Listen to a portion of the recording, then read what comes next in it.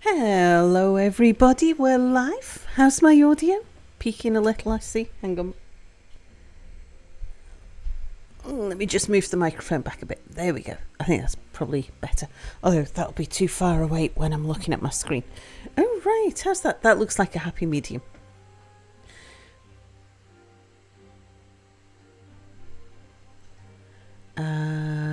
Let's switch over to chat. Oh, Galactic, thank you so much. 42 months. Says, hi Sal, background sleeping or awake mirror chat. Yay, anniversary party, pip witches for everyone. No pip witches for everyone. Audio's audible. Thank you. Let's see who's here. We have Bernie. Hello. No cheese for you, Bernie. Gonna be a toad for 12 hours.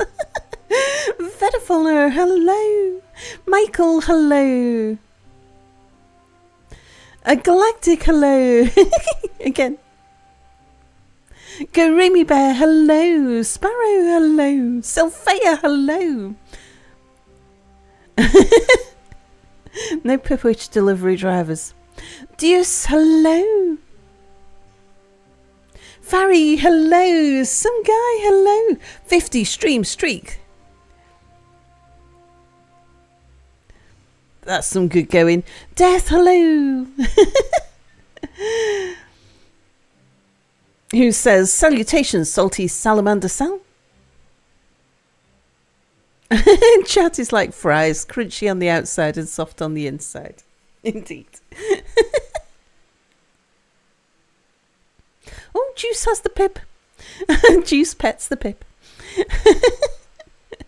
How's my audio? Let me adjust it before you can answer. Well, I could see that it wasn't looking good. So, boss, can I offer you some delicious sauce? I got ranty in Discord. Not ranty, but, you know, I was expressing my viewpoint firmly. The Worcester sauce is... Liam Perrins invented it. Liam Perrins still exists and still makes it. There is no other Worcester sauce. It's just that there was a High Court ruling that says that anyone can call their sauce Worcester sauce. And that was in 18 something. So they can't even go for... That can't be overruled by the regional name protection thingy. They couldn't trademark it. I don't know why they didn't just change the name back then and call it Liam Perrin sauce.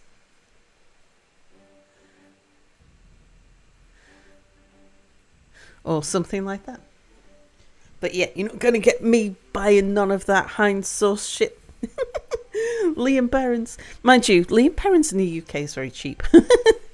I imagine getting it abroad would be a bit more expensive. It'd be like a premium import brand or something. Right. Oh, let me show you. The Ziplines are amazing. So I've been doing a bit of work off camera. Let's follow this little beaver here. We'll slow things down a bit.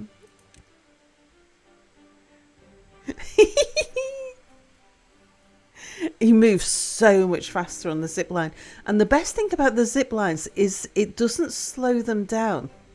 Like he's thirsty now. So his movement speed is going to drop. Alright, he's going to do a bit of scavenging. And then he'll go and get himself something to drink. Look how slow. And then he doesn't slow down when he's on the thing. Like he travels just as fast on his zip line. There you go. Now he's back to normal again.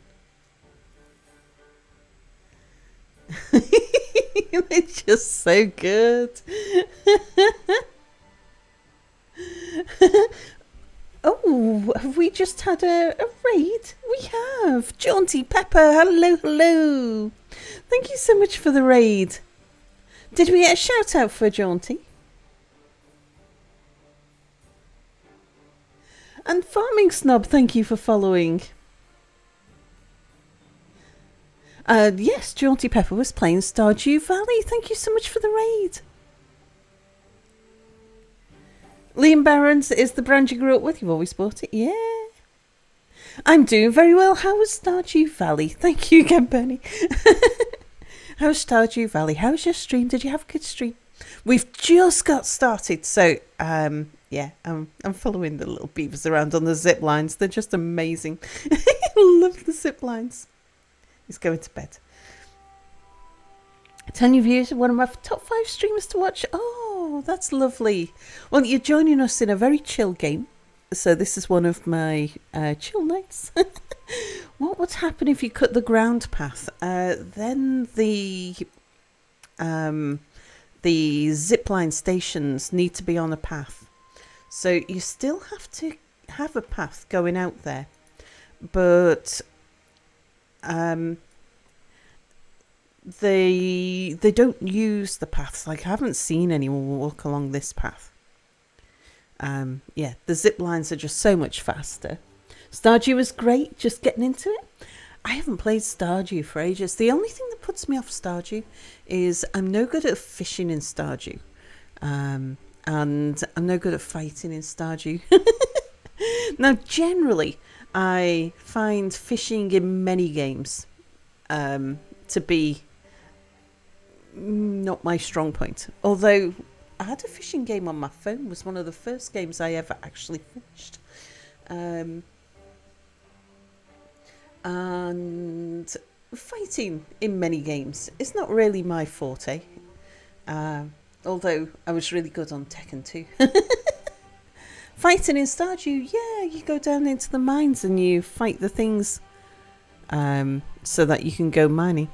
And, you know, you got bats coming at you, all that sort of thing. You're horrible at the fighting in Stardew. You're a bit of a gamepad snob for fighting. Hey, Sid Vicious is here. Hello. I'm doing very good. Stream has just started, indeed. Can you have more than 2 lines coming from a station? No, you can't. Now, remember, we're on the experimental branch, so I don't know how much of this will remain as is. But you get to connect to 2 places. You can't connect... same on a pylon. So the best you can do is make a ring.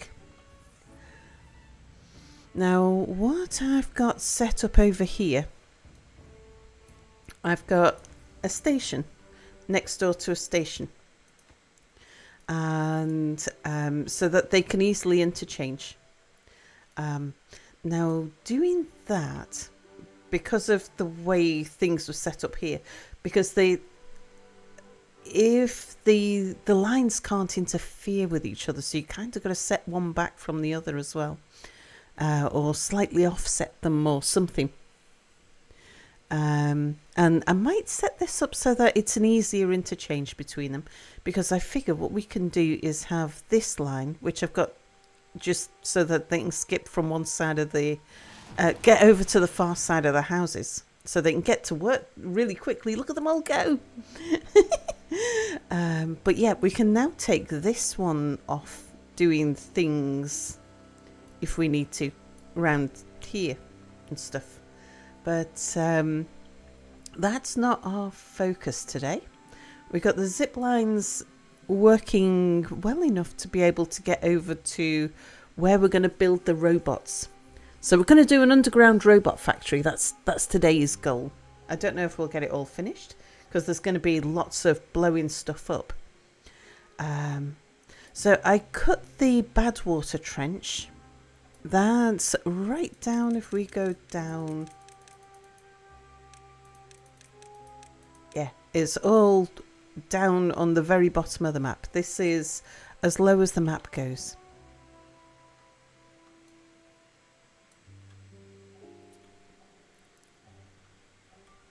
So we're at level 0 there.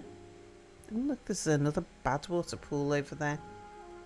Oh, this, is it? I wonder if it's over here. I found another tunnel that I hadn't noticed.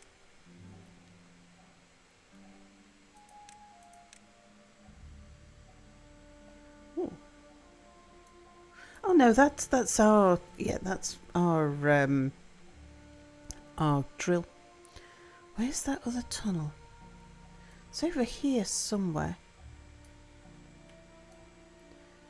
I think it... Yeah, it's here. Can't really tell at the moment because it's putting out bad water. But this is a freshwater source that is underneath a bad water source. So the bad water is usually flowing through here. And we've got fresh water coming out from underneath there. And yeah, underneath the bad water, if we go down a bit. Yeah, we've got this cavern system inside here. Behind the Badwater waterfall. No, they don't require power. They require metal to make. And the pylons require metal to make. So it's a late early game thing. How is my housing houses? Our housing houses are just fine. Yep, so you need the zipline station for them to get on and off. And the connection can reach 30 tiles. And can't be blocked. So sometimes I've put in pylons in places just to avoid a blockage. Like that one there. Because I couldn't connect straight from there to there. Because that's in the way. So yeah. Sometimes you just got to do a bit of jiggery pokery to get it to work. But they'll go uphill and downhill. Felix, hello! Greetings! I'm just a little coding bobble today. Thanks to Mia's help, you really enjoy programming. Sometimes you forget that.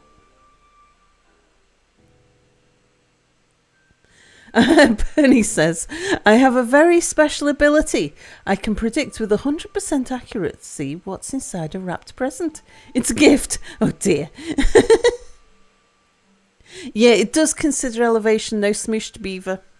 Yeah, they don't clip through ground and they don't clip through buildings or anything. I haven't tried pushing them through any trees yet to see. So I've not tested the limits because I figure things will change anyway. But I did notice that some of the buildings stop them. I think it was the windmills as well. So yeah, I just had to position things in specific places.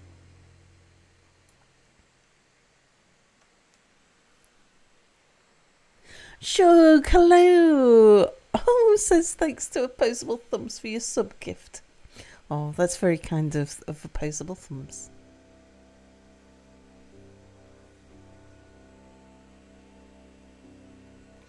And sometimes it's an assassination attempt. I'll never forget opening my first wrapped baboon with a knife. Wendra, hello.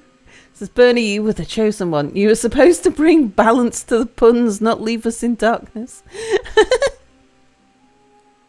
Stop them so they're suspended in midair until a beaver rescue arrives. I haven't tried deleting things with a beaver in the air. I presume that they would just fall. But yeah, I've not been sciencing stuff. I've just been finding out how it's intended to work rather than pushing it to its limits.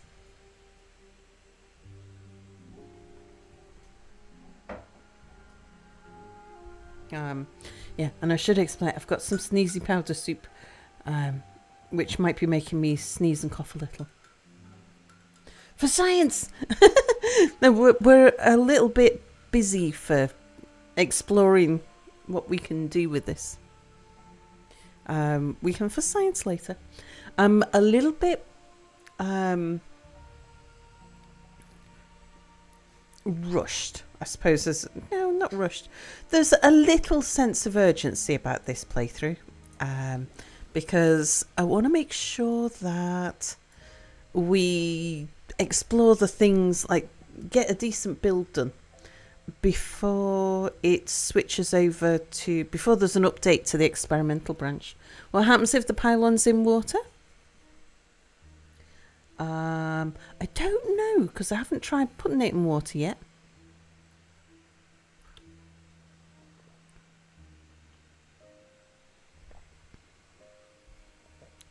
I would imagine that it wouldn't be a problem.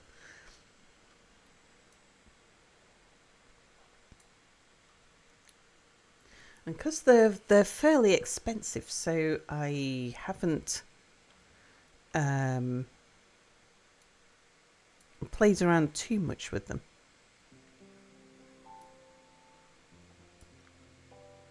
But I'm guessing that they wouldn't flood because nobody works in them. So similar to, oh, mind you, the windmills flood, don't they, if they get wet? Do they? Pretty sure the windmills flood if the base gets wet. For signs of the Pip gets it.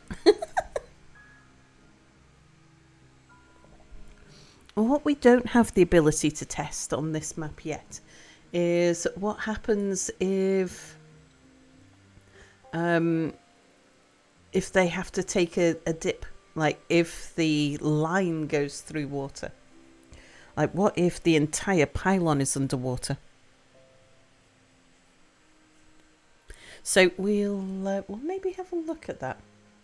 We'll do some experimenting. But first of all, we need to blow some stuff up, because if we want to do an underground base, then we need to lower the ground and then build it back up again. I've decided we're going to put the robot base underneath here, because we've got access, or they'll have access to bad water and to metal here, and they don't need water. Well, they do actually. They will need water. They'll need fresh water to grow the potatoes for their fuel. Lowercase Rocket, hello, hello. Says hello, Sal chat.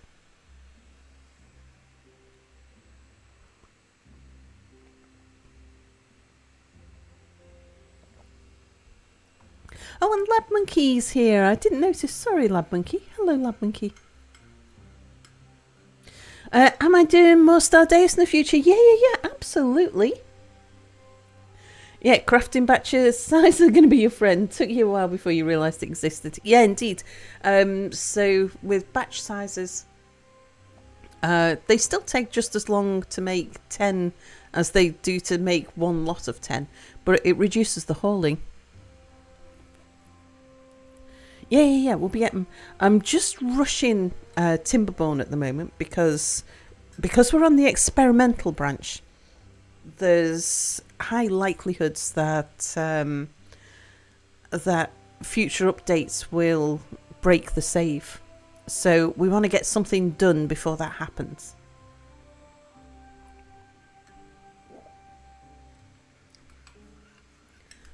So I think tonight, maybe tomorrow, we'll Timberborn it, and then hopefully we'll have experimented with all the new stuff. We can get back to Stardays and Dwarf Fortress. Yeah, this game's fantastic. You play it a ton.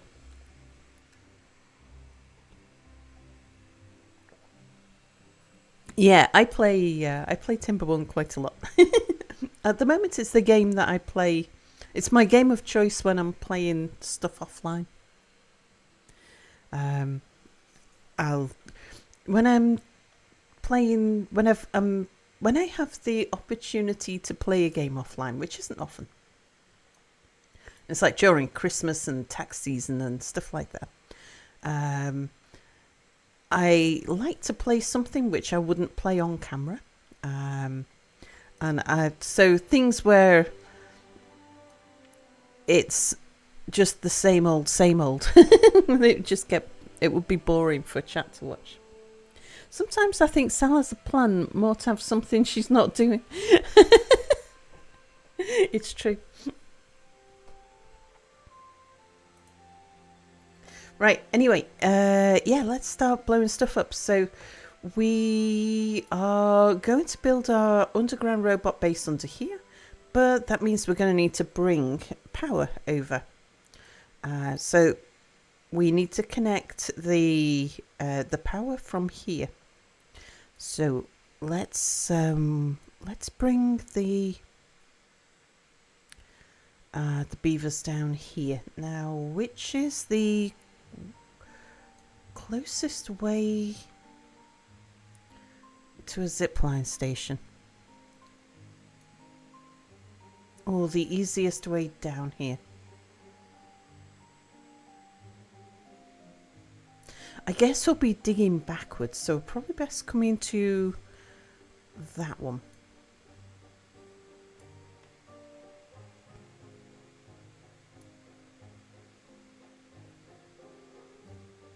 And we've capped all the bad water around here, so we know we're safe to use the channel.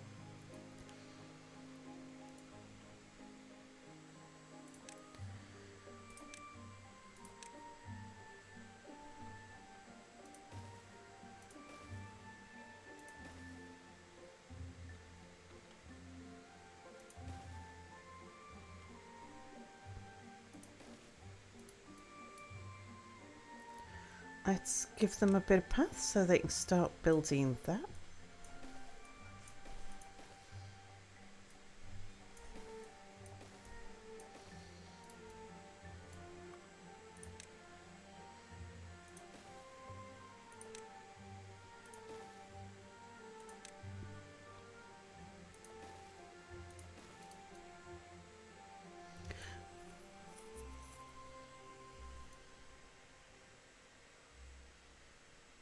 They're going to need to go up and over that, aren't they?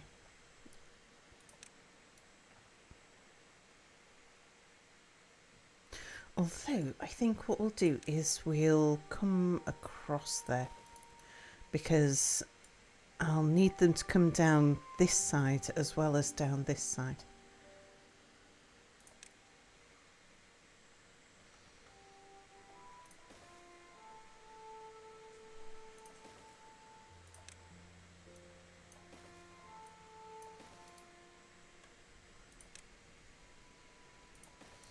Right, how low does this look over here? Yeah, they're not gonna... I don't need to worry about them getting wet feet.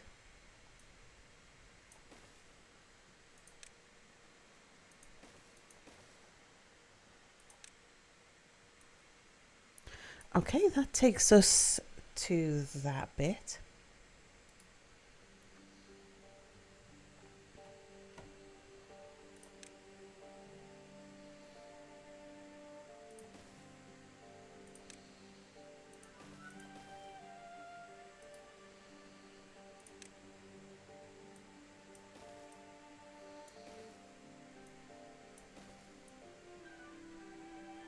We're going to need to get up on top of the rock.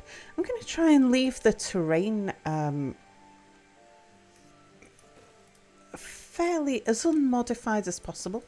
We will need to modify it a little around the edge here because we need to bring the power up. Dynamite's your favourite, yeah, indeed. You're enjoying Stardays so far. Had a colonist start a fight with a cat on board. Cat won and followed him to the auto dock to finish the job. That's hilarious.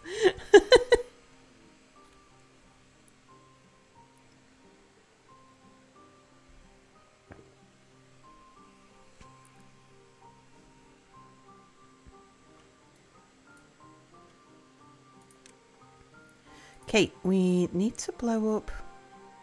Let's switch on the guides so I can make sure I'm blowing up the right point. We want a line in line with the center of the wheels, which because of parallax error can be a bit problematic.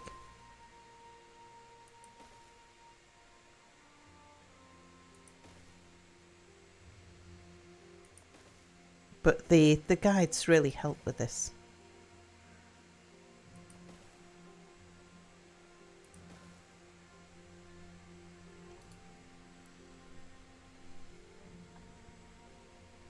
Okay, now let's just make sure they've got access to all of those dynamites.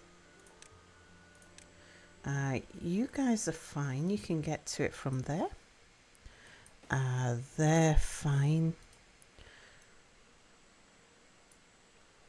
They will need a staircase down.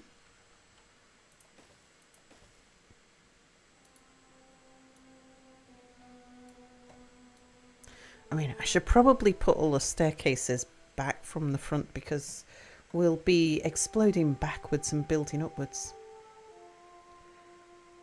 Yeah, that's a good point. So let's not continue to make that error.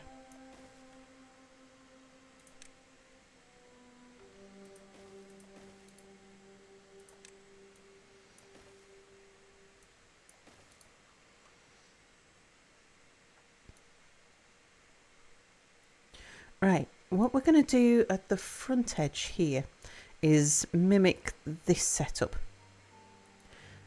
Where we'll have the windmills. Do we need the windmills? Yeah, underground windmills seem kind of cool. So we'll have the windmills and the power feed on the steps, and then going back from the windmills, so back this way, will be we'll take the power through. I think this might be too low to cover the windmills, but we'll take the power backwards into the underground area. So in fact, I'll only need to drag back one line once we've done the stepped stuff. We'll drag back one line. I need somewhere for to bring the bad water down between the windmills though. Or I'll miss a windmill, one of the two. Okay, that's gonna take another one by the look of it.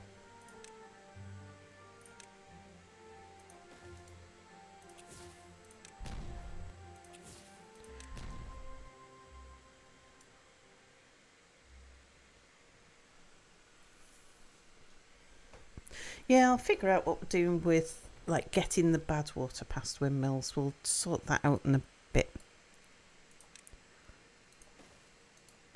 If I get all the stuff that I need to build first,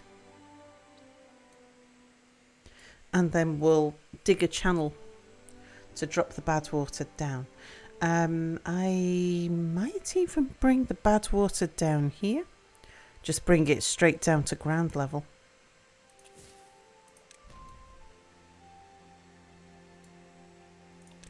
Okay, so we want the power to come up. I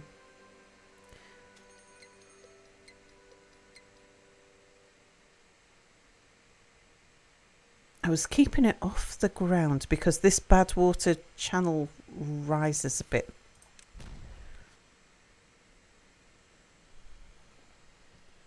Does bad water make the wheels move faster? In our case, yes. Because, so not technically no, but because of the setup we've got a filter on this freshwater source here.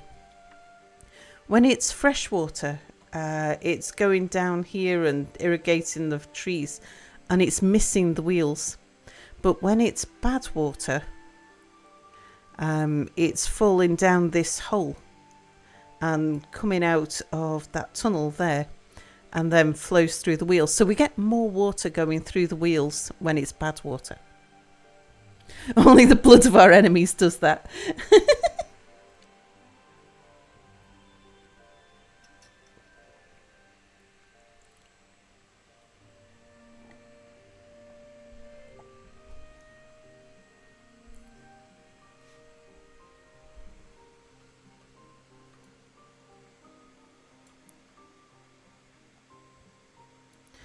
So yeah, I've got an upward power shaft and then a straight power shaft and then a downward power shaft.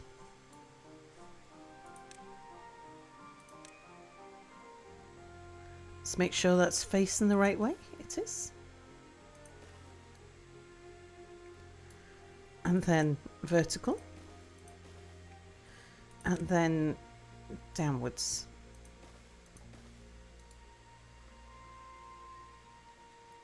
Okay, same over here.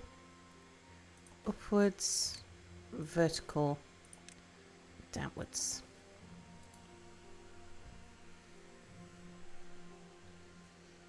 Right, is there... Oh, I didn't give you a road. Okay.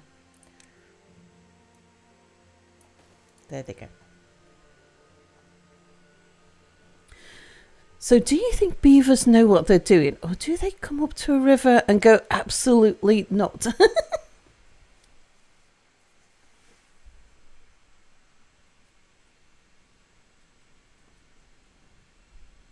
Oh, go absolutely nuts? The in-game lore tells us that the beavers know what they're doing.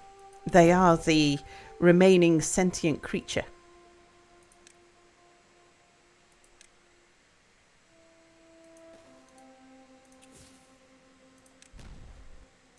I mean, they invented dynamite, so they must know what they're doing.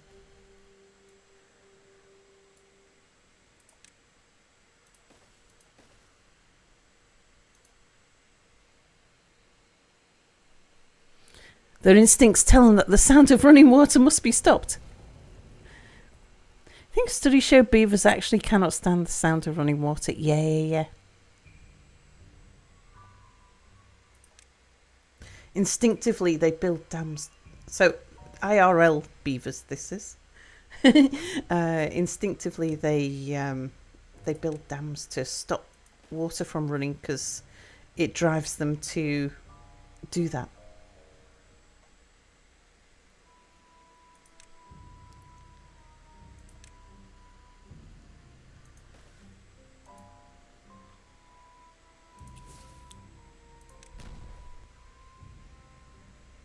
I mean, I guess the only way we can tell that is by measuring their stress levels and things when they hear running water. And we see what they do to reduce their stress levels. I guess that's how we've worked that out. Must be in a drought, are we?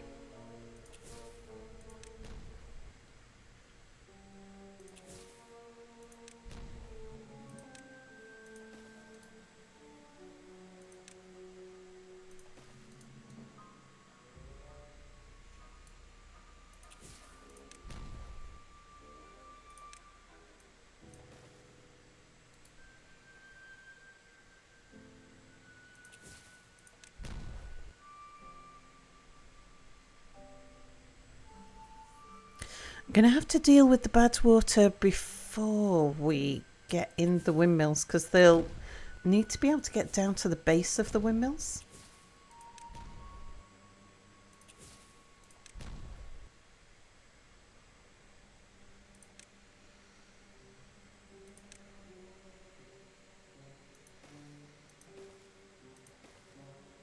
Ooh, sounds stormy tonight.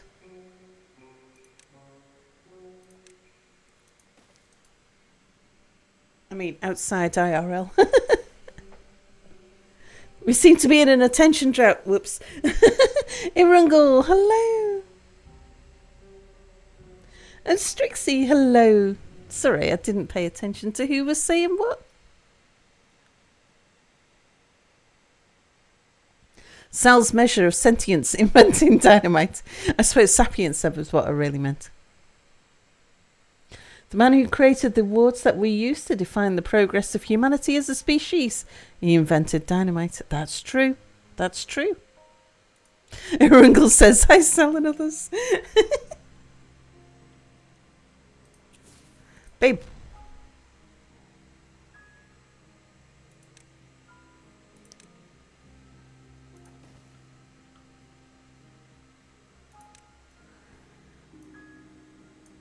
Okay, can't. I was hoping I could just sweep across, but I can't.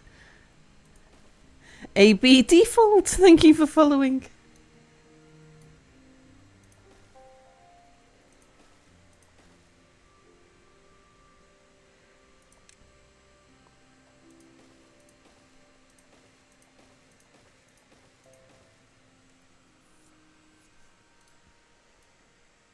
Right, I'm actually going to have to reduce the height of all of this down to the flat. Otherwise it will block the windmills. But let's sort out the bad water first.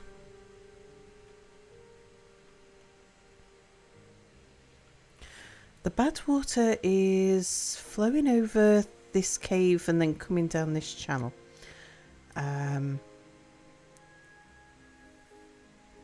I think we're going to shortcut it.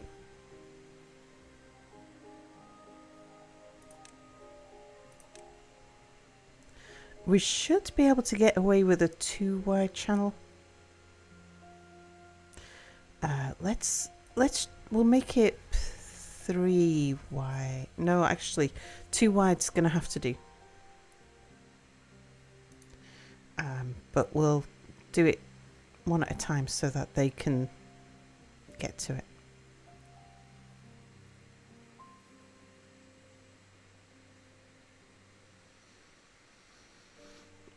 And I'm going to get them to do this bit before they carry on building, because it's good that they do this during the drought. Less likely to get their feet splashed.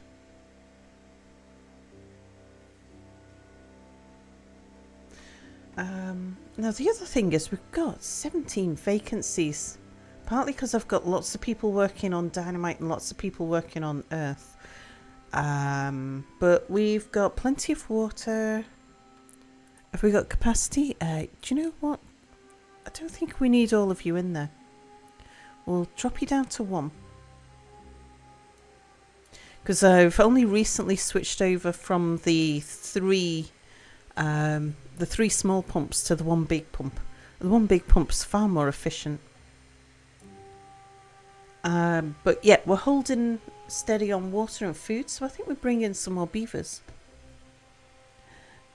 So great to see people streaming this game. Really hope you're enjoying it as much as you. Oh yeah, I've been streaming Timberborn since it very first came out on Steam. Yeah, old favourite of mine.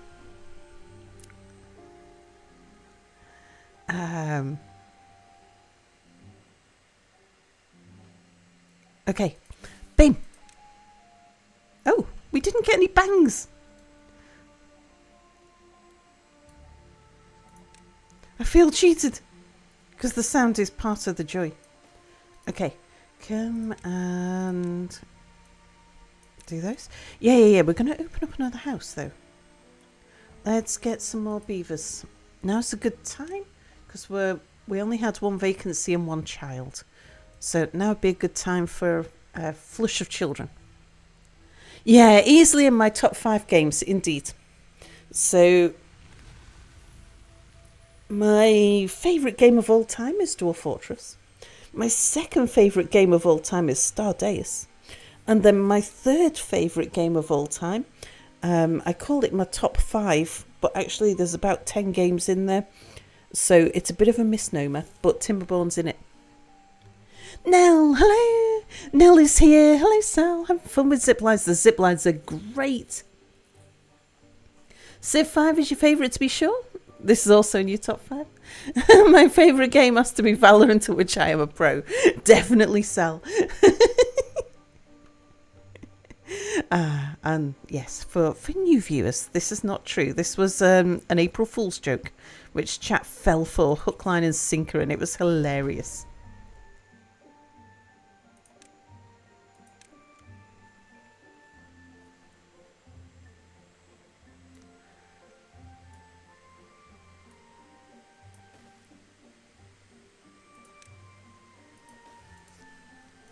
I think I'll need to extend this slot backwards to make sure that the bad water, doesn't keep going across. We want the bad water to go down there.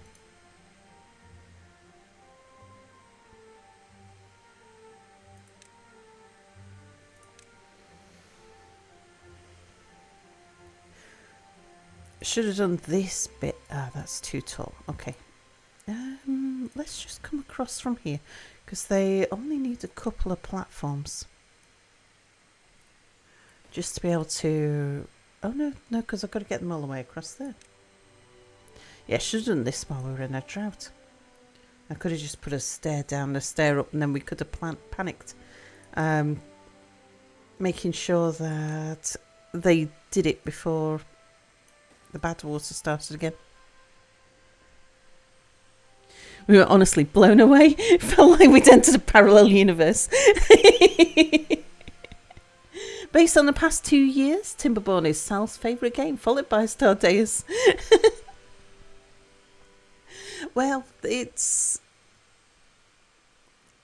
there's also a sort of suitability for streaming as well. April Fool's jokes are hard on the internet when people can be most of a day ahead or behind you. Yeah, indeed. Megan, hello. Do I play Astronomics? I've never played Astronomics. Do I intend to play Astronomics? Yeah, Oni's in there, definitely. Astronomics. I'm thinking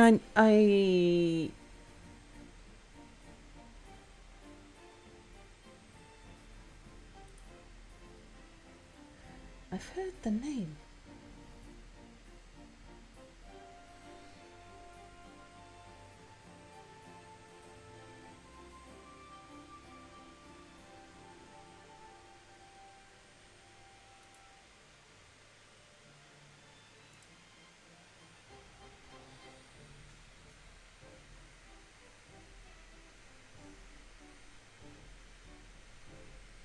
I mean, maybe.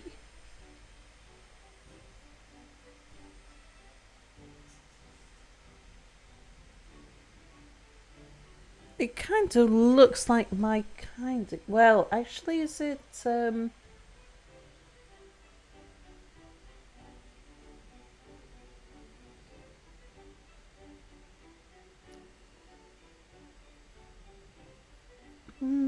It's a maybe.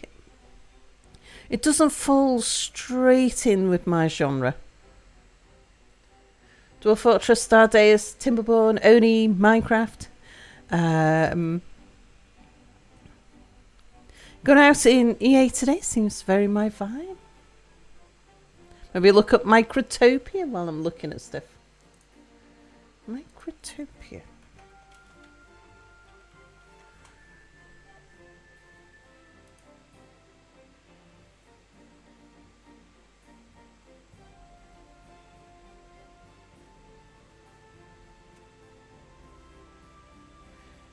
Ah, that looks more like my kind of thing, actually.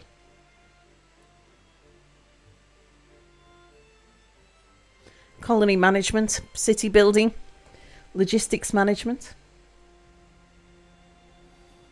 There are a few games that I'll play, like Astronomics, where I'm in control of a single character. It's not my favourite.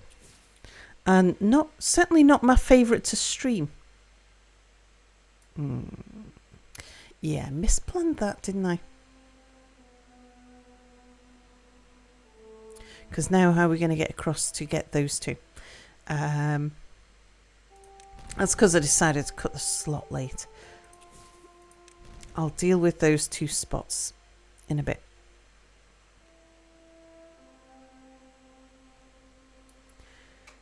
If I put that in there, that'll deal with that. And we'll just have to blow those up to ground level straight off.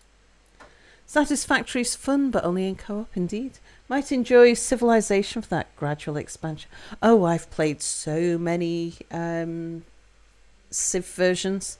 I think I played Civ 1, Civ 3... Civ 5. All the odd numbers I think I've played. I haven't played Civ 7 yet. Can you store power? Yes, we have batteries.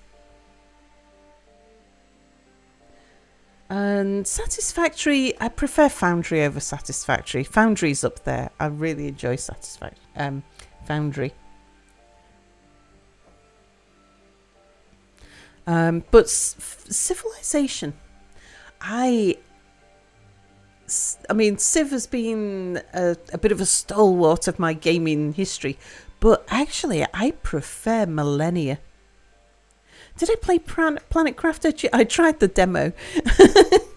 Didn't really get on very well with it. Planet Crafter is one that I might enjoy in multiplayer. But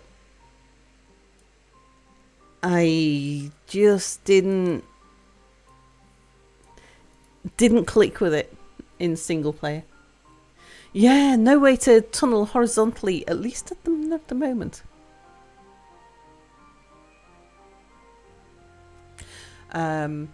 I really like, there's a very unknown game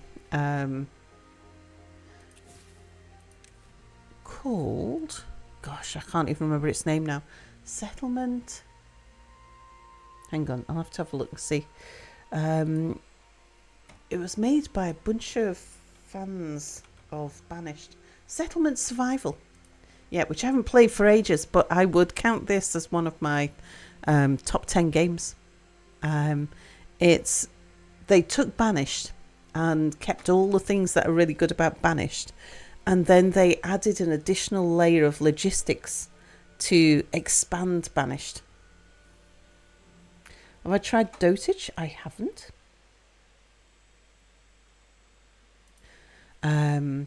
I like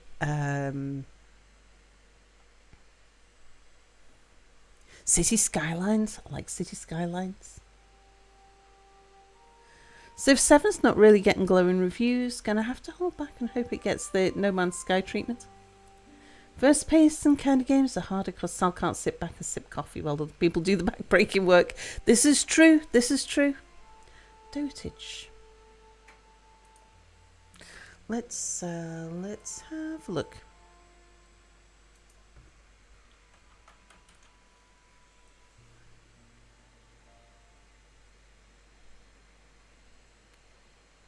This game?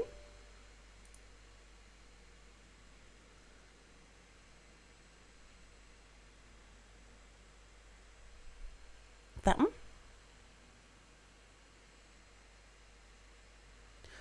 I couldn't get on with those animations, unfortunately. Oh, Baldur's Gate 3. We do have plans for Baldur's Gate 3. I do not like animations where people bob. I don't know why, but I don't like that jiggle.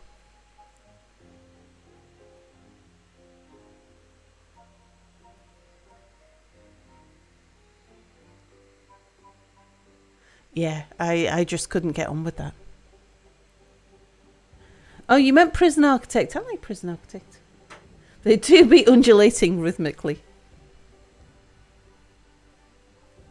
Yeah, it just doesn't play well with my eyes.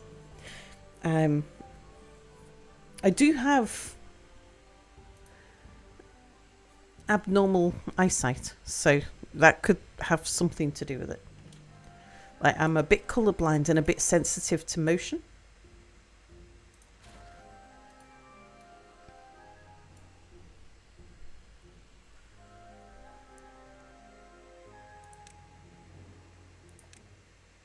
Okay, I think that's too high. Yes, it is.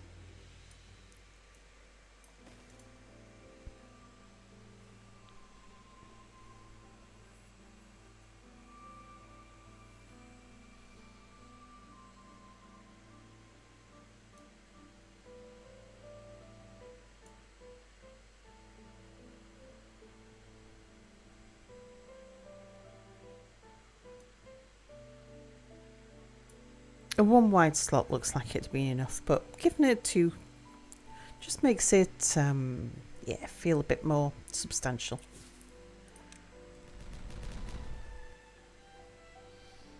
Slightly colour behind, but slightly better dark vision, indeed. Yes, and movement detection for the same reasons. I'm convinced Sal has cat eyes, and that's why she's never shown her face. Right, now we want to blow up along here. We'll lower all of this down. And now that we've got rid of the bad water,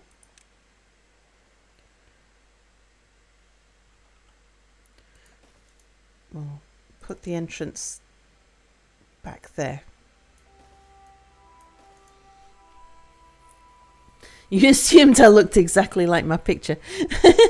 Can't believe I'm asking here in this place, but can we get a nya from Sal? Just to check. Oh, mew.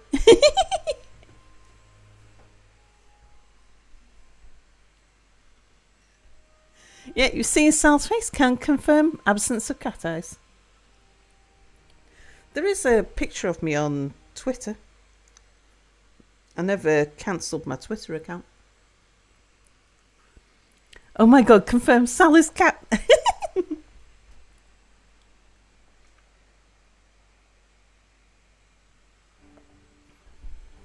Now, if we believed everything that chap told us, you would think I was a vampire spy cat.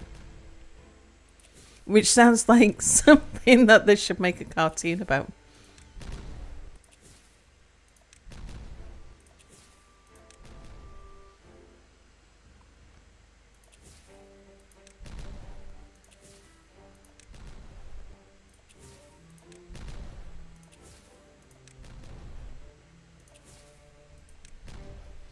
Sally's vampire spy cat. You imagine me as a ginger cat? If I was a cat, what colour would I be?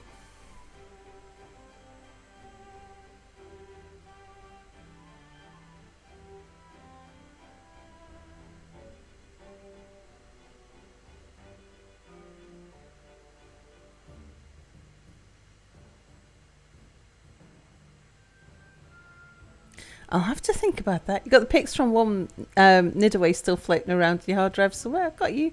Mia, Anubis, Boris Apple. Mr. Draco. And Puerto Vikingo, hello.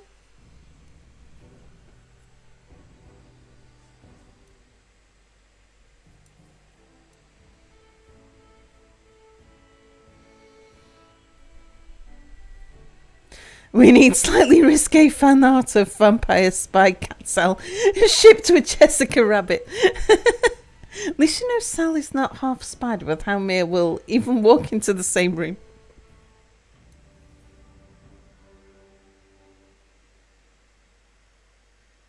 Actually, I should have had a look. How tall did I make it over here? Too high. Well, that looks too high, so that's fine. But I didn't need to blow up the edge because the edge was intended to just protect from bad water surges. But that's fine. We can... Oh, in fact, the edge? Yeah, that's where I was putting batteries. I could only fit one battery over here because of the zipline. We shall see if we can get some more batteries in. Half spider, half cat. Worst nightmare fuel ever. Cat spiders. Pack, hello. Vampires are known to shapeshift into nocturnal creatures. I imagine they make excellent spies.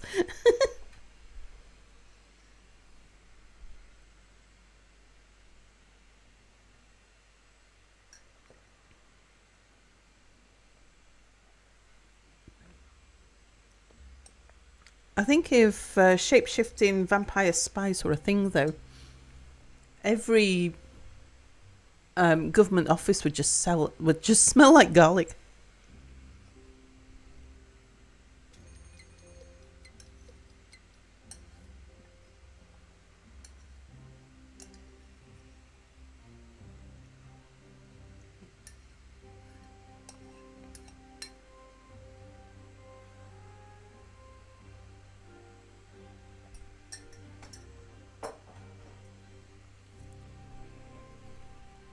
Underground robots, yeah. Just imagine cats spinning webs in your doorway. Me used to frequently post pictures of cat spiders.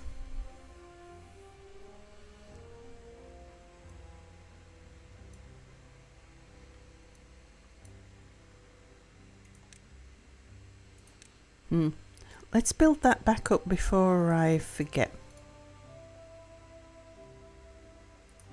Okay, you want to come down by 1 level.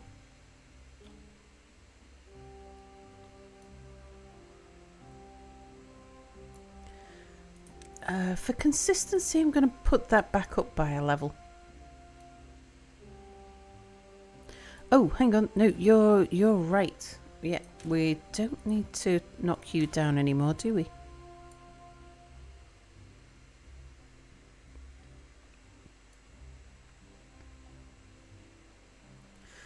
That wants to come down another 3.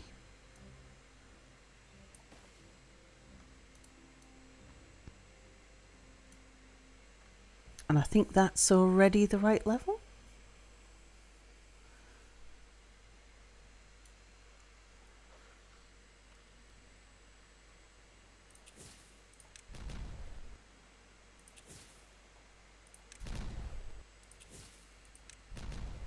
There we go. Right, now we need to pull back. We need to raise it by 1 and put a shelf that's too wide. Okay. If I was a vampire, I'd gladly eat garlic, so if you want to get rid of me, you'll have to try something else, like cooked mushrooms, yuck. Or for me, it'd be Brussels sprouts. When you consider me noticed, where are the robots? Oh, sorry, Pack. Oh, yes. Pack, consider yourself noticed. Pretty sure the vampires will be running the government offices. They're bloodsuckers by nature. I'm imagining a cute black cat with soothing British, pushing around a computer mouse with a cute paws. cute British, a soothing British voice.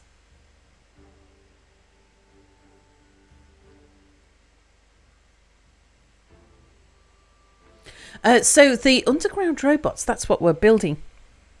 We're building the underground robot den right now. We say den. Kind of mean workplace, really.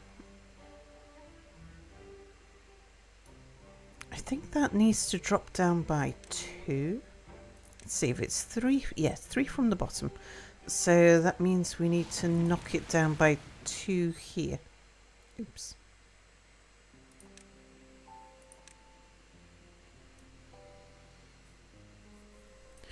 Which means we knock it down by 1 there.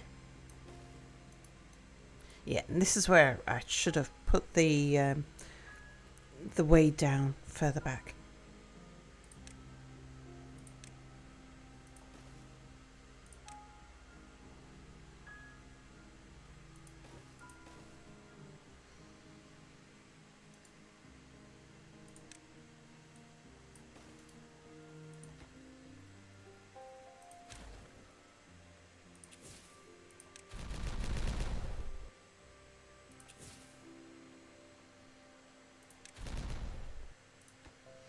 And get rid of that stair as well.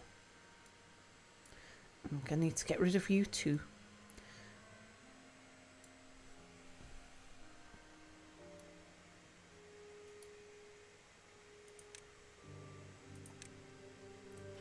Okay, so that's going to be 2.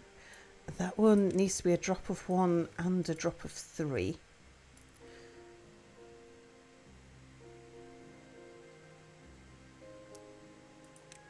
So that's going to be a drop of 2 and 3. And we're going to need to move those stairs backwards as well.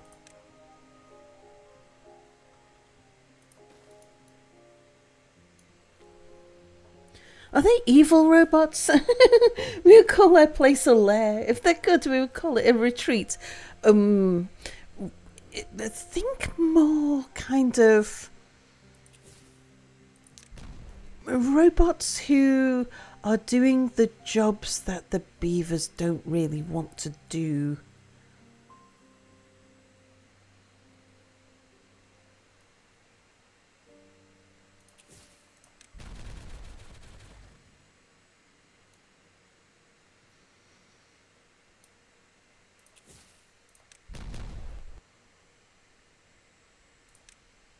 We we want our beavers to live a life of luxury.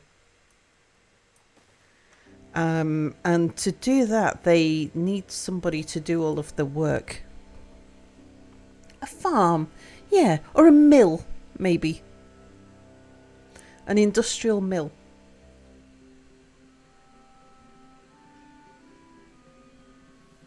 Okay, why are they not building stairs? Are we out of planks? Yeah, I probably stopped making planks because we had too many. Let's get somebody on plank making.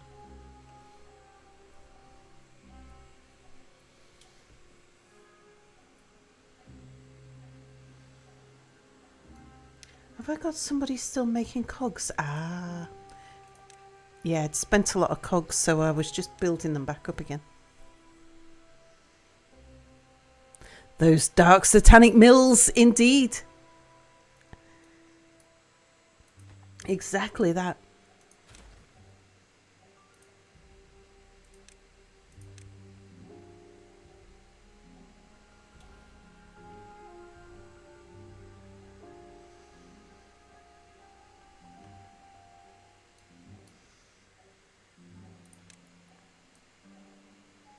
Okay, we'll lower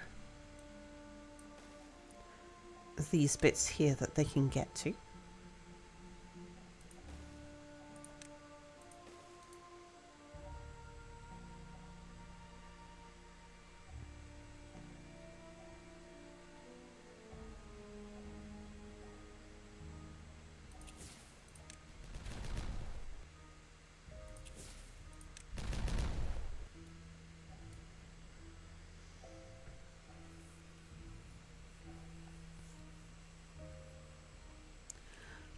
We can get down here easily, so but I need to work out where are we going to cut backwards to bring the power from here into the underground robot mill.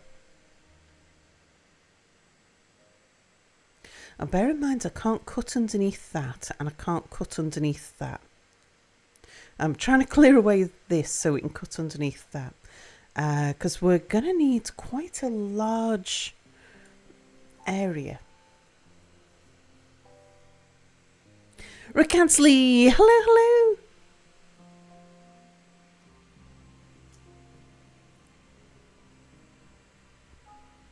Yeah, we need a lot of industry just for the bots to support themselves.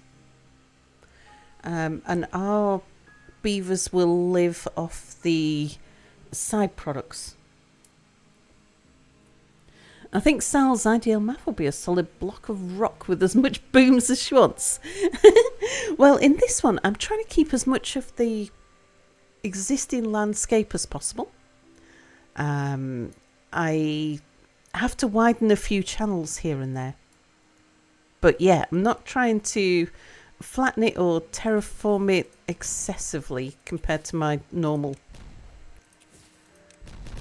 preference.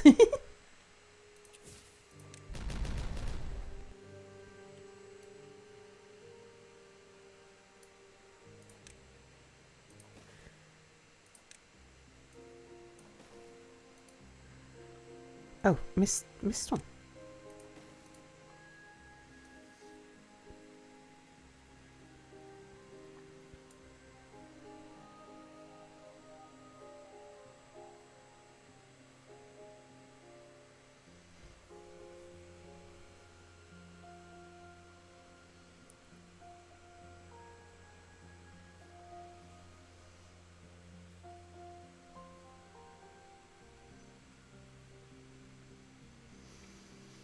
I think we bring the power back along the edge there.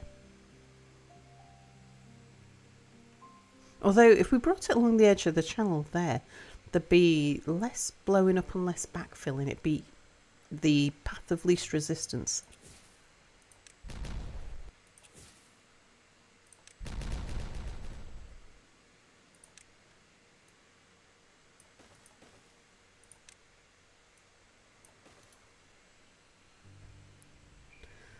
No more restarting for one block to the right. Just remove those blocks. Yeah, indeed. And then put them back. What's with these botty beavers?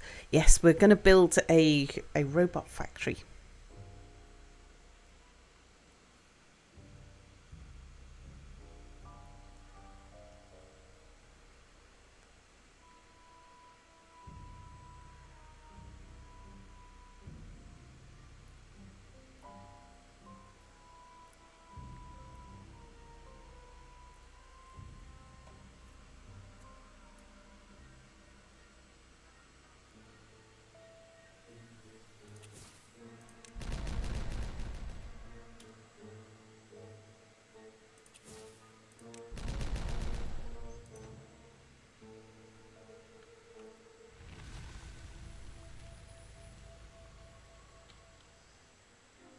Okay, so we're coming back along here. Let's put the path down there.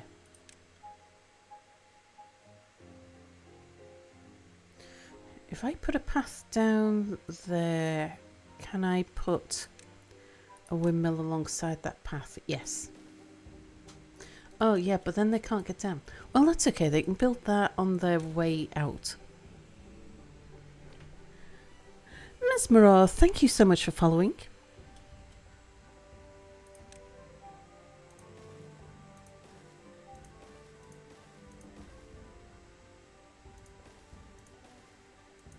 Oops.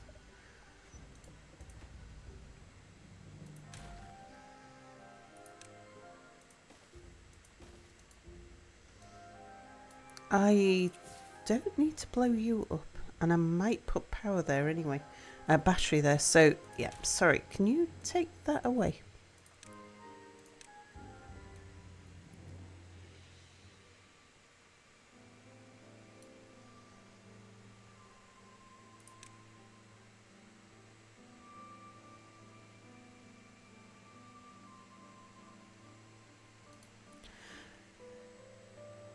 To be able to reach that, we're going to need to run a path down here.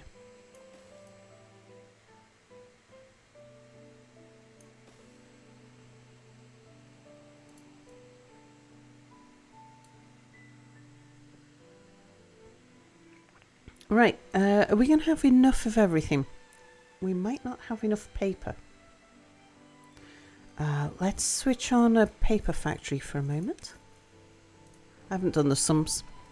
Do we have enough gears? Yeah, we'll have enough gears. Do we have enough planks? Well, not yet, but we're making planks. Maybe I should turn on another plank factory. Lexicons on a 3-stream streak. Hello, Lexicon.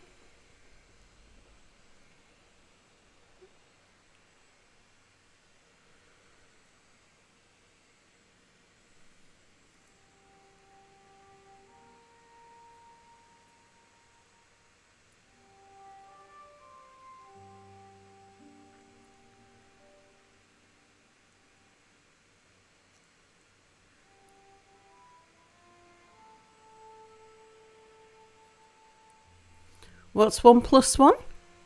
11.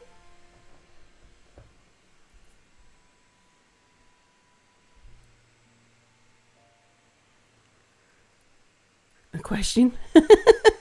A pair?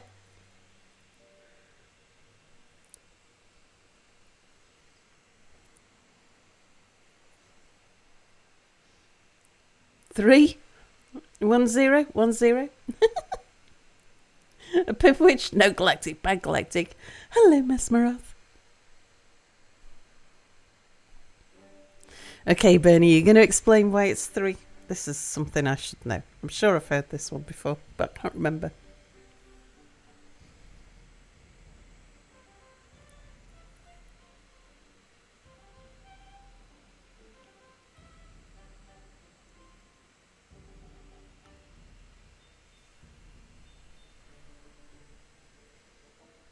The ziplines are just great.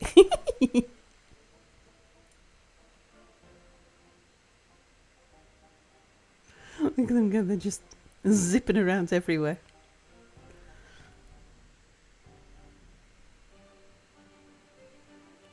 Three for large enough values of one, indeed. For Mummy and her Daddy love each other very much.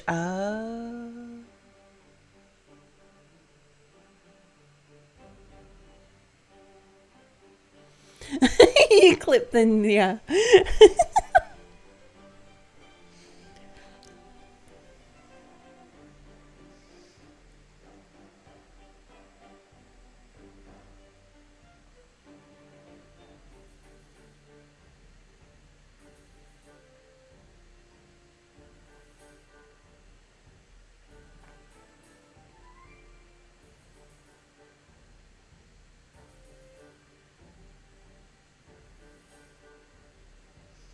I've got some builder shacks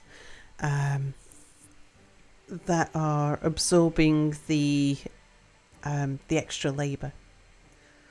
So when we've got buildings lacking workers, that's just a builder shack.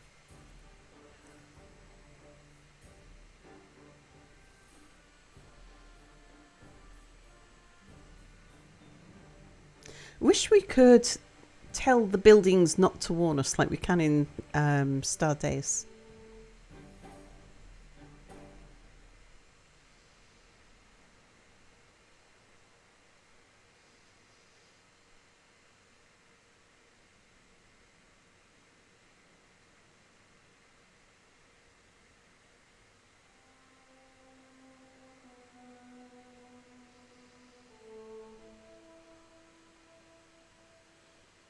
You can, but they won't respond. Yeah, indeed. We can tell them, but it won't do anything.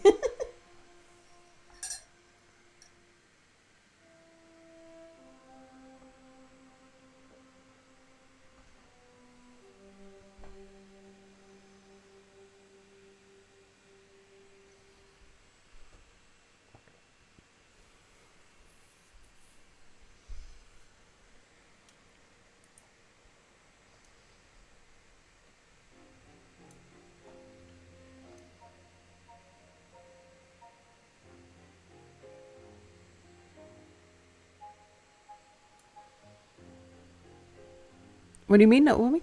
Yeah, the notifications in the bottom left here. So, building lacks workers. I just ignore that because I know that that will be one of my builder shacks, which are just designed. I've put down enough so that when our population is, when we have no vacancies and no children and no injured people, there should be enough jobs to absorb all beavers. And when if we've got somebody injured or we've got some children or we've got some vacancies, then it pulls out of a beaver shack.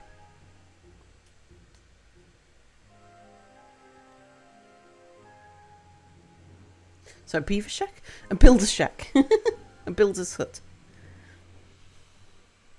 So yeah, I've switched on 2 planks. And so somebody came from one of the builders' huts to do that.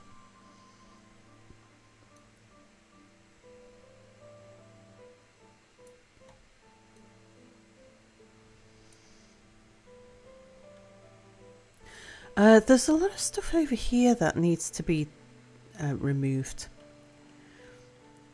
This used to be where I had all of our industry. I think that's where I did it on camera. But now we've moved over all of our stuff over here, apart from just the dirt. Dirt and extract work in here.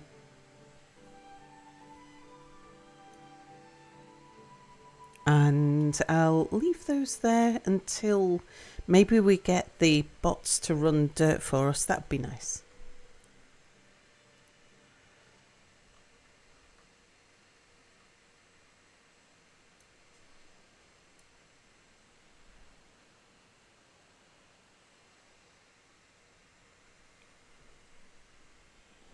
But yeah, if we have enough of a shortage of beavers that it starts pulling from somewhere else, then I'd like it to tell me about.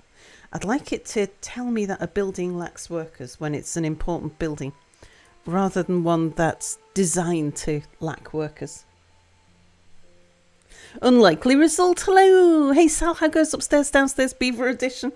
Well, look at the ziplines. The ziplines are great. Look at the beavers just zipping around on the ziplines. Yeah, like a water pump, etc. In fact, anything except the whatever building I've got designated as the overspill buildings. Like at the moment, it's my builder huts. Earlier on in the game, it was my science shacks. Now I don't need to build up more science. So what I need is lots of builders. I want as many builders as we've got spare beavers.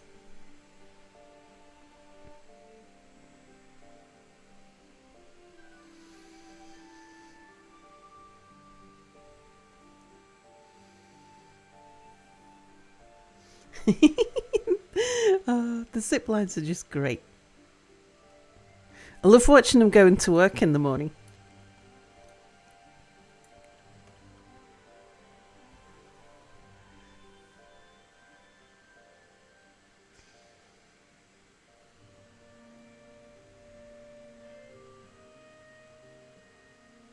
Just checking our food is holding stable. Just wondering if I need to put somebody extra on carrots. But did we recently have a drought or something? Maybe. Yeah, I've got to do some tidying up on top here anyway. But we'll do that once we've got some stuff going on over here. Because we're going to reach a point where, I don't know, we run out of dirt or we run out of dynamite or something.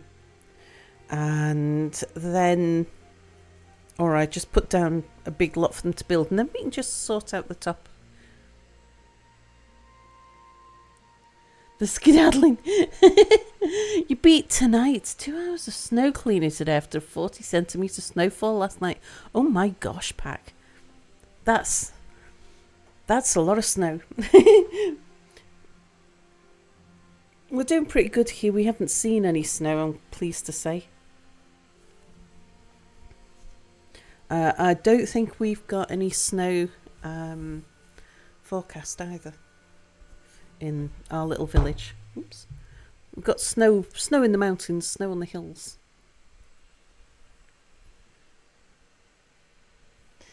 Body fatigue when you sick sucks, so I win, says Sid Vicious.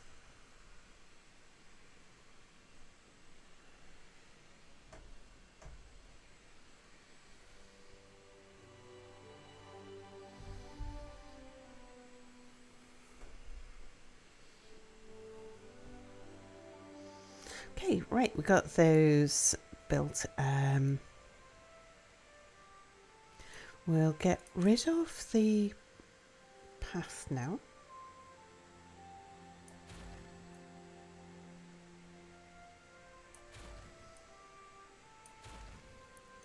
I'll get them to build in that last windmill.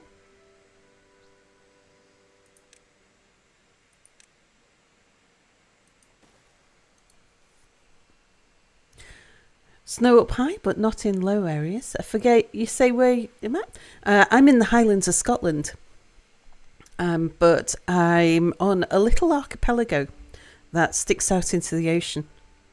So we've got a really unusual microclimate. It's not that unusual, actually. There's quite a lot of places around here where we hardly ever get freezing temperatures. We get like very strangely warm winters and lovely cool summers. So our temperatures don't vary that much throughout the year at all. The amount of sunlight that we get varies phenomenally because we're so far north. You know, someone else that's a little bit from me, they got the last few days off and on. Yeah, Mischief of Mice is another streamer that's up here. I think Draven's a little bit south of me. Mischief of Mice is further north than me. But you have to walk around with rocks in your pockets so you don't get carried away by the freak tornado force winds. Yeah, we get wind. Boy, we get wind. Indeed. A normal day, the wind is like 20 to 30 mile an hour. With gusts of 30 to 40 mile an hour. That's just normal. That's just an average day. A windy day. The wind is up at sort of 50, 60. If it gets over 60 mile an hour, you're talking it's stormy. Yeah, you can hear it through the stream sometimes. Yeah. And because of my current setup, I'm streaming from an attic bedroom. Isn't that illegal in school zones, indeed? Yeah. So you can hear it. I can hear it really loud, blowing across the top of the chimney pots, and it's like the sound of someone blowing across the top of a bottle. Sounds like the house is breathing. It's like kind of almost soothing in a way. Chasing completion. Hello, hello. Like a whistle. Well, it howls. The wind definitely howls. It's like straight out of an old movie. Howls like I'd never heard wind howl before.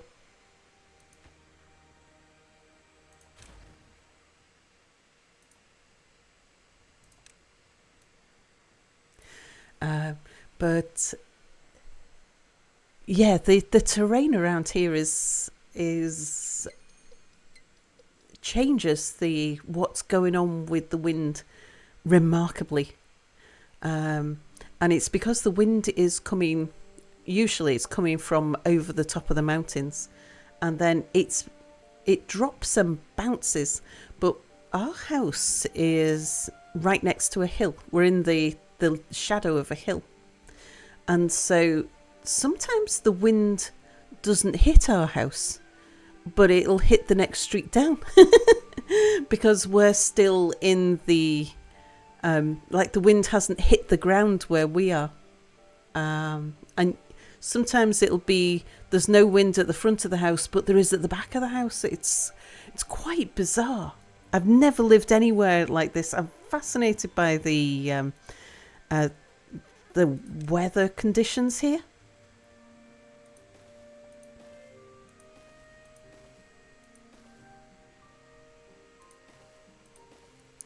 And often I think I can hear the sea outside, but it's not. It's just the wind in the trees. Oh, hang on. One of these needs to... And it's you. Yep, you need to be that style. So I'm going to be bringing the power back from you.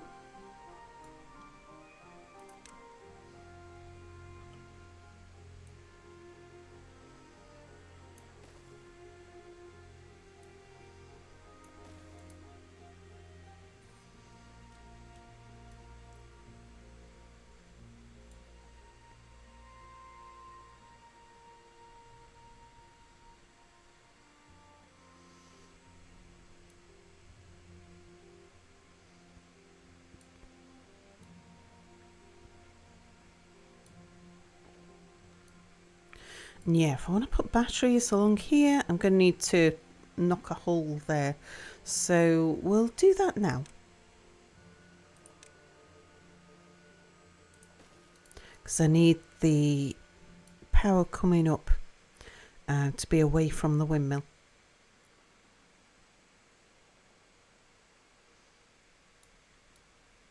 It's a bit low for a battery, but it's still a good thing to have.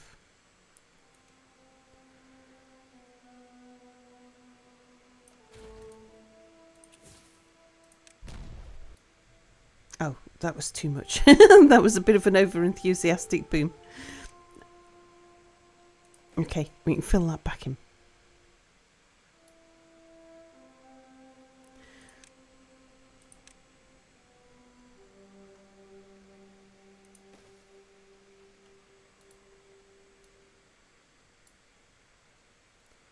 Right, we want to come around the corner here. Let's face that the correct way. And then come up the hill.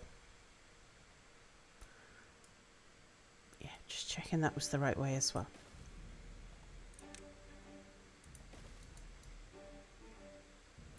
You know what could raise that up before they build it.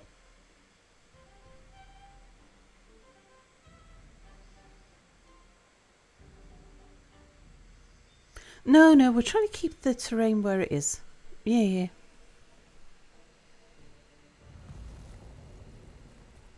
How are the views here? If you don't bring goggles, it looks like dust in your eyes.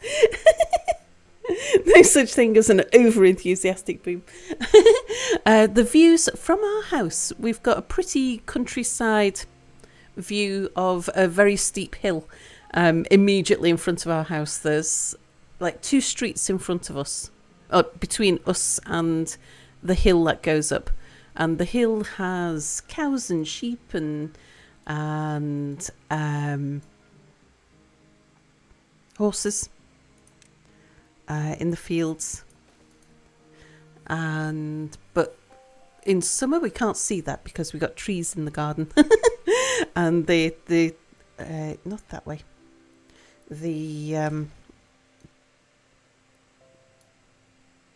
The trees just hide everything because they're big old trees.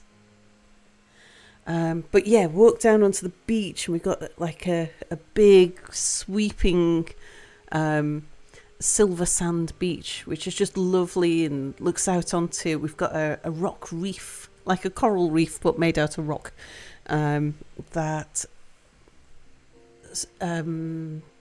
stops the waves from getting to the beach. So you've got this sort of little lagoon type thing, which used to be used as a harbour, but then now we've, like 150 years ago, so they built a harbour. It was probably older than that. They expanded the harbour 150 years ago. It must have been a harbour before that. Yeah, so, but it's still called the new harbour. We've got the old harbour, which is the path into the rock reef, the path through the rocks to get into the little lagoon in front of the beach. And that's all really pretty. And the harbour's really pretty. It just looks like a little Cornish village type thing. And Sean Kalu says, "Hi son, you said you live in Scotland. Did you grow up in England though?" Yeah, I did. Yeah, we only moved to Scotland just over like a year and a quarter ago. Enough that it's still, the quarters are still relevant. It's still relevant to say a year and a bit.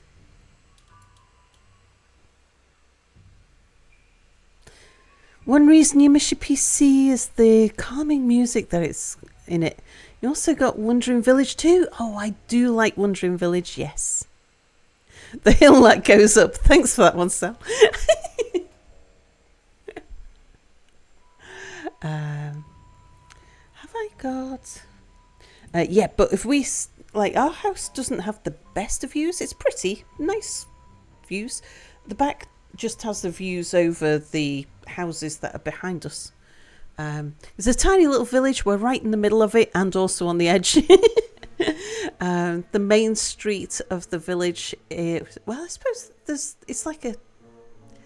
Yeah, the main street of the village is, and the village square is just behind our house. So the houses behind us front onto the main street.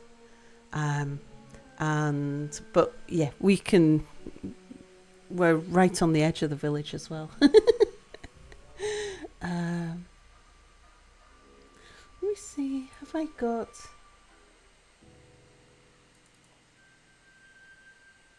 some photos I can show.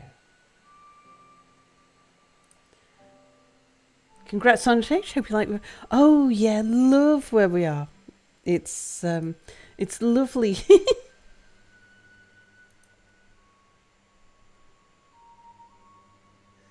um,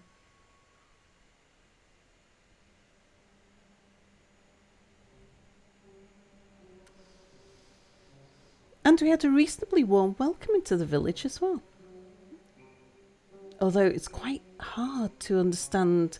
It's taken a little while to learn to understand people, and it's not because of the accent, because I can understand the Scottish accent, all the Scottish accents just fine, but it's a whole different language, which was a surprise.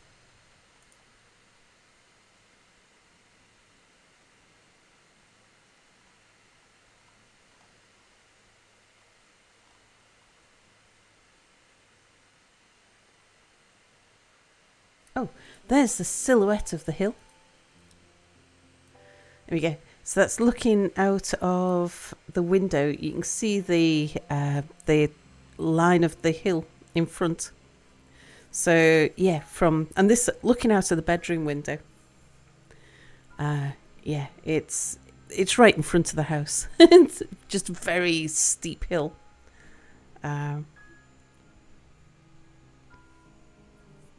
It's probably about a quarter of a mile to the top of the hill. I don't know. I'm guessing that. How's the food there? Depends what you cook. It's a tiny little village. We've got one corner shop.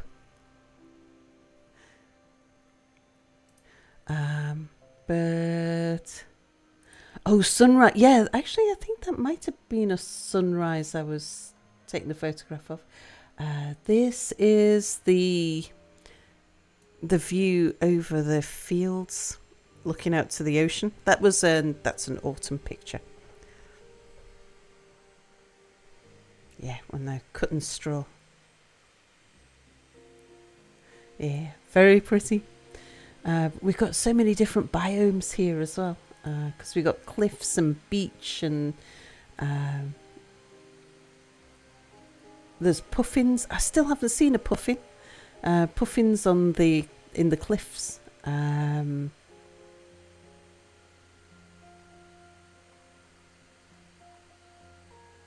Oh, there's a pretty sunrise. Yeah. And I was complaining because my camera was not capturing the proper red. And you love wide open spaces. Oh, have I got some wide open space for you? Live in a city, I always grew up camping and living off the land. Yeah. Because we're so far north that in midsummer the sun rises and sets in the north, and in midwinter it rises and sets in the south. It's only mid-spring and mid-autumn that it rises and sets in the east and west. And last summer I insisted on dragging Mia out of the house at 3 a.m. to go and see the sun rising in the north. I have photos of that somewhere.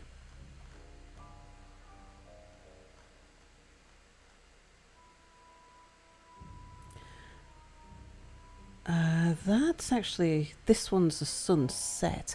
That's the sun setting in the north, over the cliffs.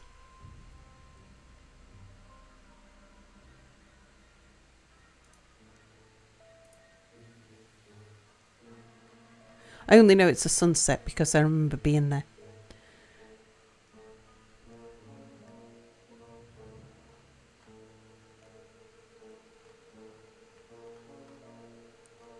Let's see, where's the... Oh, here we go. There's a northerly sunrise. Yeah.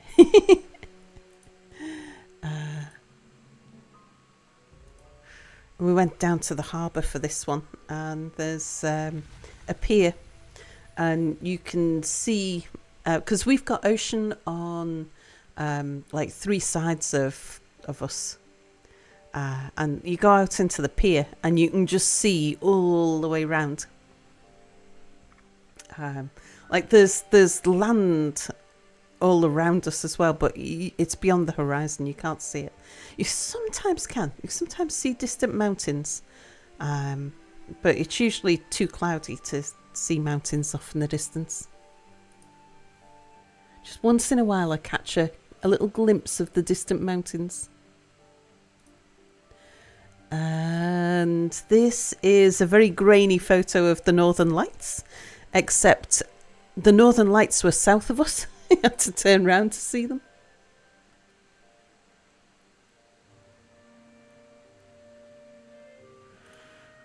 Oh, more photos of fabulous clouds over the oceans.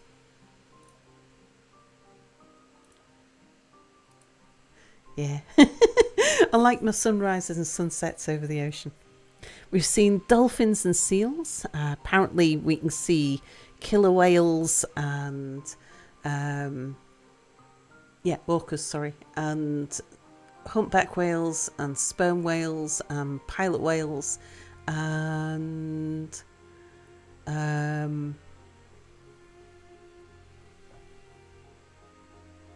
is it minke whales that come here? I can't remember.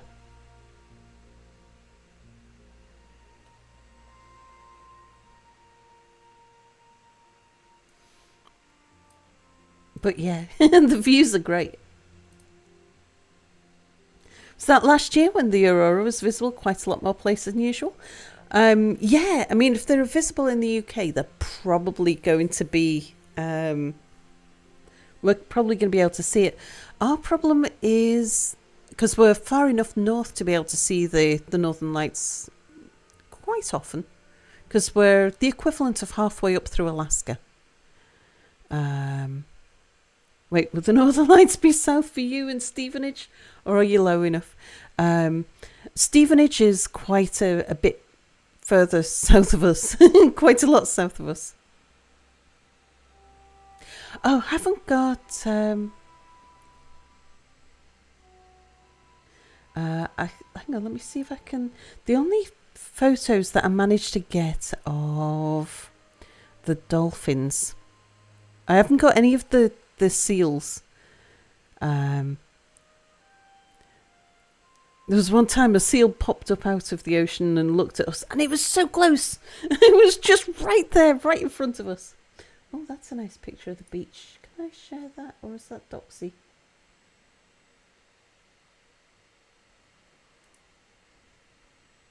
What about that one? What about that one? Oh, I can share this one. Yeah. So the tide's in, so you can't see the reef. You see where it gets dark just there? Oh, you can kind of just see a little bit of rock popping up. There's a line of rocks. Is that a bit of rock? That might be a bit of rock. There's a boat in the background. That's one of the fishing boats out the harbour. The harbour's tiny, so we only get tiny little boats in the harbour. But it is a fishing fleet. But yeah, it's all shallow. Got this sort of shallow lagoon in front, and then all these jaggedy rocks. Oh my god, I now know where Sal lives, says Galactic.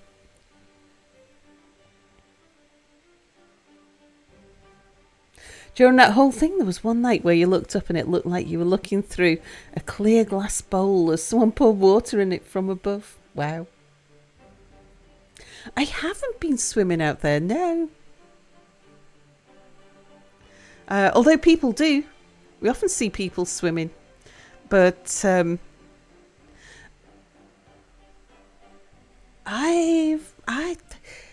mean, the sea is warm, relatively.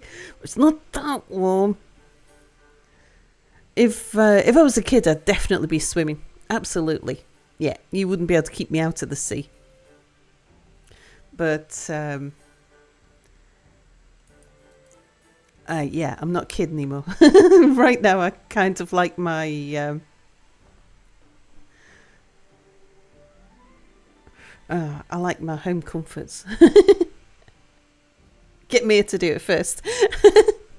And plus, we've only... since the end of summer, had power in the house. Well, we got hot water in April. But yeah, we've been like living rough. So if we got wet, especially like until we got hot water. In fact, we only got a bathroom fitted, like a bath and a shower fitted in November this year. So it just meant that like getting salt in your hair. I was washing my hair in a bucket. It was it was not easy. So you used to try and avoid, like if it started raining, we go home kind of thing. Because it was difficult to wash clothes and difficult to wash ourselves and stay dry and stuff. Don't dare him. Right, now we're going to bring the power back through here.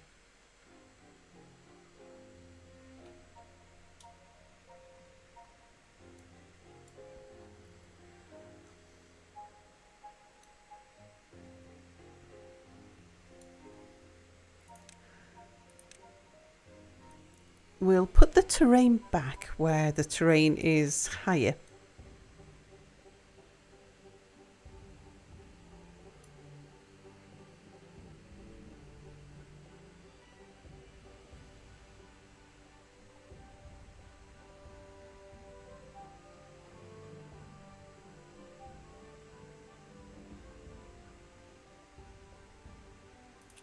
Bam! that was a nice loud one. That's what we like.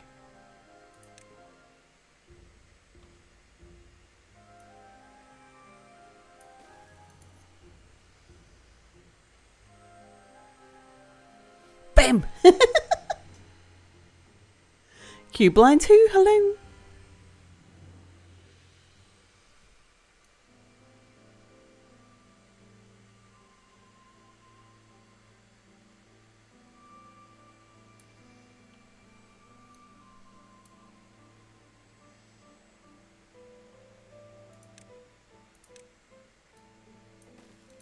Right, from this height we can start putting the terrain back afterwards. That means that I need to blow up a little bit of land next to where we're going though.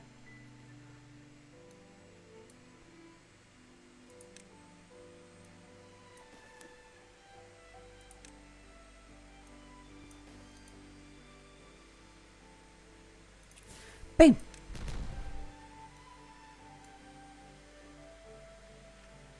But must remember to do the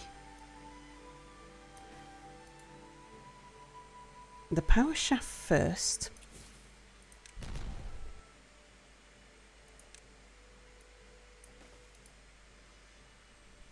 Get them to build that.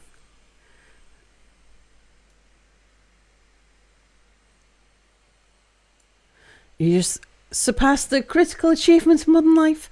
10,000 unread emails in the inbox, baby! Oh, actually, I could have, because I'm not blowing that up quite so deep. You want to be one more than that. Yeah, because it's 3 high. The bottom 2 remain. Yeah.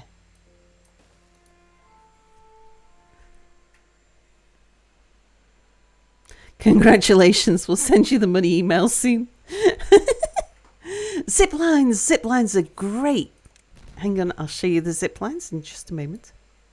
We want an overhang. A little overhang here.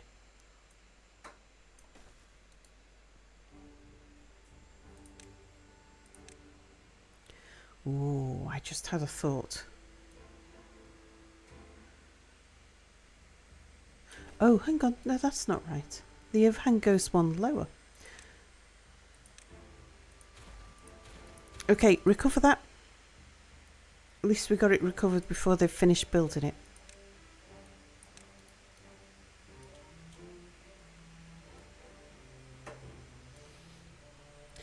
Zip lines do go up, yes. Oops. There we go. It's home time. Everyone's heading home. Except that one guy. And that one guy. Oh no, they're probably going home from the industrial complex. Whoa!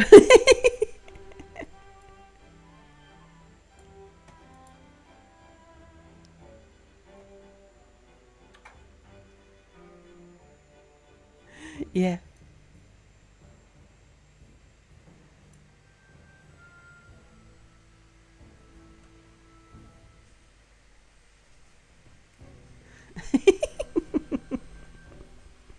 It's like ski lifts. Yeah, the game's answer to public transit, indeed. So folktales get ziplines. Iron Teeth get tubes. Now, I've not played Iron Teeth since Timberborn first came out, but that's what we're going to do next. After we've had a play with the Underground. And got an underground colony working. Underground beaver bots.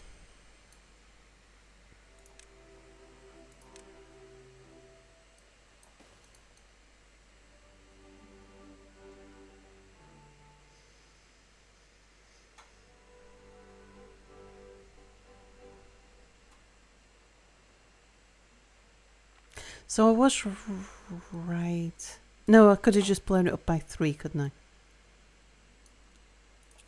Bing!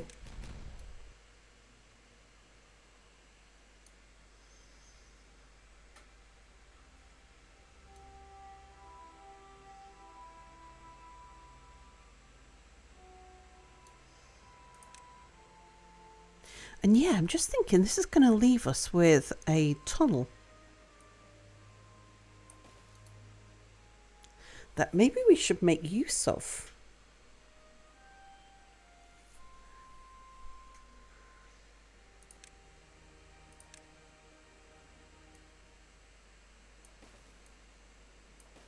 Okay, that restores the terrain back to where it was.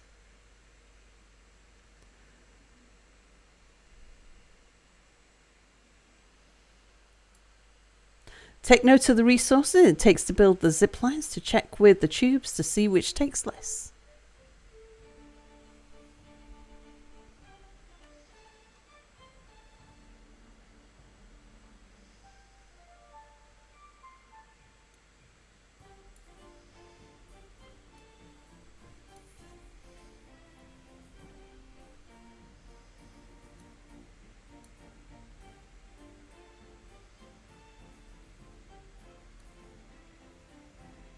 Now I'm covering this up. I'm going to forget how far I've got. We've got to there, haven't we? Well, that's why we can look underground these days. Good job too.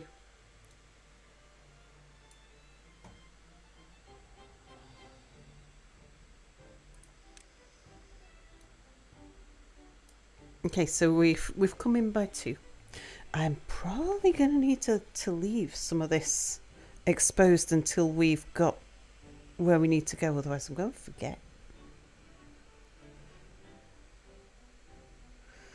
I'm going to take it up to the bridge, and then we need to delete the bridge to get past the bridge.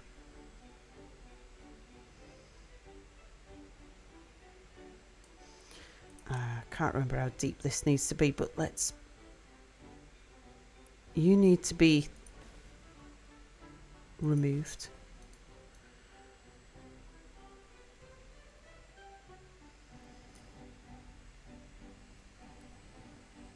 But we'll put that corner back.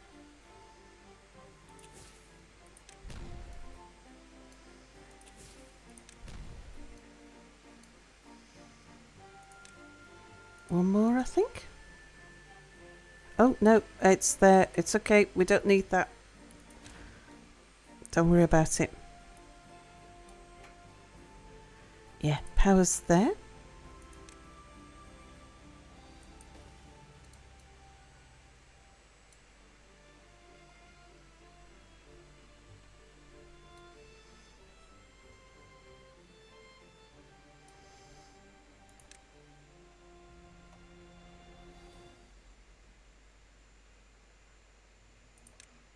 This will need to come down one, I think.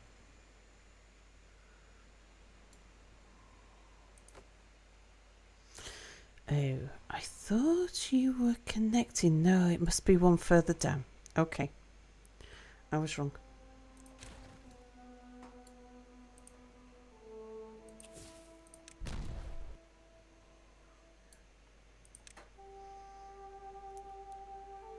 So what? Can I see through a corner? I must be able to see through a corner.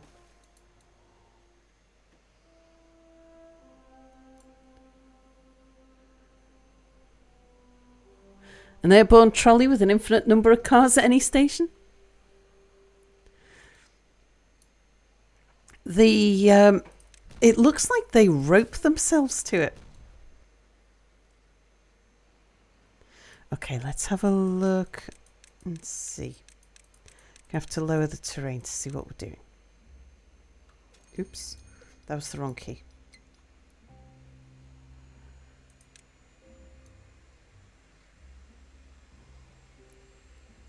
Looks like we're in the right place to put the overhang. But are we the right place for the power?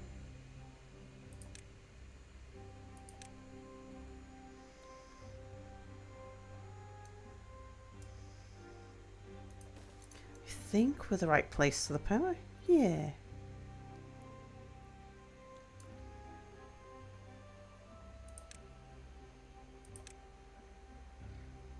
And then the overhang goes there. Fun fact, the longest word in the English language is for the protein titan. Why am I saying this? I have no idea. Oh, unlikely results off to bed. Night all. Good night, unlikely result.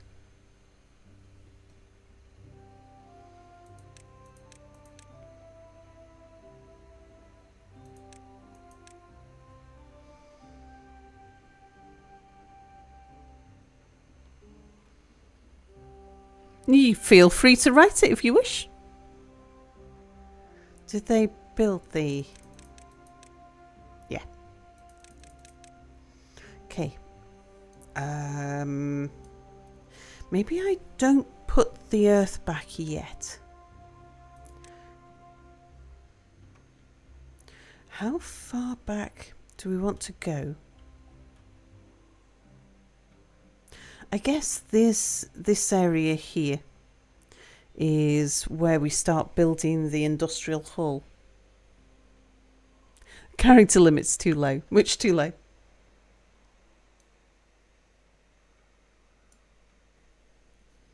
Yeah, we'll bring the power back to here, and this is where we'll have our robot beavers start working.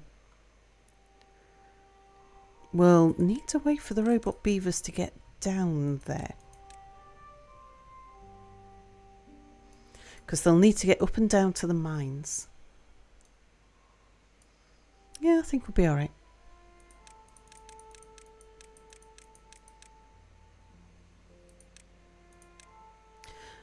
Right, let's remove the bridge.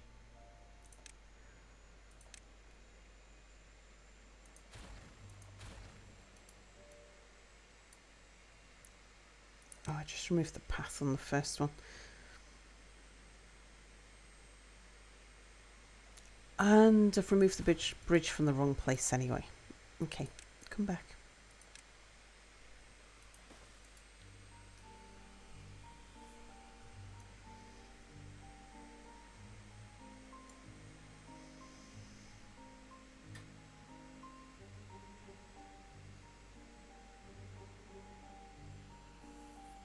Trying to do it bit by bit so that I can put back the terrain the way we found it.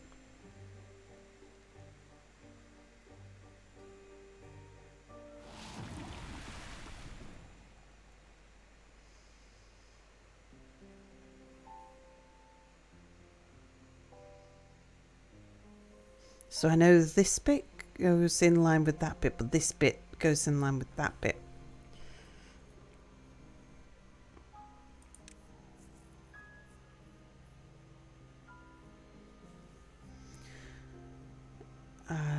I think we'll move the Okay, moving the bridge backwards is going to be a bit tricky. So let's take the bridge around.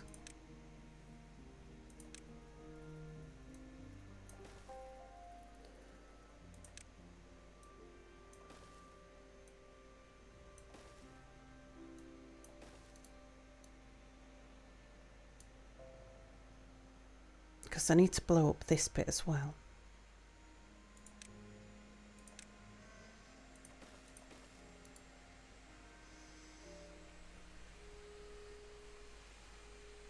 If chemistry and biology are good at anything, it's the coming up with names requiring a degree in the said field to understand.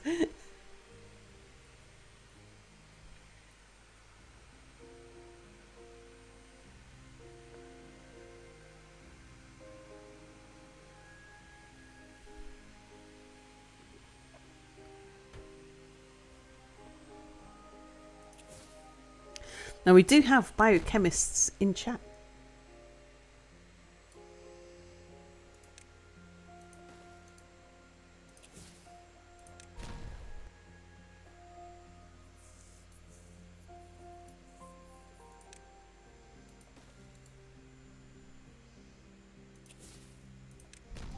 Okay, that should be the right level. Yeah.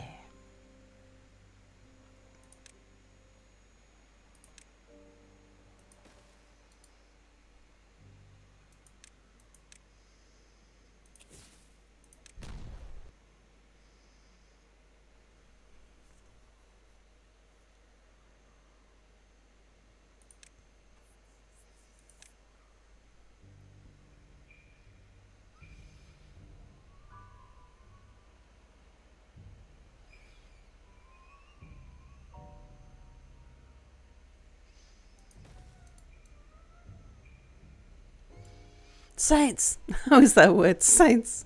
Indeed.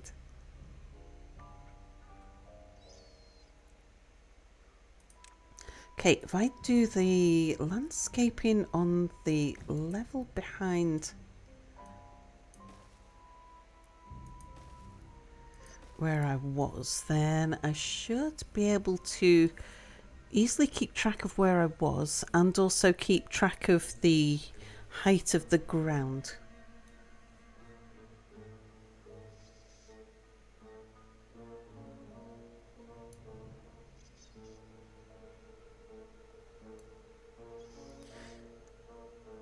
Will I remember that this bit steps up? Maybe.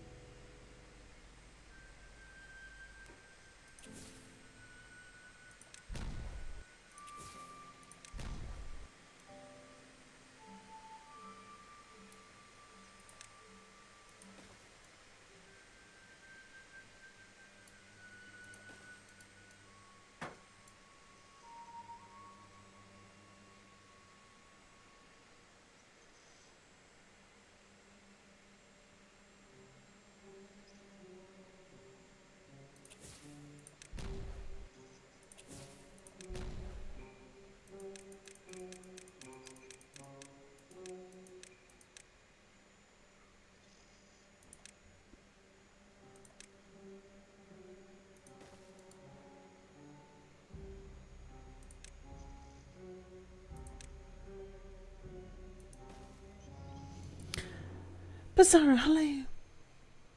You wonder what took longer, discovering that metal or writing the name?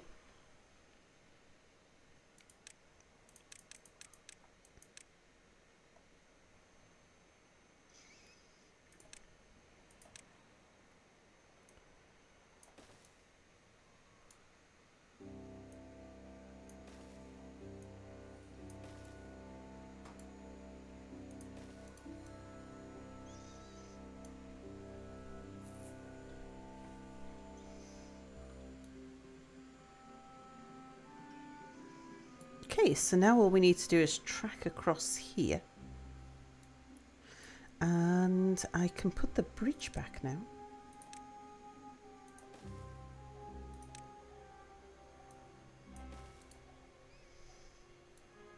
because we're going to be cutting through the path. Yeah, once we get to here, we'll open up into our industrial complex.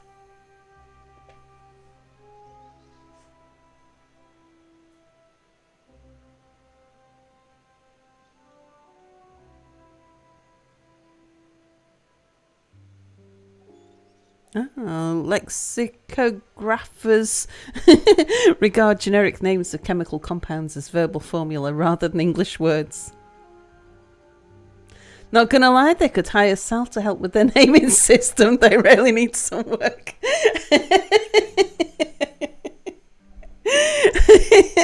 I love the vote of confidence there.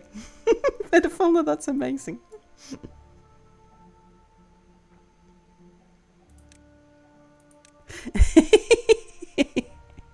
A few times Sal is allowed to name things because even her naming is better.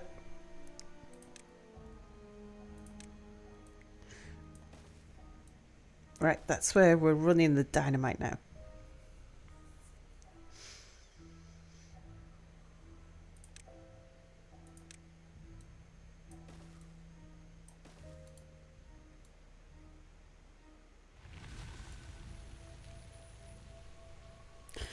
Everyone knows names of chemicals aren't really meant to be spoken lest we summon Eldritchian horrors we've long since locked away.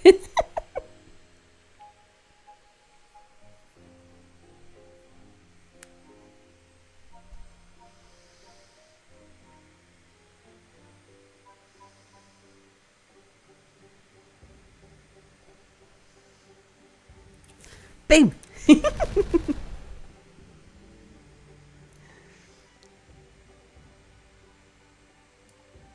That one goes down 2, so that one must go down 3.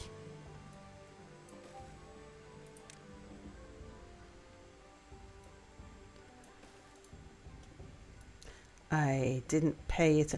Oh, it's all at the same level as the path, isn't it? Back here.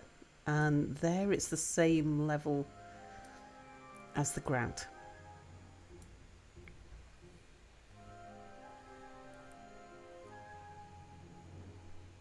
Maybe this is their way of manipulating us in order to facilitate their escape.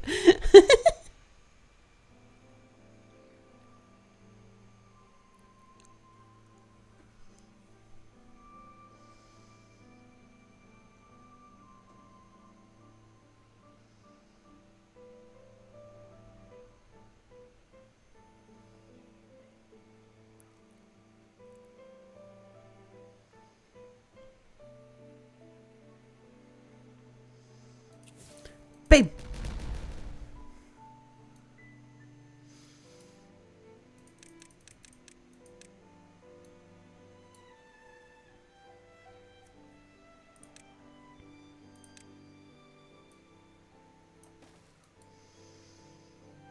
Power and overhang. I need to check that we are making metal to replace the metal that we're using.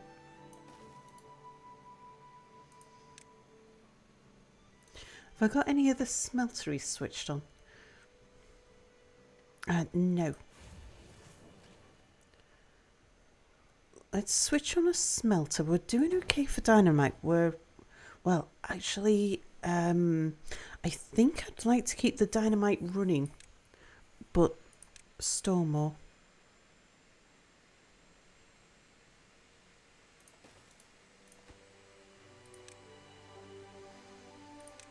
We've got double dynamite at the moment. We've got big store of dirt as well. That was on purpose.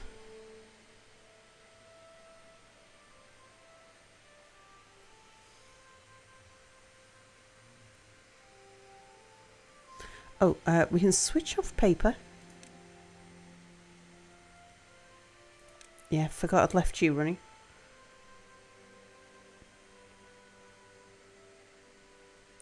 We can switch off at least one of the planks. Maybe I should switch off the one further. We'll keep the one switched on that's closest to the zipline.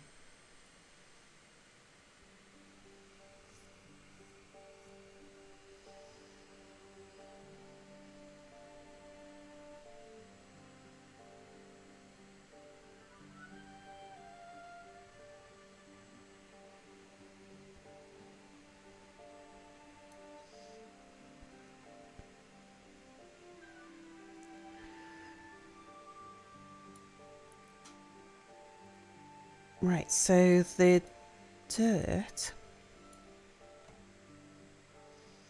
We're about to enter the cavern now. So we'll be picking up the cave entrance. It'll be higher.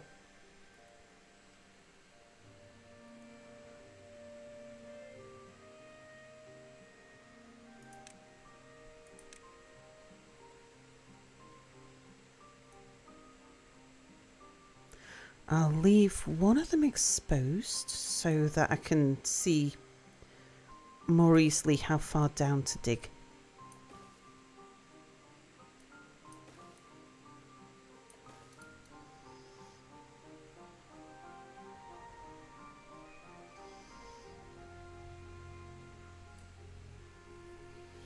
Does this game have a nice way to view underground stuff like Z slices? Oh yeah, there's a way to lower the terrain.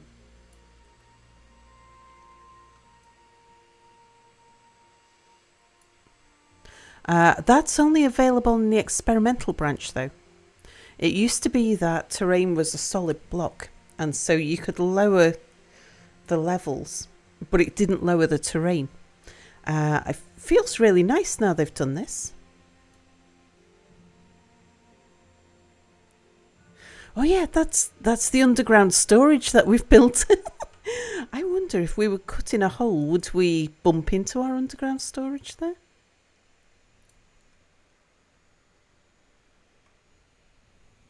We Beaver Fortress now. Yeah, indeed.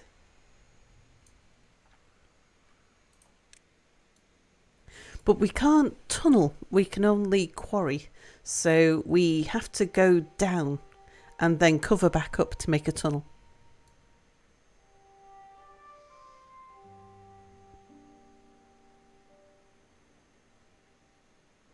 So yeah, we've got our power tunnel coming in.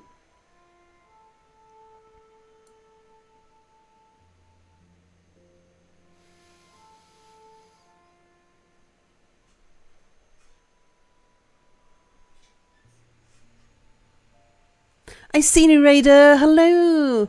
Did you hear about the beavers in Czechia? I didn't. Yeah, I think they'll add tunneling when the update's out. Maybe.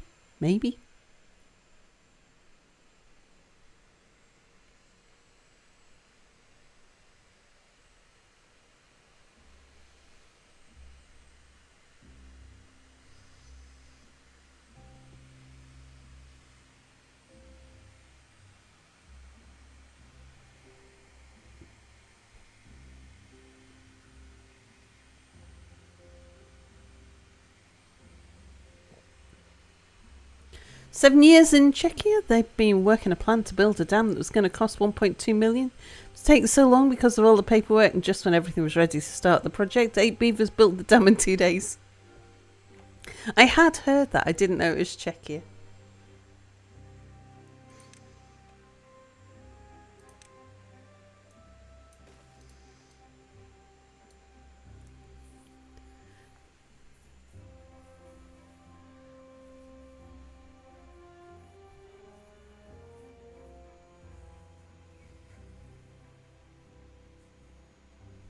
But this is why it's so difficult to reintroduce beavers into areas where they've been removed from.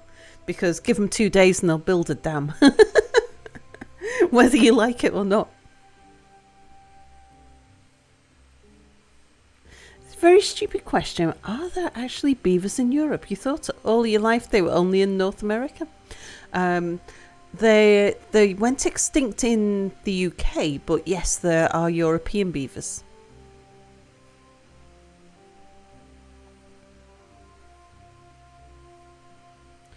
Yeah, they've been reintroduced in the UK, but only in the last few years.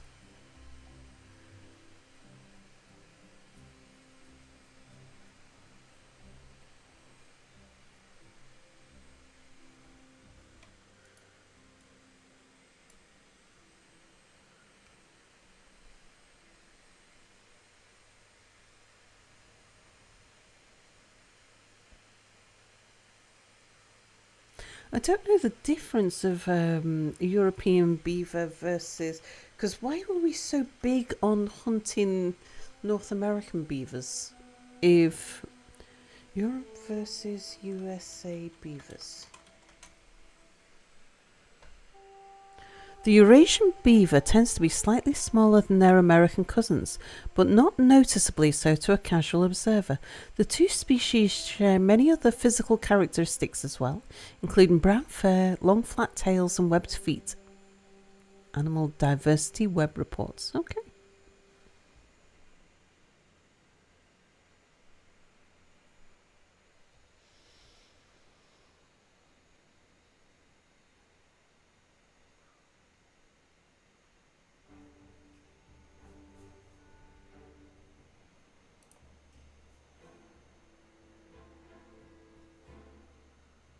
They will always build a dam. The beavers built the dam in the spot the Czechia government wanted. Yeah, this time. But, you know. I mean, I am not anti-beaver. Don't worry, I'm just realised I'm at a risk here of coming across as anti-beaver. But, yeah, that is the biggest argument in the UK against reintroduction, is you bring back beavers, you get dams anywhere. So, infinite monkeys will type out Shakespeare, infinite beavers will build a dam where you want one. How long do beaver dams last? Do they maintain it? They will maintain it if they want to. Or will they just build a new one somewhere else when it falls apart? They may just build a new one somewhere else. And the dams, it depends on what. If the Czech government were aiming to build a dam for beavers to help with wildlife, and they wanted to build a natural type dam, sure. If it was part of, like, they wanted a dam there because it was part of a road or something, yeah, it's not a robust structure. But it's still a nice story.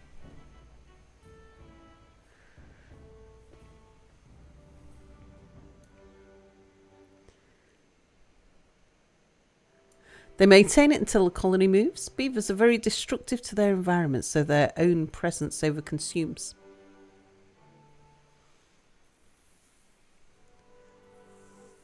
And they are like one of the next to humans and elephants. They are one of the great geoengineers of the planet, I think. Beavers, from what I know.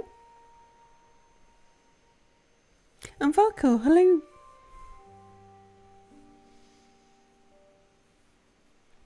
Yeah, elephants. Yeah, did you not know this? Is this one of those things that I thought was general knowledge, and turns out no, it's just one of those things that only I know. Elephants are. It has been theorized. Hang on, let me pause the game for a moment. That elephants and their ancestors may even have been somewhat, have had a little hand in the rise of humans because of their geoengineering.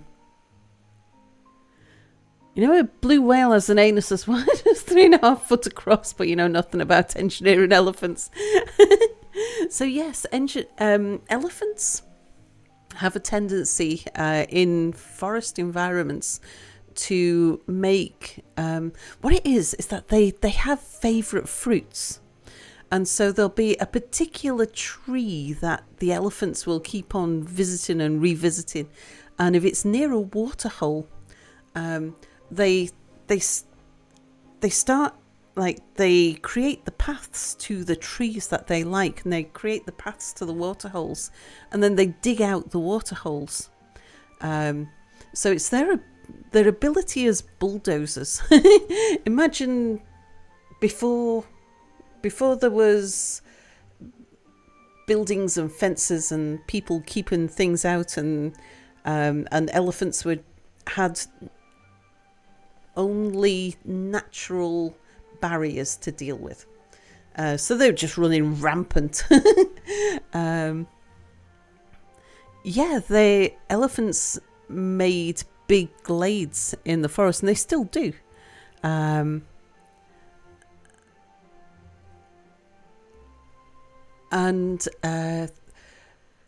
mountain gorillas not the mountain gorillas, they're the ones that live in the mountains. The clue's in the name. There's a particular type of forest gorilla, which was only discovered as a subspecies somewhat recently, like maybe 1970s or 60s or something. They found were living in elephant glades, but because of the way that the elephants geoengineer, you tend to have lots of you've got lots of jungle where everybody lives in the trees, and then in the big glades that the elephants create, people come out of the animals have to come out of the trees and live on the ground, and so it's a place where you see apes wading and walking on two legs. And so there's the two theories of why people started walking on, like our ancestors started walking on two legs. One theory is because of the approaching savanna, things drying out and trees dying. And it becoming grassland. And so with the trees being further and further apart, a certain group of apes decided to walk between the trees and take advantage of the grassland. And the other theory is that prior to the savanna, that our ancestors had already started coming out of the trees and started walking around on two legs, because they lived so much in the elephant glades.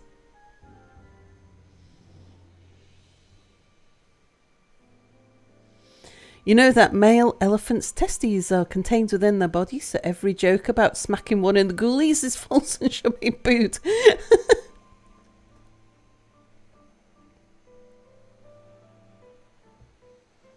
It's not an intentional act of the elephants, though, like building a dam is. No, it's not. It's not that the elephants are saying, "Hey, let's have a nice glade here." It's a side effect of what they do. But we don't know that. I mean, beavers are just building a large nest. They're not. Are they intentionally building a dam, or are they just building themselves a nest of twigs?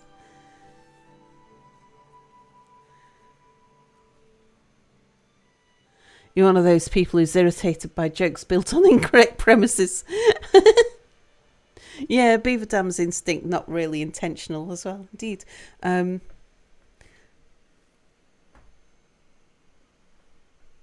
the beaver dam, it's not like beaver live on fish. They're not trying to make a pool. Yeah, they just pile sticks where they hear water. On a savanna, being able to stand means you can see a lot further, which is handy when you're prey for big cats and things.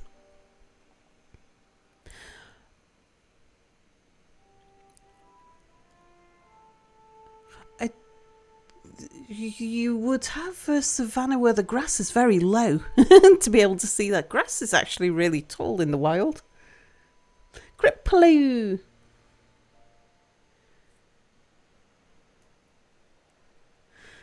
They're putting the twigs very deliberately in the water. It would be much easier to build it in the woods somewhere. Yeah, they're just building a water nest though, aren't they? It's not like they're trying to dam the river. They just don't like the sound of running water, which suggests that which would be an evolutionary adaptation to stopping their nest from leaking. You don't know how tall savanna grass is, you guess. When I've seen, I mean, I've not been to Africa, so I can't say, but the wild grasslands that I have seen, the grass is more than 6 foot tall.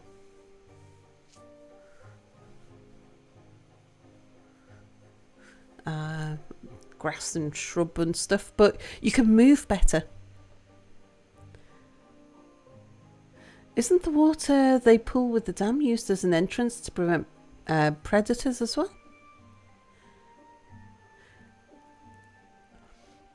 That's why they build their water nests, is because it stops the predators from getting to them.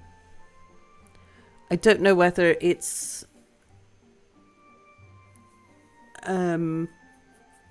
whether it needs to be still or needs to. I don't know about that. You hadn't heard this theory that elephants' geoengineering had something to do with our ancestors' development? Makes sense that apes were already adept bipeds, were better prepared for when the savannah showed up. Yeah.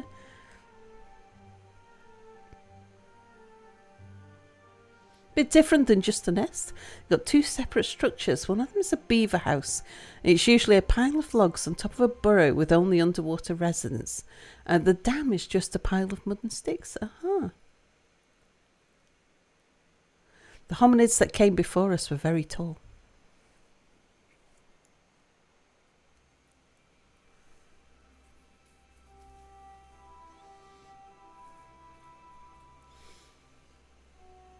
Elephants responsible for deforestation confirmed. Stop blaming me for global warming. It's clearly the damn elephants. Here's something else for you. I couldn't say elephant when I was a kid, so I used to call them fanny ants.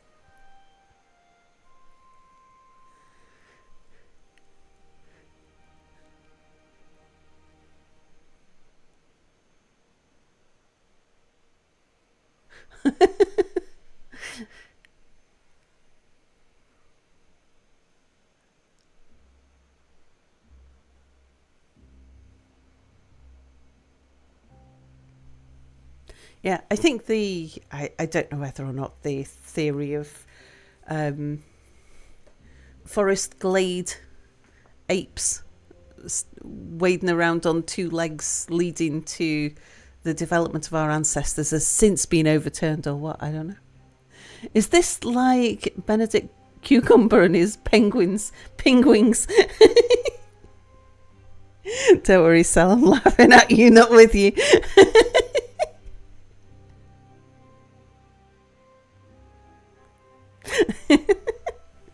I couldn't say binoculars either, but I don't know what I used to say. I can remember not being able to pronounce binoculars. I was old enough, like maybe 5 or 6 years old, and I still couldn't say binoculars. Penglings. Your daughter called blueberries Buddhaberries. You think the theory is it was climate change that made savannas replace the forests and forced our ancestors to adapt? Yeah. But the other theory that may have been overturned since, because it was a long time ago, and I think I saw it on a Richard Attenborough documentary, which isn't the most secure of sources. Now, I didn't look into it or anything, but I hadn't heard... I haven't heard a challenge to it.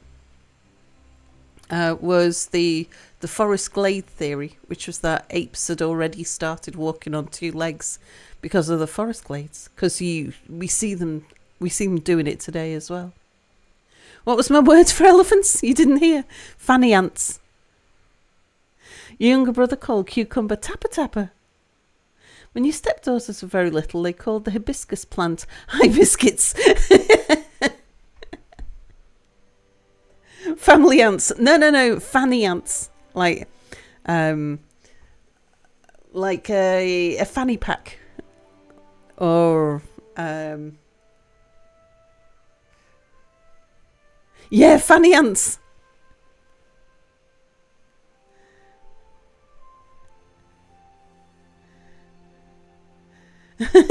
Funny ants, indeed. In the UK, that's not great. Well, not if you have it as 2 separate words.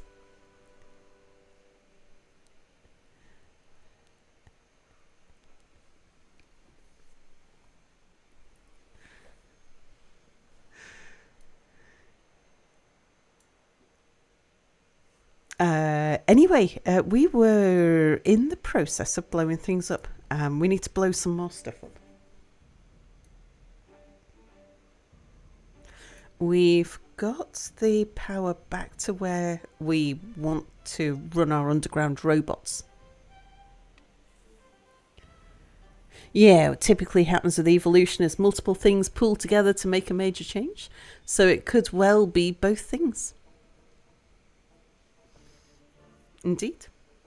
It could be that our ancestors were wading around, walking around were practiced at being bipedal because they hung out in the elephant glades. And that's why they were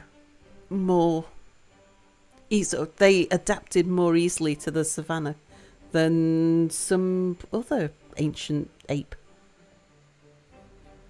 We're just lucky all the right things happen, so now we can sit here watching Sal on the internet. Getting a load of tiny little beavers to blow things up.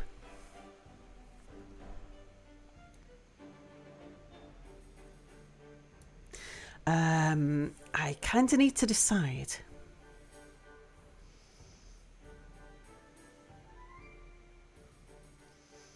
On where are things going to be. I mean, there's going to be a wall here. We know that. So maybe we start, because the largest overhang is a 6x1. And I don't want too many. I'd rather leave earth pillars. So if I work out where those earth pillars are going to be. Like, say we have overhangs here. Then that means we can go overhangs on this wall back here.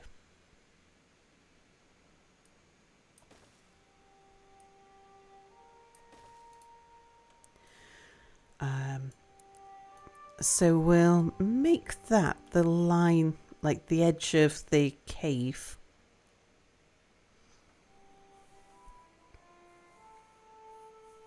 We need quite a lot of real estate for to get enough land for robot beavers to sustain themselves.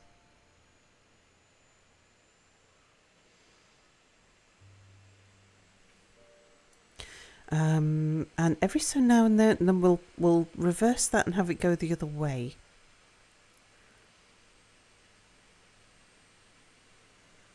And then we'll have little pathways through. We might want to make use of that edge, but we'll leave that for now. So if I draw a line, so that's one overhang, and the other overhang is going to be there. It's 1, 2, 3, 4, 5, 6. Okay, so the 6 includes the overhang.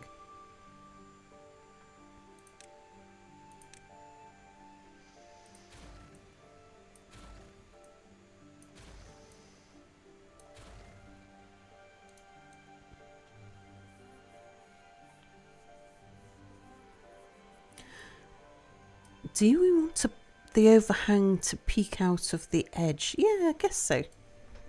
That way we'll be able to get little glimpses of the robots, maybe.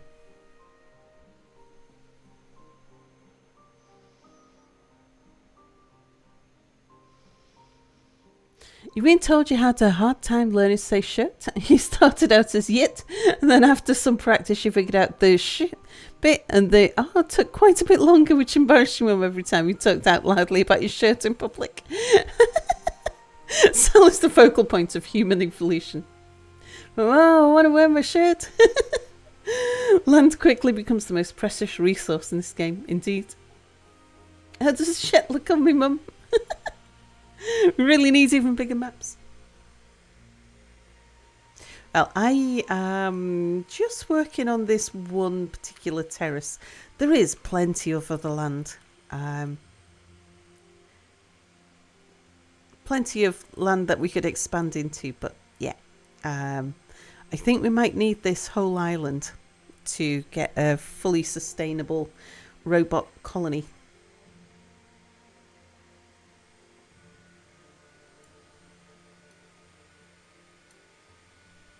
I think we'll start here.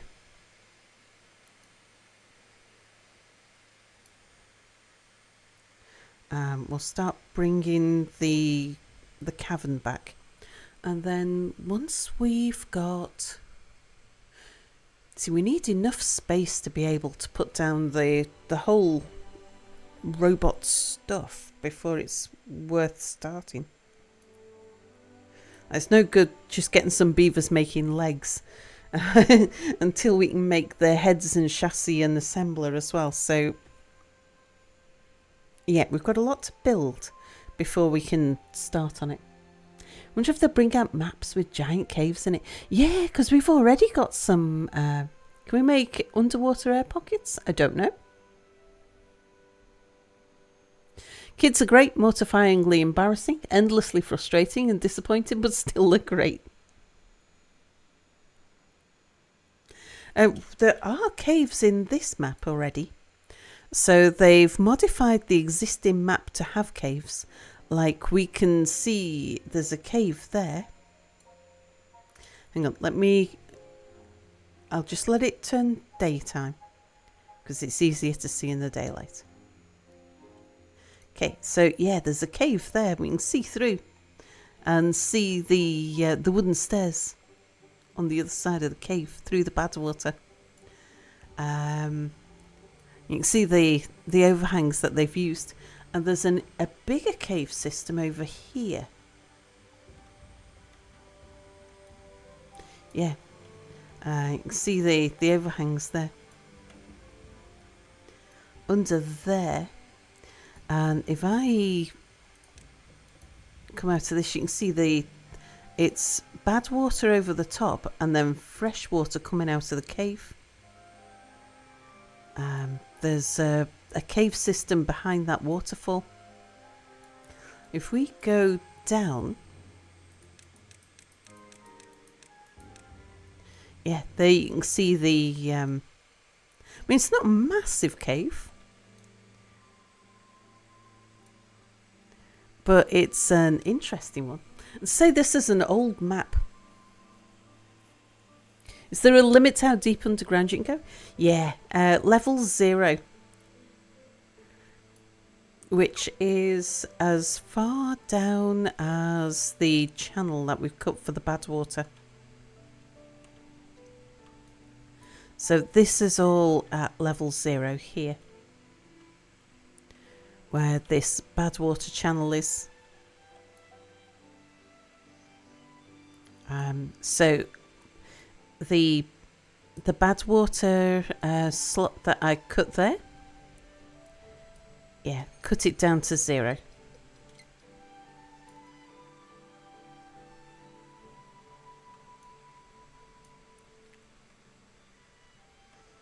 Right, let's get digging.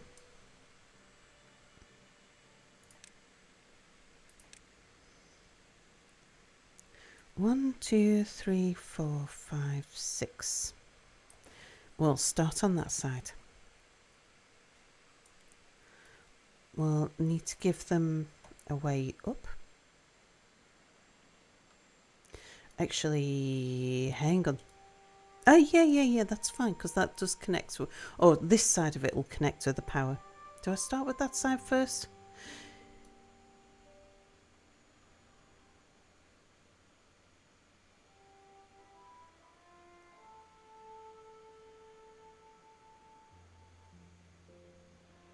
No, it's fine. We'll start with this side. Yeah.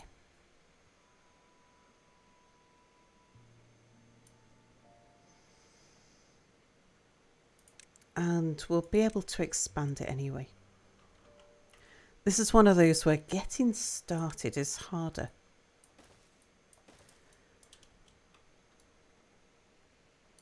Once we've got the run going, we'll be fine. How high can you go? There is a limit to how high we can build with dirt, and then there's an additional limit to how high you can build with soil, with other structures. Let's find a high point that the beavers can't reach. There's one. Yeah, I am at the top.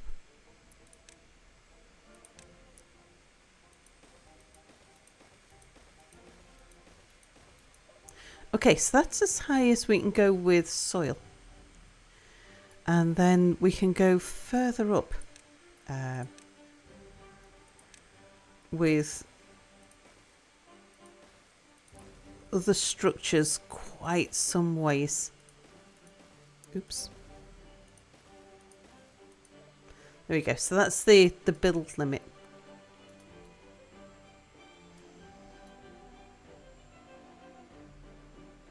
World's tallest tower coming soon, 2028.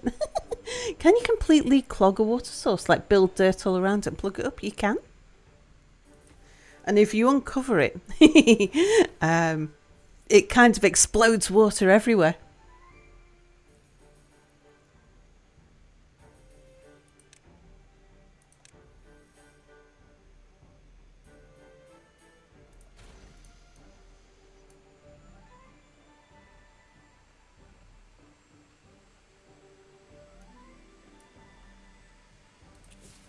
Boom.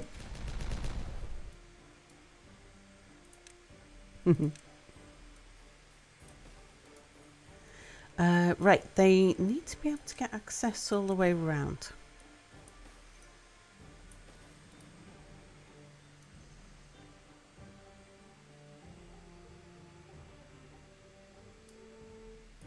Boom.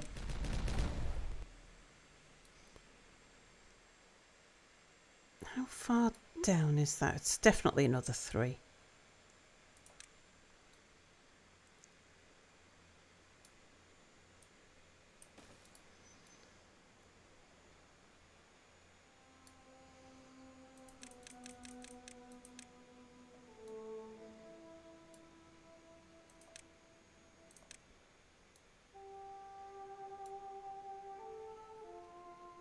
So I have to ask, do you have a license to handle explosives? No.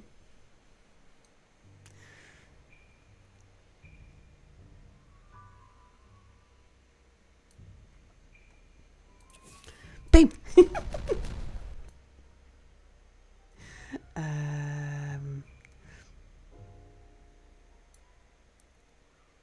Two there, one there.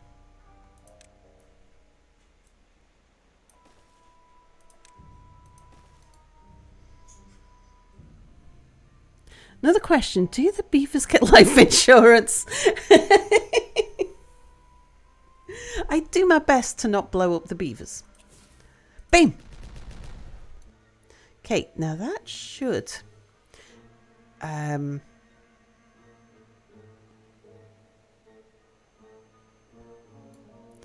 we go down... Yeah, that's the same level. I'm going to put in a cross piece on the power there.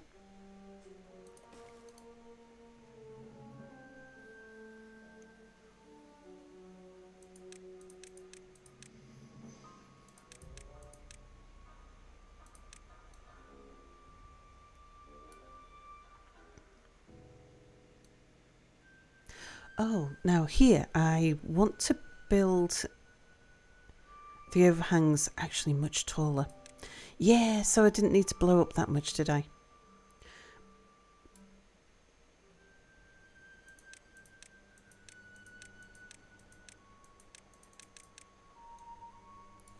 So that's 1,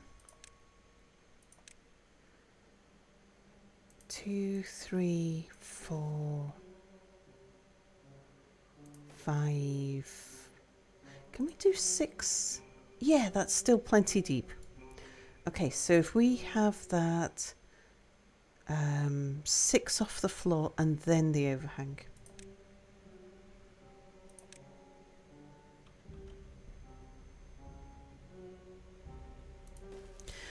tall is the largest platform? Only one tall. Hang on, pause that for a second. I want to see, what kind of base do you have? So it could be that instead of walls of dirt,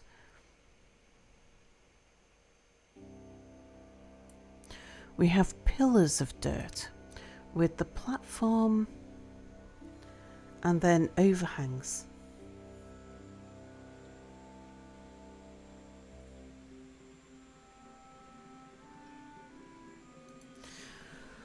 Oh, that makes more sense actually.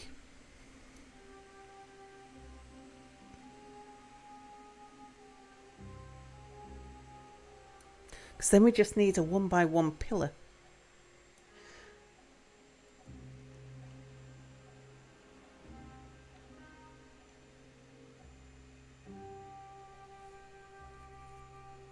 Do you own this area? Do you pay rent on this area?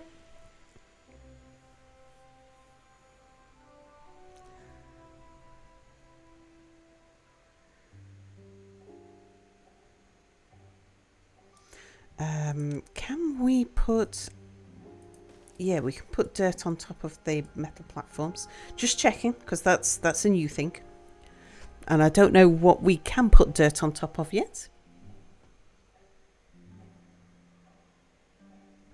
So, because we want to make a big underground cavern with as few structural supports as possible.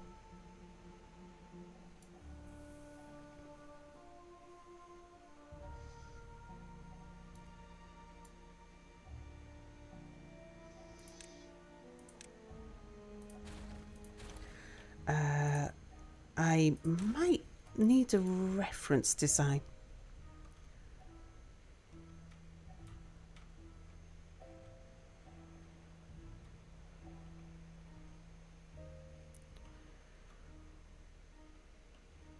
Yeah, low's actually probably good in this case, so that I can have the ground cut away and still see what I'm building. So what we'll be looking to do is to have a pillar of dirt with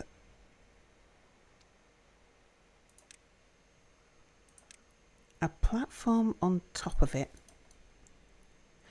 and then hanging off the platform will be the supports.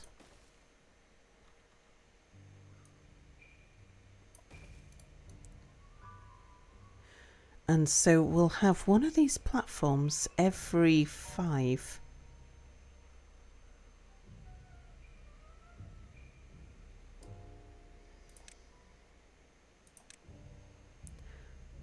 So that's 1, 2, 3, 4, 5 there. Did I do 3? And is that only 4, not 5?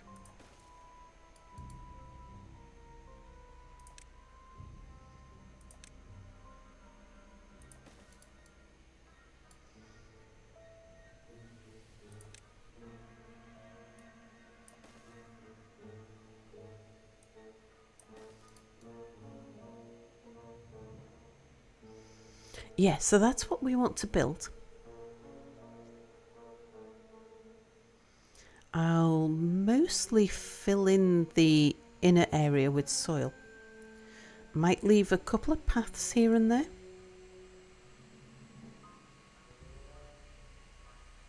But that's what's going to hold up the cave roof. Yeah, just making sure that's too far for them. So that means that we're looking for an area which is what? 1, 2, 3, 4, 5, 6, 7, 8, 9, 10, 11, 12, 13, 14, 15. Okay, so a 15 by 15, well, 15 wide area. And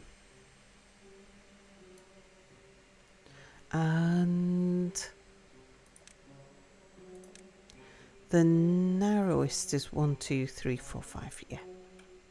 So we've already started blowing up here. Let's stop them from building that.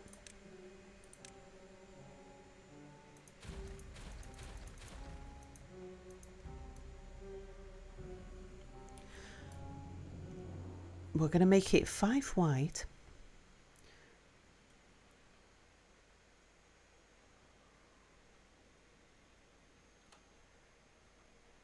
And we'll bring it out so that it's 15 up to this edge here, I think.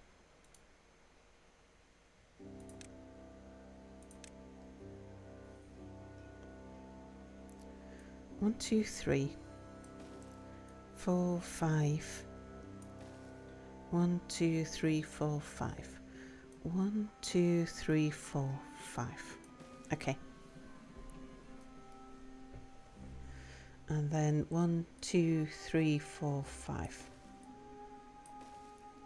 So that's the area that we need to blow up there.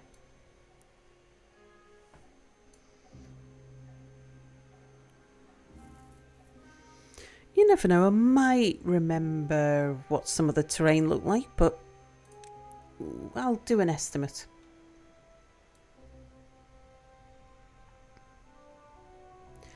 The pillar holding up the dirt.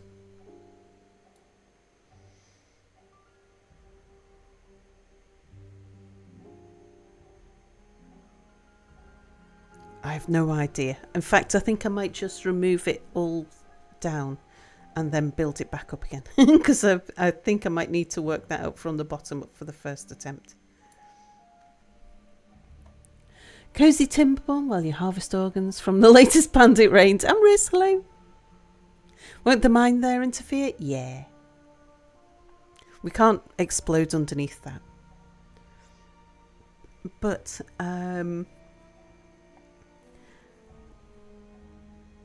the platform will sit alongside the mine, so we'll be able to keep on coming out.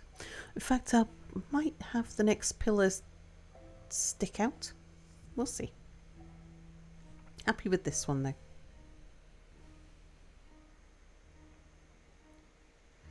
Right, we'll blow up. I'm going to need to blow it up from this side, otherwise I'll never get the depth right.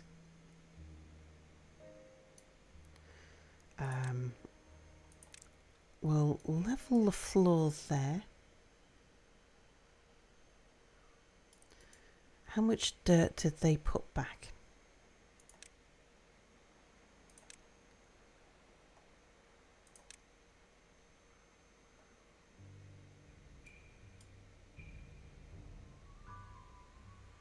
Three.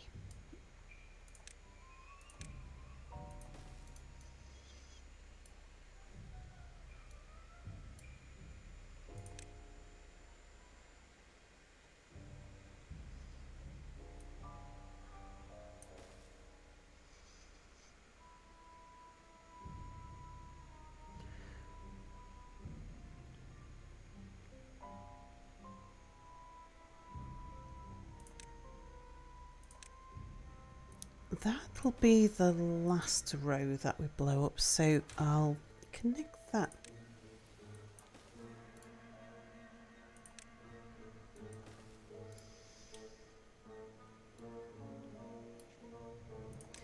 And we're going to level it first.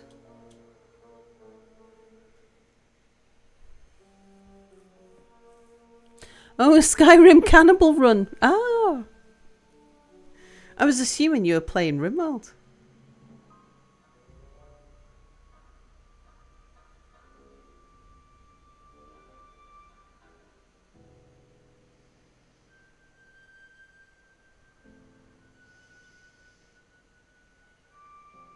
Oh, hang on.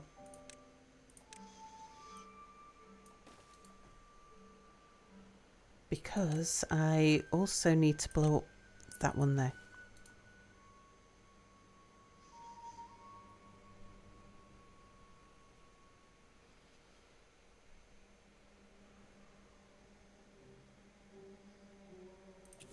Bam. Bam.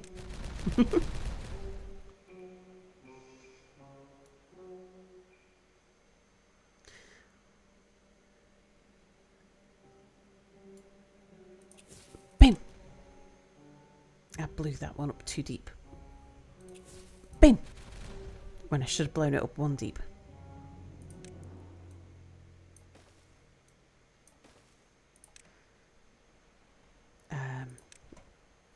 Yeah, because trying to get everything levelled out, it just make it easier to explode everything.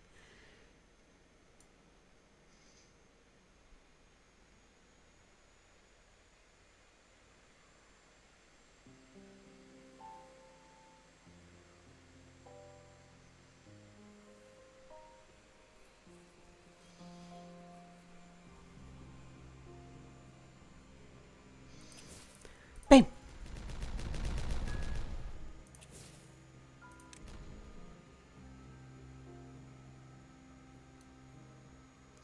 Okay, yep, we need to go down further.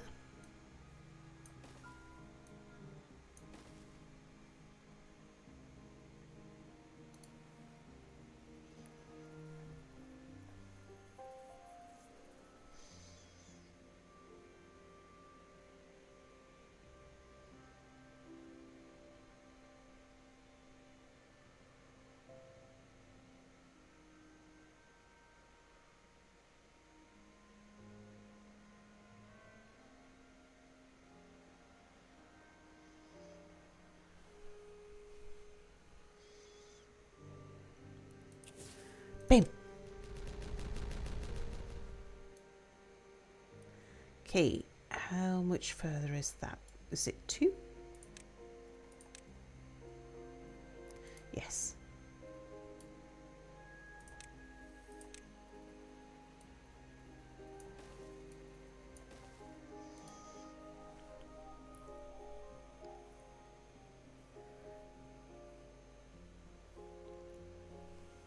A cannibalism counter too. I think that's just called dinner time, isn't it?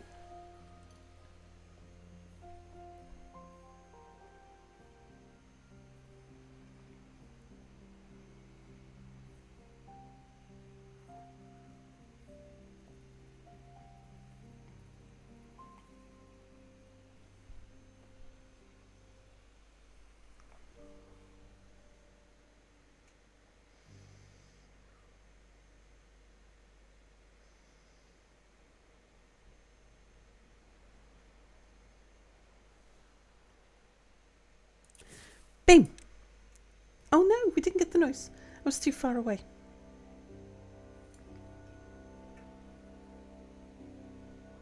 Chem Story, hello. What about Dwarf Fortress comparisons? Also, hello. Yeah, Dwarf Fortress comparisons feel justified because it's a game that, although I haven't played a lot recently, it's a game I play a lot. I tend to binge Dwarf Fortress. Whereas RimWorld, I don't play at all.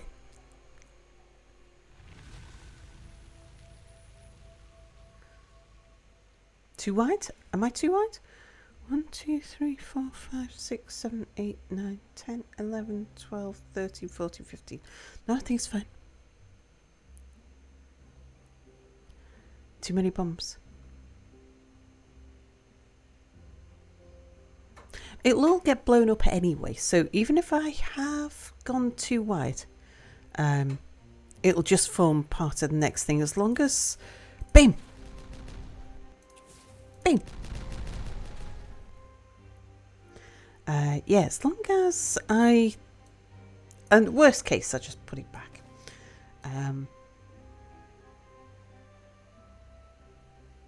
As long as they can still get there, as long as I don't blow up the wrong path. 15, I think the width was that we were going for.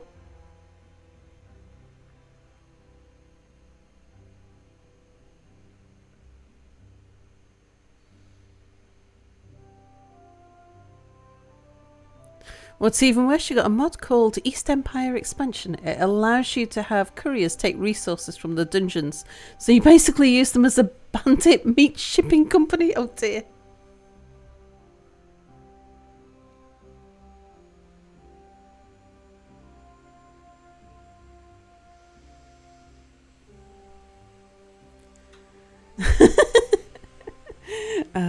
Once we've got to grips with the dimensions and stuff up, we'll do some large scale explosions. Like I'll lay down a whole bunch of them, and we'll take it down 3 by 3 and open up the whole thing.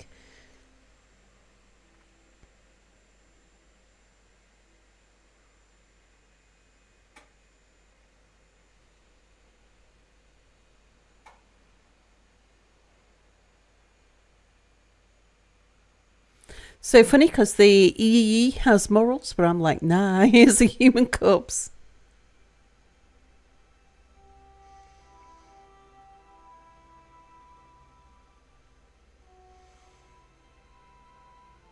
Can even make them sell the meat for you.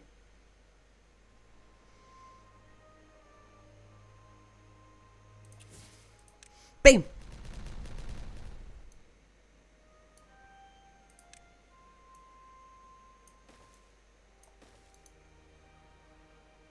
I am going to have a pillar in the middle, yes. But because I'm not sure how high to make anything, I decided on this first one, this sort of trial run, I'm just going to flatten it all and put the pillar back. Now, I know that means that I'm going to have to put in infrastructure, like scaffolding, to get them to build it again. But, I mean, we're going to have to bring some stairs down for them anyway.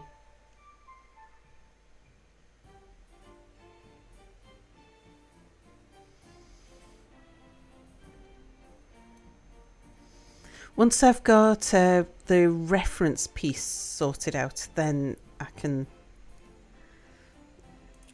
Bam! Too far away, we can't hear it.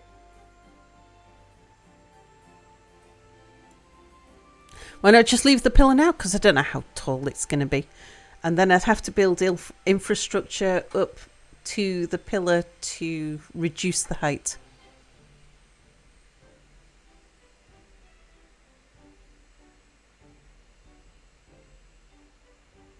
I suppose I could. I mean, now that I can see a bit now. And I know that I want to leave a 6 high gap. Too, let's just pause and see under this here, if I actually build this to the height that I want.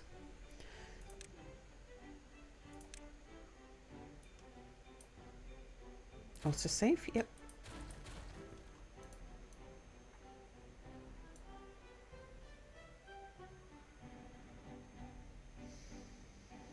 I think it would be a 5 high pillar. And that's 3, 4, 5. Do I want it 1 higher? No, we should be okay with a 5 high pillar.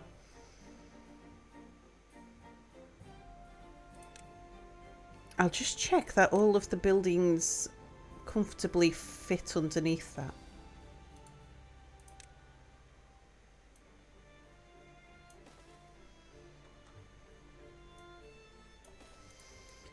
And it'll look okay for us when we're looking under it as well.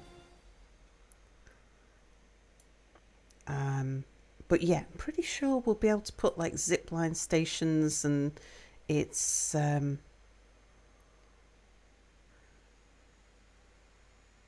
because the cavern floor is going to be flat. I might need to raise the zip lines above things. But smelter will easily fit under there. I think the smelter's one of the taller buildings. What about the earth excavator? If we wanted one of those, yep, that fits too.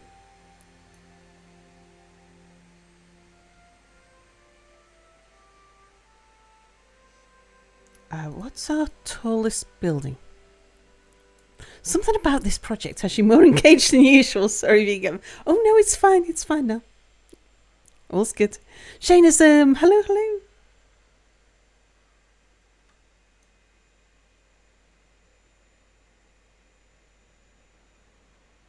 I do want to know if we can grow trees underground.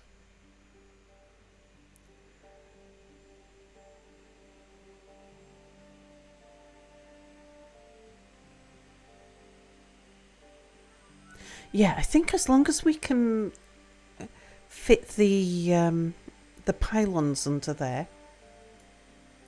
and have headroom, I think I'll be happy with a 5-high pillar. I wanted to make it roomy. That's why we dug deep rather than shallow. Yeah, so there's... In fact, I could probably bring it down one lower. But I feel like if we're peeking in through a hole in the side of the mountain, I kind of prefer that height. So yeah, we'll leave a 5-high pillar.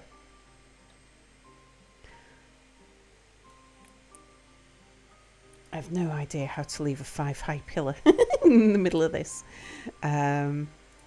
Let's work out where the pillar goes first. So it's on this row because it's 1, 2, so this is 3, 4, and then that's 5.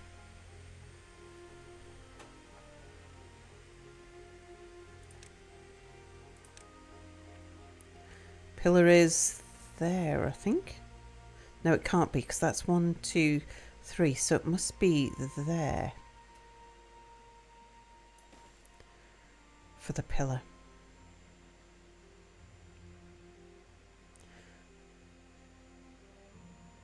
Because the next one will be there.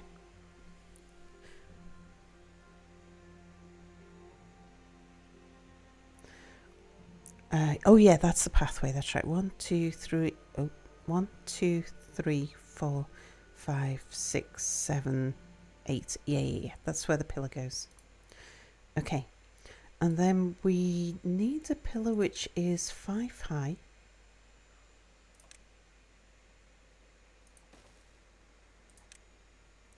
So that high. How much do we need to explode then? Is 5. Okay.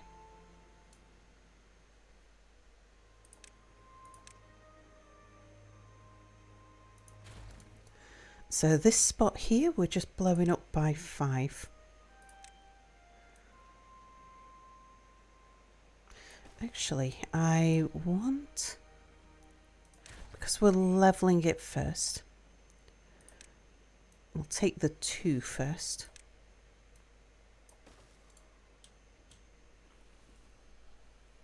Nerdier together. Hello, hello.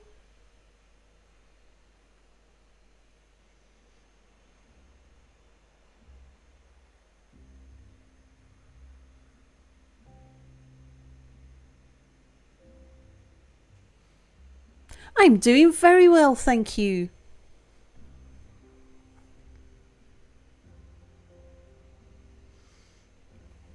Yeah, we're blowing things up with the beavers on Ziplines. Oh, if only they could drop dynamite as they zip around, that'd be amazing. I do love the zip lines. I'm very impressed with the zip lines.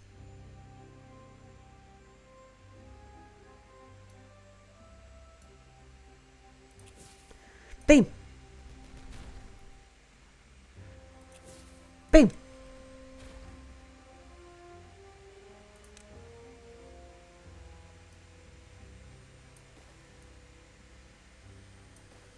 Just to there? Yeah. Explosions, indeed.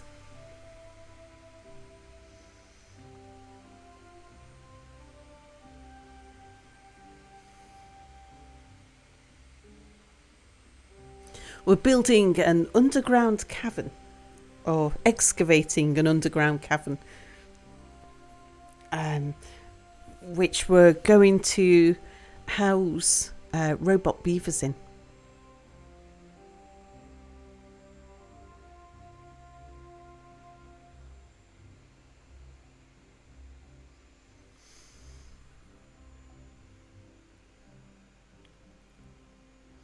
And the robot beavers will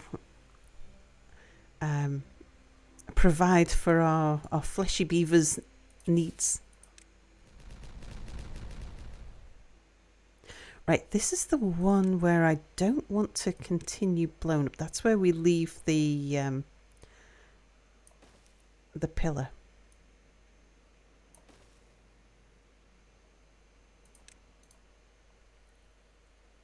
Sounds like fun. It is.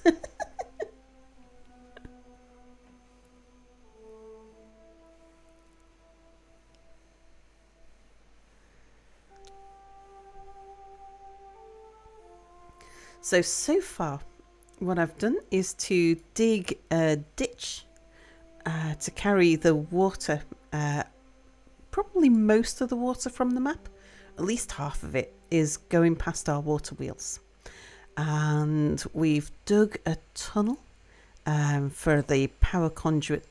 Our power train is running underneath there through to here.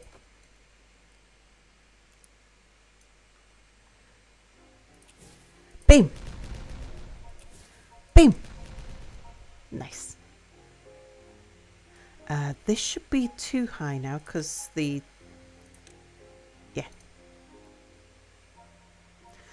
pillar stopped halfway down, which I didn't know until we measured it.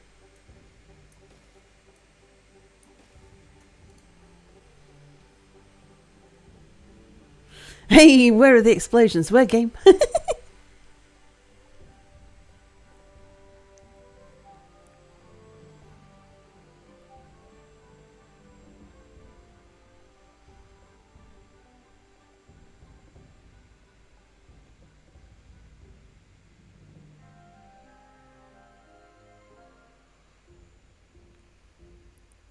Mesmeroth has returned. Welcome back.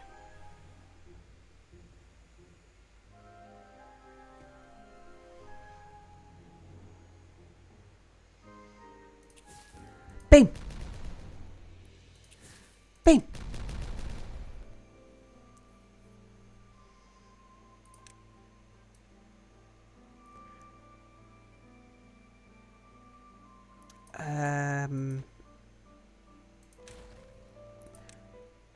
Two's along there.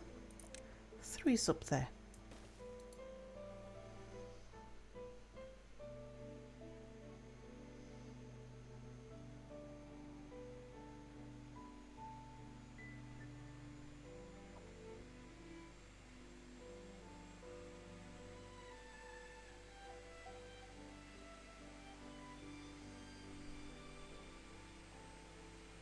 Dr. Blackfinks, hello. How did you build a tunnel? By quarrying down and then paving over it.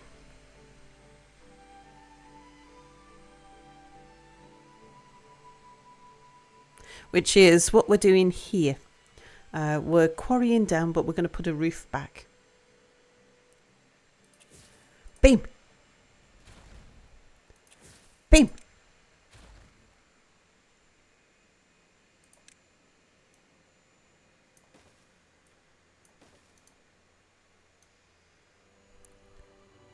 Saldasaur, hello, hello.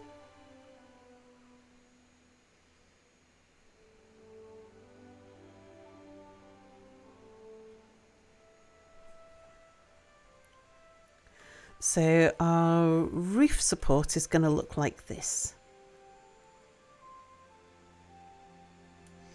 That's the reference model. And then we'll pile the dirt back on top of this so that we get back to the natural height. Although it might not be quite its original shape. I'm going to go as much from memory as I can. Did I tell you what happened to your PC? It's been running since 2014. No. Boom.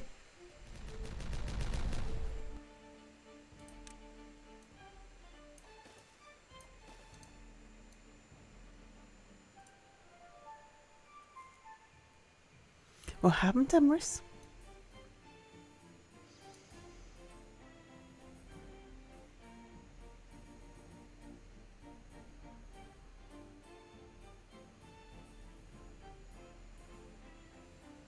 PC's been running since 2014.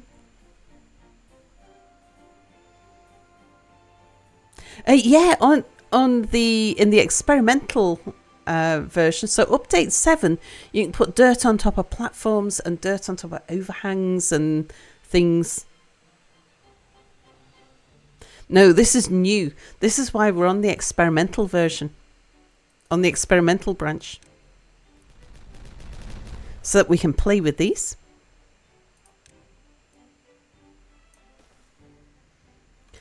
Which is why I'm doing so much Timberborn after Timberborn after Timberborn at the moment. Because we're on the experimental branch, so the next update could happen any time, which could break this save.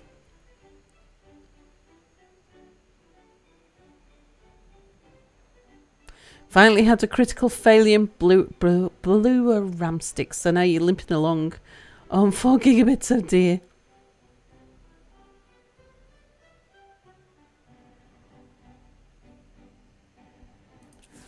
Bam.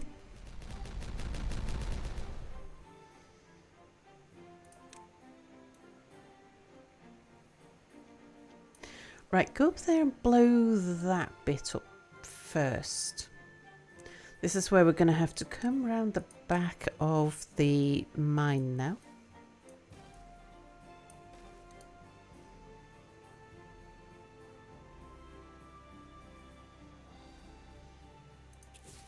Boom. Now get rid of those stairs. Come collect that in. And now lay down... I wonder if they can actually step on the mine.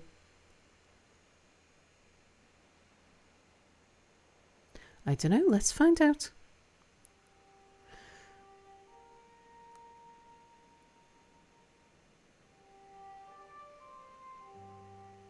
Are they going to be able to walk across the ruins to build here? As long as they can get this side done, that's fine, because that's where the platform goes. Then we can blow that bit up. If we've got to build back to it, it's fine. Boom.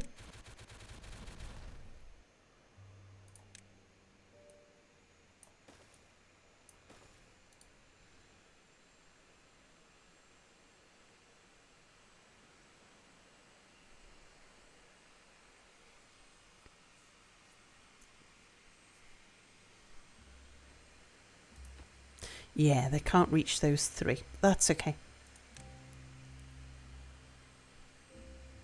Oh, they will need stairs up, won't they, to be able to reach? Well, we can always... Yeah, let's leave that where it is. Boom! Boom. Might as well. And then another 3.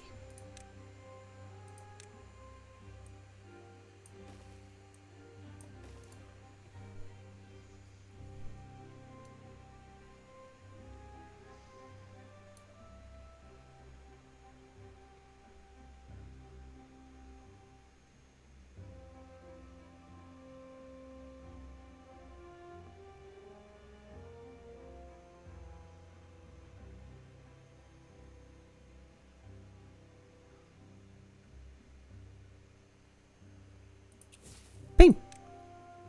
That should be 2 now. Is it? Let me check. Yeah.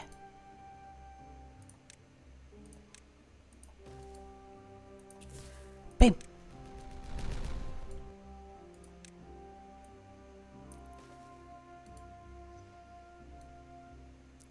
Now I think they'll be able to build the metal platform from the edge.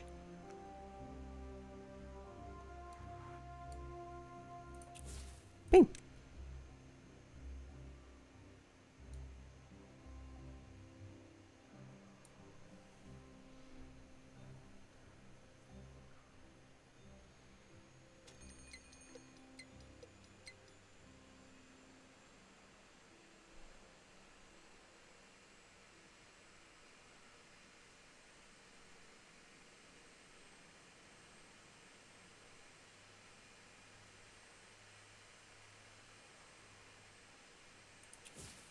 Bing.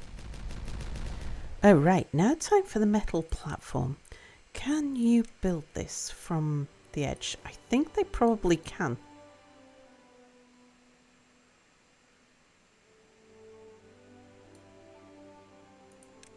They can. Good. And then the overhangs.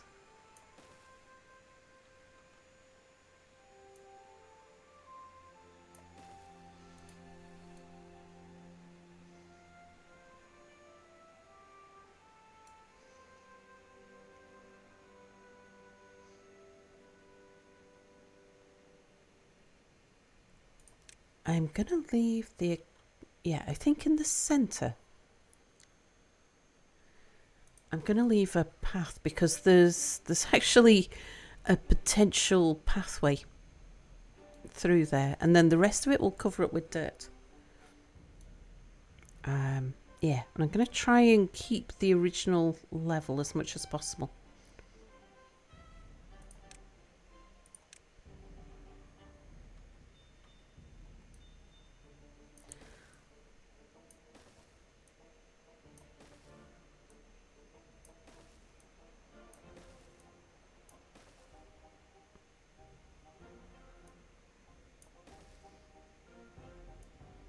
I'm not going to fill in that edge there because that'll be my window to see how deep anything goes.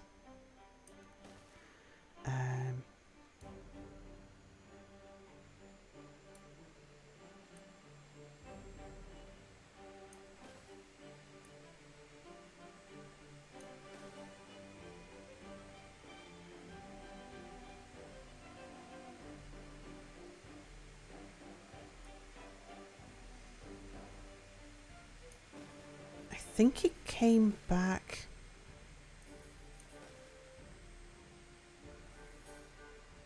Yeah, something like that.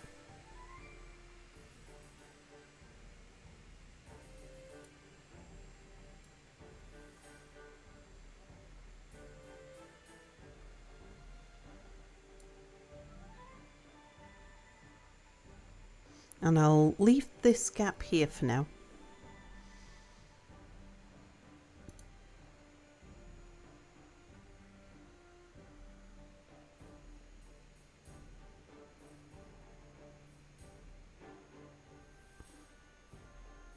In fact, this might be the path up and might be where I put the path up and down.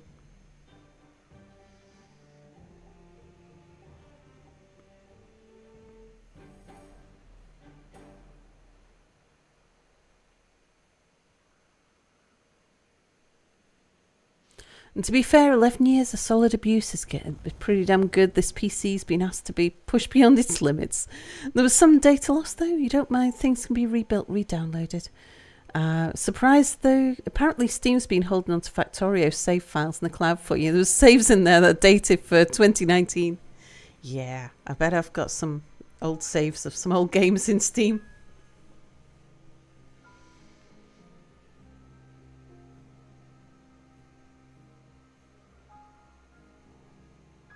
I bet my oldest will be my 2014 banished saves.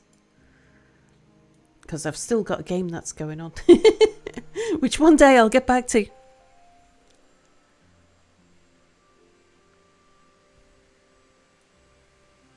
And there we go, we can reach some of this now. Bam! Sure. So, Mister, what's the point of the cavern system we're making? Just because we can. Because we're going to have the robot beavers do all of our industry for them. So, we're keeping them underground.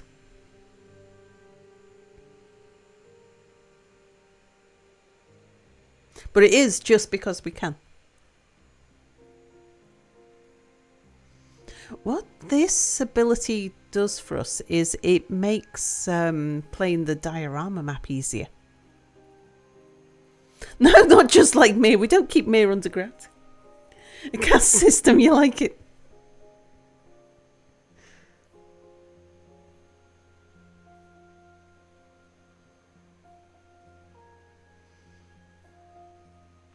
Might get some beavers stuck here. Boom. Sounds like a recipe for a rebellion. Sleepy Moon Moth, hello.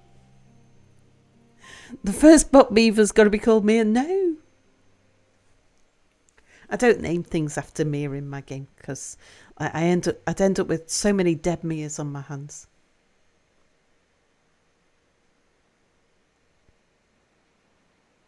It's going to be a pretty cool cavern system though. And I think what we might do is make sure that we can see into it from certain points. Well, actually, the back. If we cut our way through, we should be able to see into it from here. Am I going to use the district maker then? I don't think I need it in this build. If you'd really like me to use the district maker, I can certainly do a build where I put in separate districts just so I can demonstrate it. I did, but Sal asked me to make Mira poop meal, but bad galactic.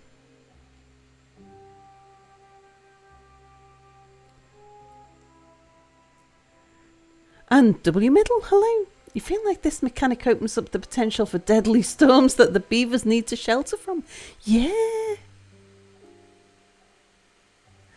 Confirms Sal clones Mias, and every time one of them dies, she makes another Mia. How will the robots only work underground?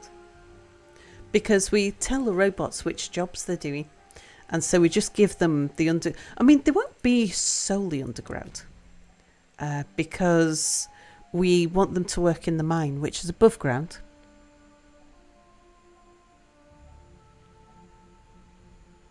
Mia, drop 3 emotes if you need us to dig you out. Mia's sleeping. Severian Wolf, hello. Galactic was playing Cult of the Lamb.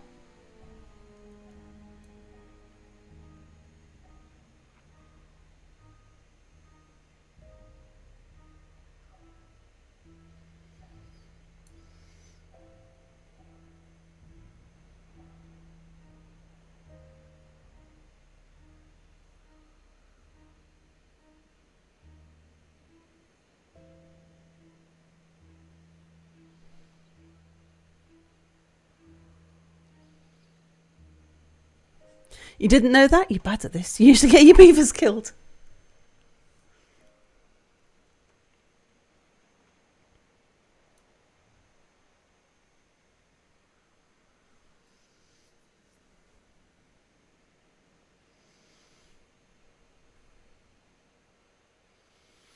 Taking a dirt nap. No, he's not taking a dirt nap. He's like sleeping, properly sleeping.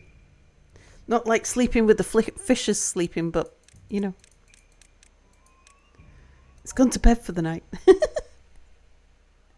Usually run out of food, water, or both. The trick is play folk tales because it's easier to get to grips with things. And then only grow your population at the rate at which you grow your food. So just take it slow and don't put down a bunch of houses. Stockpile stuff. Okay, you've removed... I've been just taken away all of this scrap metal because we'll need to dig under there.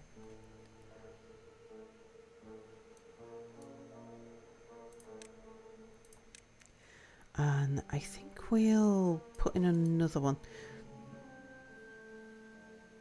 over here.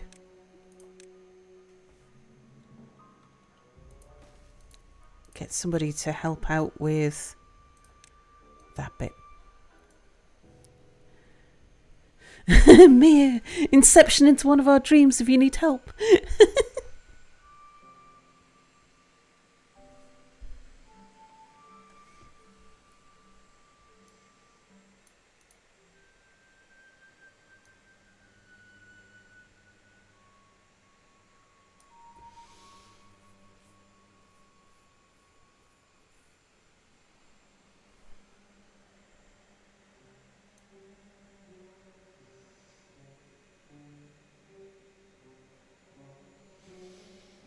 Also, do you have a secret to windmills? When you use them, they never seem to want to spin.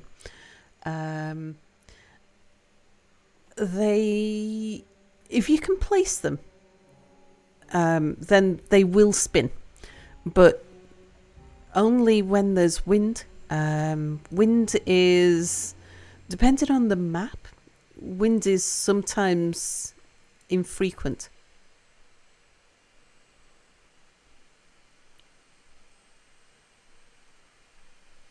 Find it helps to expand housing for folk tales in waves. Wait until you see the number of children's decrease to expand. Keeps the population from swinging too wildly between birth and death cycles. Yeah.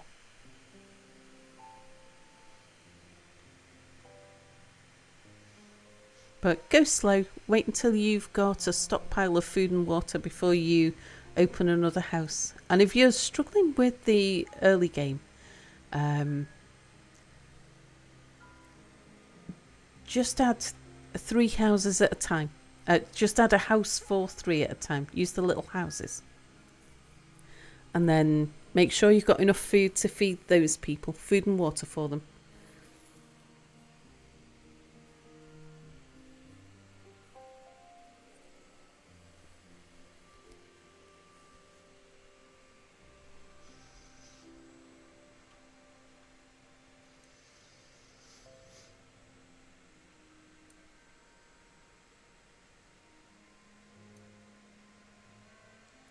Yeah, the windmills spend a lot of time not spinning. Just a matter of chance when you look at them whether they're spinning or not.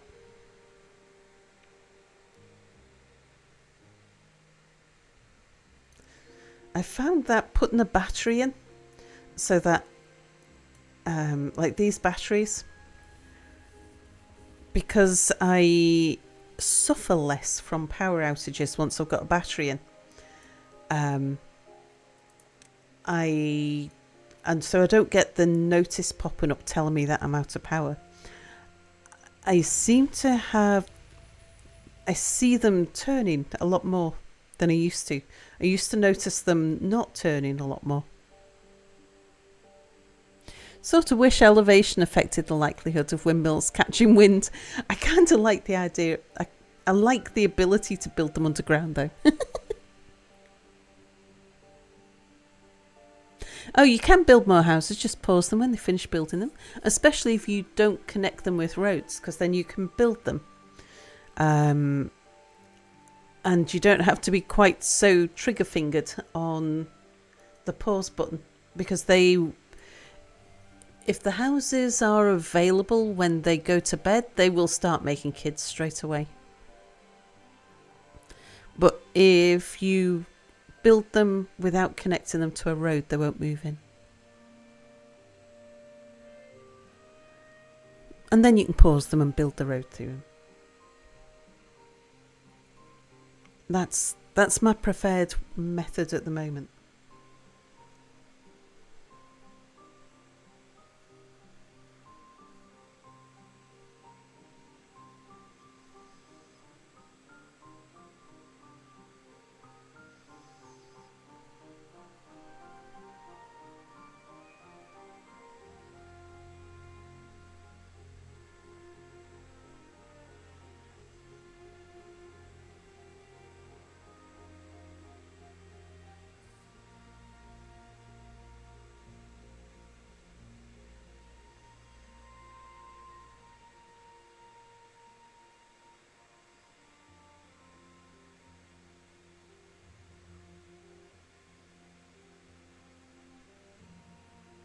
It's night, hello, says hey everybody. It's my favourite bunny. How are you doing, Night?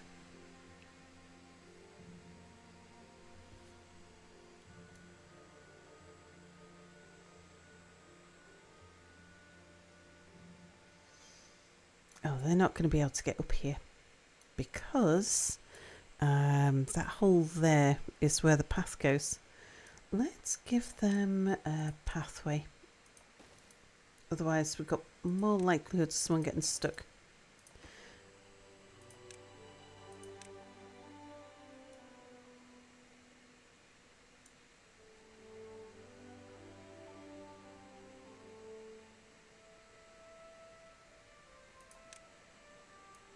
There you go.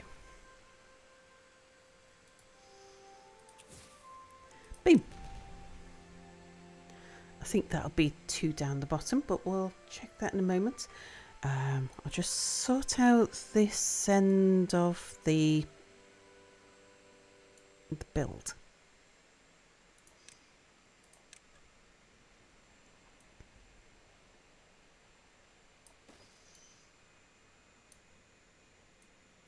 I think that came out to there.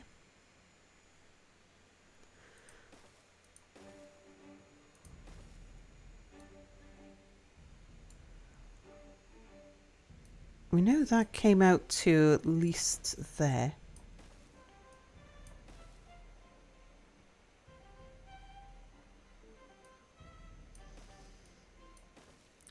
So I'm guessing that was something like this.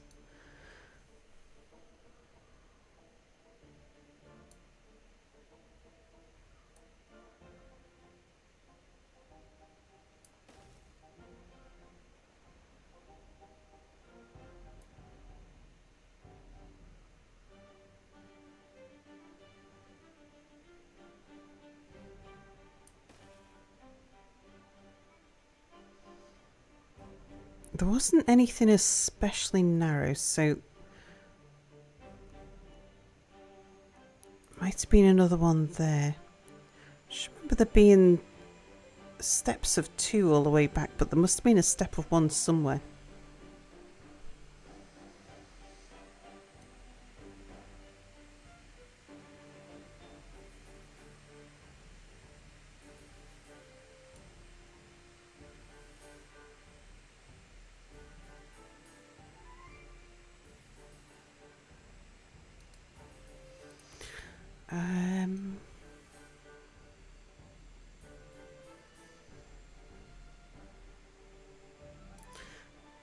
Don't remember there being a flat 4 there.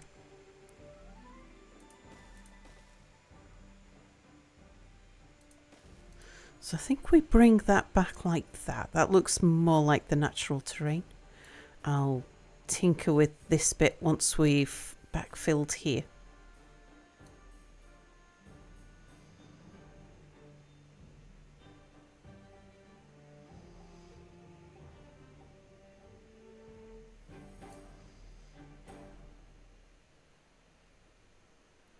You'll try not to expand too quickly. Do better in food and water management.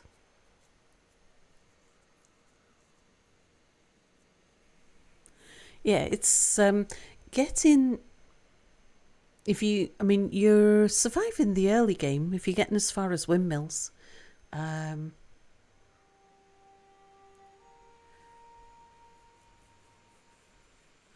I get through most of my early game. I play with 15 to 18 beavers.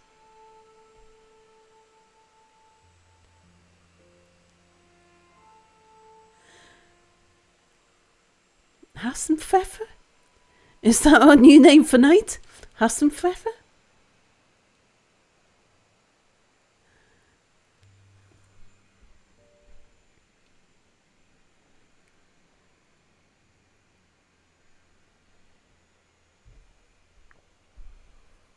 Yeah.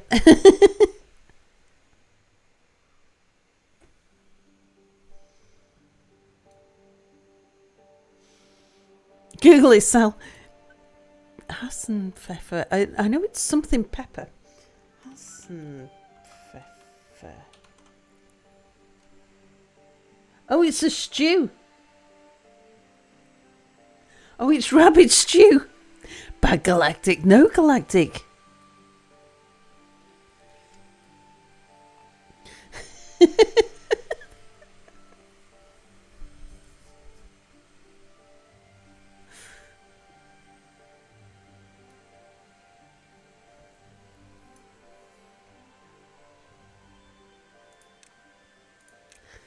Give them a pathway down.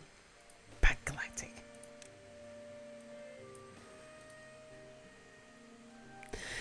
Hassenpfeffer, you sound delicious. Yes, you do, says Galactic.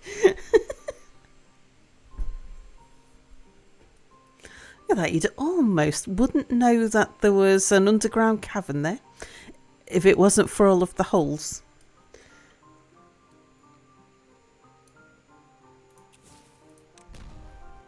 And we intend to leave some holes.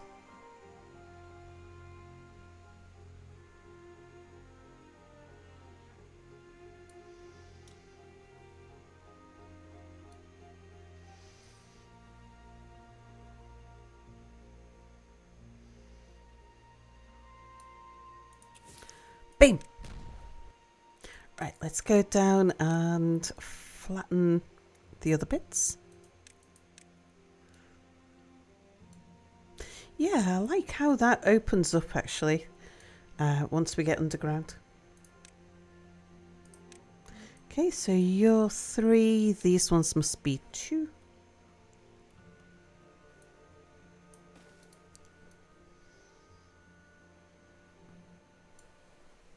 Skylights so the robots can see what they can't have. Well, like I said, they will come up onto the surface because we need them to work in the mines and the bad water rig.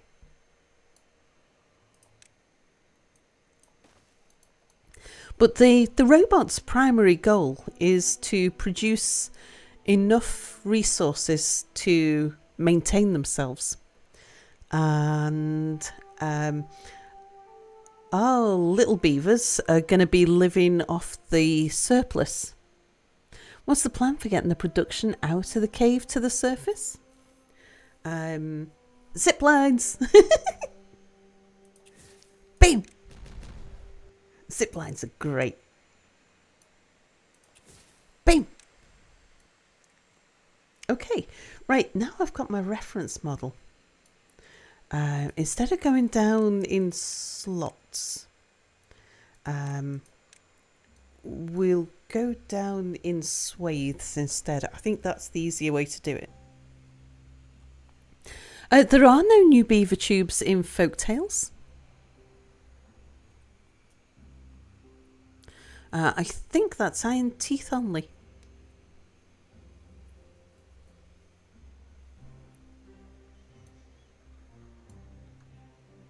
Either that or the tubes are not on the experimental branch yet. I'm not sure which.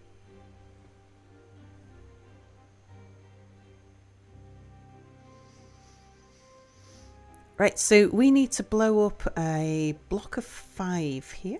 Oh, yeah, we'll be able to see in the edge here as well, which is cool. I like the idea of being able to see down. Oh no, what a cell unleashed onto the world. You can have the robots grow food too. The robots will be growing potatoes for themselves.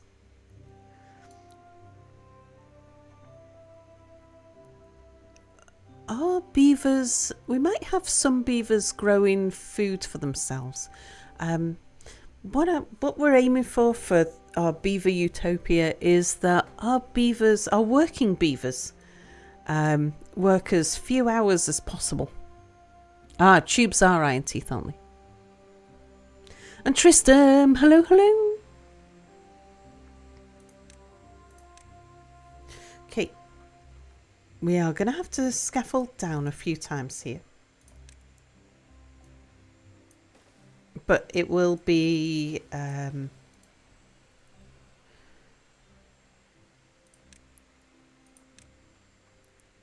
quicker than... Yeah, that's 5. Quicker than going down in slots.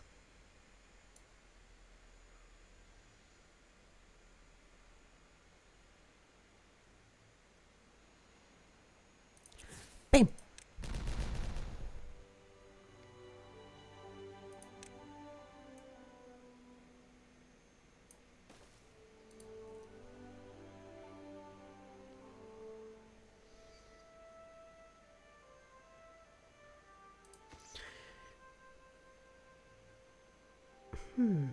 Pull back those stairs. I've got an idea.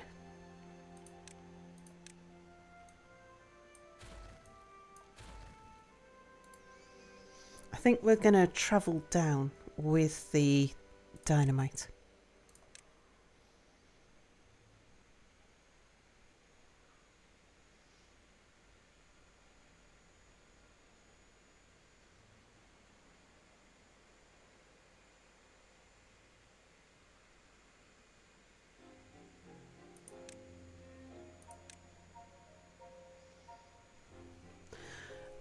We're going down. Are we going down 10? I think we're going down 10, aren't we?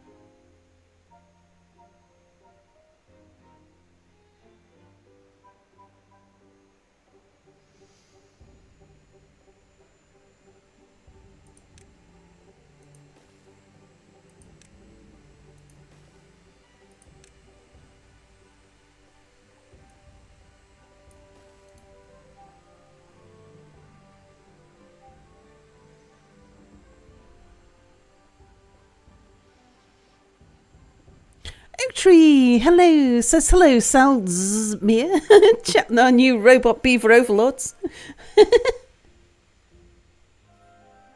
A good mix of automation and manual labour. The beavers still have to earn their daily mud bath. You really like conveyors and tubes. Didn't think they were limited to one faction. Oh, we got ziplines instead, though. The ziplines are great. You can see the beavers like shooting across the canyon here.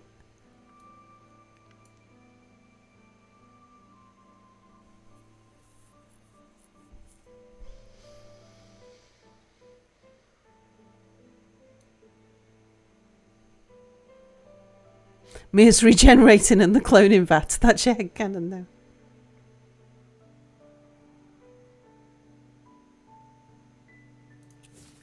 Beam! Oh yeah. That's better, Beams.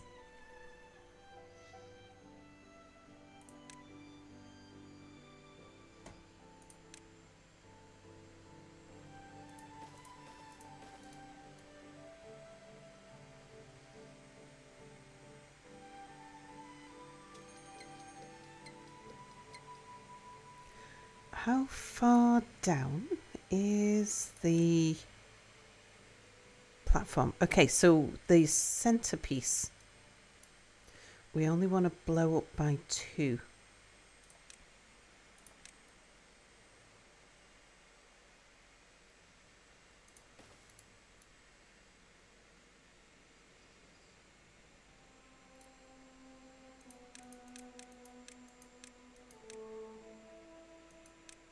Yeah. Whereas everything else blows up by 3.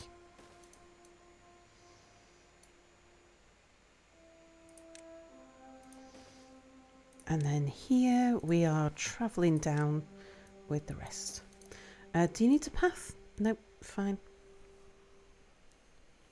Today's dry soup during a drought pungent menu. Boiled plug slug sandwich. Pip apple curry. Cooked fish fries. Oh, I quite fancy that. And pasta with bushmeat nuggets. Chopped onion, chopped cabbage and soy sauce. Bushmeat nuggets? What did you have for tea, Oak Tree?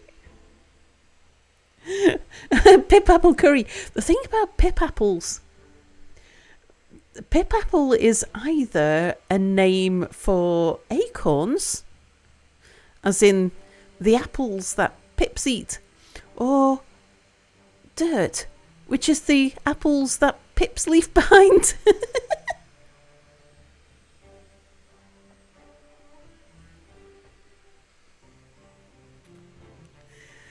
Let's just hope that pip apple is like acorns.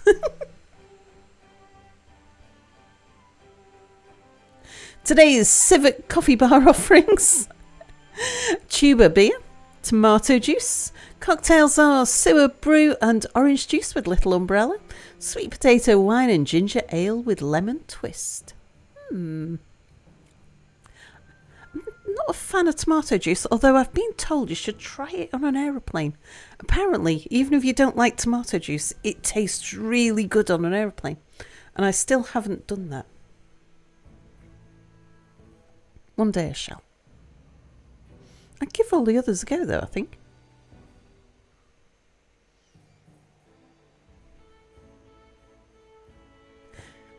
You were thinking sliced pip and apples? No, bad. Reminds you of food from the old Redwall book series. It's all bits. It's a selection of things from Dwarf Fortress and Oxygen Not Included. and to keep it from running off the side of the airplane. Isn't that because the airplane is serving V8 juice?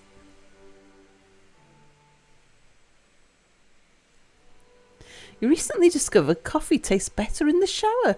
Oh wow! now that's an experiment I've never tried out, I've got to admit. Chat, which is worth, shouting into the void or shouting into the abyss? Oh, Felix passing out. It's early for you, Felix. Sleep well. A very productive day and you're very tired. Good night, chat. Thanks for the stream, Sal. Thank you for the funny number bits, Felix. And sweet dreams. You like V8, though the low sodium variety. Radar, hello, says Night Valic. Hi, Sal and chat. Night Valic and good riddance. Oh, you stare into the void, shoutings for the abyss. Ooh. Boom.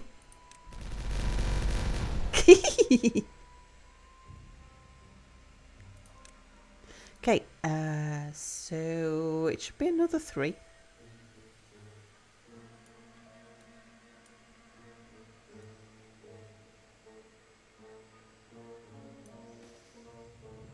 Oh yeah, you need to give them some stairs down.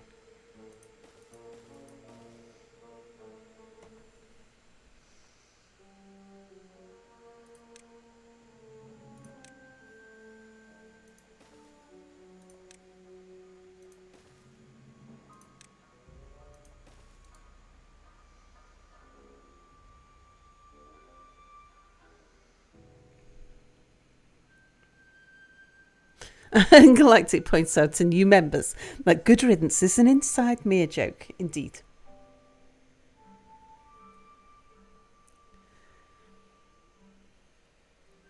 Wait, you think it's still backwards?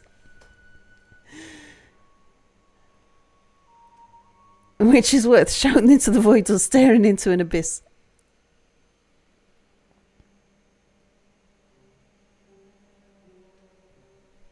Whatever, you're too tired to do this right now. Why is Sal showing off her hole? We're making an underground factory to keep our robot beavers in. Oh, we have new members joining all the time.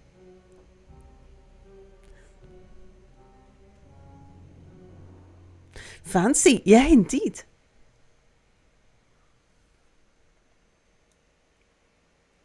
Yes, we're making a cave where the robot beavers are going to work.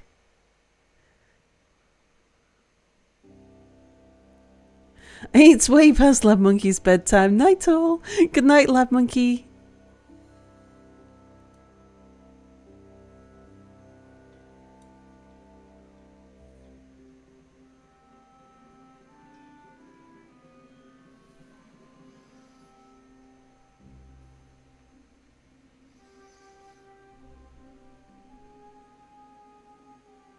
You never progress far enough into Timberborn to start using metal.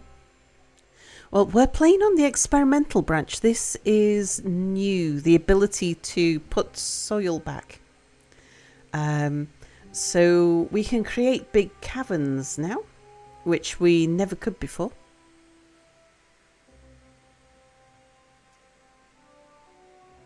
What I would like to know is, can we grow trees underground? Trees or crops, can we grow those underground, or do they need to be above ground? I don't know. We'll need to find out though, so that I know where to, because we'll have to bring some irrigation over here. There's no freshwater source on this particular terrace top, but we can move water. But we couldn't move the mine or the bad water. So I chose to come over here because there's a bad water source and a mine, both next to each other. Heard you can? You don't play in the experimental branch? Yeah, I don't often. Oh, Michael's hiding from the new members. I usually stick to the stable branch, but I wanted to try this out. Bam!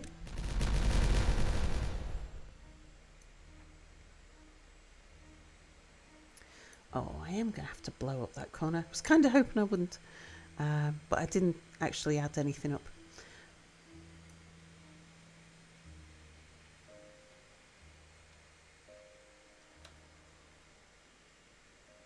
Okay, they can do it from the side though. I mean, we were going to have to blow this up anyway. I think, I don't know whether that's 1 or 2 that we need to drop that down by. Just 1.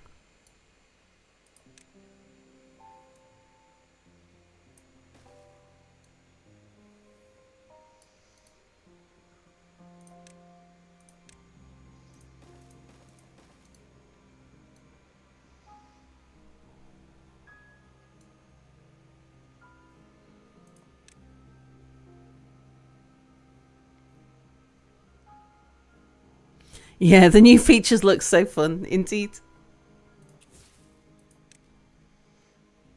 So I don't usually play on the experimental branch because of 2 reasons. One is I usually like just going for big mega builds that take ages. So I need to make sure that I'm on a stable branch so that the version will be there for some time.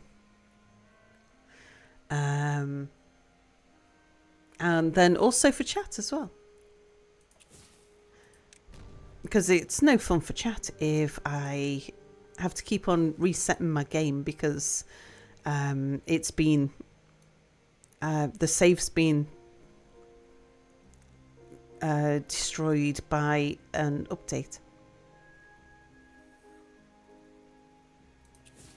Boom.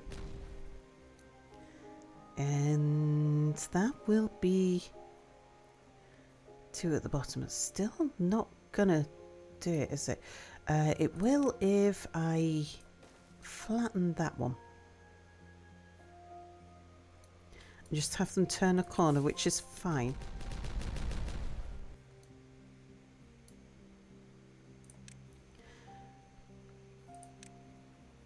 They can also start getting this in.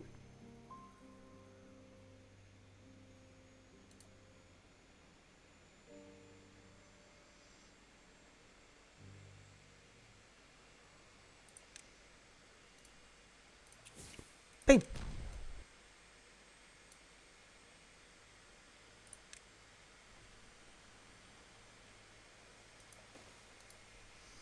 Okay, that'll let them blow up all the stuff at the bottom.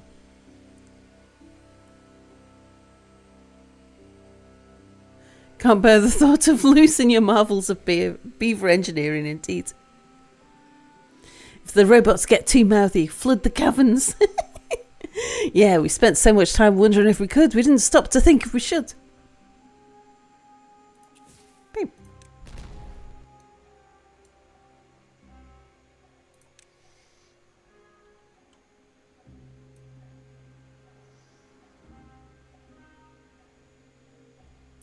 Yeah, we've got the slot to tell us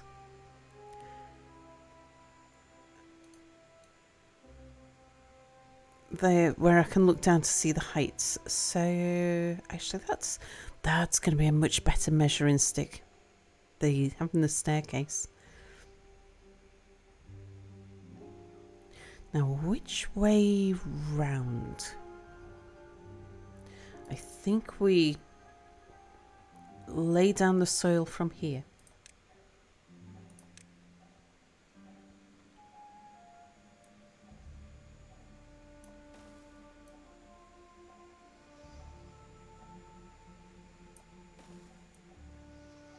And we know this block goes up to at least there.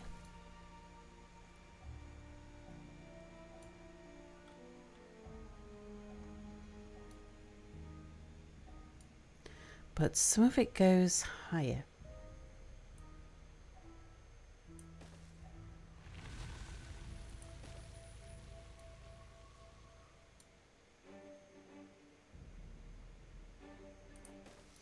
I think something like that. Right, let's go underground and they'll prioritise laying dynamite. Boom!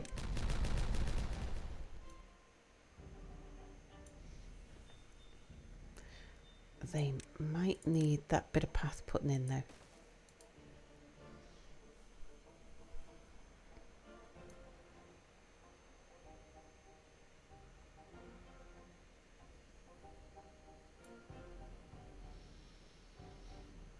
As much of a proponent of fair labour practices as you are in IRL, you're thankful the beavers don't have the mind to unionise against you. It cranks up working hours to 18.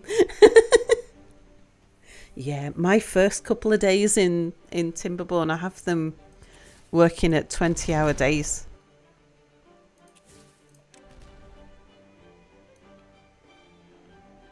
But our goal is to get it so that they can have really short working days. That's where we're aiming for.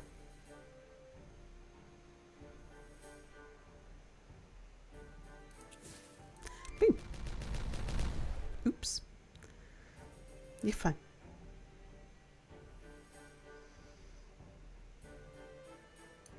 I can probably fill in the top of that now.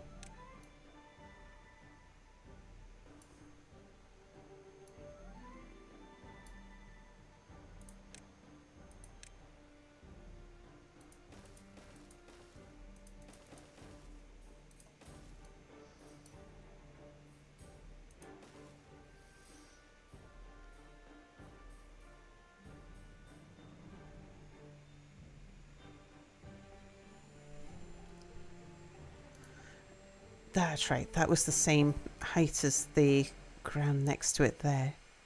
This was flat.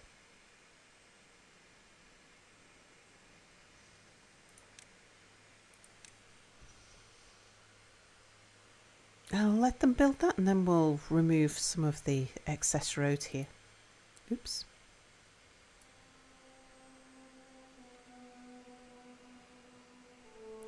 It'll be worth it for their grandchildren.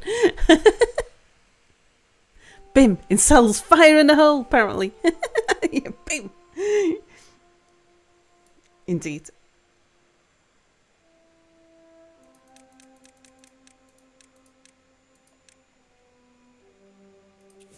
Bim! Bim!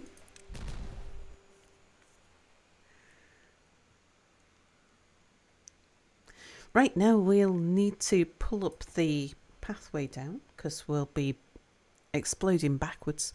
Are we exploding backwards or are we going sideways first?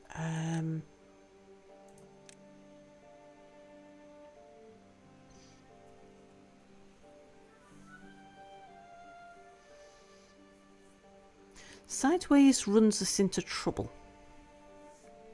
that we'd need to deal with first. So yeah, I think we carry on backwards.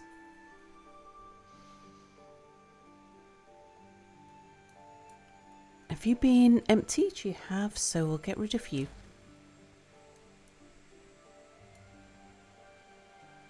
So we can come back at least one more here. Before I've got to worry about what I'm doing with the scrap metal.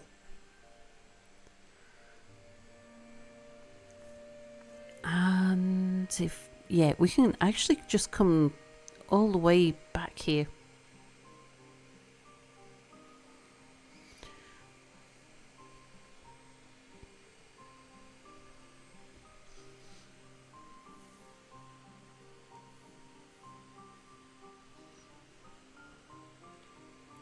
Did I still have... Was I supposed to put a platform or something there?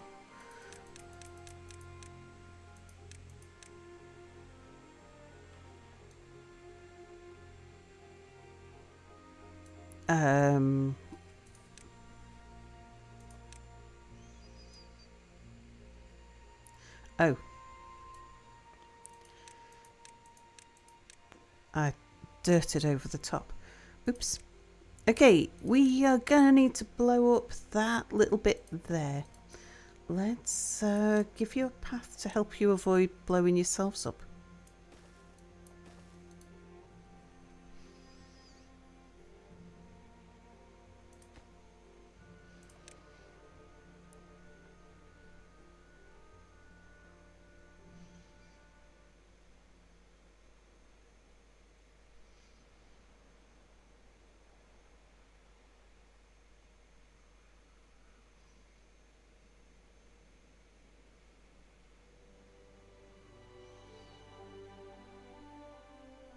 Sal's firing the whole 5-star chili.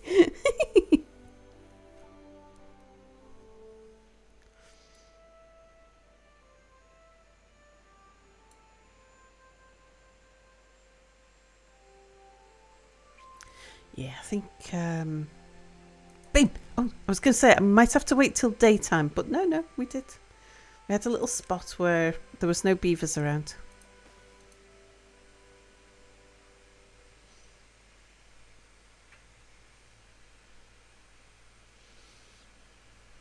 No Pip, no cheese for Galactic.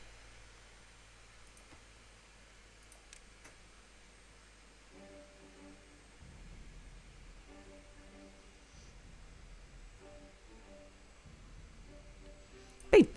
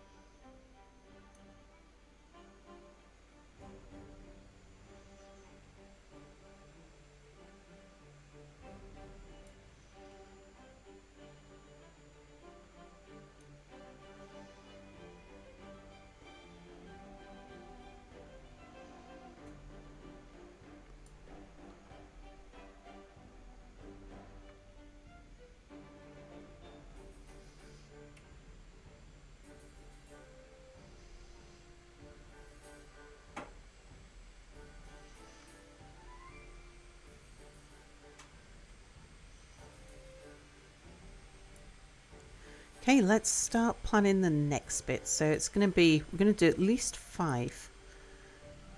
1, 2, 3, 4, 5. Oh, hang on. Nope, the path down is part of it. Yeah, so that would make the path there. Do we go another 5? Can we? 1, 2, 3, 4, 5. We can. I just need to shunt a few things over. Alright, let's get that one emptied.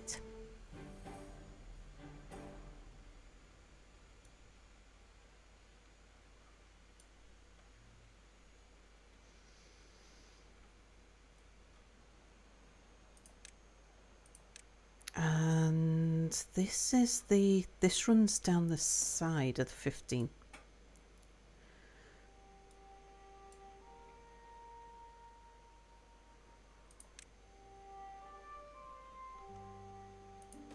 So that means we're going to want to bring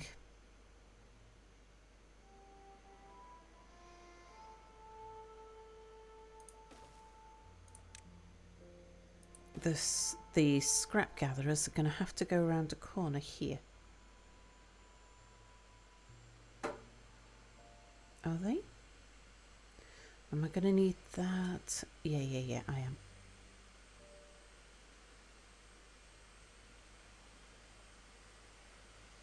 Well, let's give them a large corner, I think.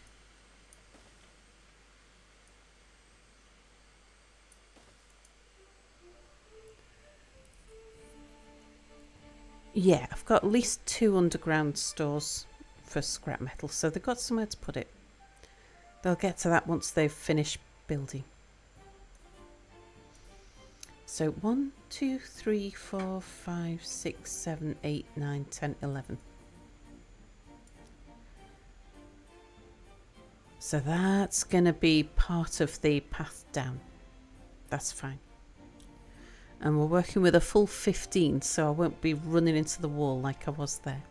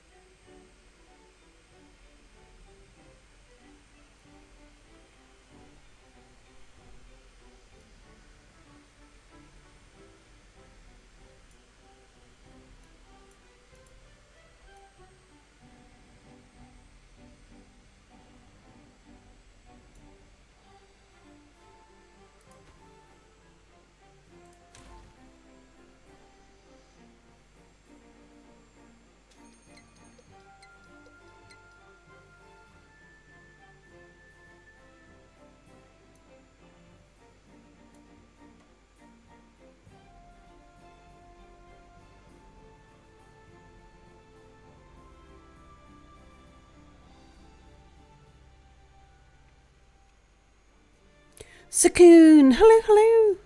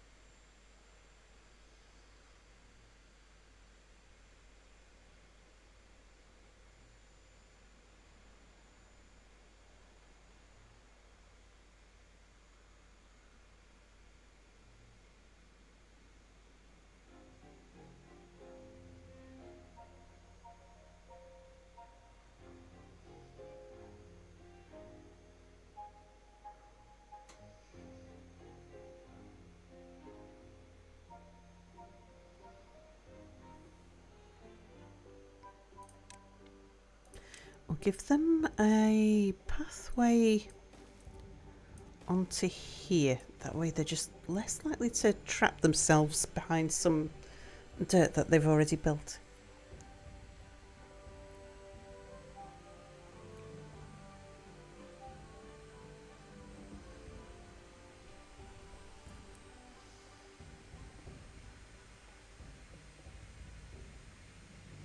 And they should be okay. I think the way I've built this, they can't trap themselves, but you never know, I might have miscalculated something.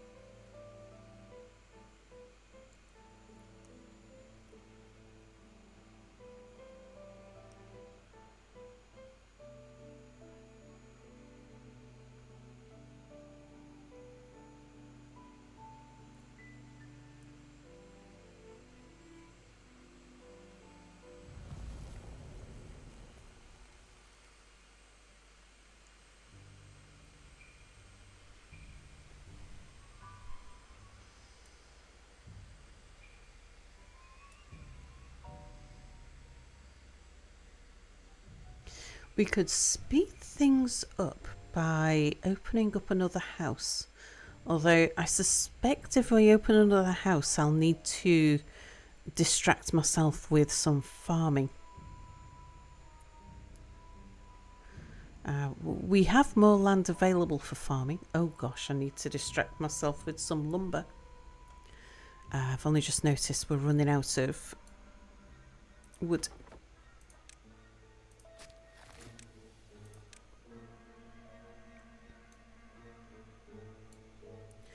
I do have a bunch of stuff over here that needs deleting.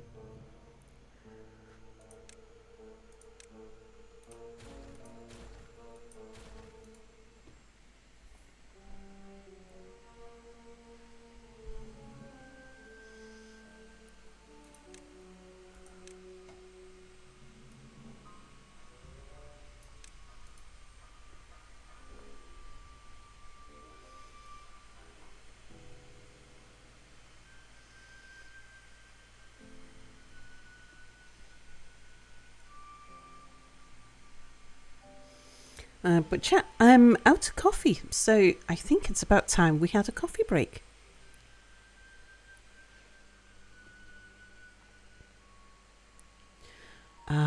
Let's get some of Felix's wonderful boogie music. I'd say I'll leave these guys building the thing. And yeah, here's some BRB music. I'll be back in just a few minutes after the kettle's boiled.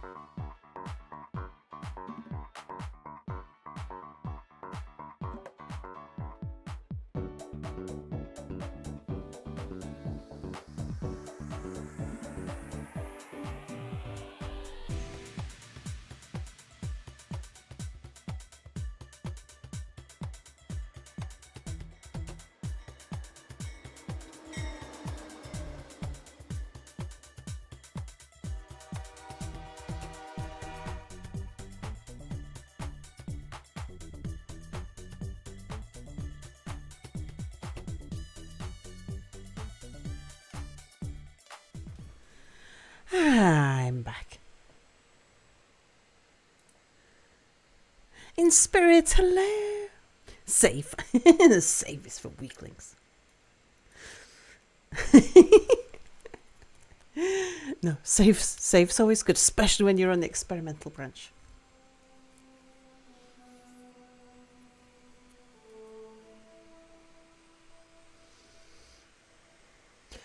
Let's see how they're doing over here. Oh yeah, they're finished. Oh good. And they've emptied all the scrap metal away. Right, well we need to get rid of you. We need to move our metal scrappers. They're going to come over here.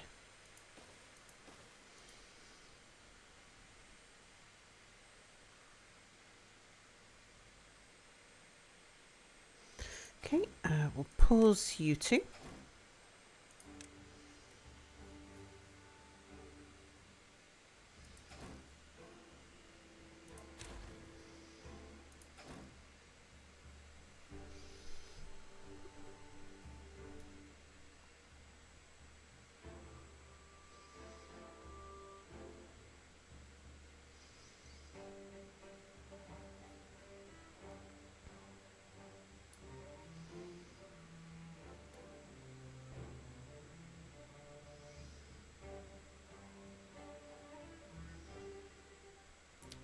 I should have just put down one for those.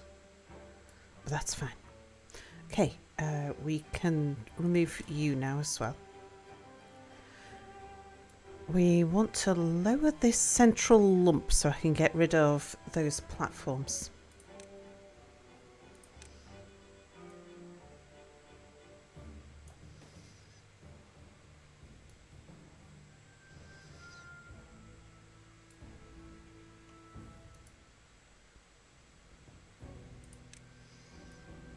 And yeah, this lot here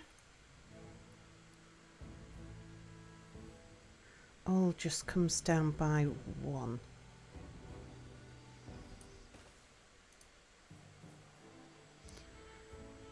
The pathway down is here.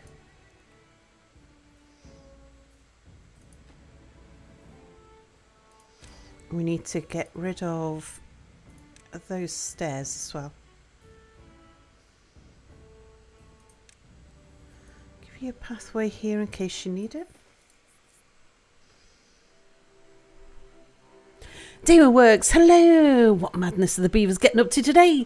We are excavating a big underground cavern where we're going to have robot beavers building robot beavers.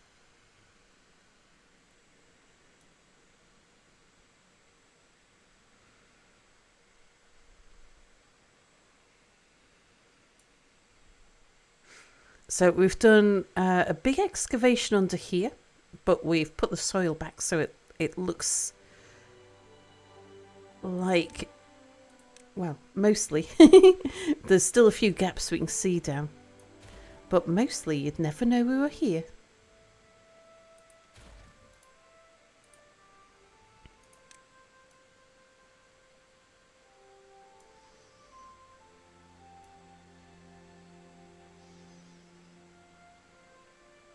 I think there was probably a bit more dirt around the edge there.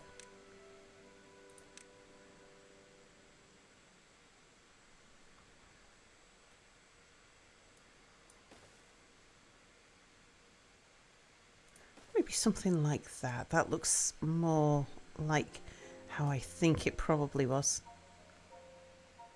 This clearly cannot possibly have unintended consequences. Bam! Okay, the beavers are using... I think we'll wait for night time before I blow this up. Bam! That was night time enough.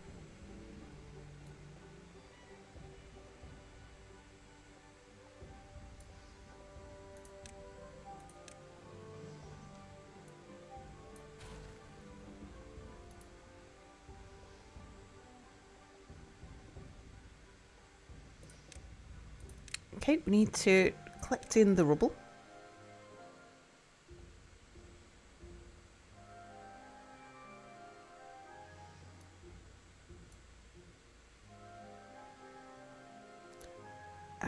We also need to lower this bit as well.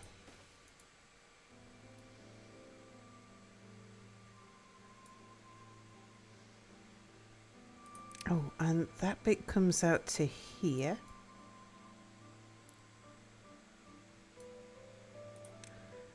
This bit comes out to there.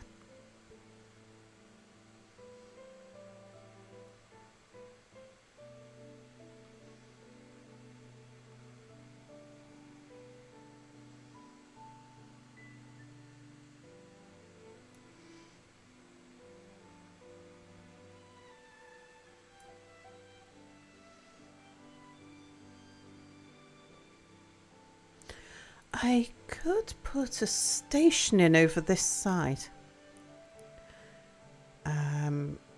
Have the station go over to here and then come back to that pylon. Extend the loop out here. Might be worth it.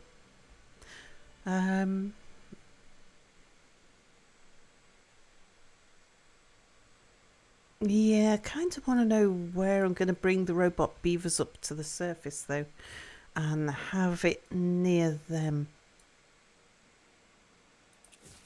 Bim!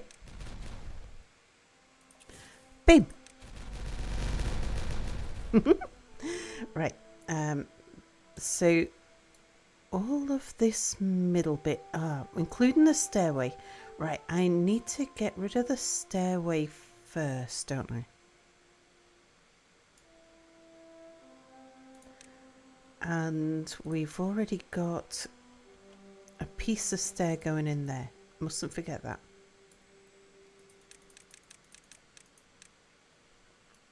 Okay, let's get rid of that stair there.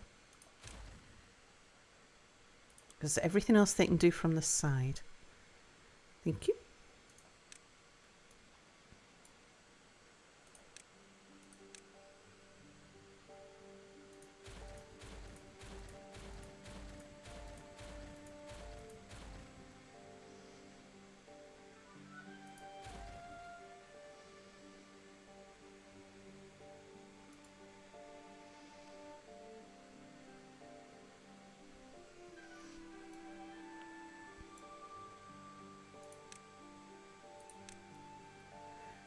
Okay, 1, 2, 3, 4, 5. I'll guess these. Oops. 1, 2, 3, 4, 5. 1, 2, 3, 4, 5. Yeah.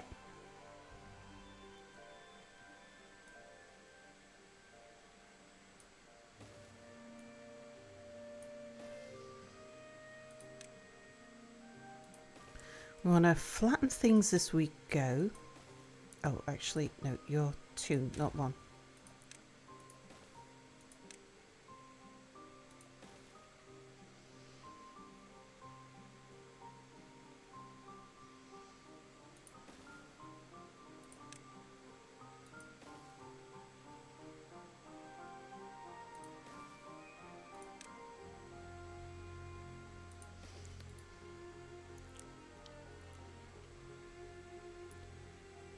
And then over here, we want to drop you by 1, you by 2, the rest by 3, except that far corner there, which is 2. Right, can you reach here? Yes. Can you reach there and everywhere else? Can you reach down there? Yep, so we don't need any paths anywhere. Do robot beavers dream of artificial wood? Maybe.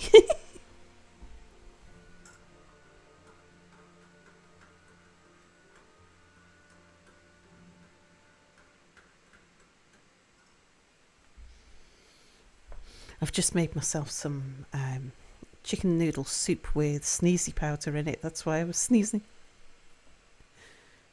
Got the mustard powder in the air. It's just so tasty though.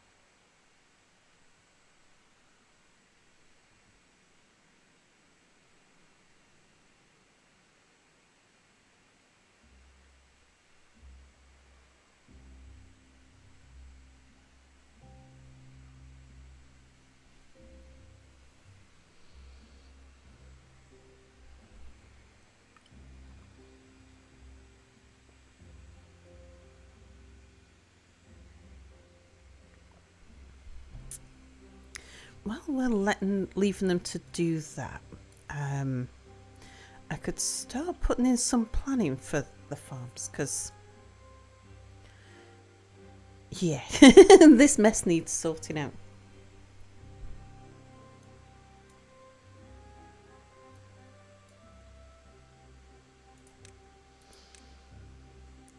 That's the path for the old water supply. We don't need that anymore. Maybe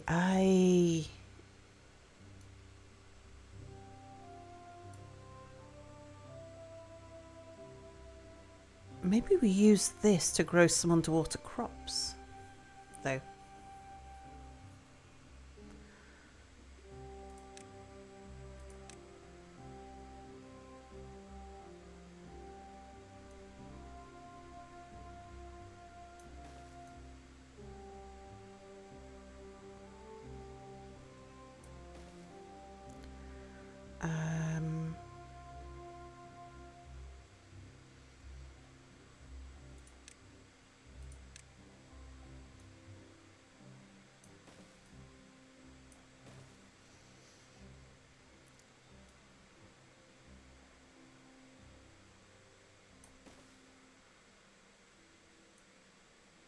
So 1, 2, 3.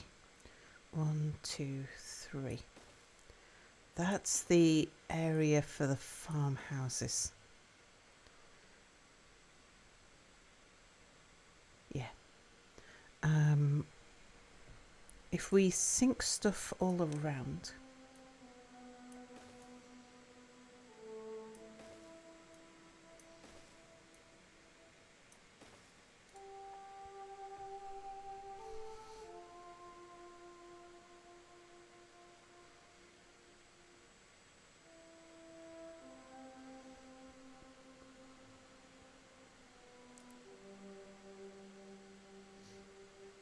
They might have finished laying that dynamite now. Let's get back to them. Doing the last bits. Oh, well no, because they'll come over here and start building this. And then we can go over there and start building that. So we can put down a little bit of wheat here. I've now got access to... We've got an area for power here. I can pick up all of this and we can put down some maple and chestnuts in the area. And all of this stuff here, just a lot of it needs to go. The rest of it needs to be tidied up.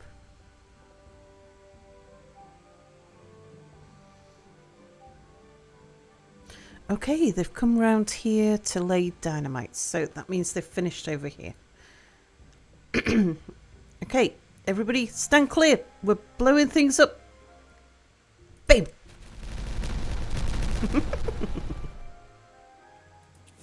Bing!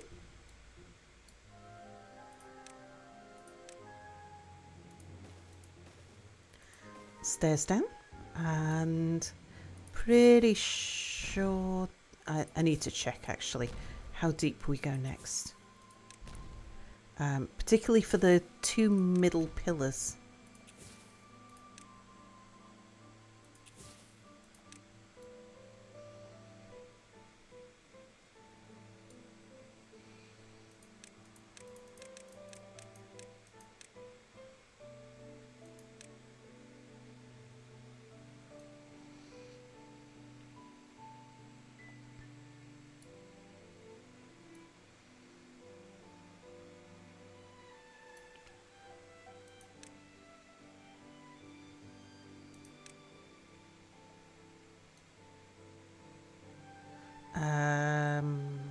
Was it 1 or was it 2? I think we'll go 2. If I'm wrong, I can always blow up another bit.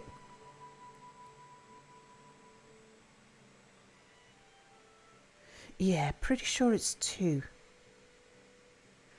Now, where do those middle pillars go?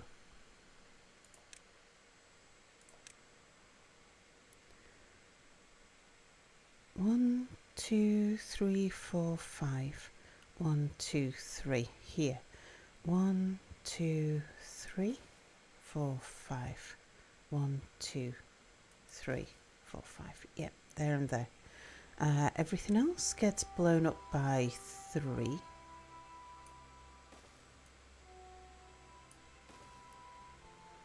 Except here. 1, 2, And all of that is 3.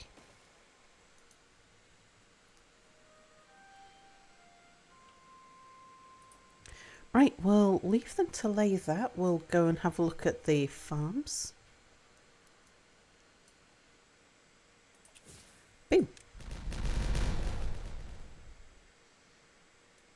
Excellent. It's not going to be the most robust of farms.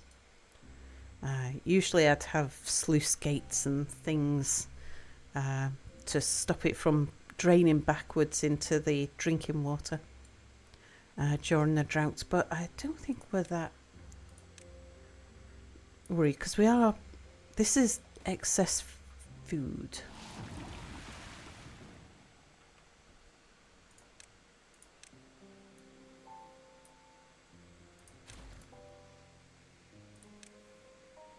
Okay, aquatic farmhouses. Put down 2. But I just want 1 worker in each. Both workplaces will be highest priority. And you're gonna grow...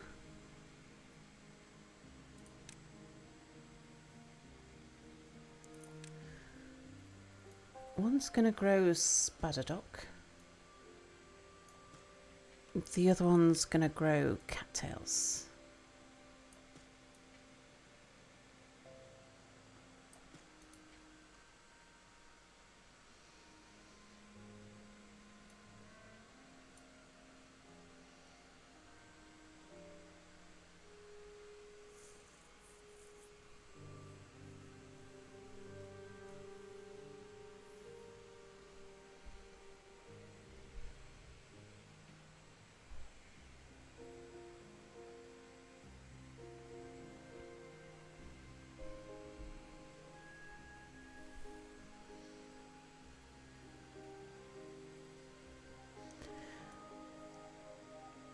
We're going to need some storage for those, but I need to decide where we're going to store.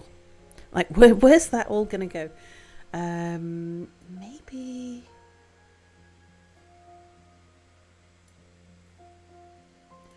Yeah, maybe it's time to sort out the mess here.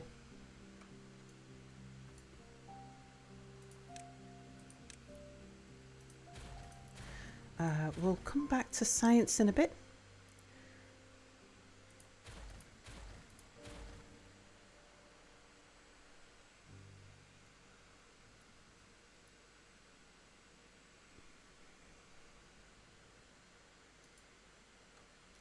And I think I'm going to lower this chunk here. Get rid of those natural stairs. It was handy having that propped up higher.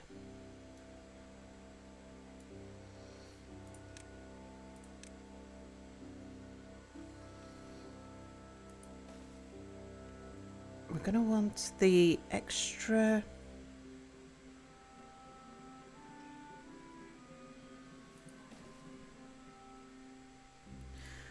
not there. Is there a jig in the path? There is a jig in the path. Okay, and we'll sort that out when we move the farms. We'll empty those sunflower seeds. There's a sunflower seed warehouse that's full. Okay, we'll pick the sunflower seeds up off the floor at some point.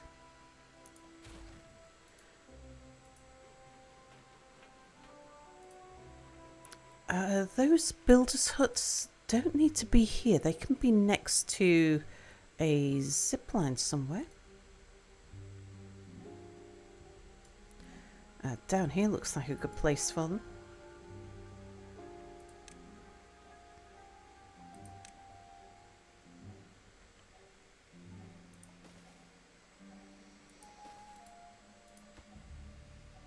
Okay, lowest priority workplace, but higher priority construction site.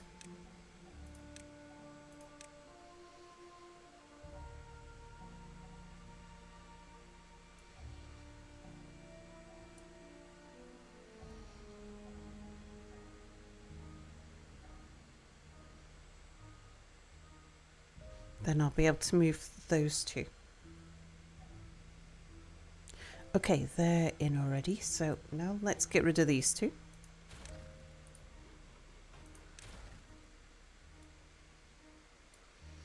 It's not that this is prime farmland, it's just that it's prime storage land, food store land. Are these... yeah, they're going to dry out. I'm going to remove the farms. So they don't replant the drying crops straight away. It'll save us picking stuff up.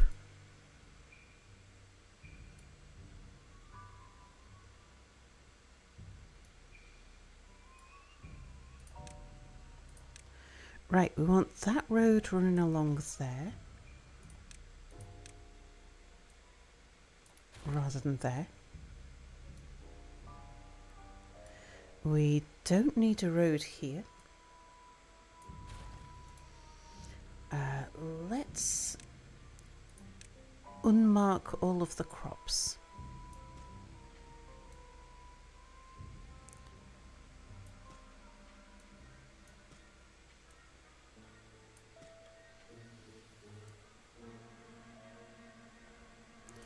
Yeah, everything except the underwater stuff.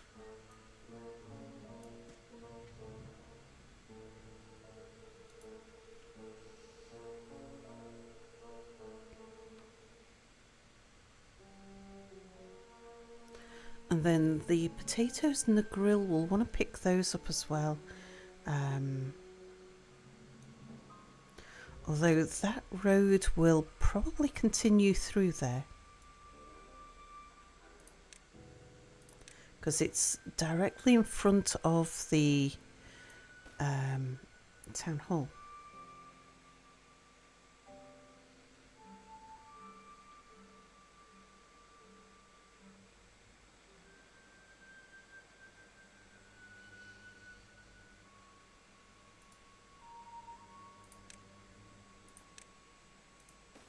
There's the other two food types going in there.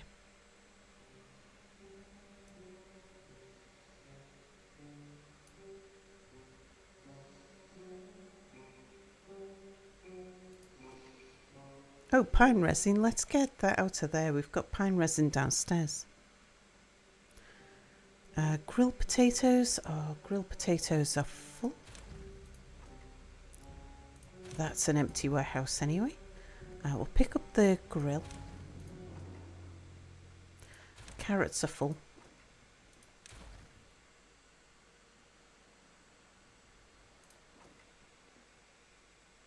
Actually, you can pick that stuff up off the floor.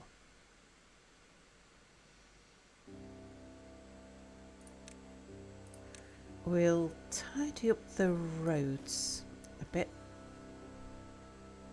Because we want to leave that raised up.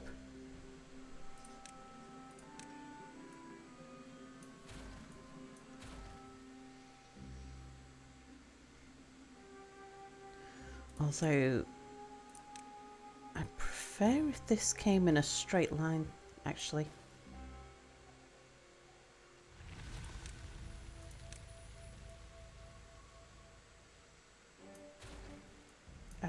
Yeah, need to put that bit of road back.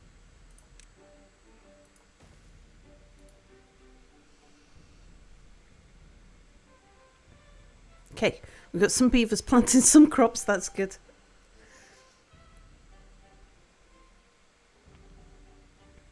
Right, so everything this side of the line is going to be for farming. Let's get some farmhouses.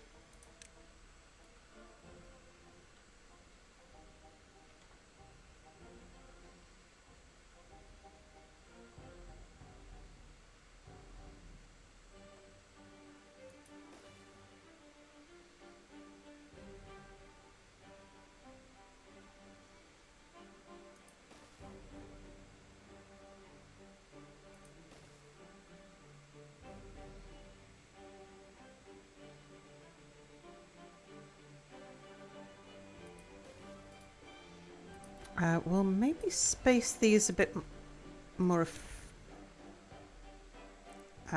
evenly.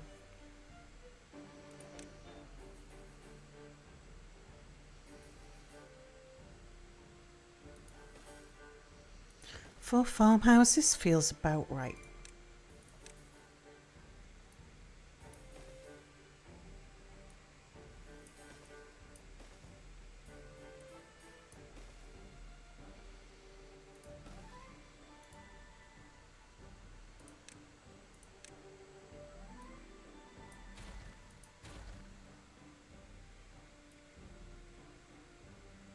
Okay, we're going to get rid of the roads there, but we're going to put it down the side of the zip line instead.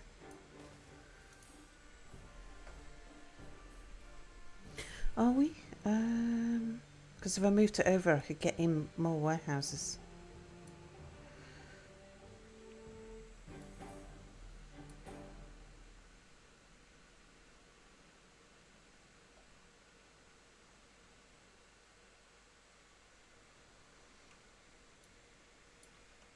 Down here, we're going to want some power.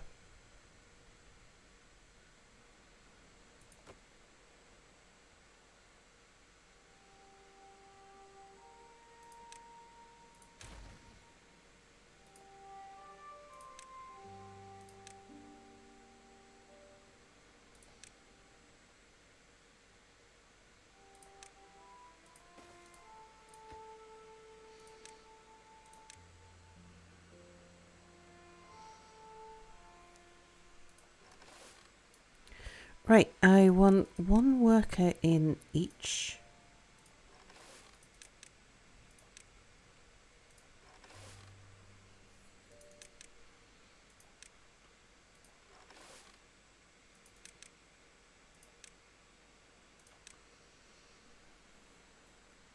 We might as well... Actually, having wheat next to here would be a good thing.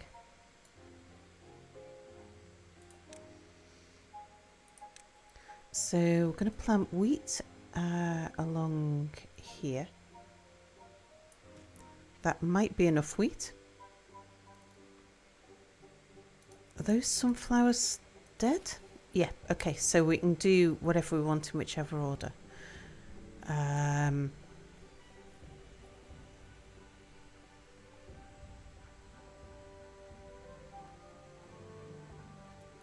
Let's put the grills over here, I think.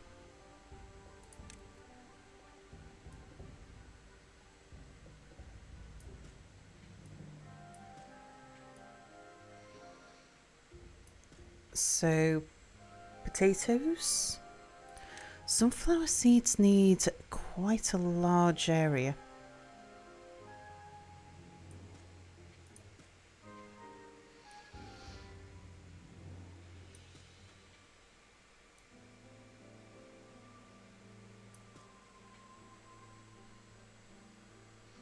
I might need more potatoes than that.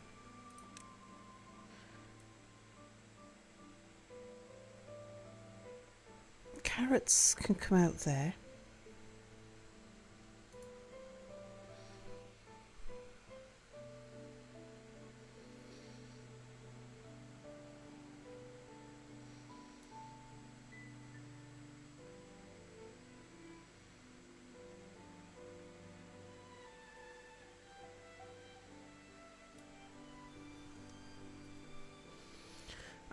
I'll save this middle bit here and see what we're short on once we get going.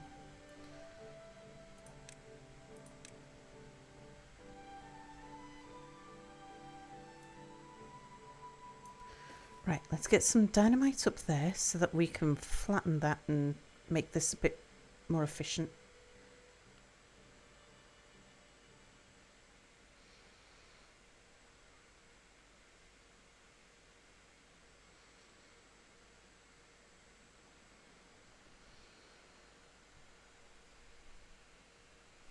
A warehouse? A who house? Do you mind showing what each water wheel generates at that spot in the river? You're eyeing where the rivers converge on your map. Never got round to building down there. Yeah, I shall show you that. Let's see, we're not in a drought or anything. So it depends on whether it's bad water or fresh water. So here each one is producing like 236, 237, 251, 160 on that one, 240 on that one. But I've lowered all of this down and I'm feeding bad water in from up here. And any overspill of the fresh water comes down the side as well. So you get a little bit extra, and I've also shut off one of the bad water sources from up here. So it's results mileage may vary, but there you go, about that. That's as much power as we'll need for anything I'm doing.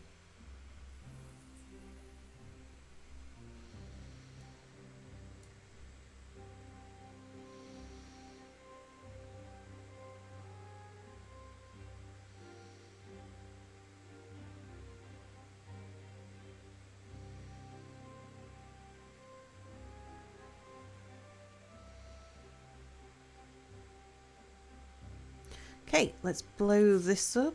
Probably from that end. Boom!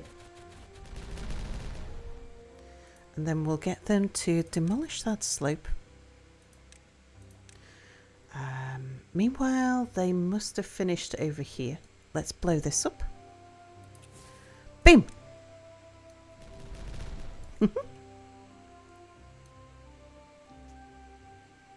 Yeah, looks like that was about right. So we want the metal platforms.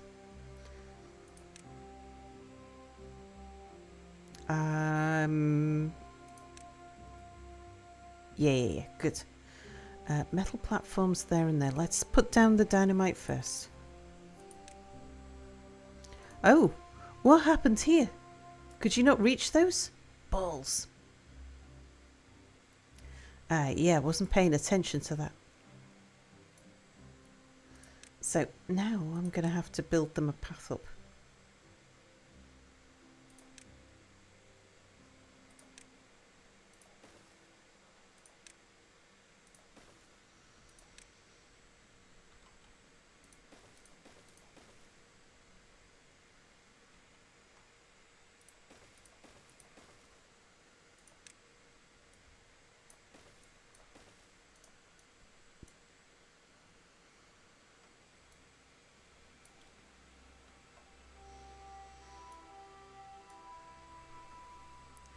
Okay, tidying up the roads around here.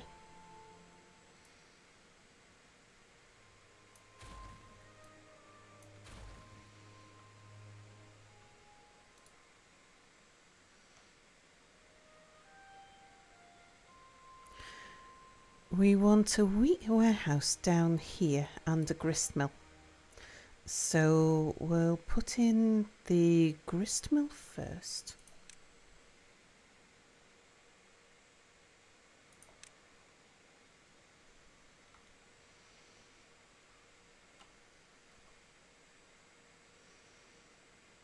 Going to put it sideways.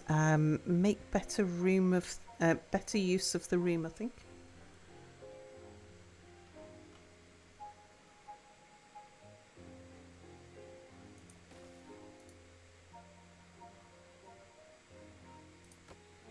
Change that one up for...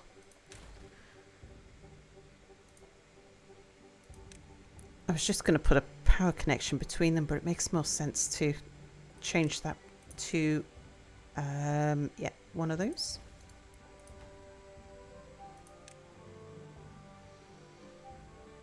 I'll just pause you, make sure they don't build that before they built this. There we go.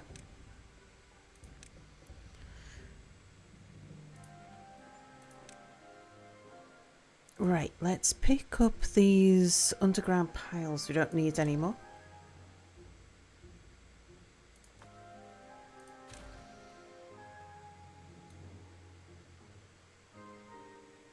Ah, you're built on top of a warehouse.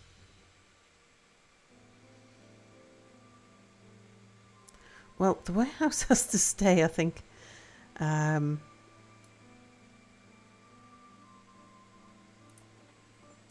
Okay, pause you. Let's give you both a road. And here we want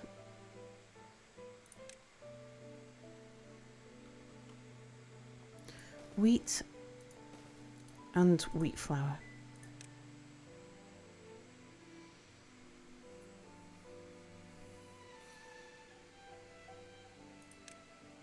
Actually, maybe we have wheat and cattails.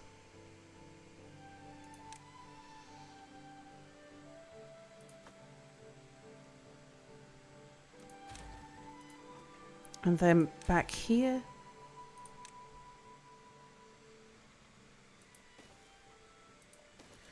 we'll put the wheat flour.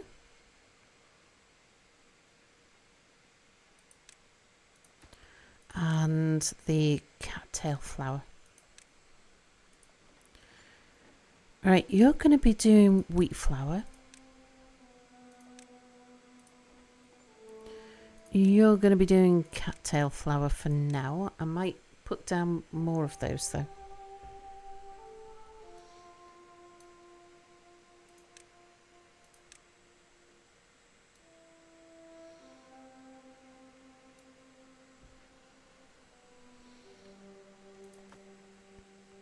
Right, we're going to need some bakeries.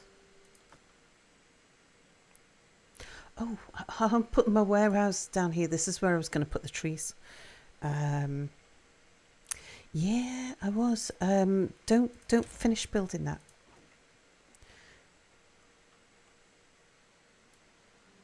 Because they've got this. So we can actually put the storage up here. They just zip line across.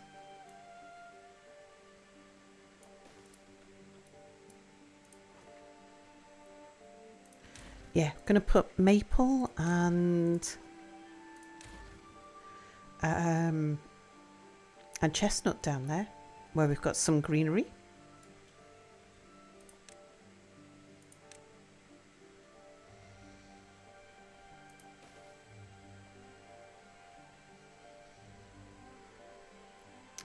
Leave a gap for a road down the side, I think. Oh, hang on.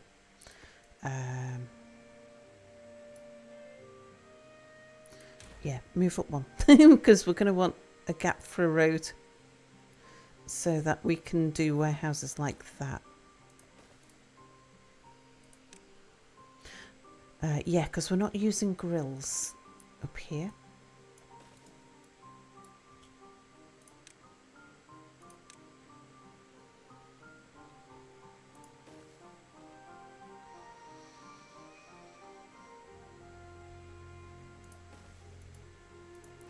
Okay, store the wheat in there.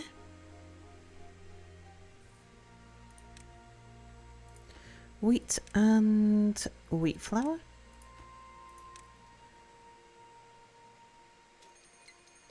Cattails. Cattail flour.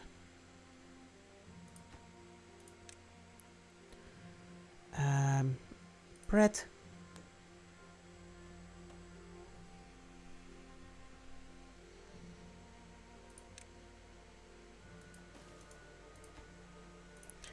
And cattail crackers.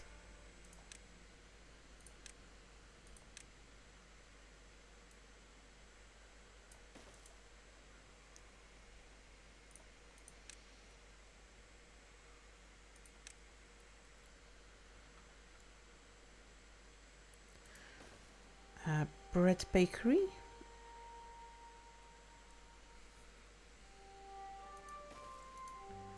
And a cattail cracker bakery.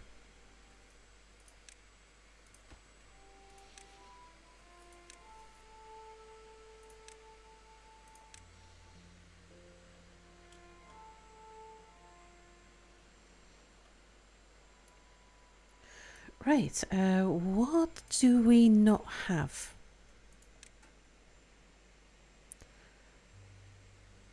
Chestnuts? Do we not have anything? Oh, turn the cattail crackers there into maple pastries. Crackers can go there. What are we short on? Bread?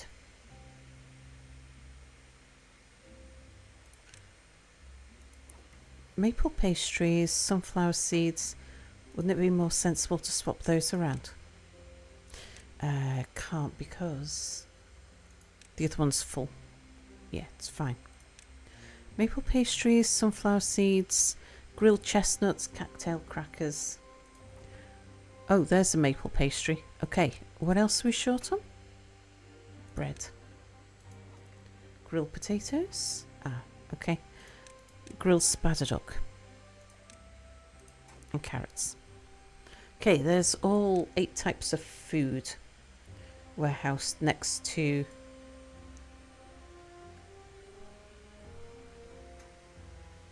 the living quarters. Right, they can grill the potatoes and the spadaduck up here.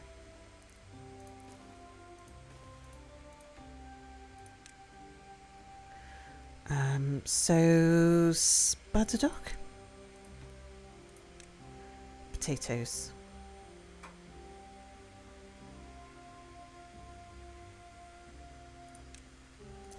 Let's bring this road down here, which makes sense because that's the shortest path to the water for some of them. And we'll put in the grills.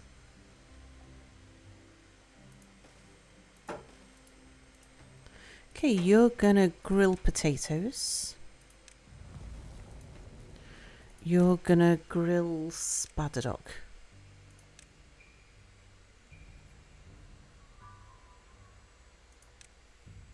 Oh, we're starting to make our first bread and our first cattail crackers. We should start getting some happy beavers shortly.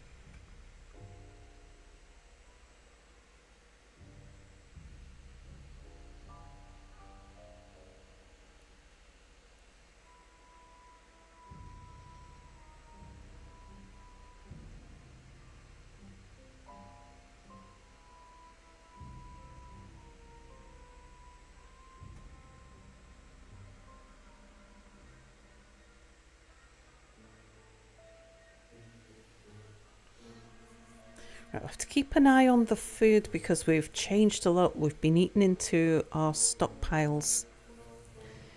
And I'm not sure how well balanced we are at the moment. So once everything's built, we just need to see if we've got enough food being produced.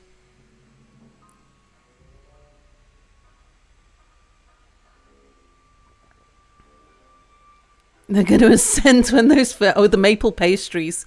Yeah. We'll be working on those shortly.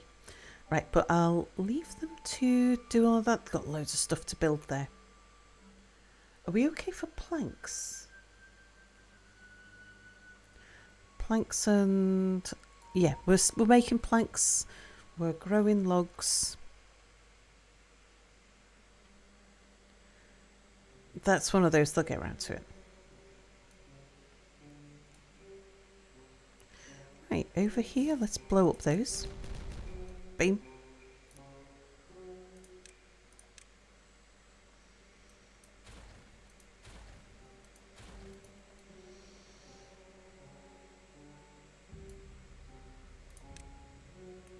I'll get them to pull in this rubble.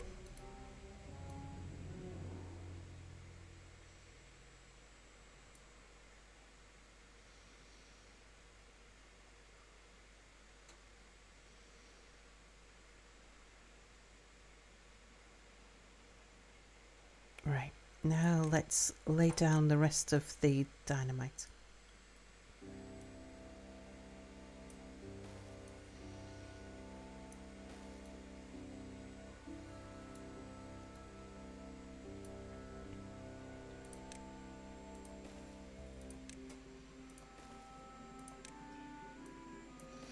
Okay, they should be able to reach it all this time because they've got a little path out here.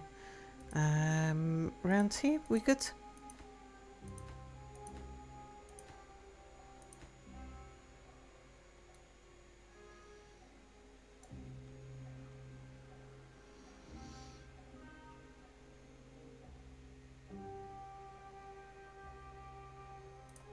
And if anybody fancies it, they could start building the overhangs.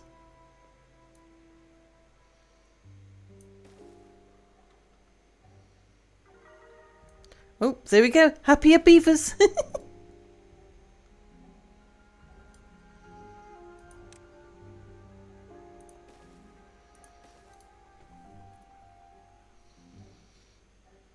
That's just from pure variety of food.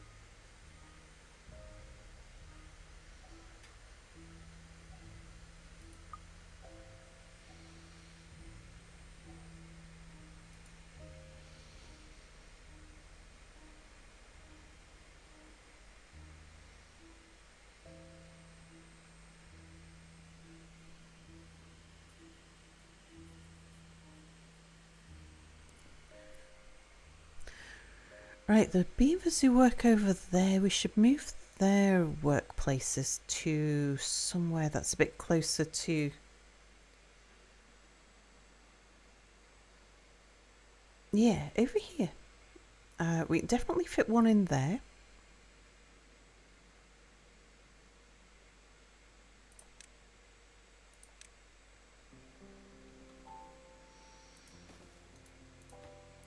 Okay, that is lowest priority workplace, but you can get on and do it. Pendragon! Hello, hello!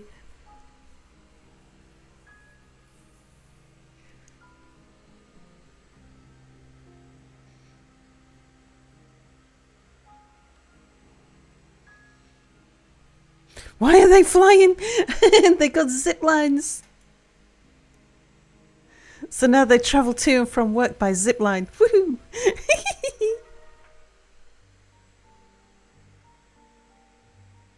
Isn't that amazing? Napsa, hello!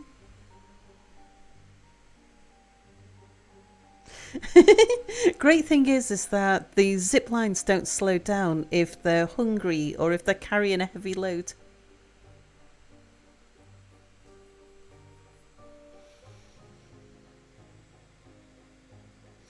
I don't think so, from what I've seen.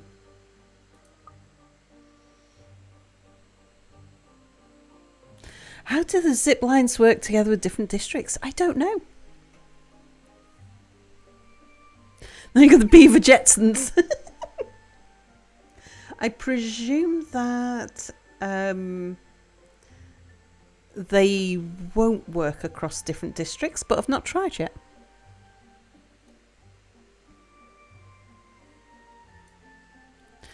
I got just one big district.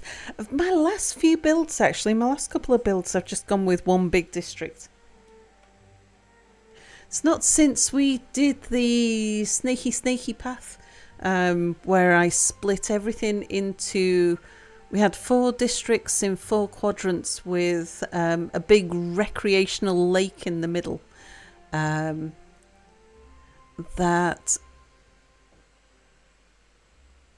was the only place where we kept it free of bad water. Yeah, I imagine they would need to transfer to a new zipline network.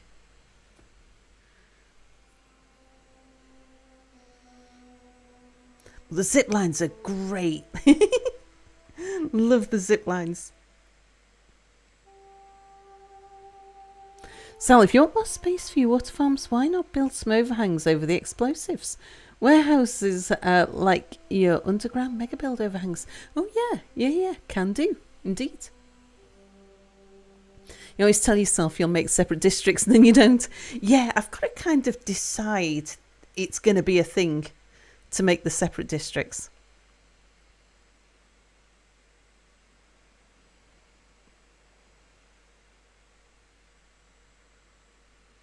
I mean, this map loans itself for separate districts. You could have a district on each, like you could have different communities living up on each of the terraces. And if I was doing a big mega build, that's probably what I'd do. Have lots of communities of beavers, all connected by ziplines.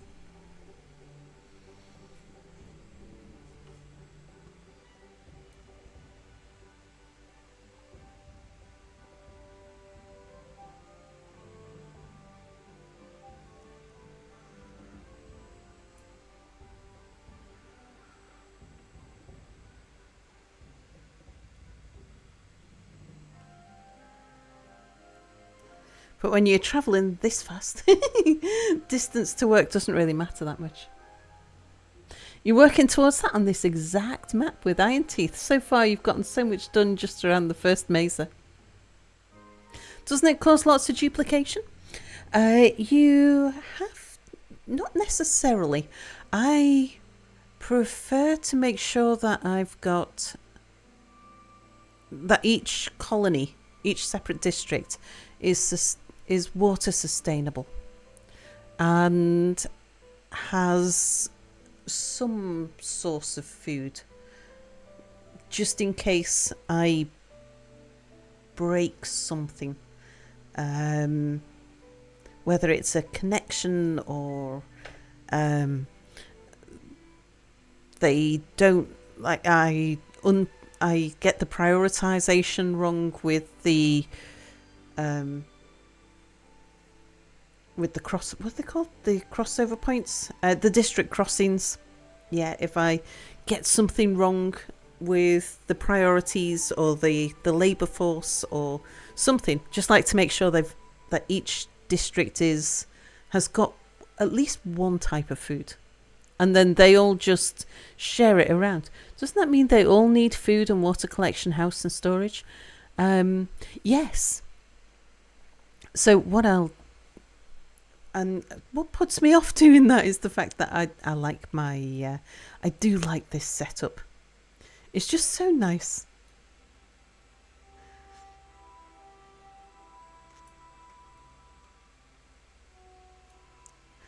So such a compact little way. But what you need is less housing, less storage. You just split it up. But you need people who are just involved in logistics. So yeah, there's more duplication. But your beavers are not travelling as far. So everyone stays close to home.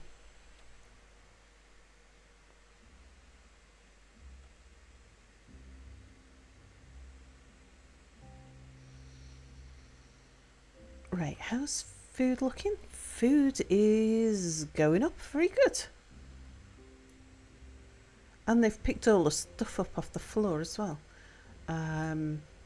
Water's holding stable.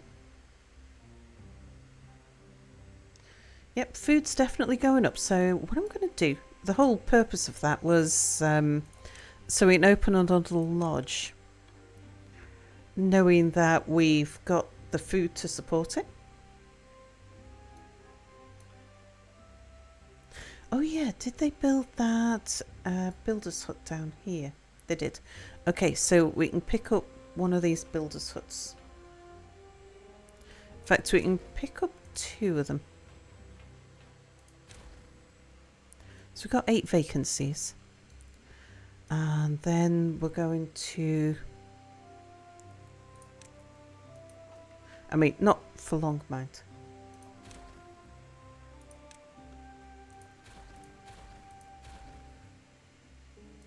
Pick up those defunct warehouses.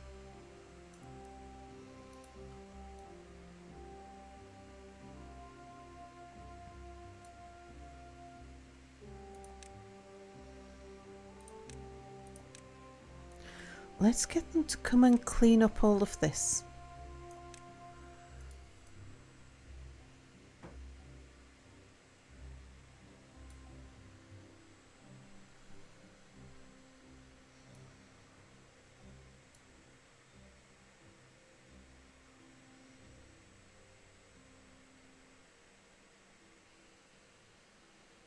Yeah, they get more time for food and recreation before bed, which can lead to greater work efficiency indeed.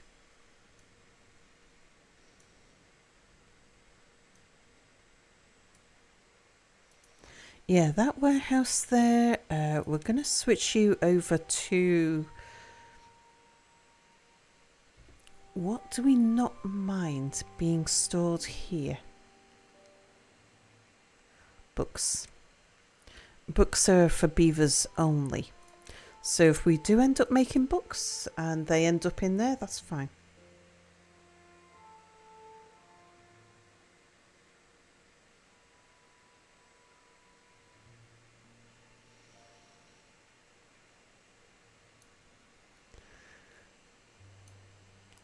Love them all going in and out of the the zipline station.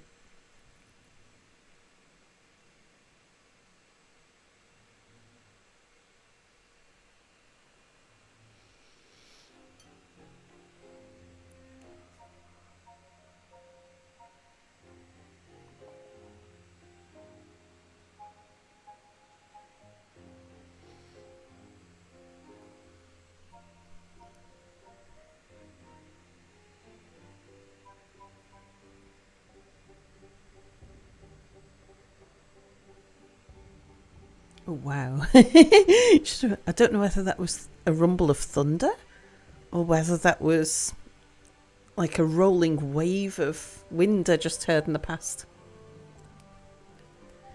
What are they building that looks like they go underground? Well, over here we are building an underground robot factory.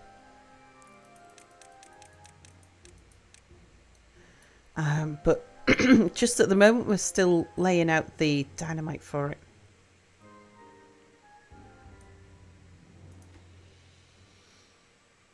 Yeah, they can reach everything.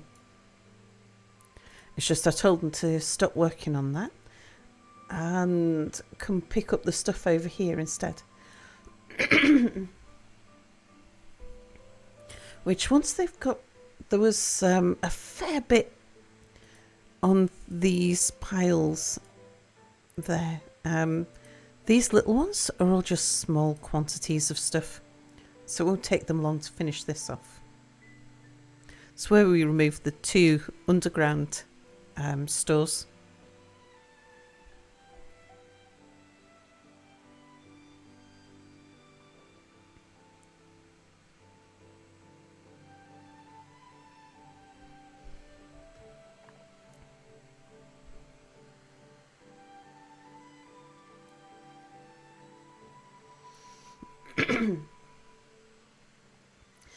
Now, 3 buildings lacking workers. We haven't got that many builders now.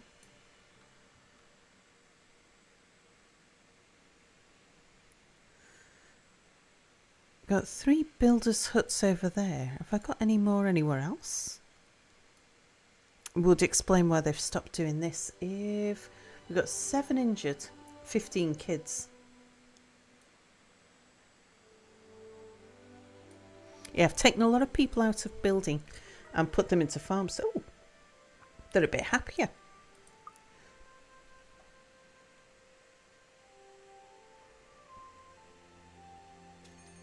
We put in a lot of different varieties of food all at once, so it takes them time.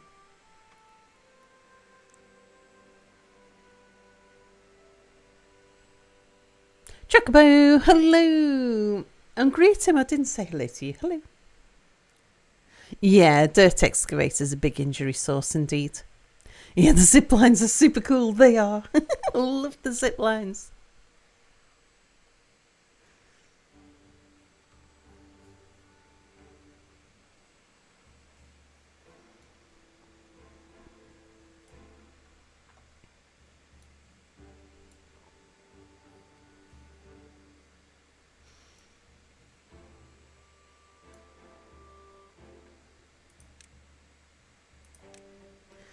Alright, I'm not sure quite where I want roads back here. I know I want to reserve a space there for another grist mill, because we should need at least one more wheat grist mill.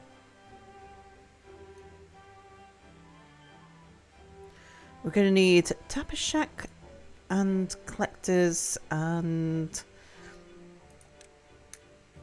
a forester. Let's get the forester in here.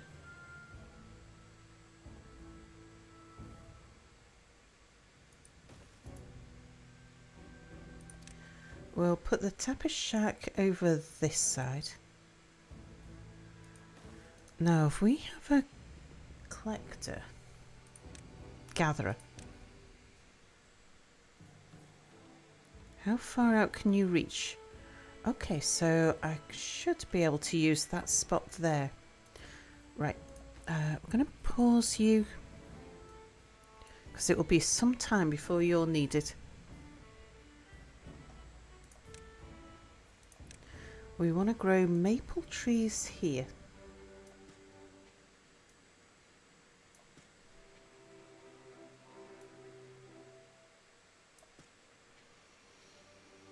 Will that be enough? I mean, we can spread up there if we need to. Might be enough because we've not got a huge population. We're working with just one double house colony.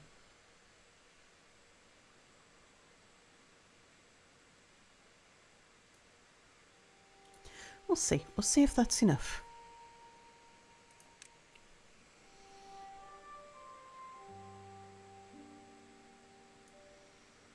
And then we'll plant up the chestnuts.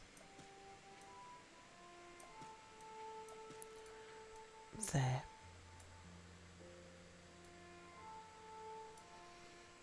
Alright, well, I'll leave them to get round to that in their own time.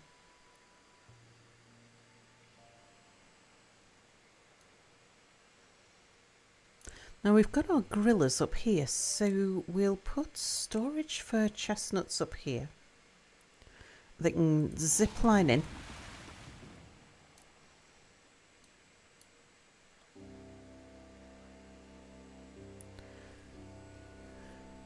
And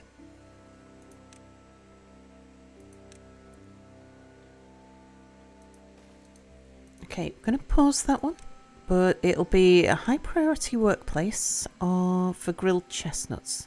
But we'll wait till we've got something to grill first. I tell you what, we'll swap over bread. We'll have the grilled chestnuts there. Where have I got grilled chestnuts at the moment? Down there. Bread can go down there.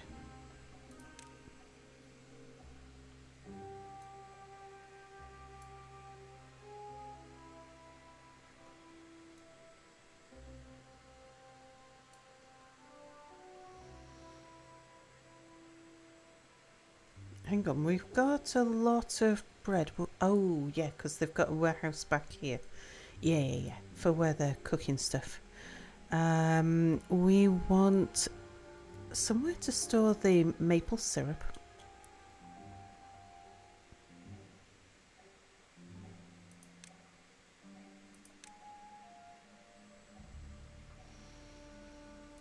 We'll put that back here. Again, they can zip line up to it.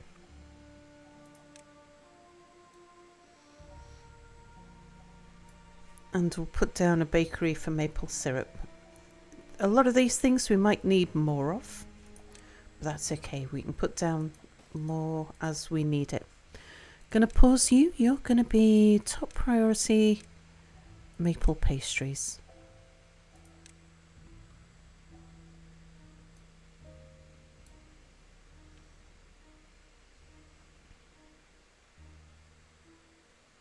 I'll let them build this storage facilities, but they can wait on the workplaces. Are you all top priority? Yep.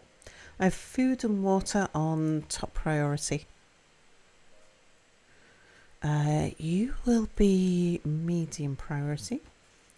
You're going to be a top priority workplace because you're collecting for food.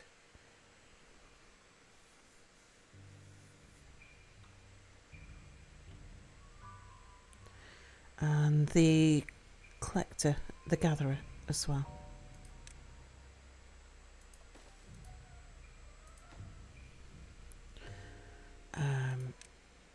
You're going to be a top priority. Greetings, Sal. Hello, Aurora. Mia, maybe in chat. How we're progressing? Have all the fun bits made an appearance yet? Oh, yes, neato. To be totally honest, pastries should be top priority. Yeah, indeed. You had to shut your dirt gatherer thingy down on one save. You ended up going from 1 to 2 injuries to 10 plus. Yeah. Oh, there's some, depending on how many of them I'm running and how big my colony, like 20 odd injuries isn't unheard of. Sweets and tip top, woo! Yeah, indeed. I agree. Okay, have we got all of the dynamite in place? We have, so let's boom. Boom!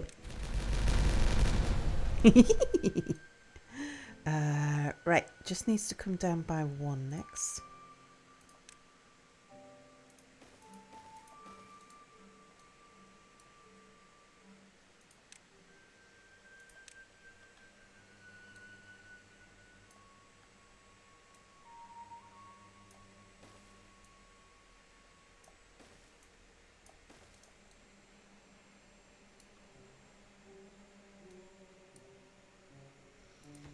Okay, yeah, I figured we'd need to put some roads in somewhere. That'll do.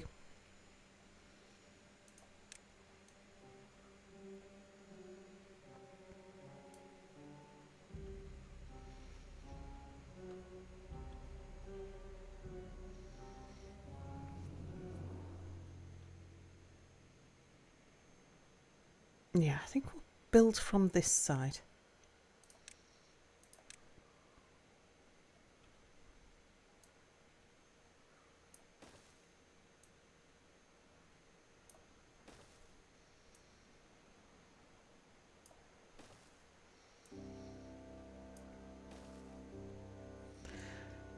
Nothing was lower than this, but some stuff was higher. And we're going to want to put that back. I think we owe a bit of land along here as well.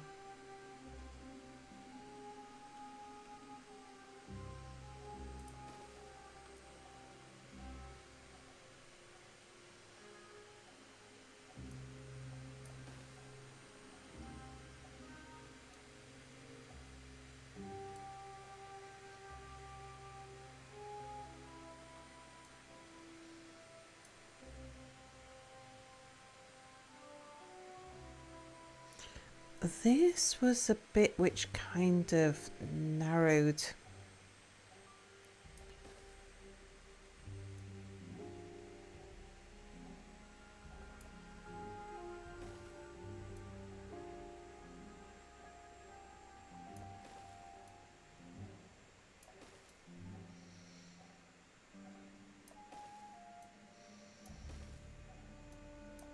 Something like that, I think.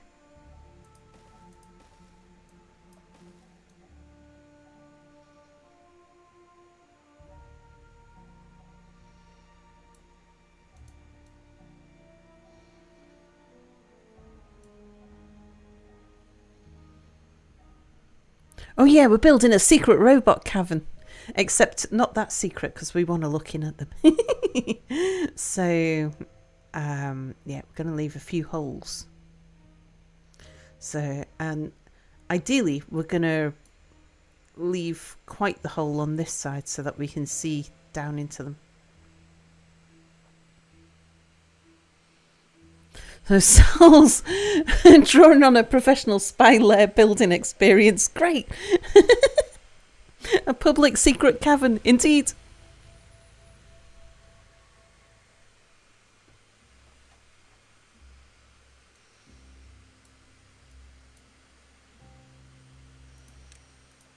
Get rid of that extra bit of path there. Don't need you.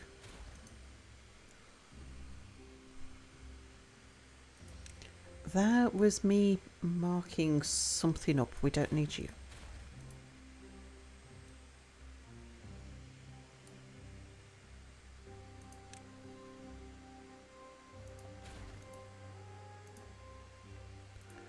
I'll start pulling that back a bit.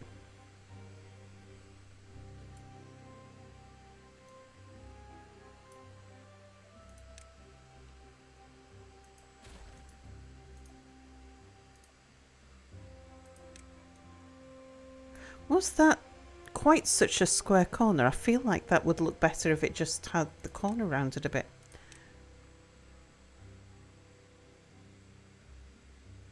No, I think it was a naturally square corner.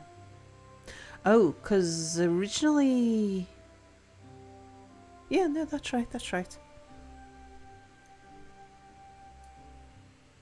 British, hello, you're building churches, not churkles. I hope you at least worship the churkle in those churches. You don't want the Inquisition to show up. And good morning, hello. Churches? I don't remember mentioning what churches. Secret underground robot lairs? Sure.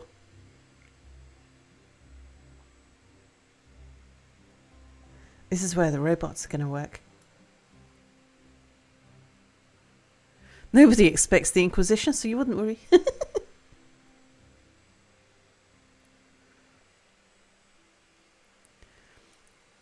Spy lairs, indeed.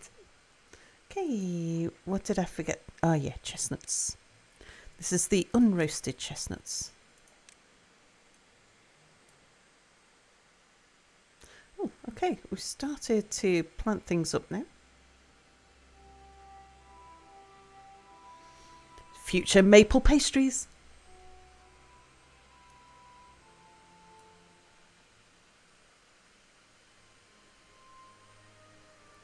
Right, we don't seem to be keeping on top of the wheat.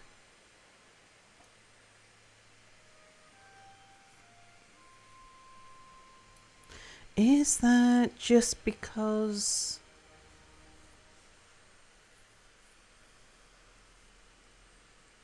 Oh no, what am I saying? We've got so much bread. Yeah, we're just turning everything into bread at the moment.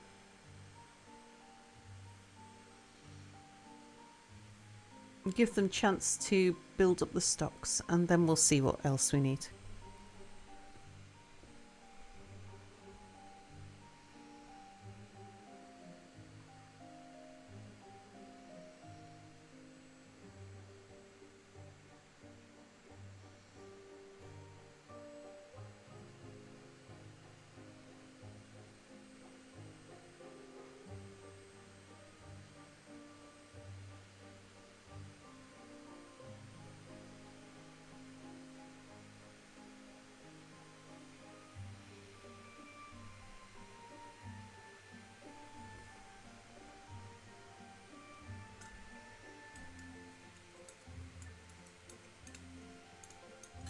Oh my, I've just remembered I've let my sneezy powder soup go quite cool.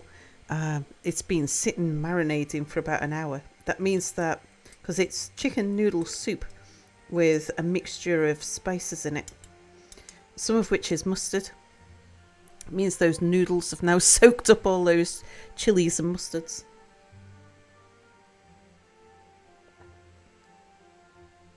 Oh wow, that tastes really nice, but really hot.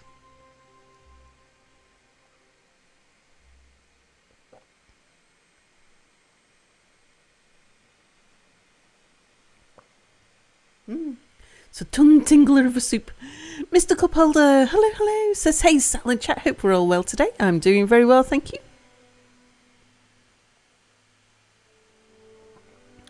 Oh my gosh, the noodles at the bottom of this cup are going to be so spicy.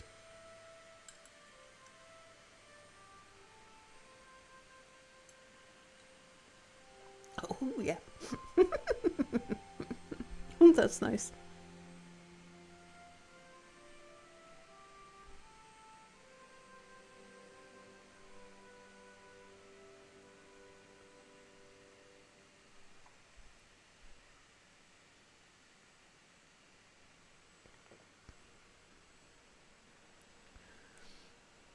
Maybe just get a cup of milk tea just in case. Dairy's supposed to help with spicy. Hot? It hasn't cooled after an hour. It's just above room temperature, temperature-wise, but it's got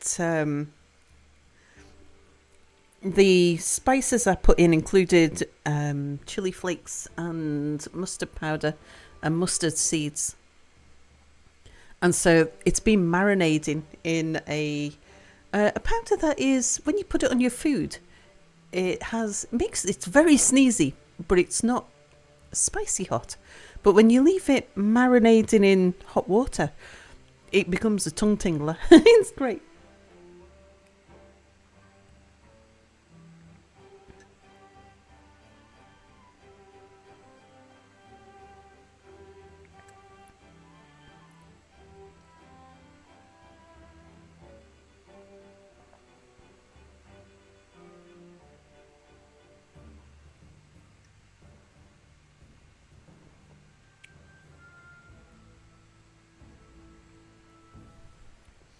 Even the garlic bits at the bottom. Which are just like tiny dried garlic granules. Once they've been marinating for an hour, come back to life again.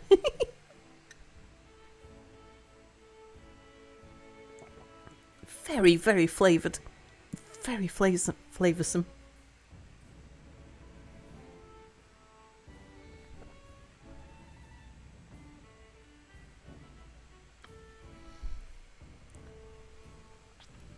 You saw a game you think you'd live to see me play, Evil Genius 2.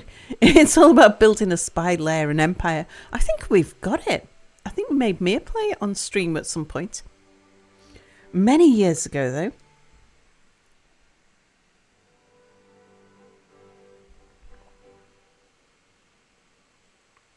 It has a sort of Tropico feel to it. Oh, speaking of Tropico, am I right in thinking that Tropico is now being published by Paradox?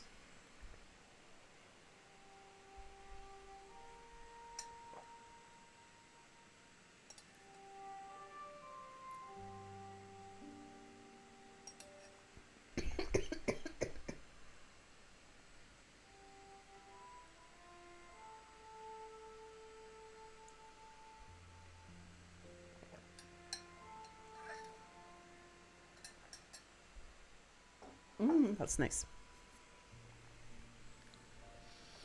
Not Calypso anymore? Many years? Maybe it was the first one. You feel like this isn't all that old. Let's have a look.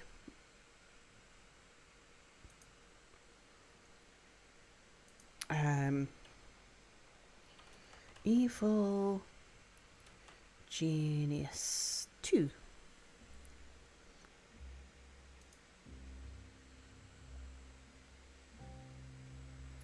2021, which was a few years ago. Yeah. You guys have strange tastes. You want to eat something spicy? I add a pinch of pepper. Not too much. Don't want to breathe fire after all. So please do have something to drink handy, just in case the spices buckle. Oh no, I'll be fine. It's not that hot. Yeah.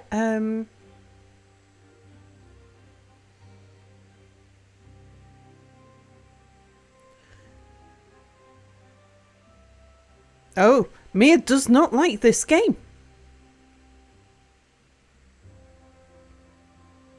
There you go. Yeah, Mia's got it.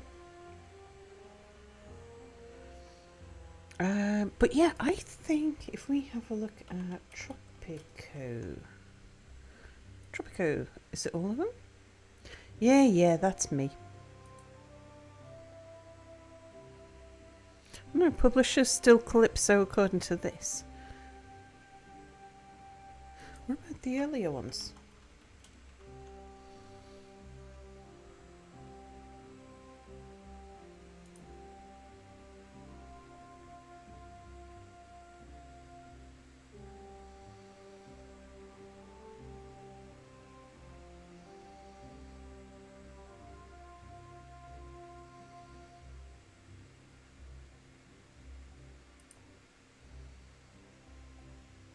No, still Calypso.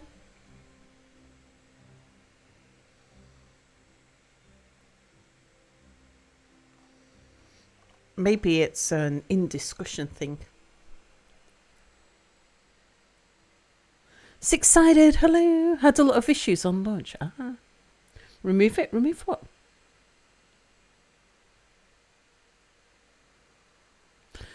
Evil Genius 2 left out some of the most fun things from the first game. Got 1 through 5. You ended up spending most of your time in 3. Not sure why. Tropico can be fun, but you prefer other games.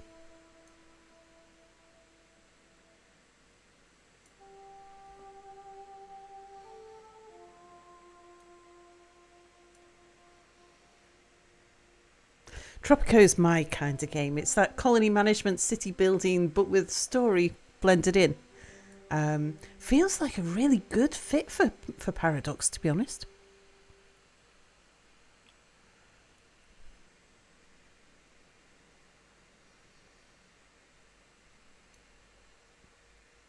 I would happily play Tropico if Paradox paid me to.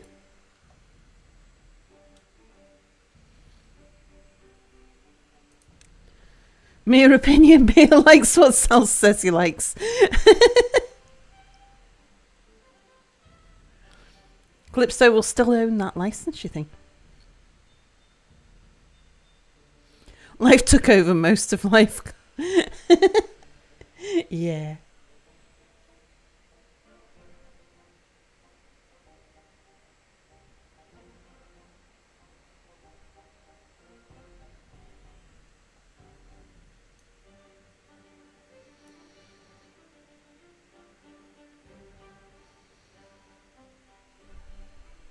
So now you watch Beavers and relax.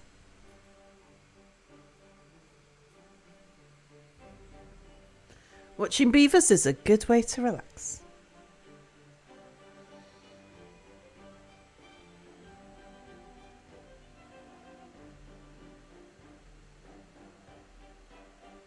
We're not making enough Spadadoc. That's definitely a thing. Okay, we can go up here a little more.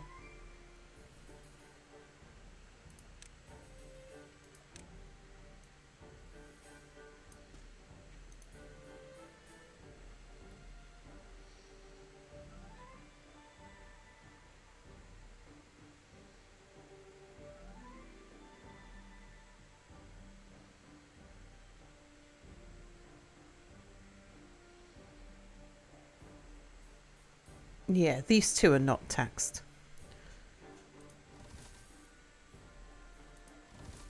Okay, we can go another 2, yeah? So let's do that then.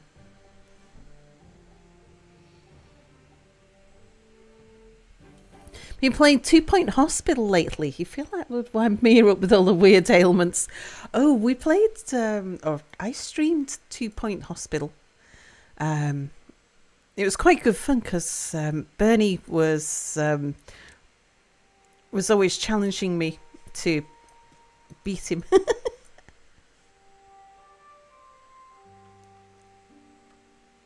I did like that about 2 Point Hospital, was the ranking against your Steam friends. That was fun when Steam friends would chat.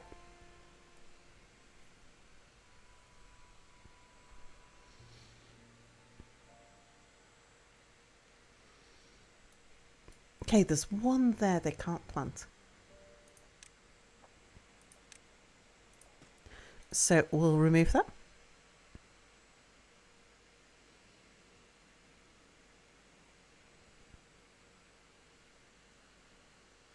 We've got idle people. Now I want some people to go into some of the other foodstuffs in due course. I think for now we'll, because I've still got houses to unlock.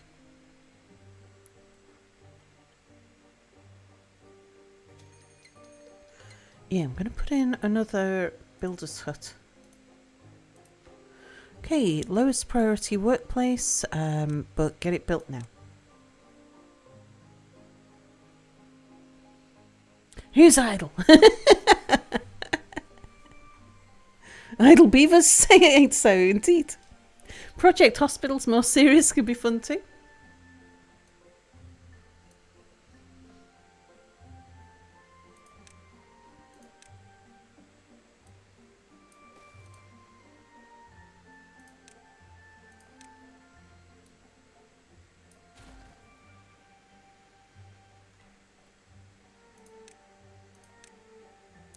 Alright, took that in there, and then we can just remove that from there. Not that they walk down this path. They're coming in by zipline. Right, let's have a look and see how they're getting on over here. How are we on resources?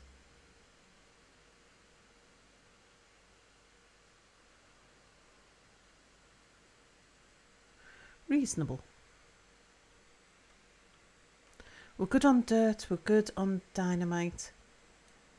Extract's a bit lower than I'd like. But that's something we'll be getting. The bots will need to make extract, I think. I think they use extract for something.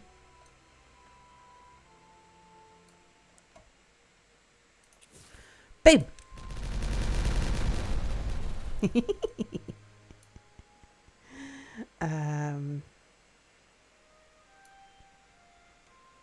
We still don't really have enough space yet to do anything particularly useful with for robots.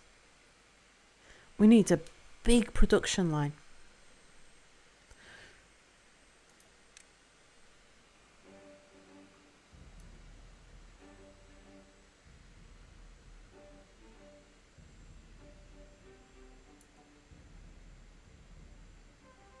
I wonder if I can speed you guys up by giving you somewhere else to store the metal. How are we doing? Yeah, there's still quite a lot of metal there. Let's give you some storage.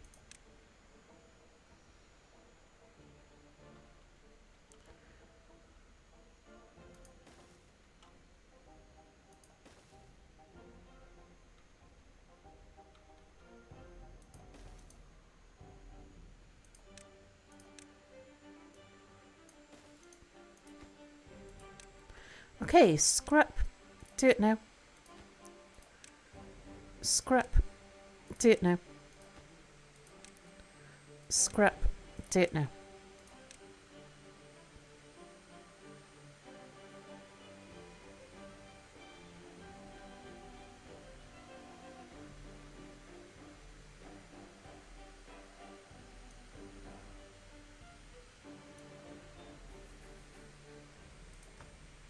We can get somebody to come and empty that one.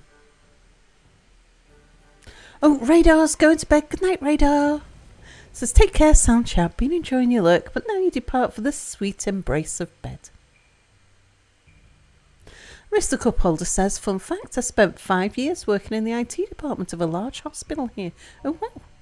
Oh, and some guy says, I'm playing Oxygen Not Included. Just finished building a steam pipe from the bottom of the map to a rocket at the top. Now the entire shaft is hailing. Oh dear. Oh, Galactic's nagging me. It's fine. I'll be here a while yet.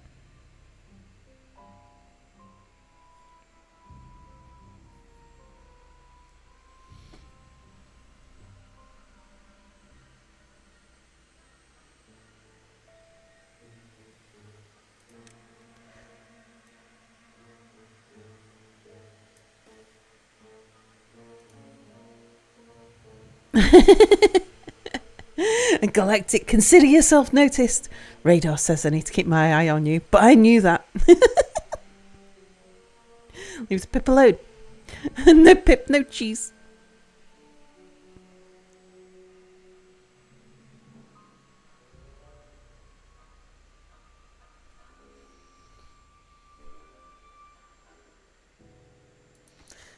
I'll reduce that back by 1, or maybe even 2.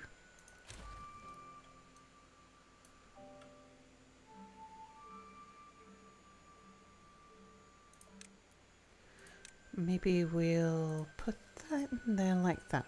Just make it a little bit more rounded.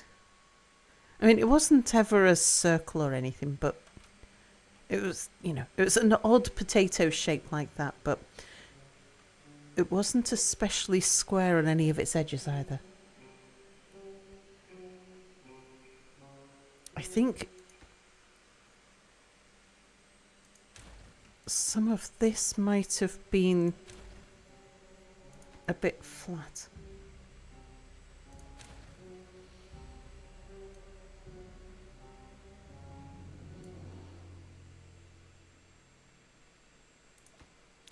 Maybe we'll go to there with the flat edge.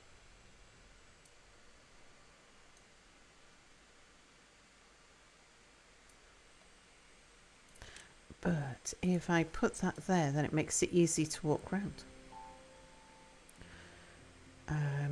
They're gonna need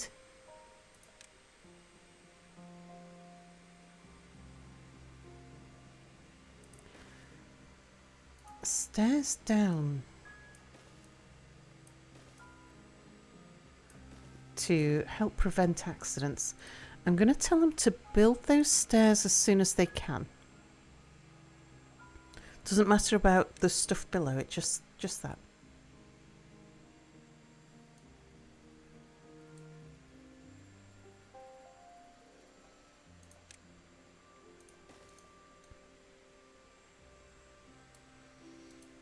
This is prime trapping territory.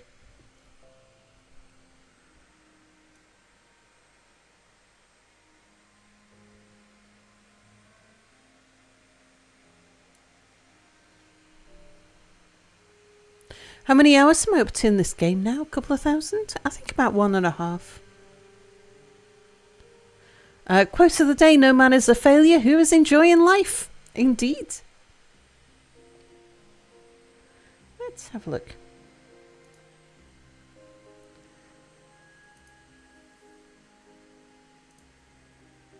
We are... 1.6.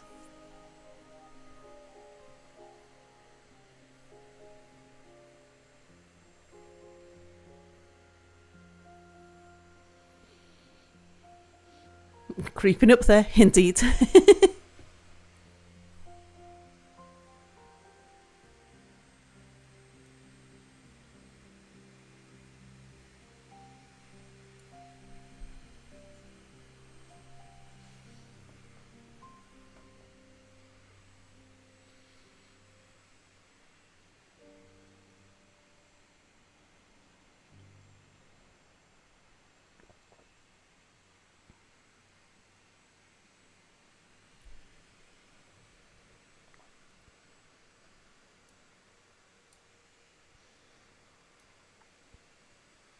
Coming along nicely, I think.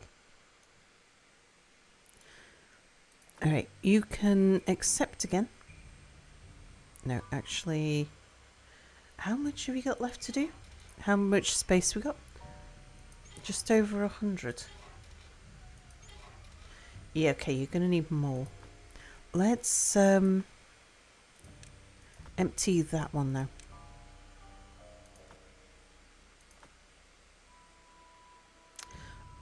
Yeah, that's not the way to empty it. Okay. Moving stuff forwards isn't going to help.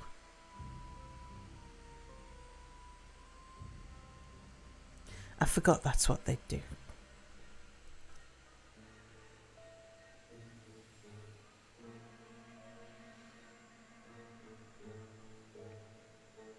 I don't have haulers, so I can't just set these to supply.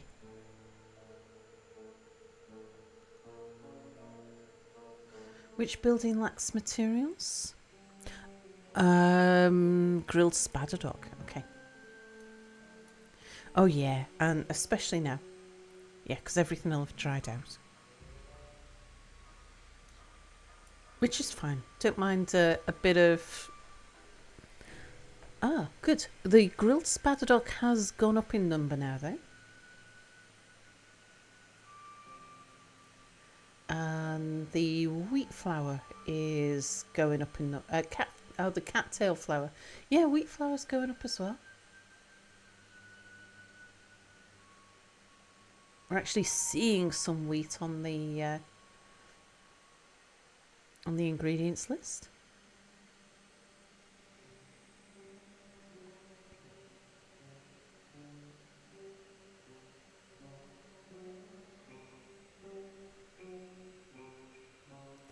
How are we looking down here?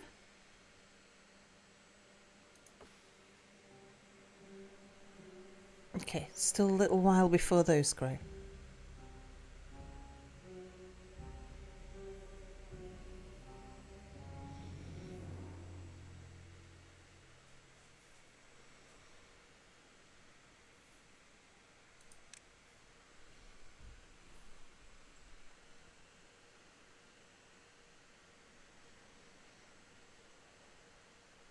I don't have a battery connected to this system.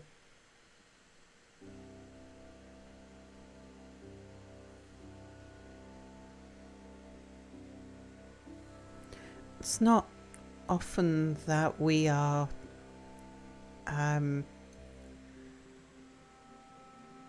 either without water or without wind on this map at this difficulty setting.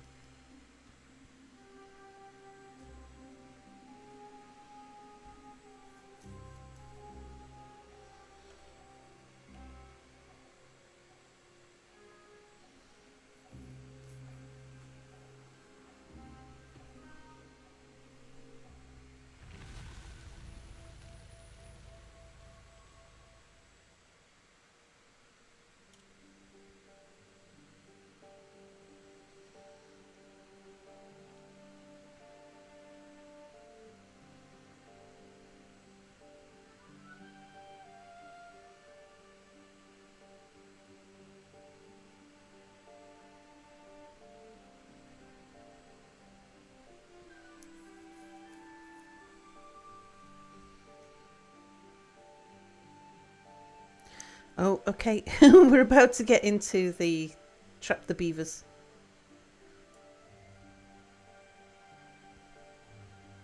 Hopefully they build from the top. Oh, they're not gonna though.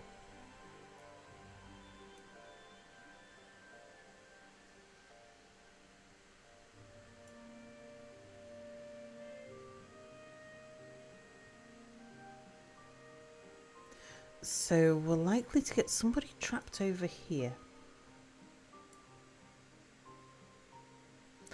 Maybe what we do is, because we're going to need to remove this staircase anyway. Let's do that now.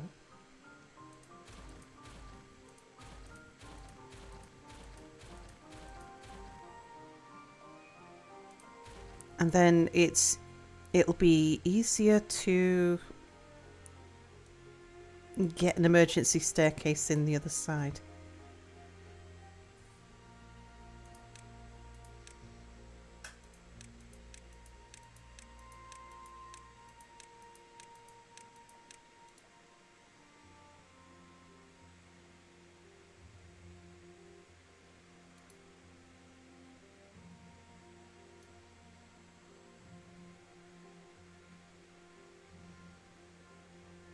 Okay, won't bother putting it in now, but yeah, if somebody gets stuck over there, we can throw in a staircase here for them.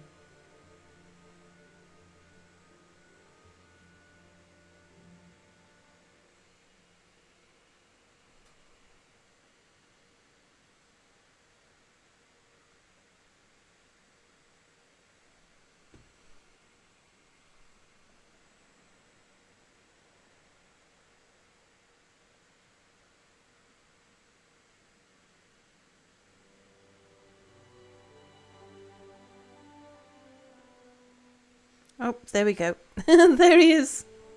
Okay, let's put the staircase in for the stuck beaver.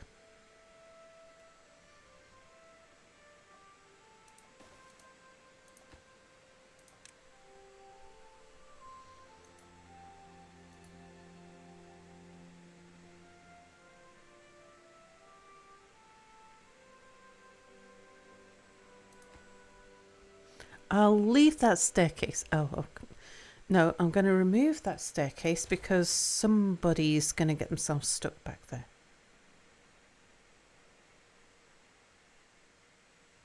Then it was stuck in the middle instead.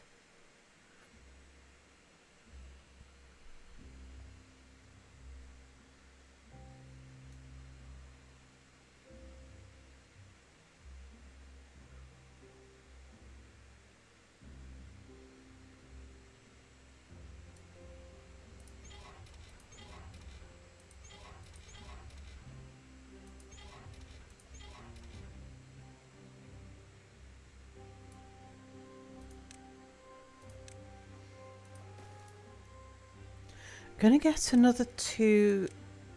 Well, we'll see, actually. They've still got a fair amount of dirt to lay down.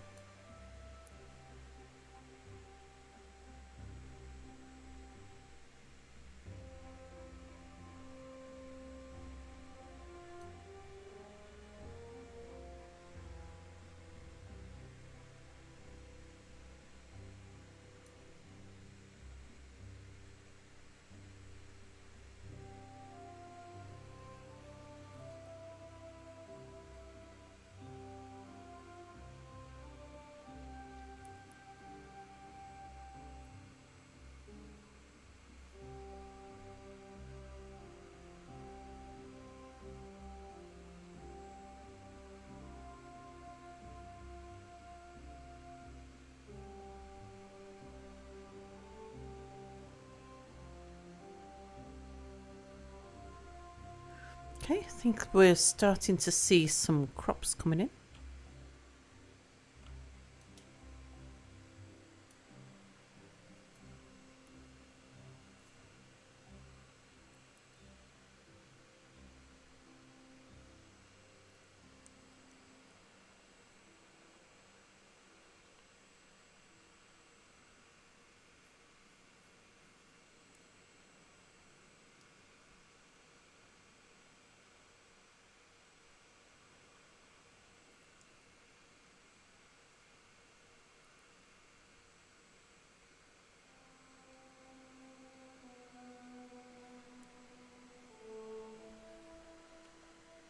We've got 8 injured beavers and 2 vacancies.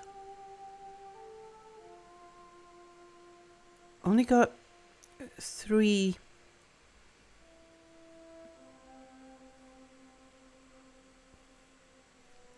Yeah, we kind of need another place for the beavers to work. Might be time I put in some haulers. And opened up another house, maybe?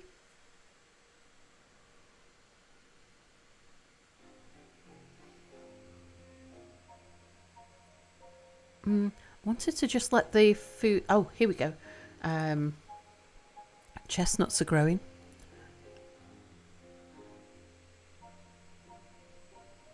Although it'll be a couple of days before we've got any chestnuts together.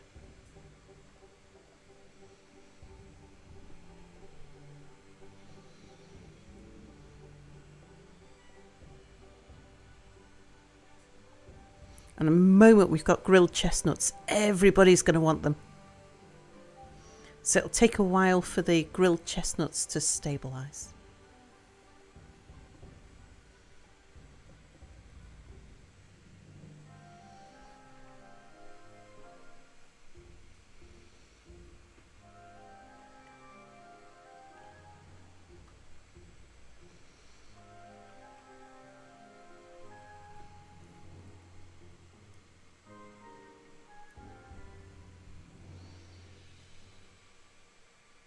Yeah, maybe I put in a hauler.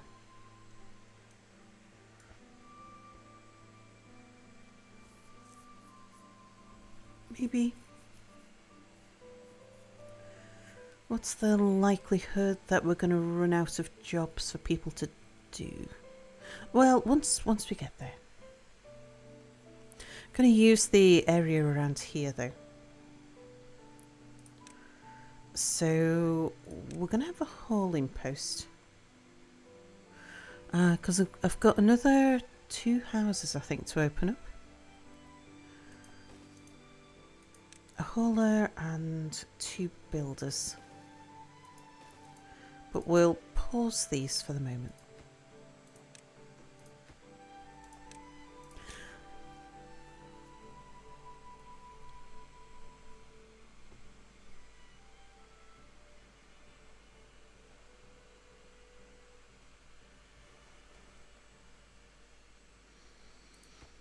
Okay, maybe I do need those workplaces. Let's get builders built.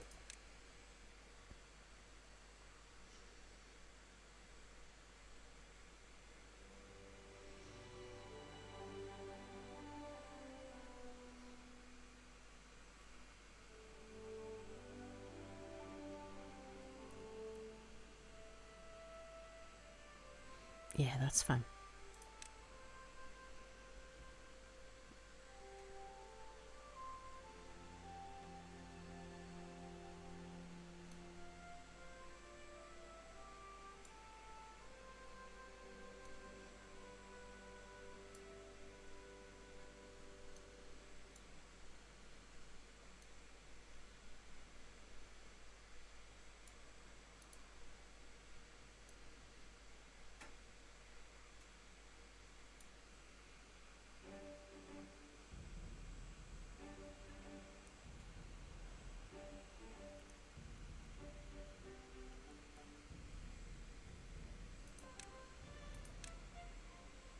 I think they need a road down to here so they can build this bit.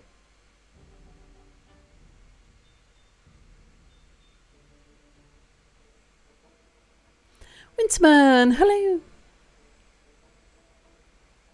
And Kev, have I said hello to you today? I don't remember saying hello to you today. If I didn't, hello. If I did, it was much earlier.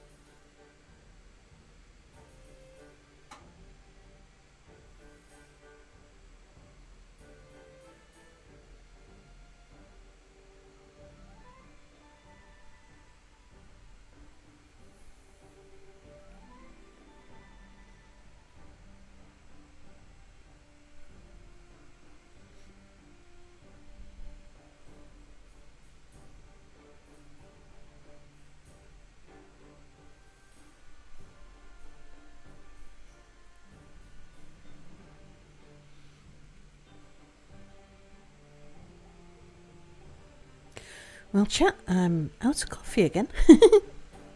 I think I'm going to take a quick break and go get myself another cup of coffee because I think I've got some more time in me left. Here's some Biggie music and I'll be back in a minute.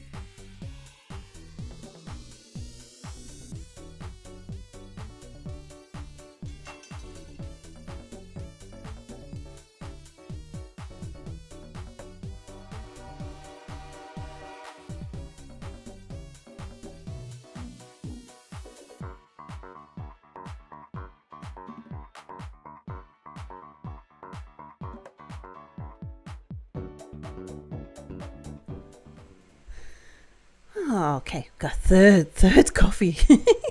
Mind you, I'm using a slightly smaller cup. Oh, let's bring chat back. There we go. Chat's back. All right, the beavers have nearly finished. I bet they can't reach that, can they?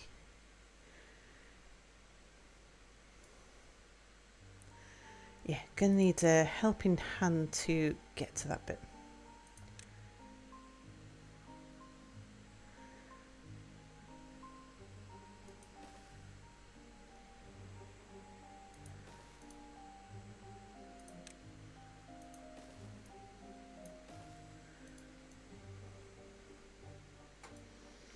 Right, we'll get rid of some of these old tracks.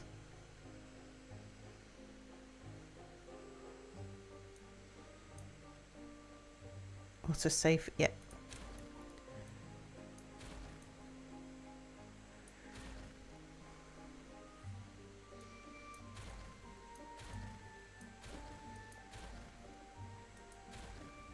Now we need somewhere for the robots to come above ground to work here and here. So I think we might leave this...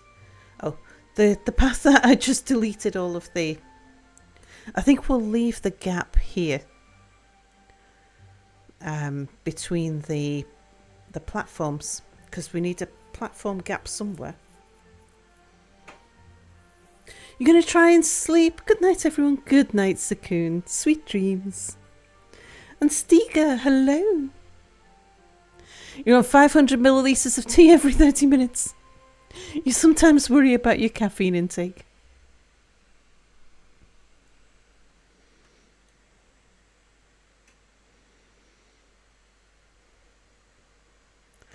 Okay, but we need the scavengers to come finish this lot first. There's not much left for them to do, though. I think we will just get some help.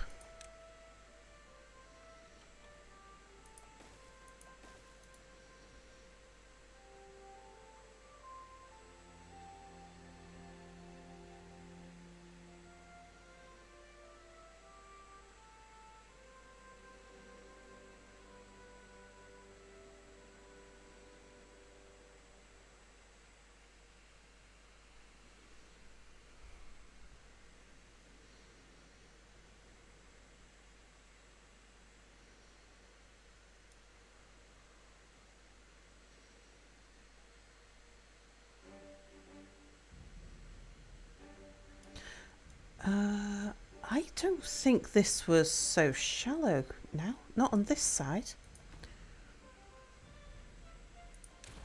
Okay, builders, come back. I think we need to fill this in. Because nothing was lower than this level. Except this puddle here.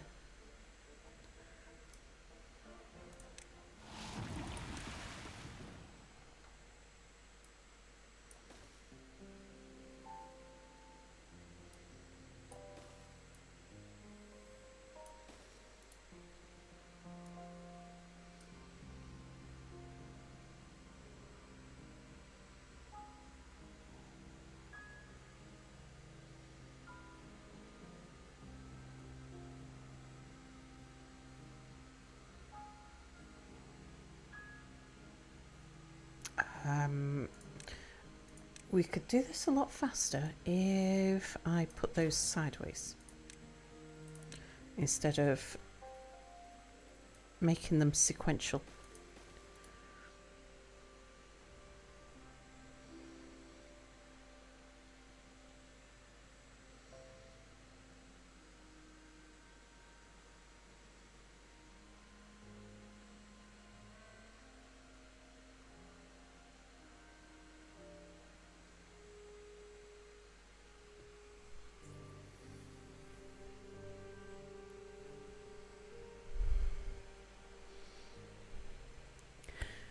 Yeah, what kind of tea, Chocobo?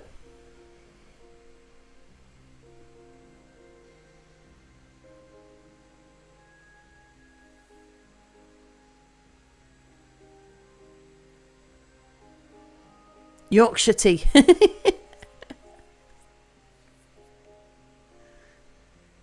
I like Yorkshire tea, but I kind of feel Yorkshire tea's best made in a pot. Because it's a little, for me, it's a little bit strong. Not that I drink tea. I haven't drunk tea for years. Not that I drink tea much, but when I go through a tea phase, which I do once in a blue moon, I much prefer the tea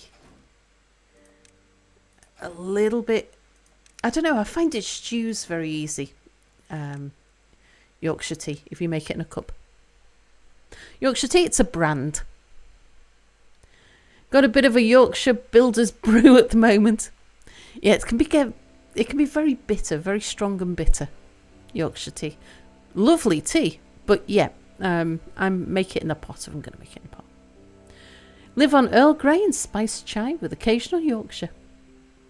Yeah, it's a tea with a lot of body, which can be very flavoursome or a little bit tanniny, depending on whether you get it right or wrong. Right, don't just fill that one up. We want to empty that one as well.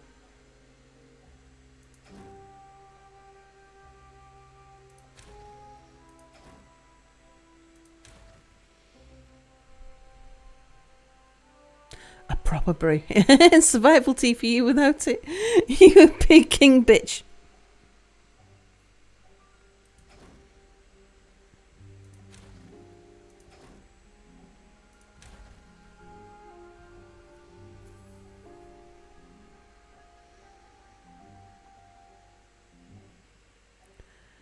Tea for hard water? You never considered such a concept?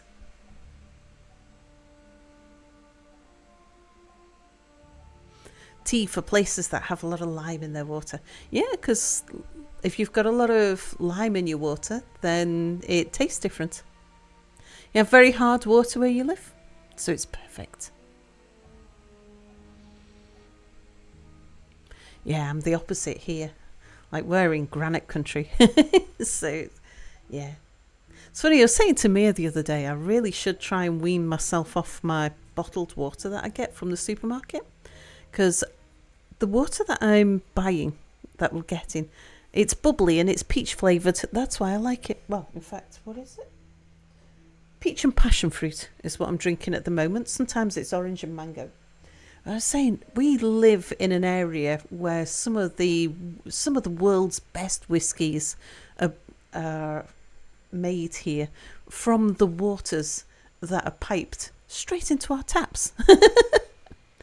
Buy a soda stream, cheaper in the long run. The gas bottles for the soda stream here are really expensive though. Think you've only ever lived with soft water?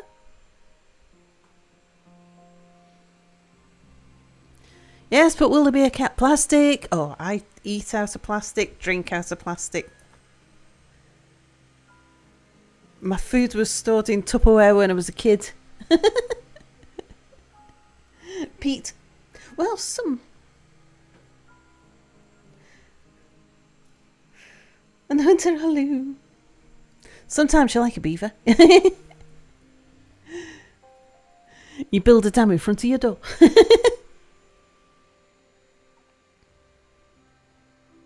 Depends where you go. It can be cheaper. Moving from flavoured water to liquor. Yeah, I say because I live in an area which has like the water that is just bottled, bottled and sold. Scottish Highland water is bottled and sold. We make whiskey out of it and everything. It's and we just get it piped straight into our taps. And yet I'm paying for someone to add bubbles and water to somebody else's water and then ship it to me.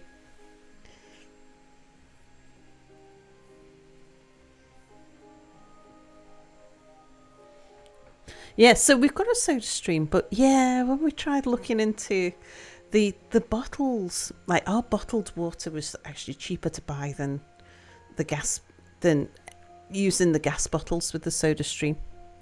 Well, we also tried getting a really big CO2 cylinder, but it kind of makes the water taste a bit funky. I mean, whiskey is just the Gaelic word for water, badly spelled by English-speaking folks.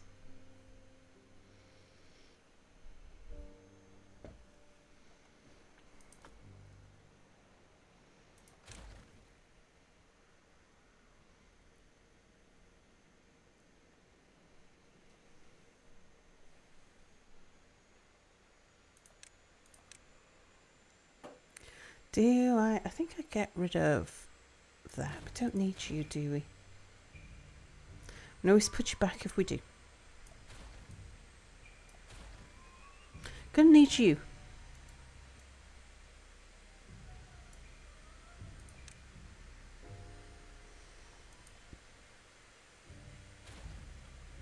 And we need some way up here, so I'll leave that in. Ended up getting rid of your soda stream. Dealing with canisters and accessories was blah. Also took up room, was a general pain in the butt. Yeah.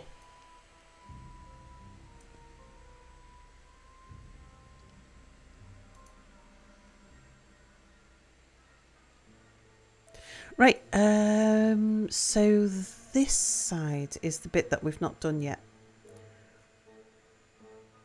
Oh, I'm going to have to move you anyway, aren't I? Yeah.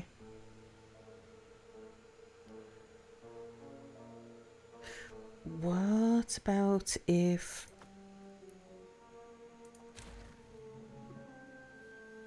if we put down the small dynamite first? Let's just have a peek underground. Yeah, there we go. So this side is the side we need to work on.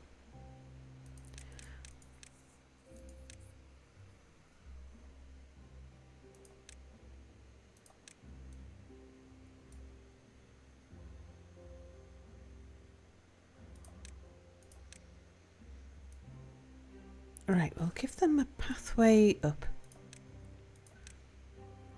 And the first thing we want to do is to lower this. Let's see, we're going to bring it out a multiple of 5. 5. 5, there we go.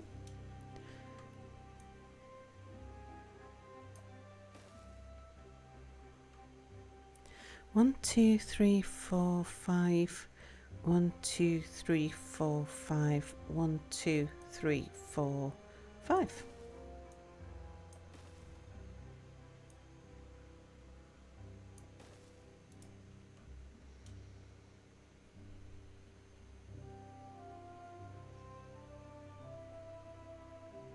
Gave up sodas decades ago. Use your calories for chocolate and caffeine and fats like butter.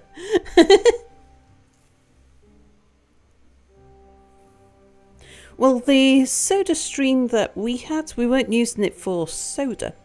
We were using it to just carbonate water. Making our water bubbly.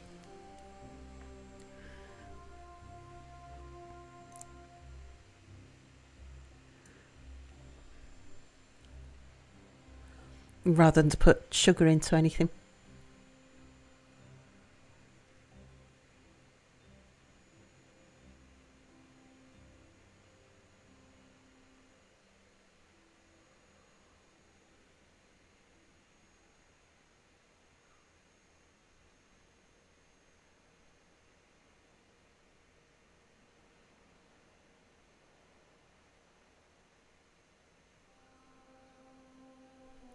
Boo! Hello! And Rainforester, hello! You just stopped drinking soda altogether? Now you drink iced tea, is it better, huh? Happy morning to you too, Boo. I don't think I said hello to Rainforester earlier. I may be wrong.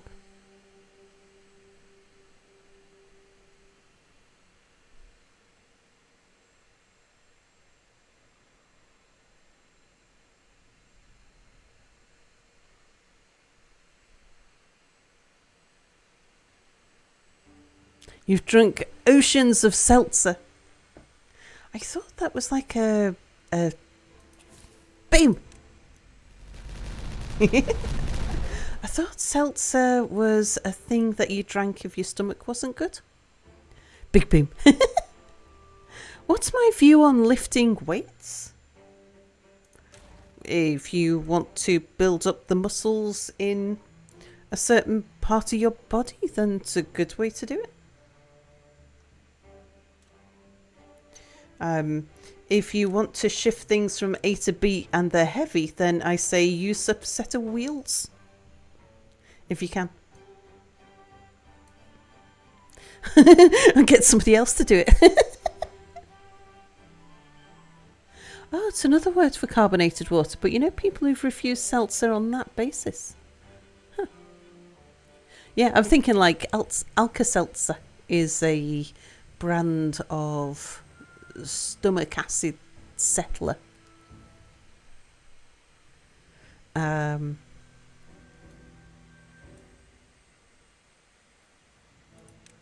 I guess that's where I'm thinking of seltzer from, being a stomach settler.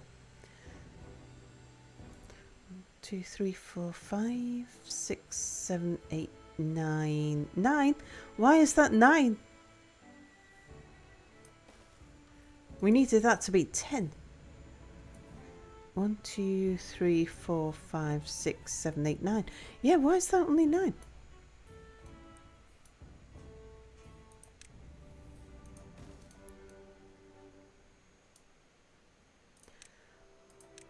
Let's bring somebody around here. Come get that one.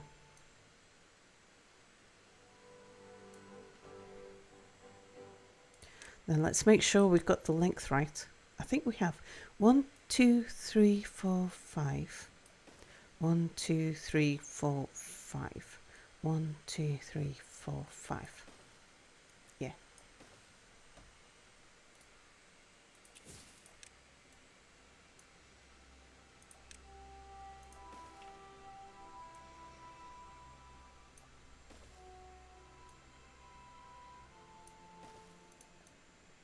Okay, and then the stairs that we took out earlier, we're going to need to put back.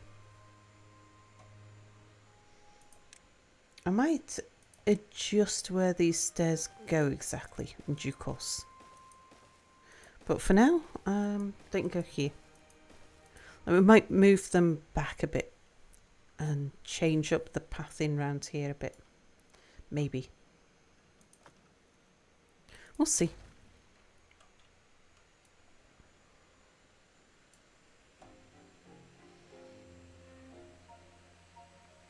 Catwoman never travels to Nepal, but Catman do. Oh dear. Oh gosh. Very good night.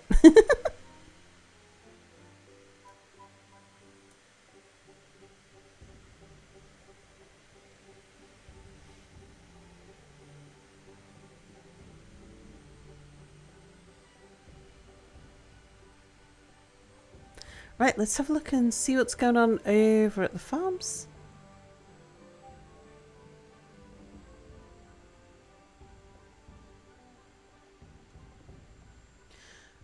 Bread is still increasing, so I don't think we need more wheat yet. It's just we're processing the wheat as fast as we're getting it. Spadadock is going up slowly. Cattails we're definitely fine on. We're full on cattail crackers and we're starting to stockpile the flour. Oh, by the way, we should have chestnuts by now, should we? Yes, we do. Let's open up the gatherer. Also, do we have maple? We do. Let's open the tapper shack.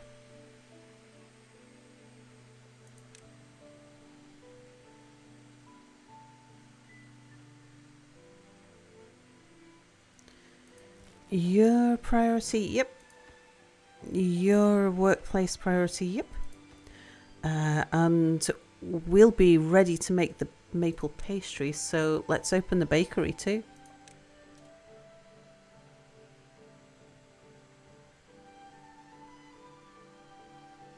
Now we might find that we don't have enough wheat flour to support both. We might need... See, I was expecting to use another grist mill.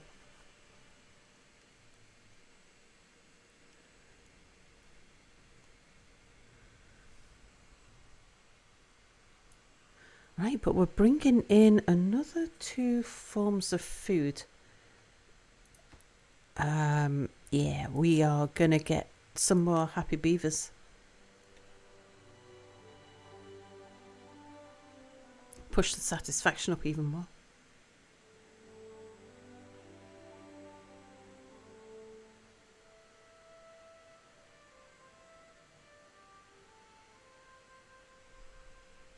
Cody, hello.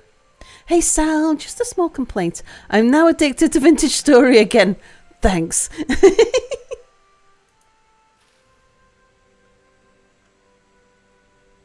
You're welcome.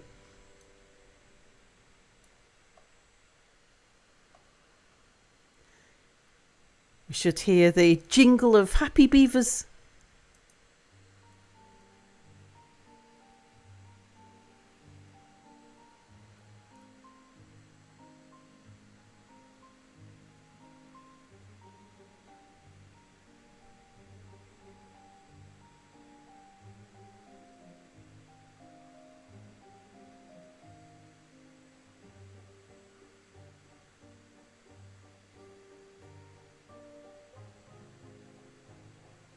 Yep, those grilled chestnuts are going down well.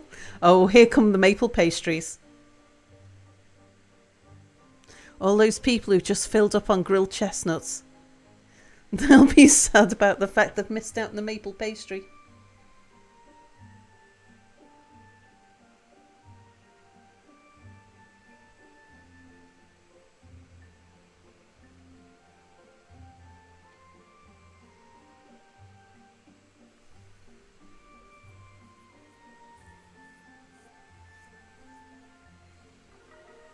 Oh, here we go.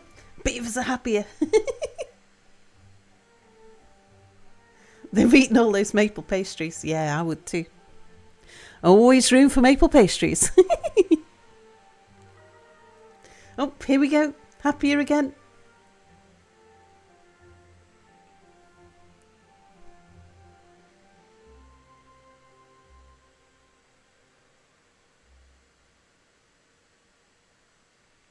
I think I'm going to put down some more wheat.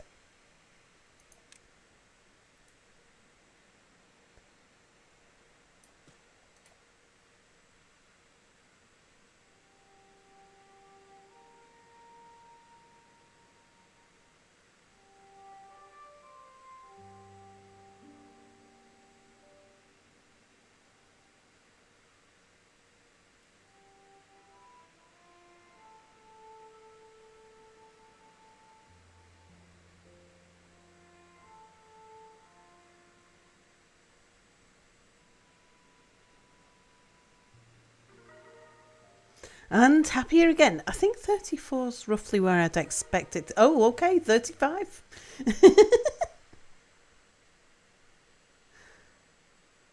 Yeah, I think that's roughly where I expect us to sit until we start reducing their working hours and giving them something to do with their time.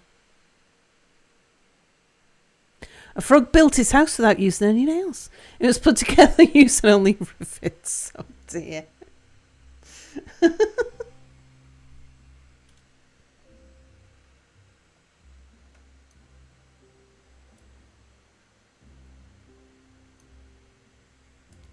Boom.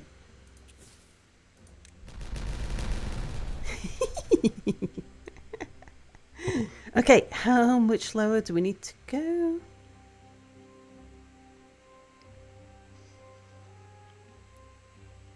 Looking at the top of that stair there.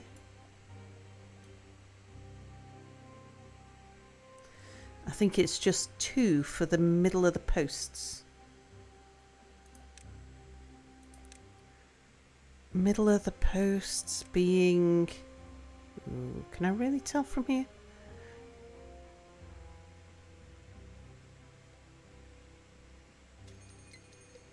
I think that's the middle. 2, 4, 6, 7, 2, 4, 6, 7. Yes. So 1, 2,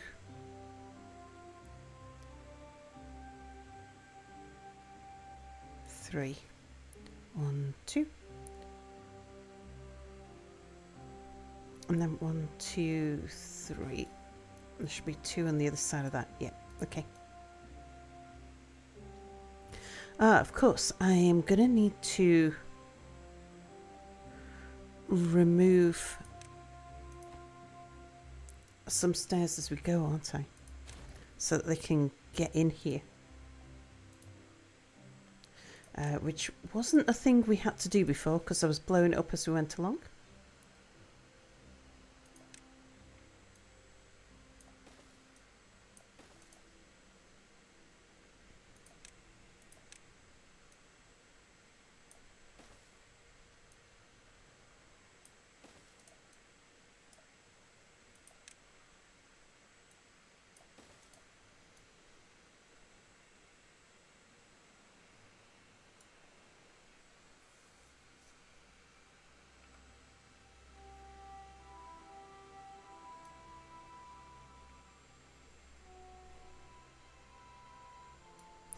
I am going to blow up another one here, but it'll be a little bit fiddly because we still want to keep this rounded edge.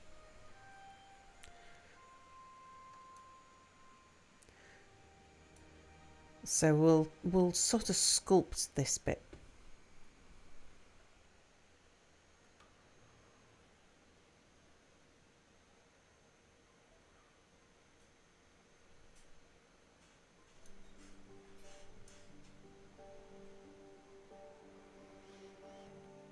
How big's the big hole now?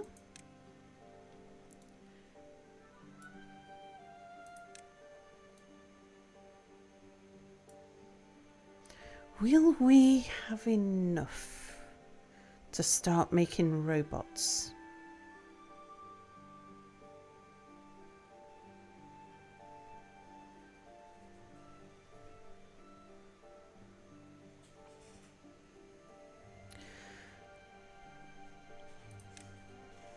So, oh, I've not unlocked you.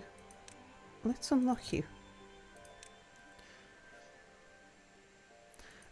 Now for the refinery, we're going to want to grow potatoes. And we need fresh water over here as well. Both for the potatoes and for the water for the refinery. But yeah, we're going to need some fuel. For the parts factory, we need a source of wood, a plank factory, a smelter, and we need some of the fuel from the refinery to make the chassis. We need planks and gears to make the arms. We need planks, gears and metal to make the heads. And then that one just assembles them.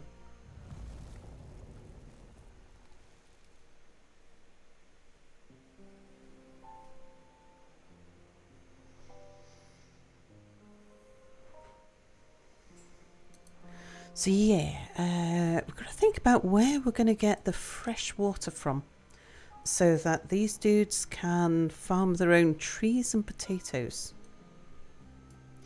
Oh, maybe that's what I'll use this channel for.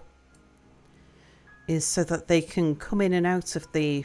Like maybe we put the farmland here, woodland here, and then that can be the way in and out. And I'll just align some stairs with the tunnel there. I wonder if we could get a zip line through the tunnel.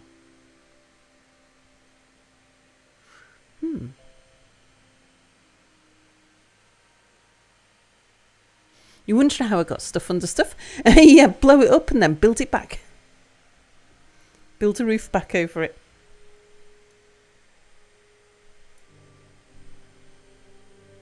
Are we in a drought at the moment? That doesn't help me spot the fresh water. I don't know where the nearest fresh water is over here.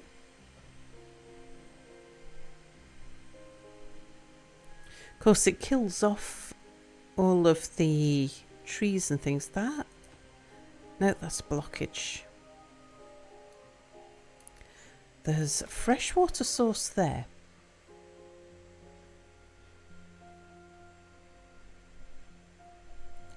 We could pipe over here.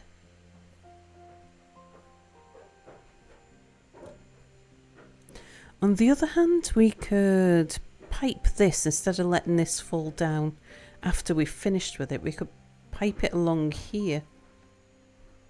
It's just it's already gone quite low.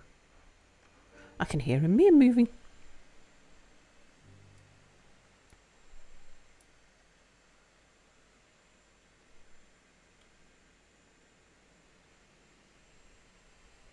There's some live trees around here, so there must be fresh water. Yeah, there. Freshwater source there. How far away is that? That's where we want to get it to.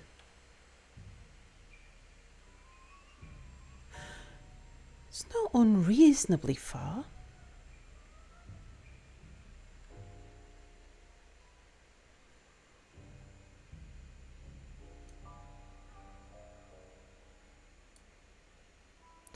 We're piping it from here across there.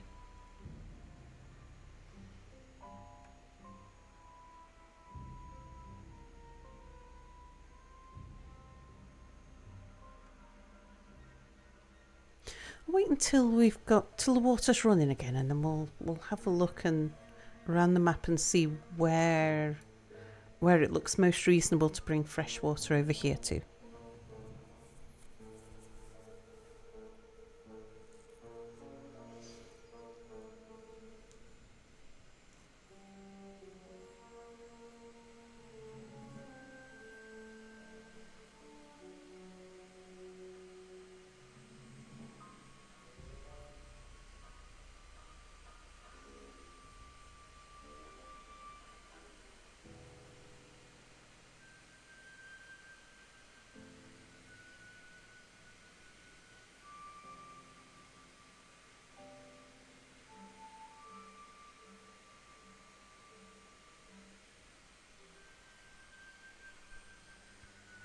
Okay, we're done with the dynamite. We are.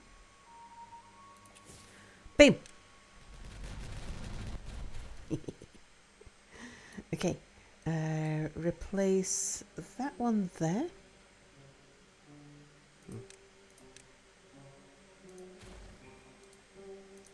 Gonna need a stair there instead.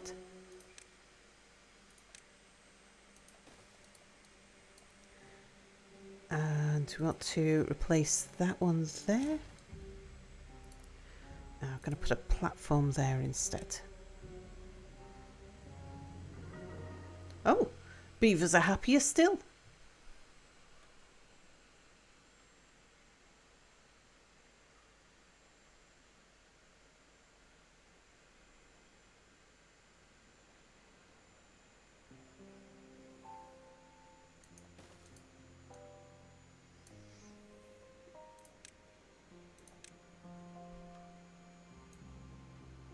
Okay, more dynamite.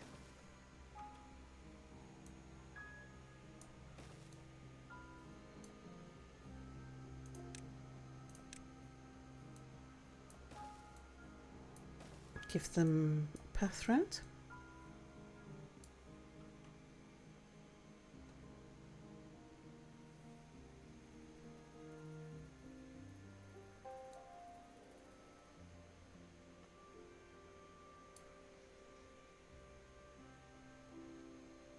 And they can start building the platforms.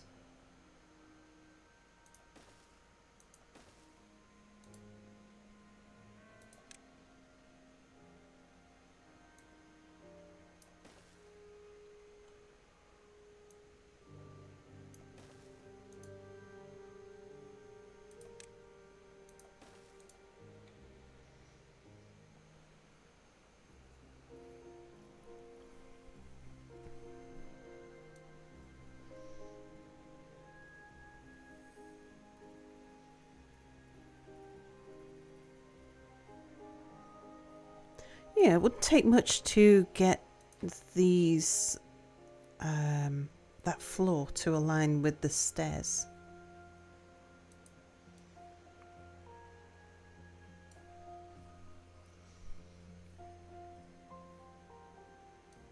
Don't know about a zip line though.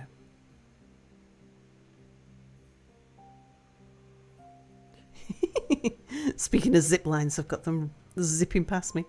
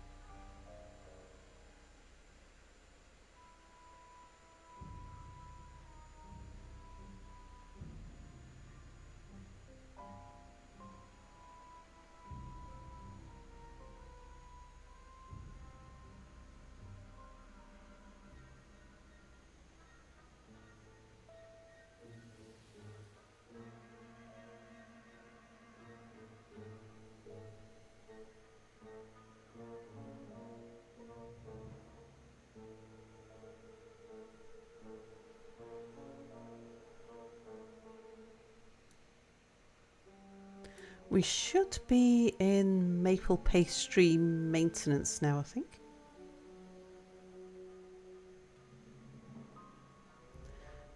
But we don't have the wheat flour.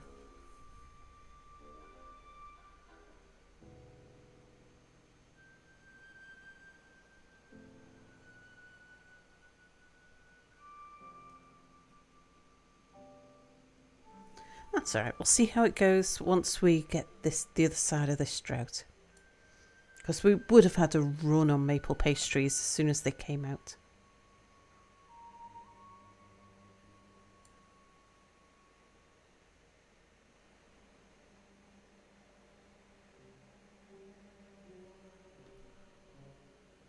Are you open to suggestions? I saw a streamer use the new soil and platforms concept in conjunction with Ziplines to create a water tower of sorts.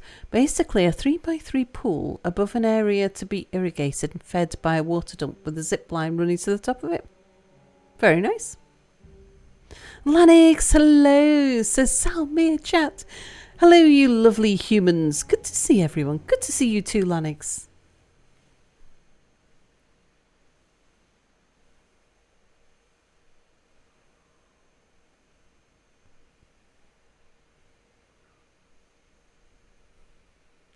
I'm not really a fan of the water dump, except... Oh, Galactic's Hole. We haven't built Galactic's Hole.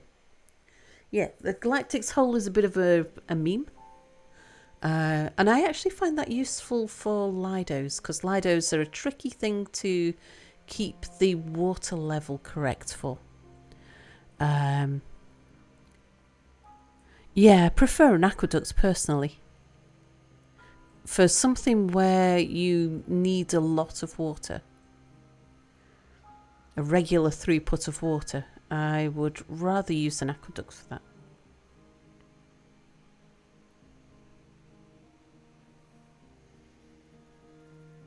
But, you know, I appreciate doing something just because you can.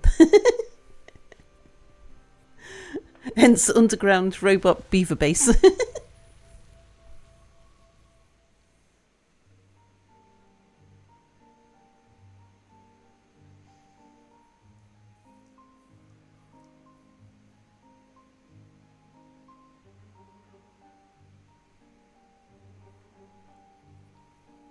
What I really want under here is three or four production lines.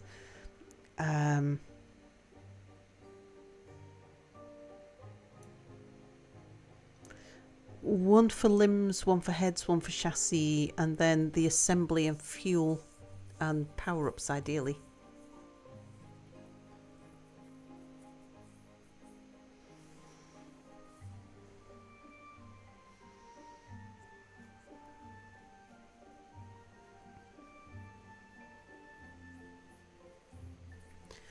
But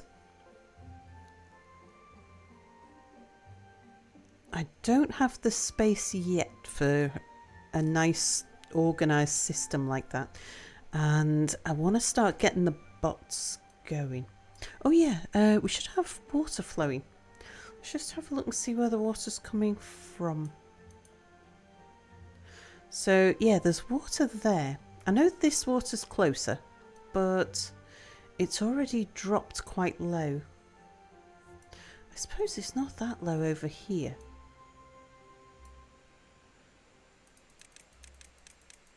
If we were to aqueduct it from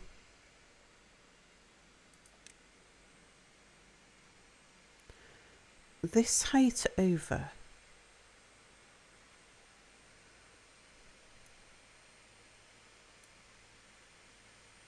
yeah, we could have it irrigate this area. I suppose we could cut a channel for irrigation here. But what we'd have to do would be to irrigate the highlands and then the lowland, and maybe curve it in to run over the wheels. Certainly send it that way. It seems as we've got to hit this spot, it might be easier to take it from here anyway.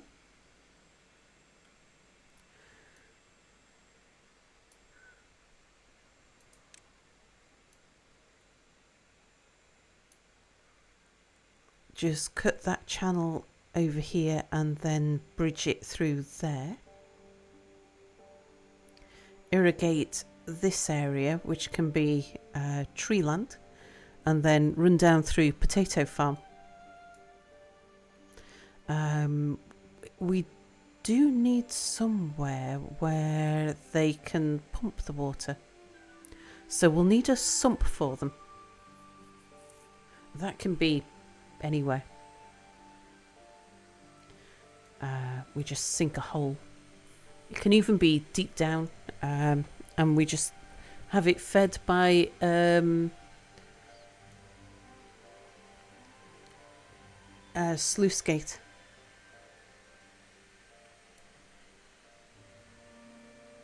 Yeah, I think we're going to want to come over from over here.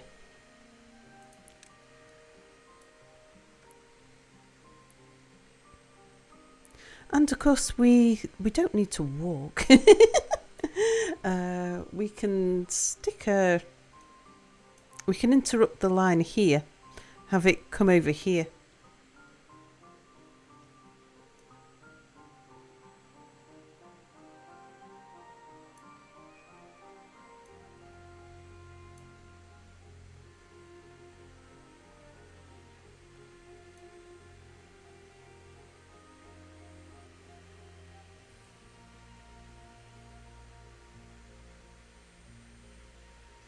Or even stick in a separate little network so that we don't lengthen this.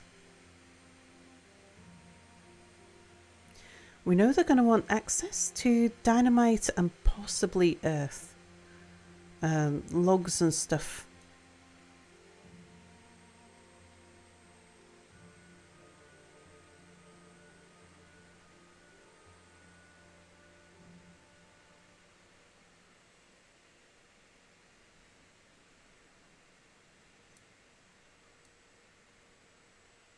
I don't think I can go the far side of this line, but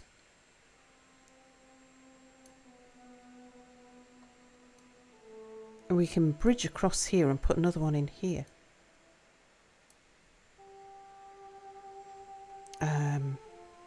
Yeah, after we've built a way over there.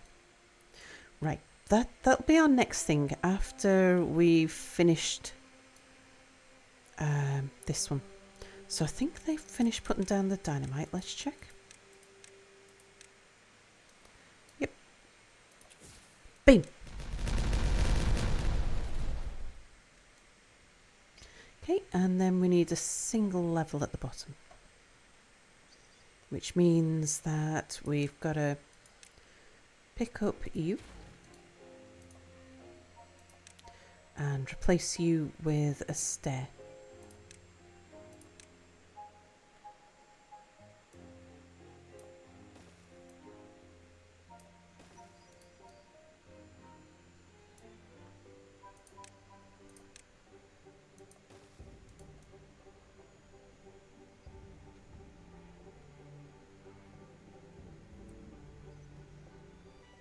And I'll put in a path as we go. Bam!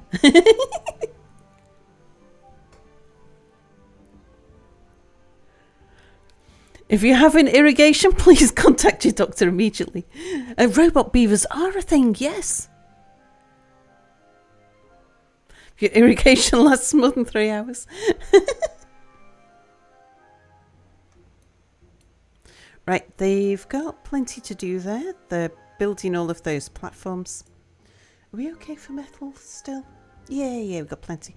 I'm running a smelter, aren't I? Yes.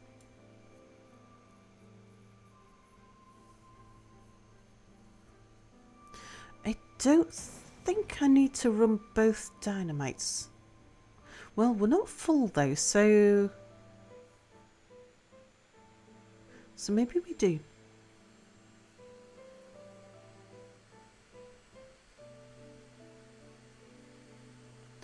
Actually, extract is more of an issue for us, but they'll have a bit of time to catch up on the extract while we're working over here, because this will be we're going to need loads of planks to bridge out over here. Let's work out the path first.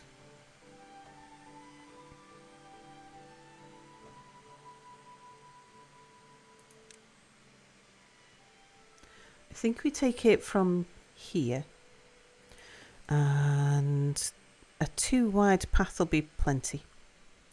In fact, if I mark these sides rather than the channel floor,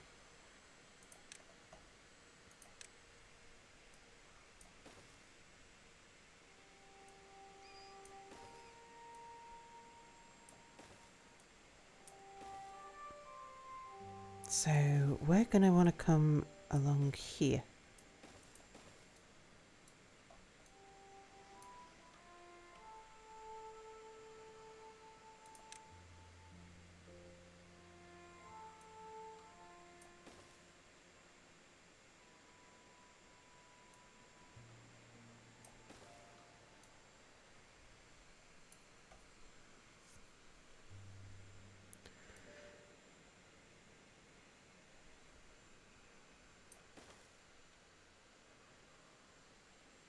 We're going to need a sump somewhere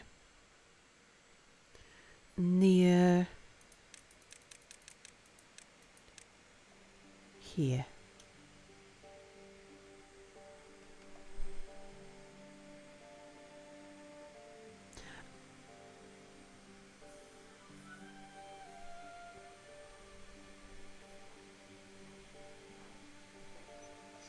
Although my power's coming in just there, I'd imagine the machines would have the backs against this wall here.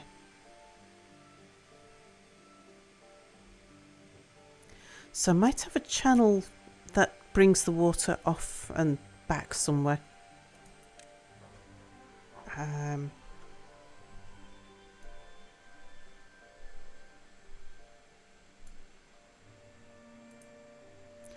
I think what we'll do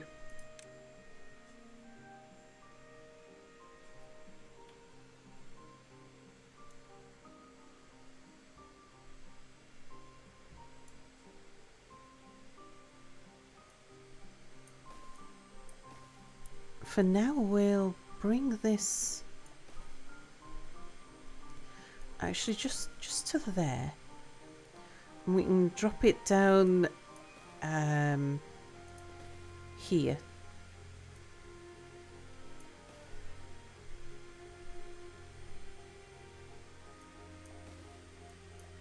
Actually there.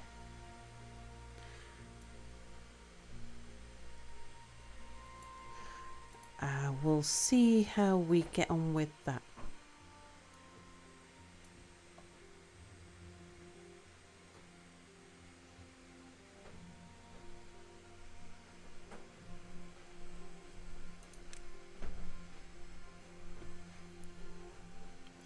So, first thing we need to do is get up there.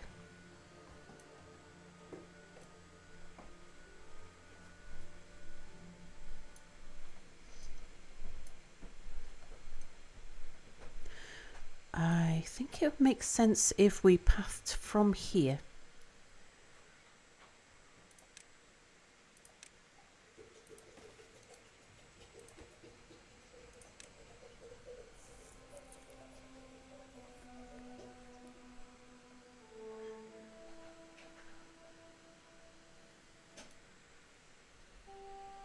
Time to employ the rocket beavers!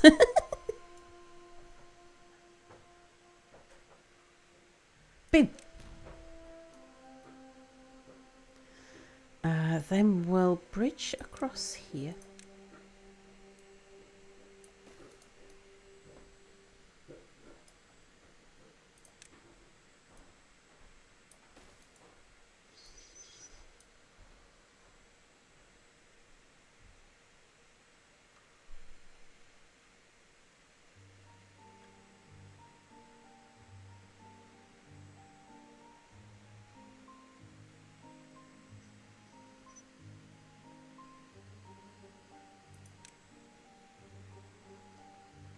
I don't know that I will put in a zipline because it's not like they're going to be up here for long.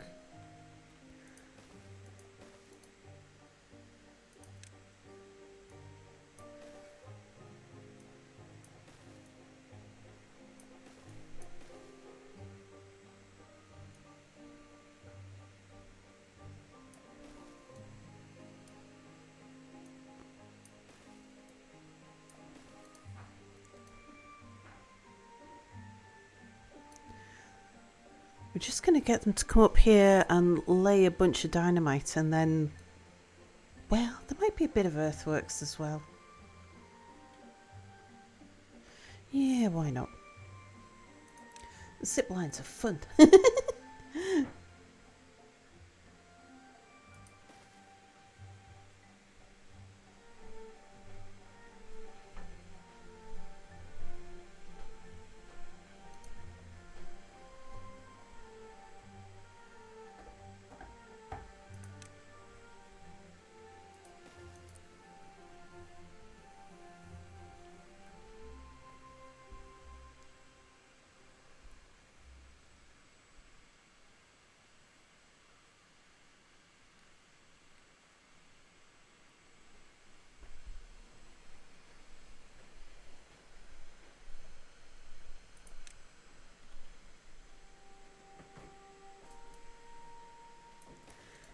If I get a zip line up here, yeah, I don't think we'll have difficulty getting a pylon.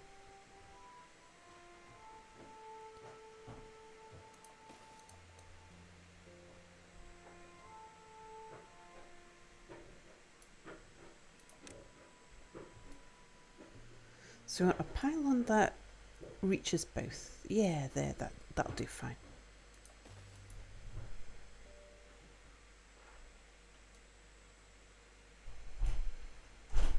They'll need to be able to get up here to blow a hole in this. But we're going to want to build the aqueduct. Well, we're going to be blowing a depression in that, so this is probably okay for the bottom of the channel. We'll need to build up the sides there and lower this.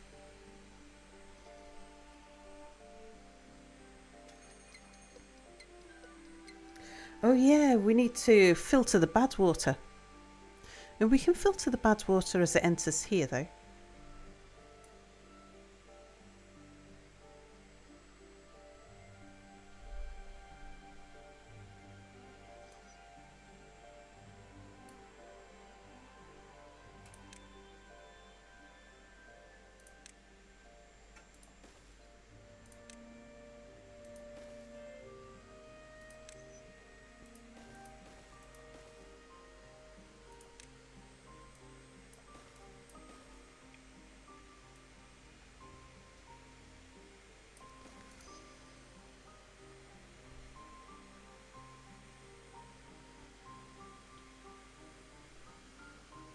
Oh, looks like they've started building.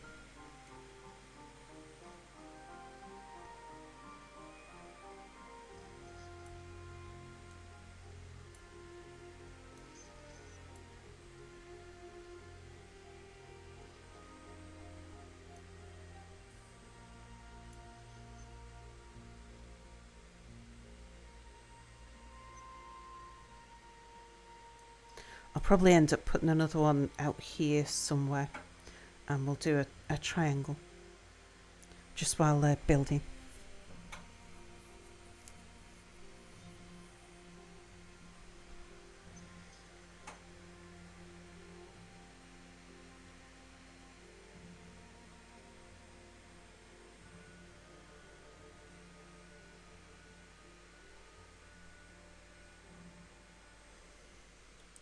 Right, I'll need to ease through the dynamite because they need a bit blowing up and then a bit of path, then a bit blowing up, then a bit of path.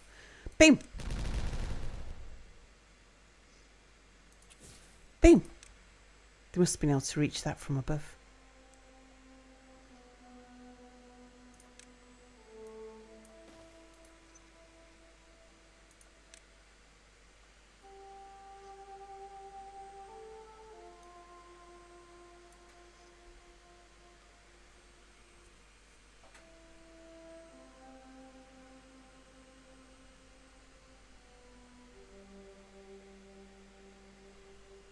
Okay, right, we want to connect you to there, and then we want to connect you to there. There we go, no more walking.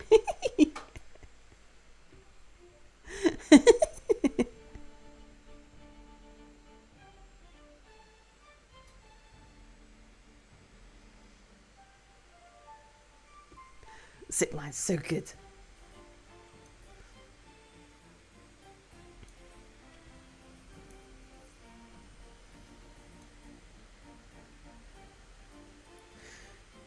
Right, let's start by lowering this area here. Oh, hang on. No, we've got a bad water coming through, haven't we?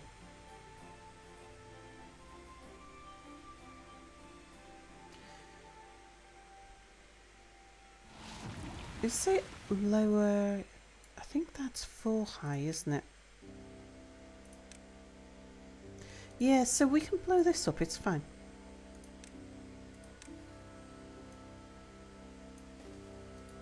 It'll still be 1 higher than this.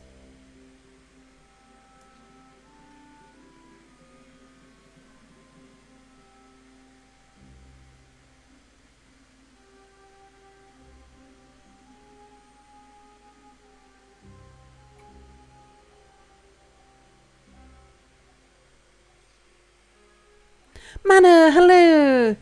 Says good morning. I'm here, so it's almost your bedtime, Sal. I've had 3 coffees. Boom!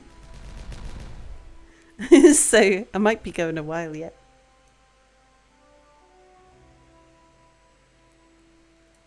You don't see Galactic to point it out, so you had to yourself.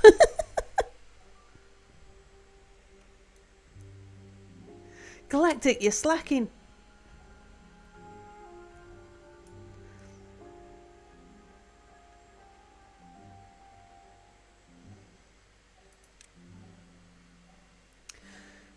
Bit awkward it being a bad tide and everything.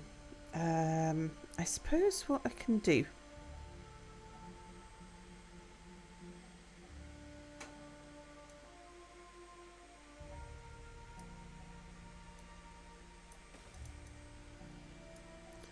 is we force that open. Right, you're all forced open? Yep.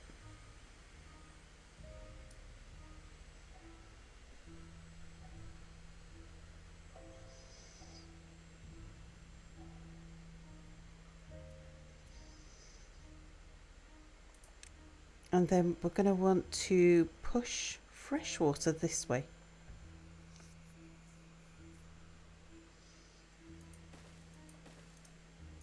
Okay, you're on closed.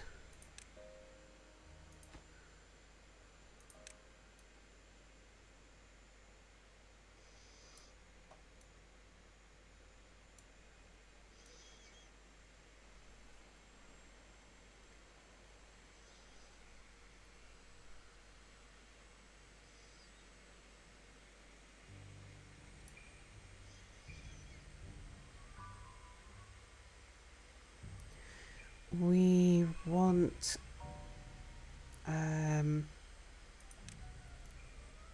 levee over the top here.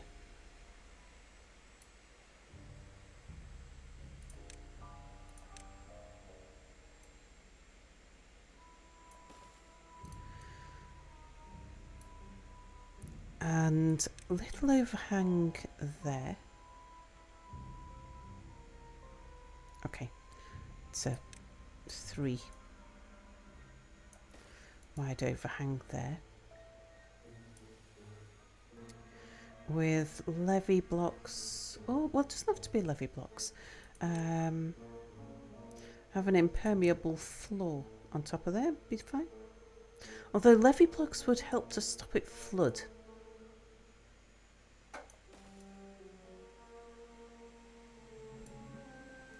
Yeah, in fact, if we do levee along there, that way if the water level gets too high, it won't come down here. It'll flood over the top down this way. So that's a fail-safe. Fail-safes are good. We like fail-safes. And then we'll give you some stairs down so you can build down there.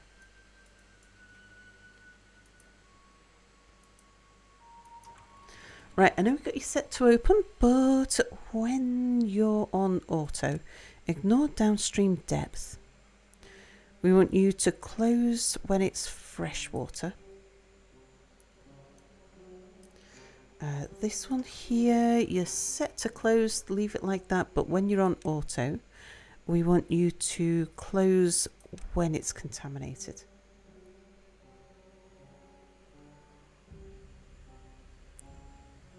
Good night, Rule. Sweet dreams.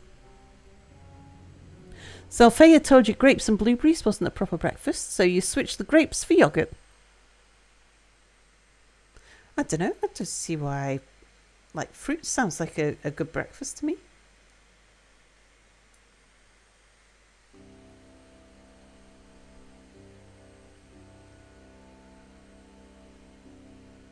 Not just fruit on its own, though. Yeah, why not?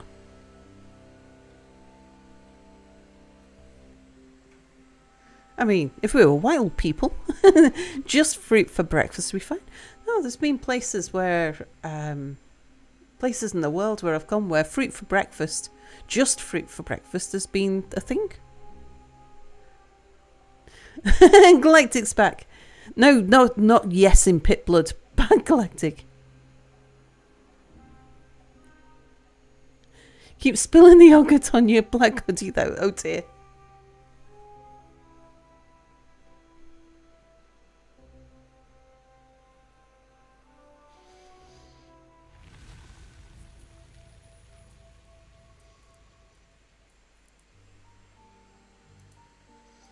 Okay, now we've got something. I'm going to switch you to closed. And sorry, auto. I'm going to switch you to auto. We should get some water pressure building up under here now. Because those sluices won't let it out. So yeah, it's got to build up and come up this way. Okay, so now, that's going to flood our thing. We don't want our thing flooding. Well, it might not flood our thing. It will flood our thing by the time we get the far wall in now. So let's get that in there. I can see them coming around the wrong side to build that, so I'll leave a gap.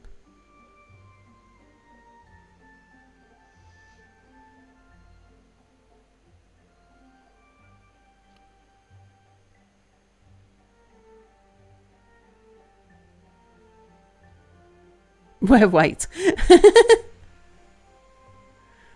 After Labour Day, my word. What, do you not wear white after? I don't know when Labour Day is. You only own one semi-see-through white t-shirt with a blue motif and it doesn't fit you anymore. Are you eating the yoghurt like a berry? If so, I might suggest a spoon instead.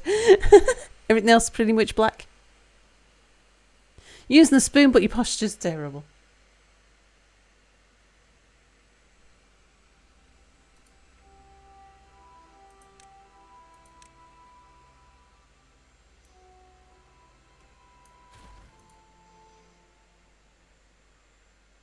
We can put in a lot of the wall on this side as well.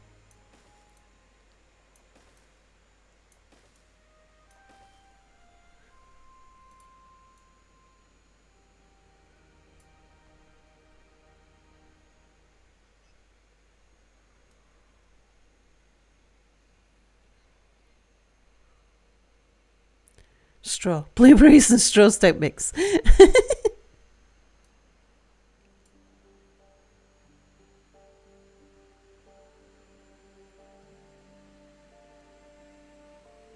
Big straw.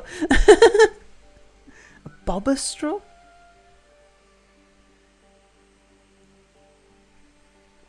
As for the tea with bubbles in it, is it?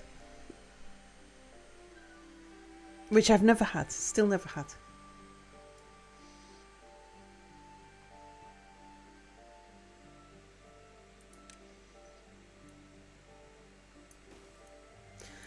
Okay, they're going to need a pathway through here. At some point we are going to start flooding the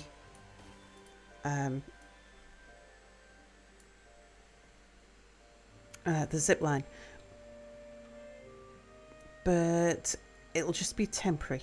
And they can still walk up here. Nice milk tea. The blueberries are huge. Unlike those bobber balls, they're not of a uniform size.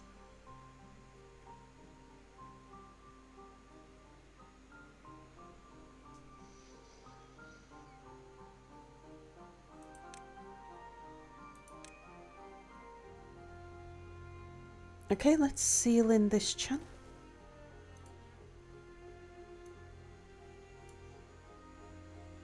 Okay, we're doing good. We're not flooding yet. I thought we might have done by now already. Yeah, here we go. It'll flood now. I think it's just got to get to the front door to flood it. So far, so lucky.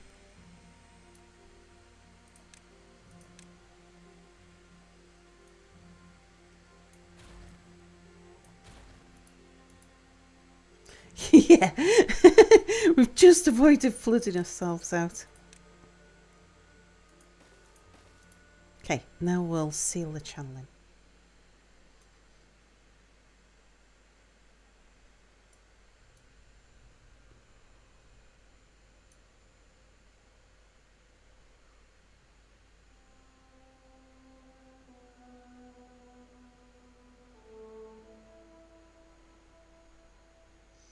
Okay, now we're gonna need to come cut those trees.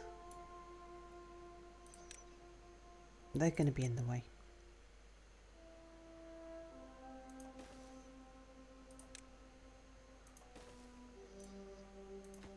Get rid of a bit of the guide path. Could even put a bit of dirt in there because that's part of the channel that we're building.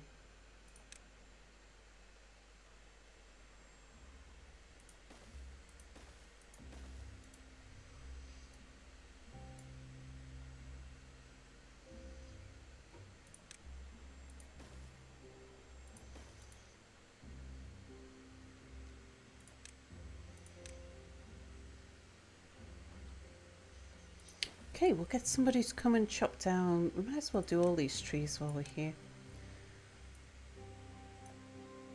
They're just birch, so there's not much in them.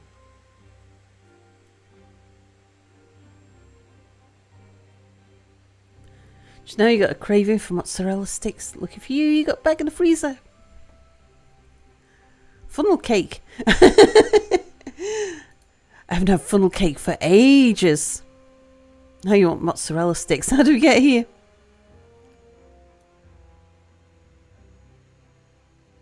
Funnel cake, for anyone who's not had it, is kind of made out of something very similar to donut dough. Oh yeah, but of course you're flooded. Yeah, it's no good having you there. Let's put you up top.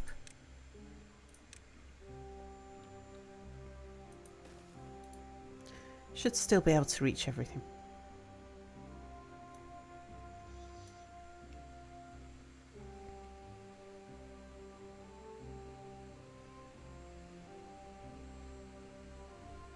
Going to take a break after the yogurt though. You don't feel mozzarella sticks and yogurt with blueberries mix very well. Yeah, the batter's funneled out. That's right, yeah. Yeah, mozzarella sticks and yogurt with blueberries might mix well. I don't remember having mozzarella with any fruit, but I certainly have like Wensleydale with cranberries.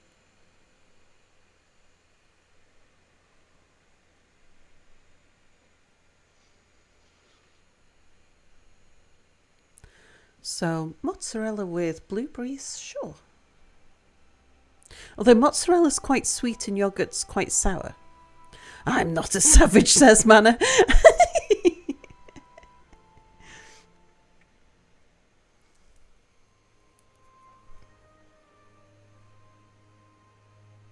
Yeah, mozzarella is pretty mild.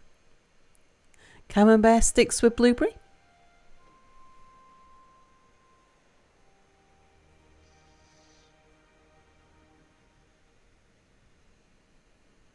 That you could actually imagine.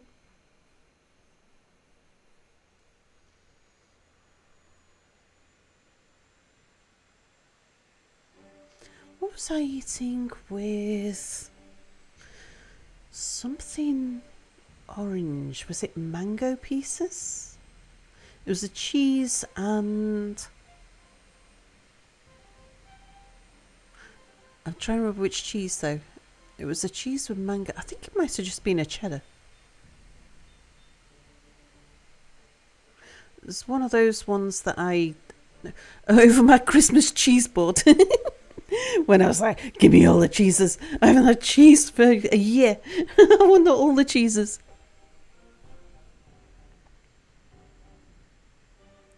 I'm sure there was one of the cheeses with mango in it. Or it might have been a different orange coloured fruit. Might have been peach, maybe.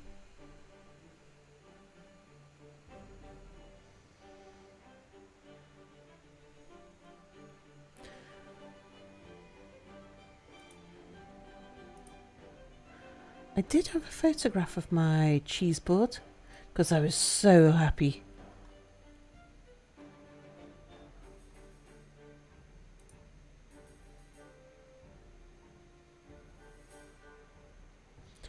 Doesn't look like on, because this was just part of the cheese board.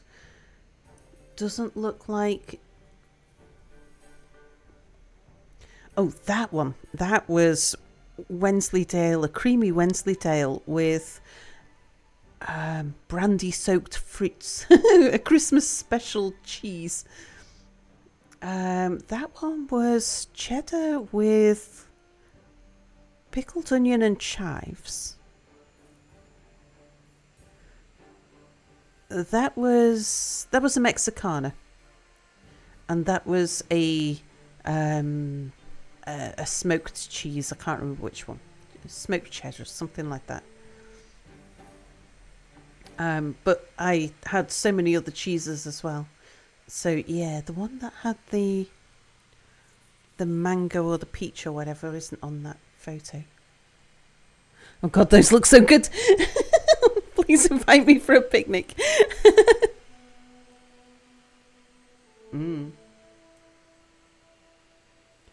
With dark chocolate and a selection of biscuits. Hey, Transfam! Hello! Yearning, cheese, need, Kit Kat cheese. Give me an aged cheddar and smoked bacon grilled cheese any day. Oh, it might apricot. It might have been a white Stilton with apricot. Yeah, that's quite common. Opposable thumbs. Hello, hello.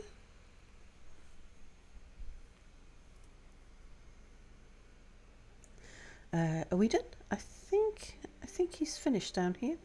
He hasn't told me he's finished, but I think that's because he's gone to bed.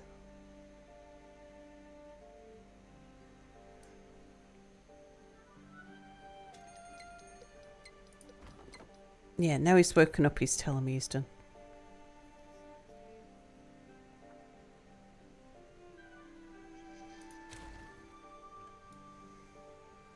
Well, while we've got a pathway down here, let's have a think how we're going to do this. Do I just raise the land? I think I raise the land rather than put in an overhang.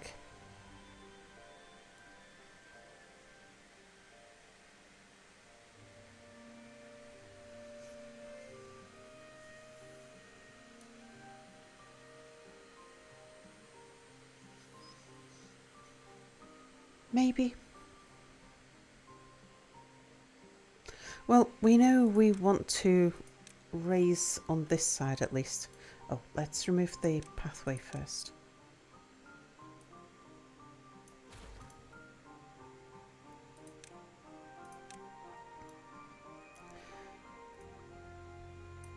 Definitely get that bit built.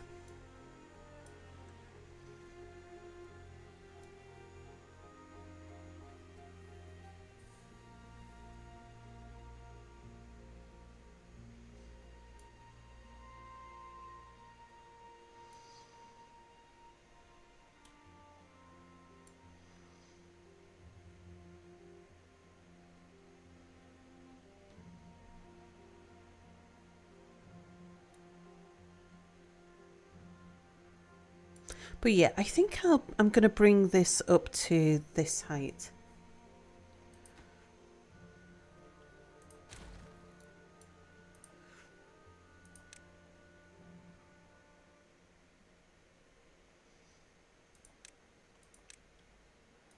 I'll need them to come and collect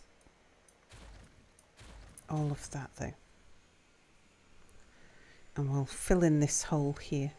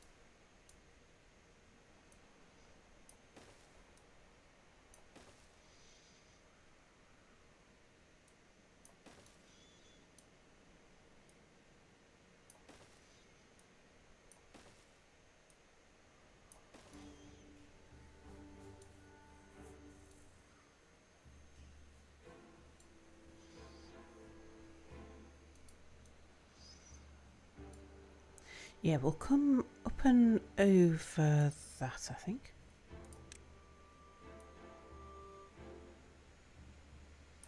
Yeah, we'll need to raise that up a little.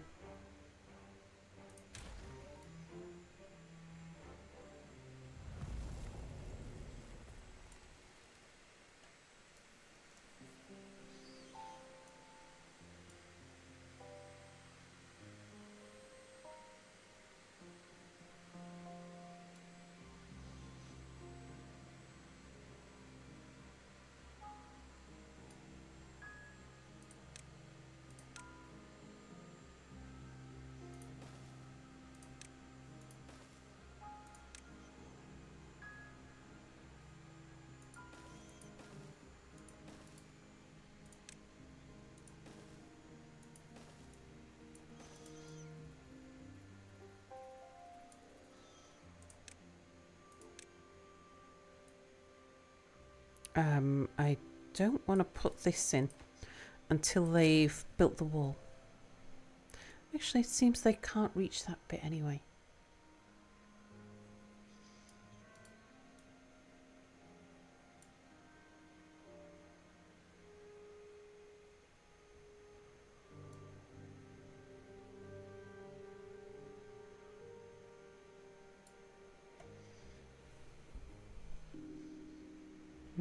People are going to come running out and get themselves trapped on the wrong side.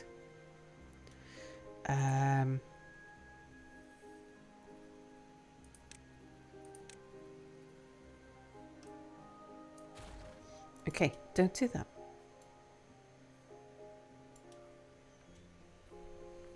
It's Discount! Hello, hello! Thank you so much for your resubscription, Discount. 29 months, very much appreciated. Thank you. For those who don't know Discount is a fellow streamer and a very chill streamer. We often raid Discount for somebody nice to go and chill out to at the end of our stream. Can we have a shout out for Discount? Build the wall and the ducks will pay for it. Yeah, Discount's been playing Factorio recently.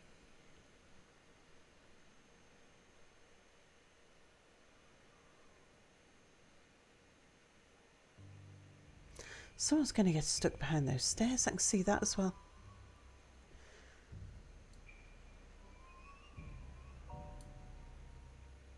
Oh no, this should be okay.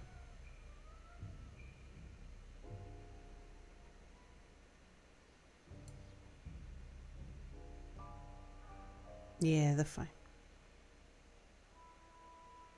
Right, now they've built enough of the wall that I can have them build this bit.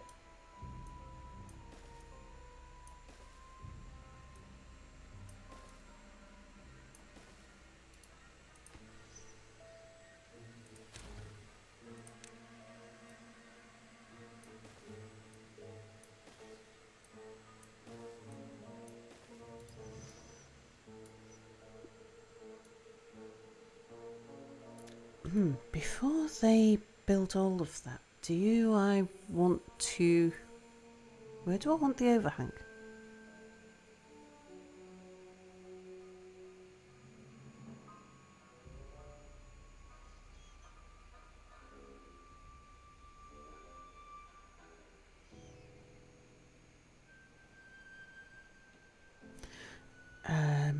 How long is this stretch? Yeah, so we'll need a double overhang anyway. Would make sense to embed it over here.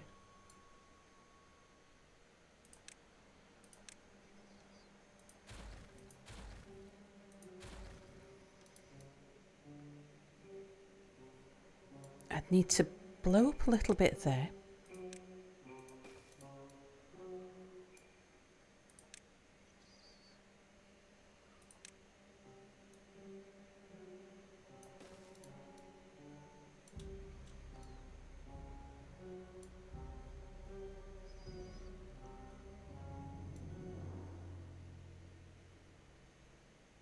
Right, they're going to need a way across.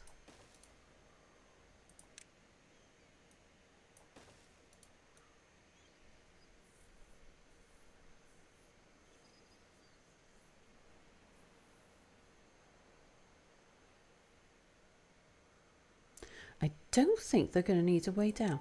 I think they can fathom a method to build that without going down there.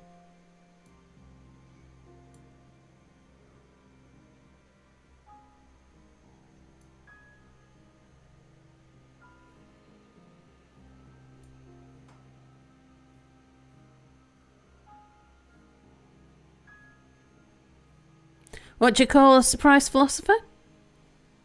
Aristotle, oh dear.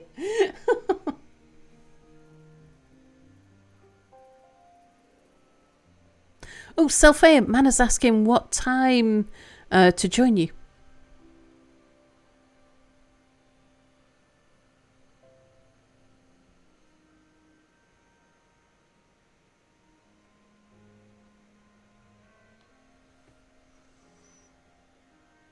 Okay, that's okay, they're on with that.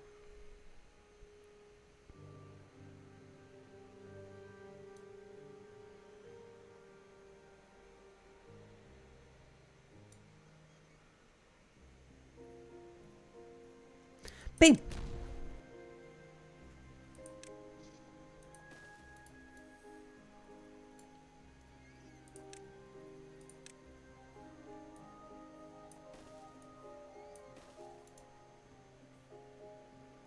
Okay, now we want impermeable floors there. For ease. Oh no, that'll be fine. Yeah, that kind of floor there.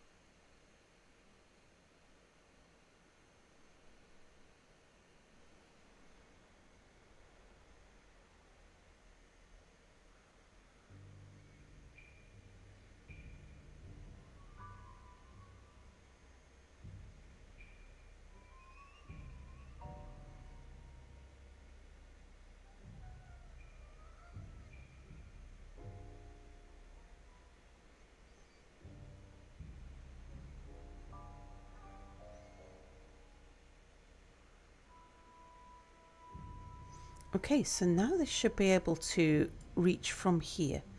Yeah, down into those corners and expand from there. Bit slow though, they're going to have to build like a zigzag fashion. Well, while they're doing that, we also need a way up here.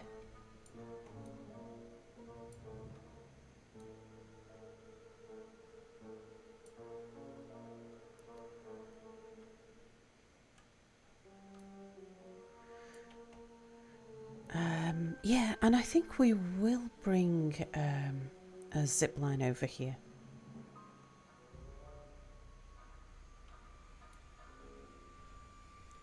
But we need to connect up the roads first.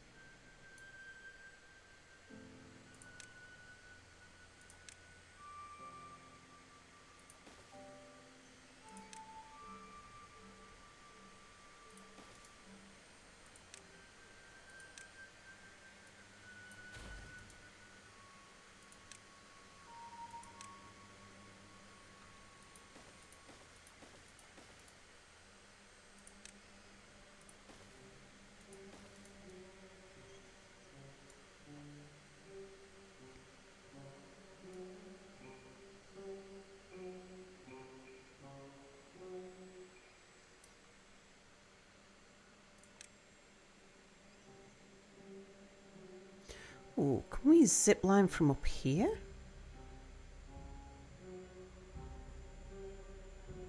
That feels convenient. Convenient for the mine as well.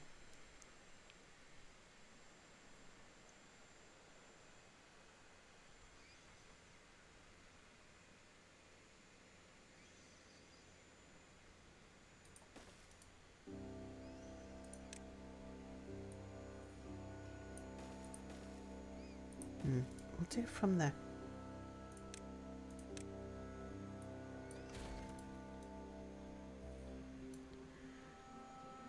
Now we might be... Are we going to be... No, we're not going to be raising anything there. We're just going to be knocking it down. So we need pylons to connect over to that one.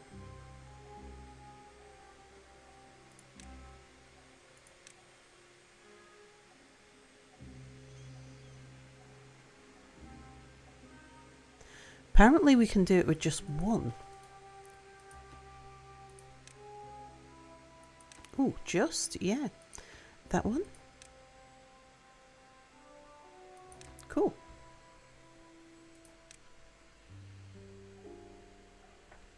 Matoy, hello. Construct additional beaver pylons. Yeah, the zipline stations don't even need power, indeed. Don't even need gravity, they can go uphill.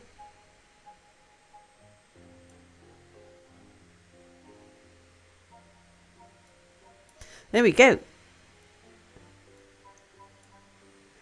Right, so now they've got a root. So we need to clean out the trees here first. That's kind of our first priority. Because we're going to use this for growing trees, but we need the trees in the right place.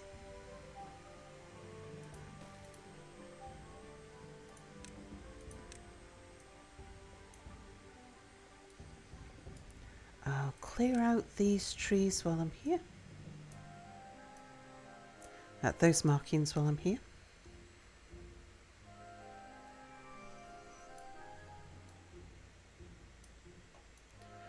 And then over here we need to get the levels right.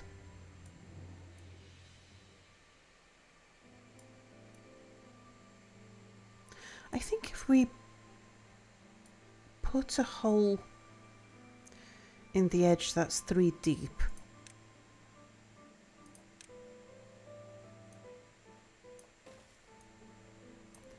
for the overhang.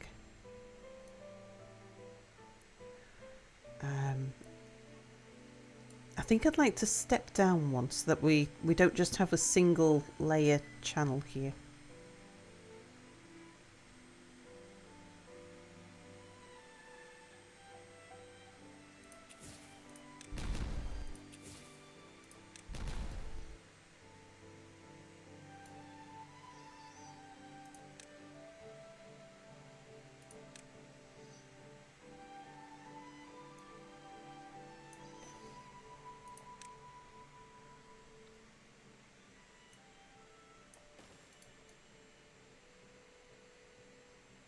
Oh, it would need to be longer so that we can get, yeah, just stop this before they start coming and building.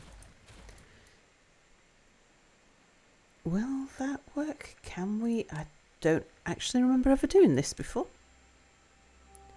If I put you there, can I then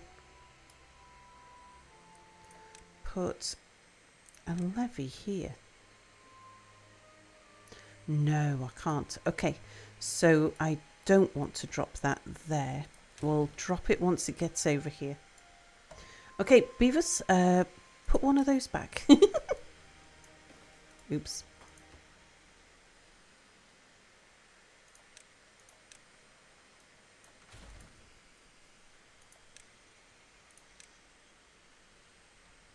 Otherwise we'll get spillage.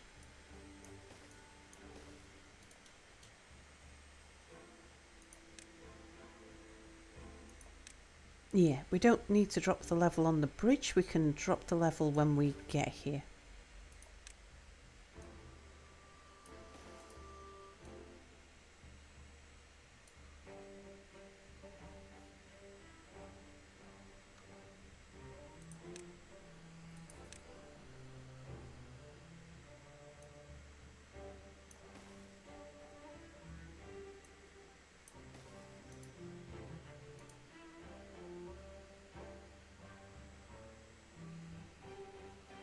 Oh no, not the spillage.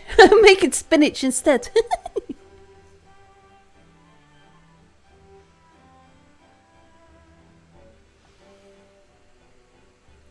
Ever heard of the game Scars Above? I haven't. It's Wild Holly. Hello, hello. Says hi, Sal and Chad. Hope you're having a wonderful day. I'm doing fine. Thank you very much, Wild Holly.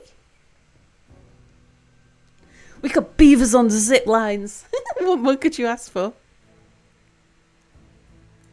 They should get a fun bonus from travelling on zip lines.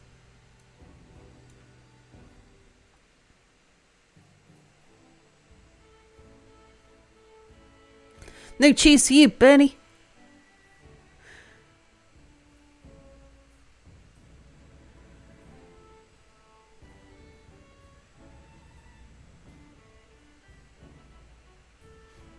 No pip in the fridge.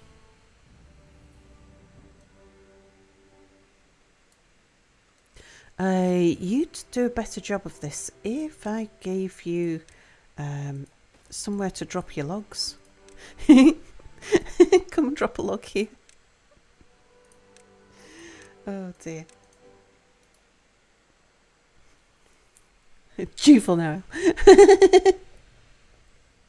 Beavers, indeed.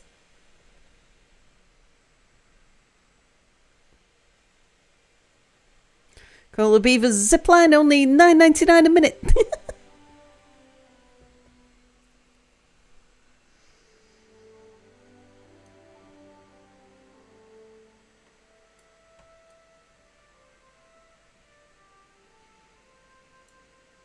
Oh look, we got a watering hole. That's all spillage down there. I would like to check. Did I put you on auto? Yes. Have I got you on auto? Yes. Okay.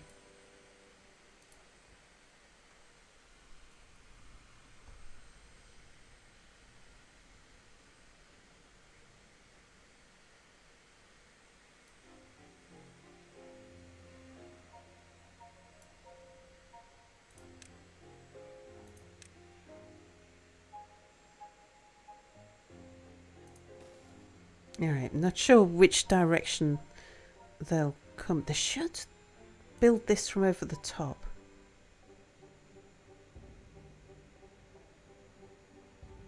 I'm not sure they will though. Someone will come in from this side and then someone will come in from this side. I don't want them blocking themselves in, because there's enough of them to build 3 all at the same time, I think.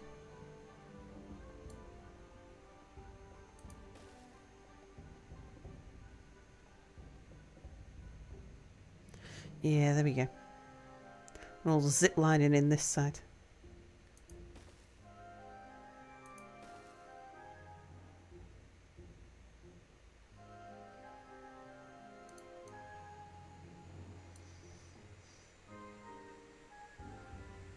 Okay, impermeable floor.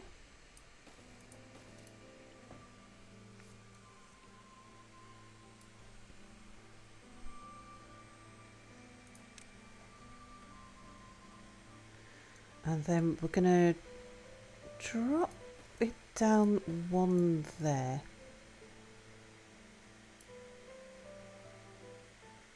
Okay, you better finish quickly because we're going to flood soon.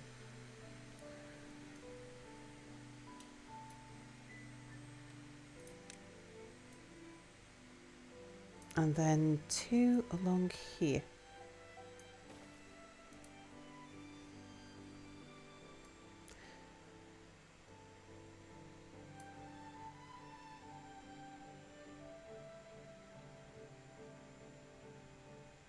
Or it might just flood down the side.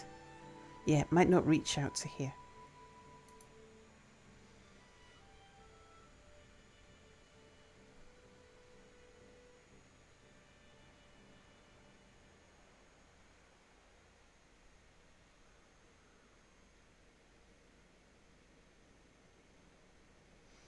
Alright, you done?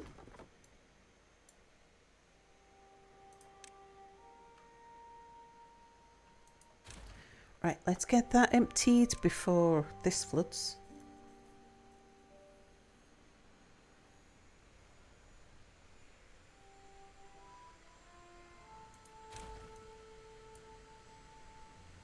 And then we'll pick up the rubble. They're about to blow this up. That'll force the floods in that direction. We might get, I don't know, a flooded windmill or something. Bim! Oh, careful, careful, careful. Oh, well, there's the answer to do the pylons flood? The pylons don't flood.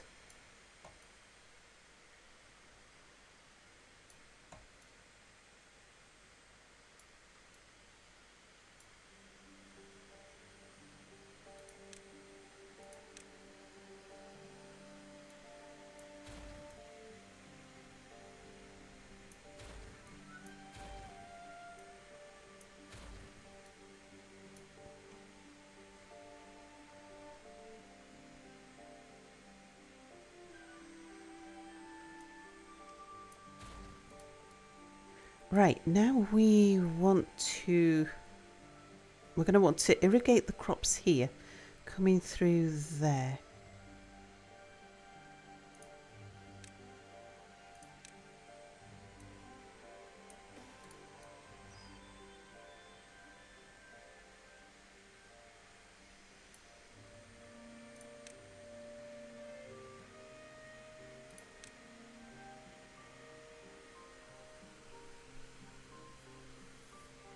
I am going to want to put a floodgate here, though, I think.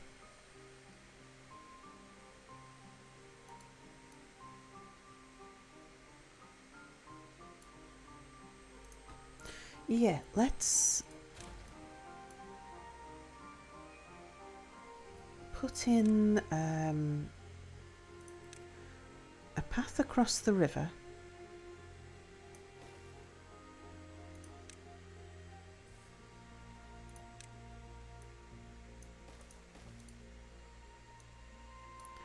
And then we'll put in a floodgate here.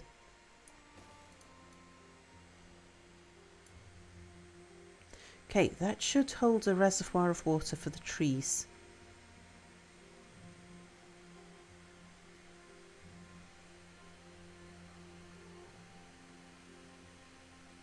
First aqueduct soon. Beaver Colosseum. What were we for sciencing? Lots of spotted toads. Can we allow the pips to go cool down the fridge? No! Bad.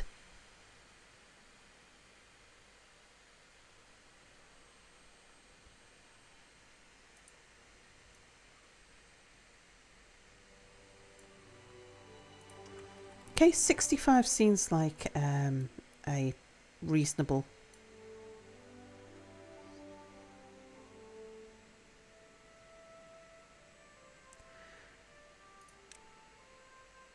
Here we're going to want to raise the wall there, I think, and drop the floor there. They need a way down.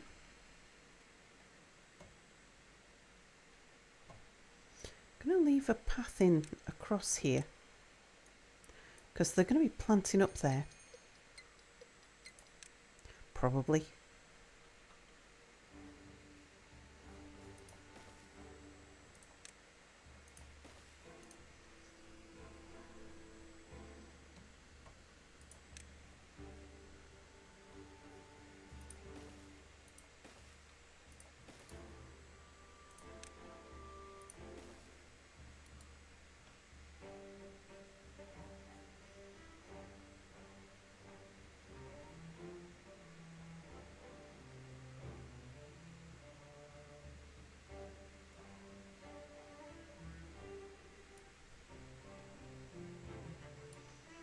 And then I think we'll bring the channel.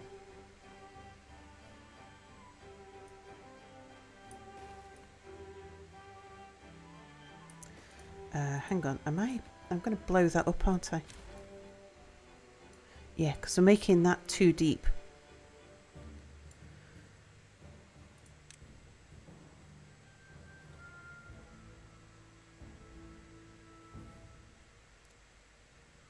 Let's avoid the pylon.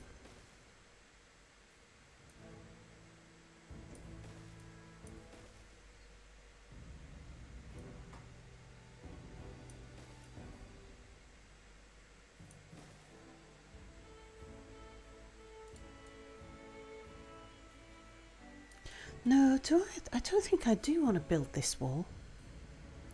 I want to blow up the channel instead.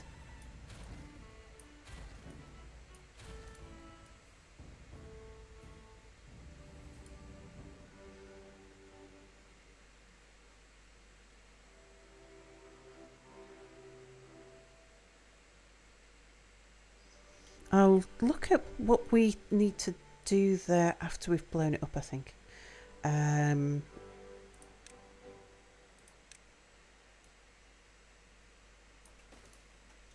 Let's do that bit there. Somebody want to come pick up that dirt before I explode everything?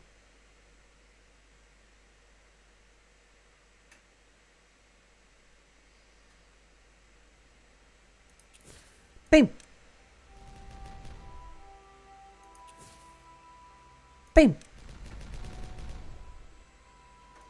Okay, so now we need to decide where to take the water. There's not a lot of water. I don't think it's going to add much to the power. And it's only going to flow during fresh water anyway. So yeah, I think... well, maybe I do build that. At least to the corner.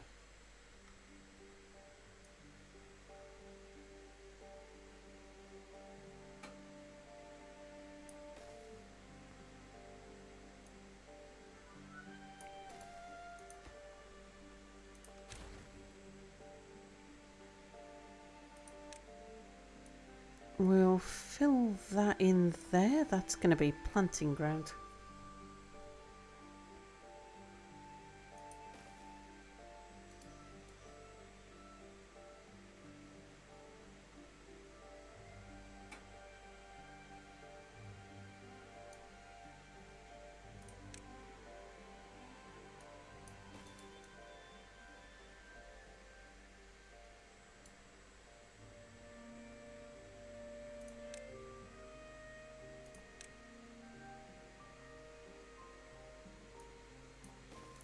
Give them a path across there.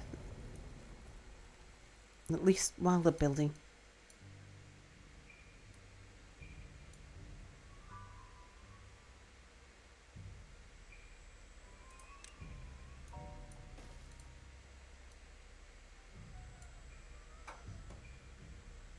And then we'll want a floodgate here.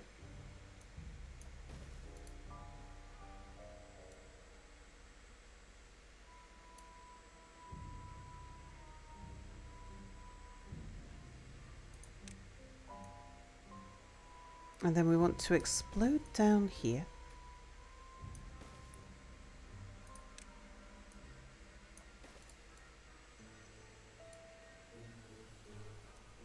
And that'll keep this area irrigated. Boom!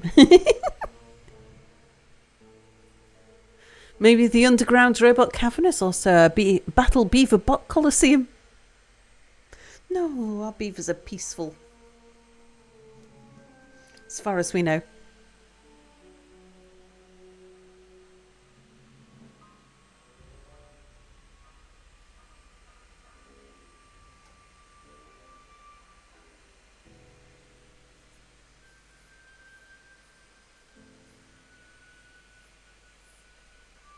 Robots are beavers too.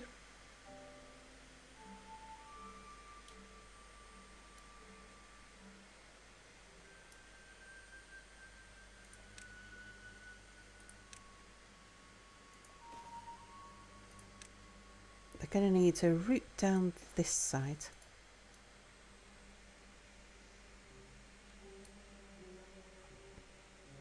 All of this old pathing we'll be getting rid of, I think.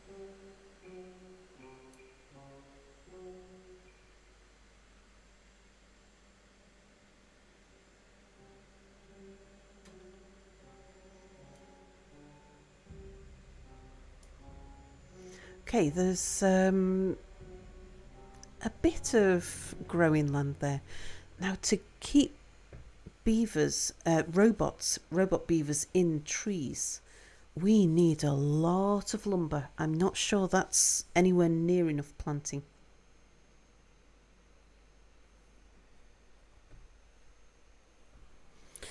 Folktales are known to get scrappy once the maple pastries run out, once you get them hooked on the stuff. I can appreciate that.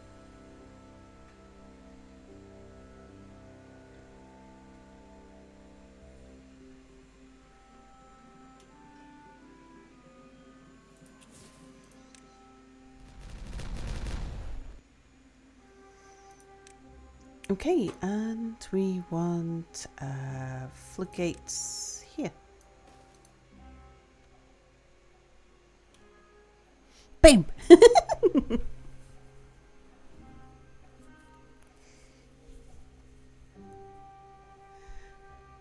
Insert Sal giggles. Mastani, hello!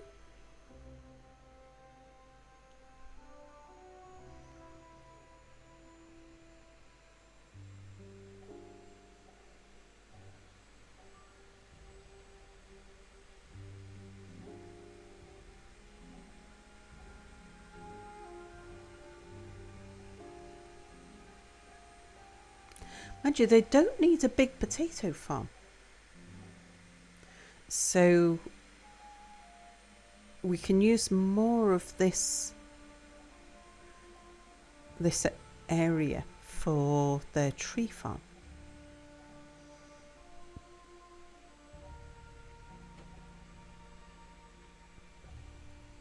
But they do need a lot of lumber, a huge amount of lumber. Let's see what's going on over here. I've been neglecting the cavern. Yeah. Bam.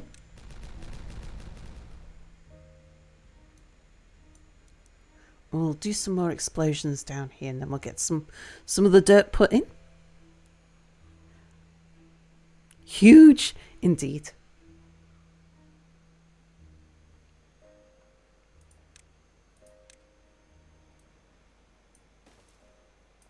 Might as well work the sides as well.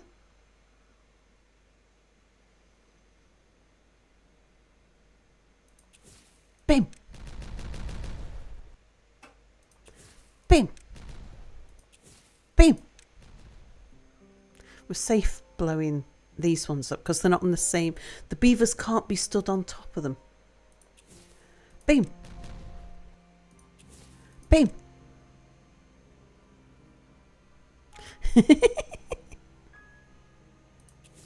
Bam.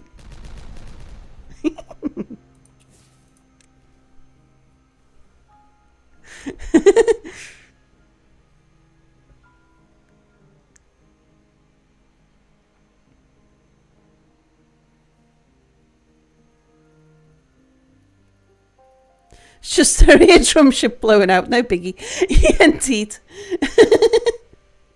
Where's the god? Hello? Underground Beaverman, what is this? Dwarf Fortress? Indeed. Beam. Beam.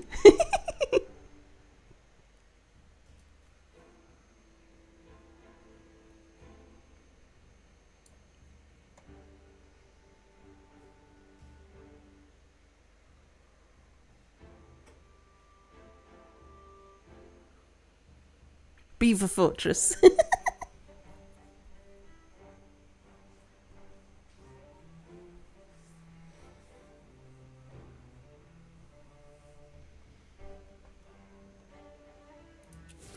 Beam.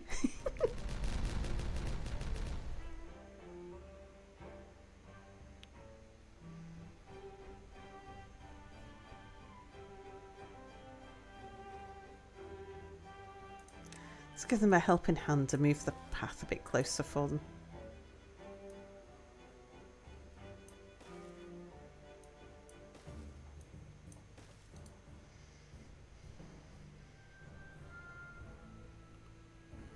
The total overhaul mod of Dwarf Fortress where you play as beavers.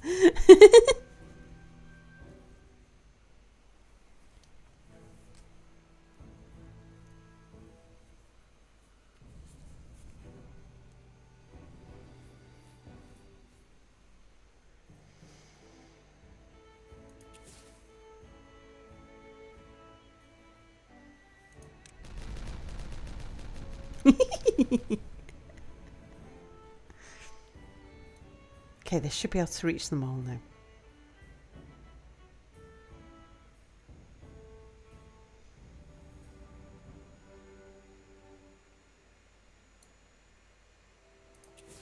Boom. Boom. Right, I'm going to get rid of the roads down here so the game doesn't have to calculate that path anymore.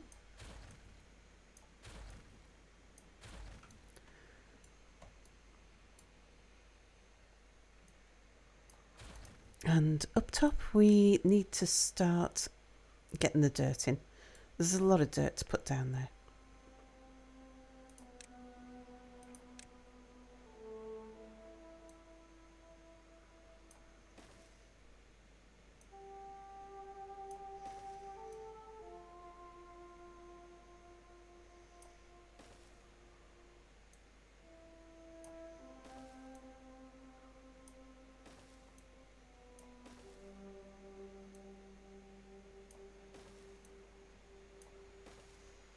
Right, we'll build everything up to that height first.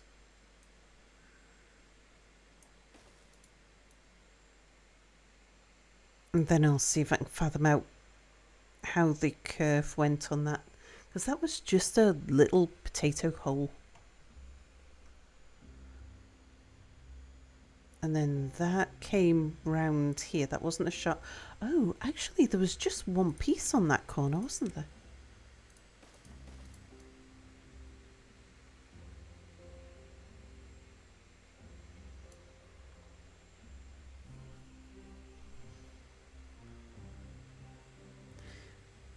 But there was some of it was at the lower level.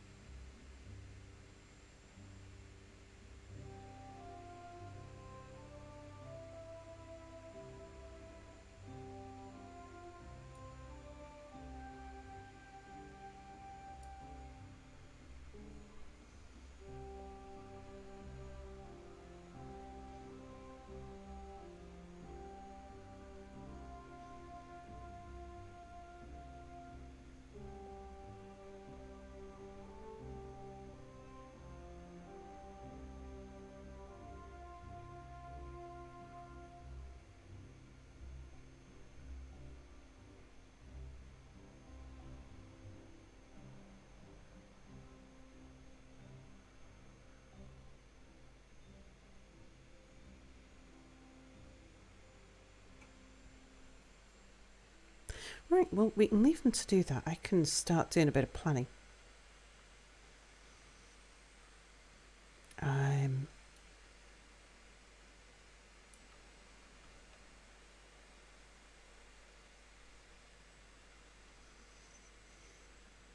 Is that going to be, even if I use this top bit here and this bit here, would that be enough wood? I might need to bring some water down here and irrigate some down here.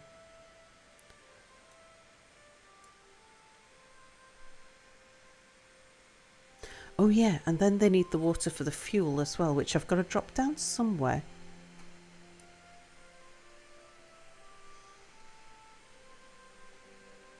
So maybe I'll be bringing an irrigation channel out this way anyway. I think I'll need to lay down the machines before I decide where to do that. A kingdom for bad water filters or purifiers. Yeah. No purifiers. You can filter it now though. This is a bad water filter here. That little carbuncle. Goes one way when it's fresh water and another way when it's bad water.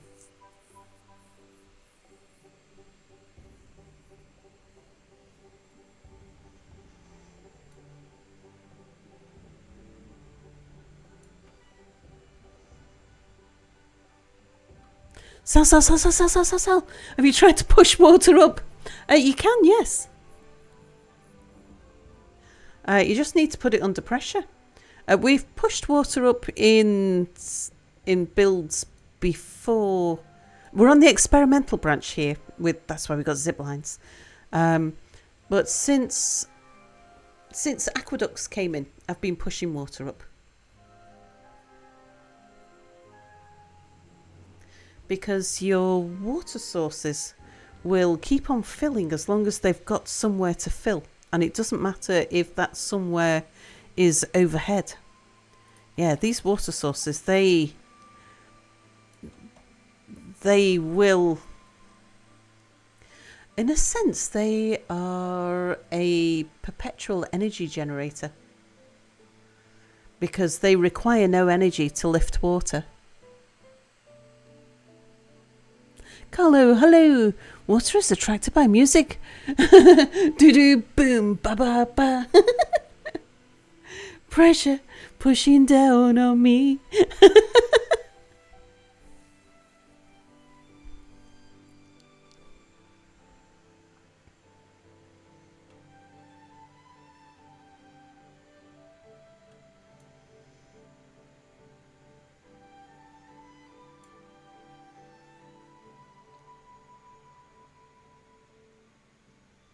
Yeah, I can't really do much more with the water there. At least we've got it over here ready for finagling with. We'll take feeds off it to do whatever we need with.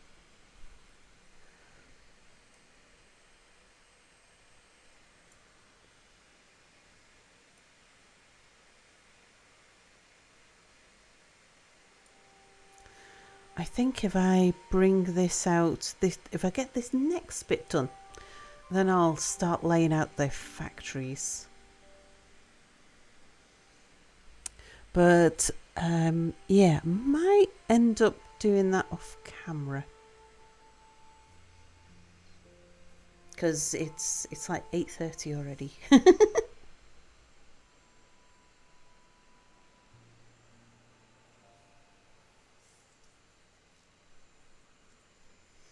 Google autofill was wrong. Bad Google.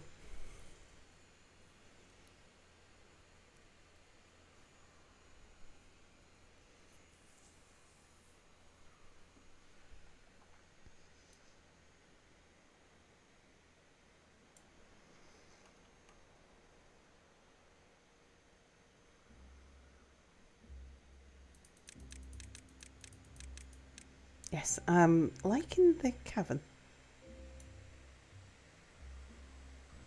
We will be taking it under here as well. But that's running underneath the bad water source, so I'll have to put at least a dome on top of it. Just to stop the bad water running while we're digging underneath.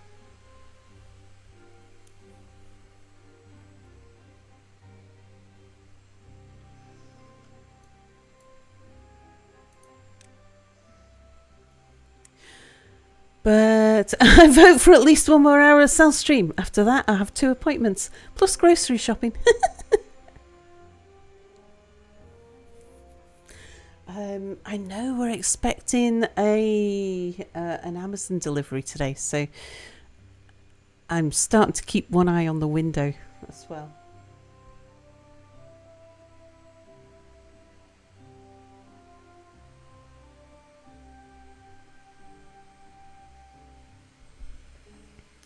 Yeah, I think I'm going to leave it here for now. When we come back tonight, we'll carry on playing, presuming that there hasn't been an update that breaks a save. And I'll attempt to get the cavern completely built. And so when we come back tonight, we can get on to building the assembly.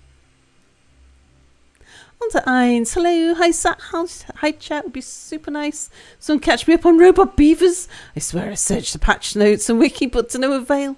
Oh, robot beavers have been in for a while. That's not what an hour means, Sal. Wow, Fire, I blame you. And if there has been an update, we'll do a restart. If there has been the next restart, I think we'll be playing Iron Teeth to have a look at the new Iron Teeth stuff. Best thing, those beaver tubes, yeah, because they're on Iron Teeth, and I haven't played Iron Teeth since Tim Bomb very first came out. So I've got to learn everything about Iron Teeth. It's changed so much since then, and I've forgotten everything I knew. But yes, assuming that there hasn't been an update to save it, to break the save, I shall endeavour to get this cavern hollowed out through the course of today. Oh, W Middle, thank you for following. And yeah, when we come back tonight, we'll get the beaver production line up and running. It's like we've got most of the infrastructure done today, and the rest of it is just blow a hole, build a ceiling, blow a hole, build a ceiling. Oh, my Timberborn streams have revived your interest in the game. Yay, thanks, Sal. You're very welcome. Right, but yeah, we are. I am ending. Yes, Galactic. We are going to go find somebody to raid.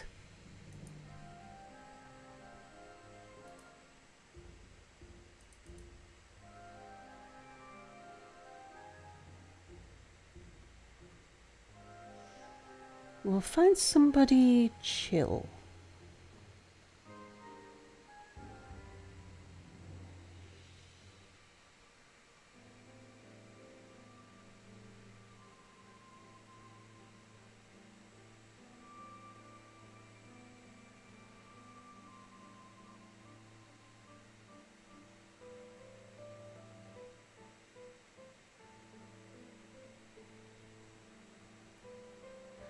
Draven is nice and chill. He's playing Black Mesa, which isn't the most chill of games.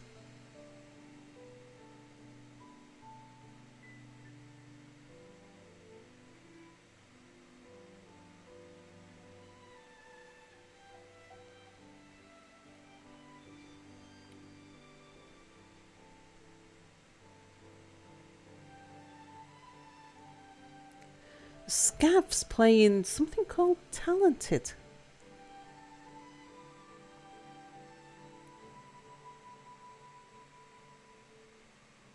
Everyone else I follow is playing pretty noisy stuff.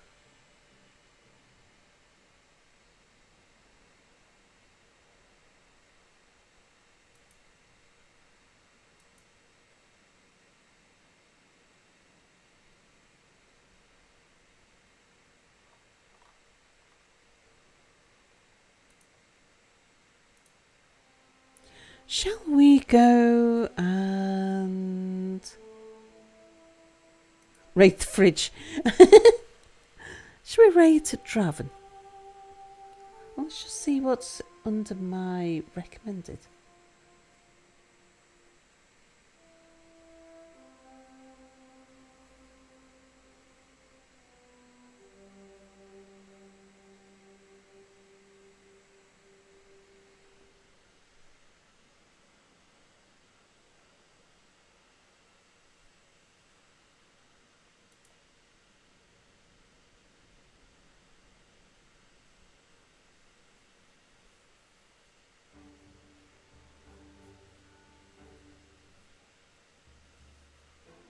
There is somebody called Casual Elephant playing My Summer Car.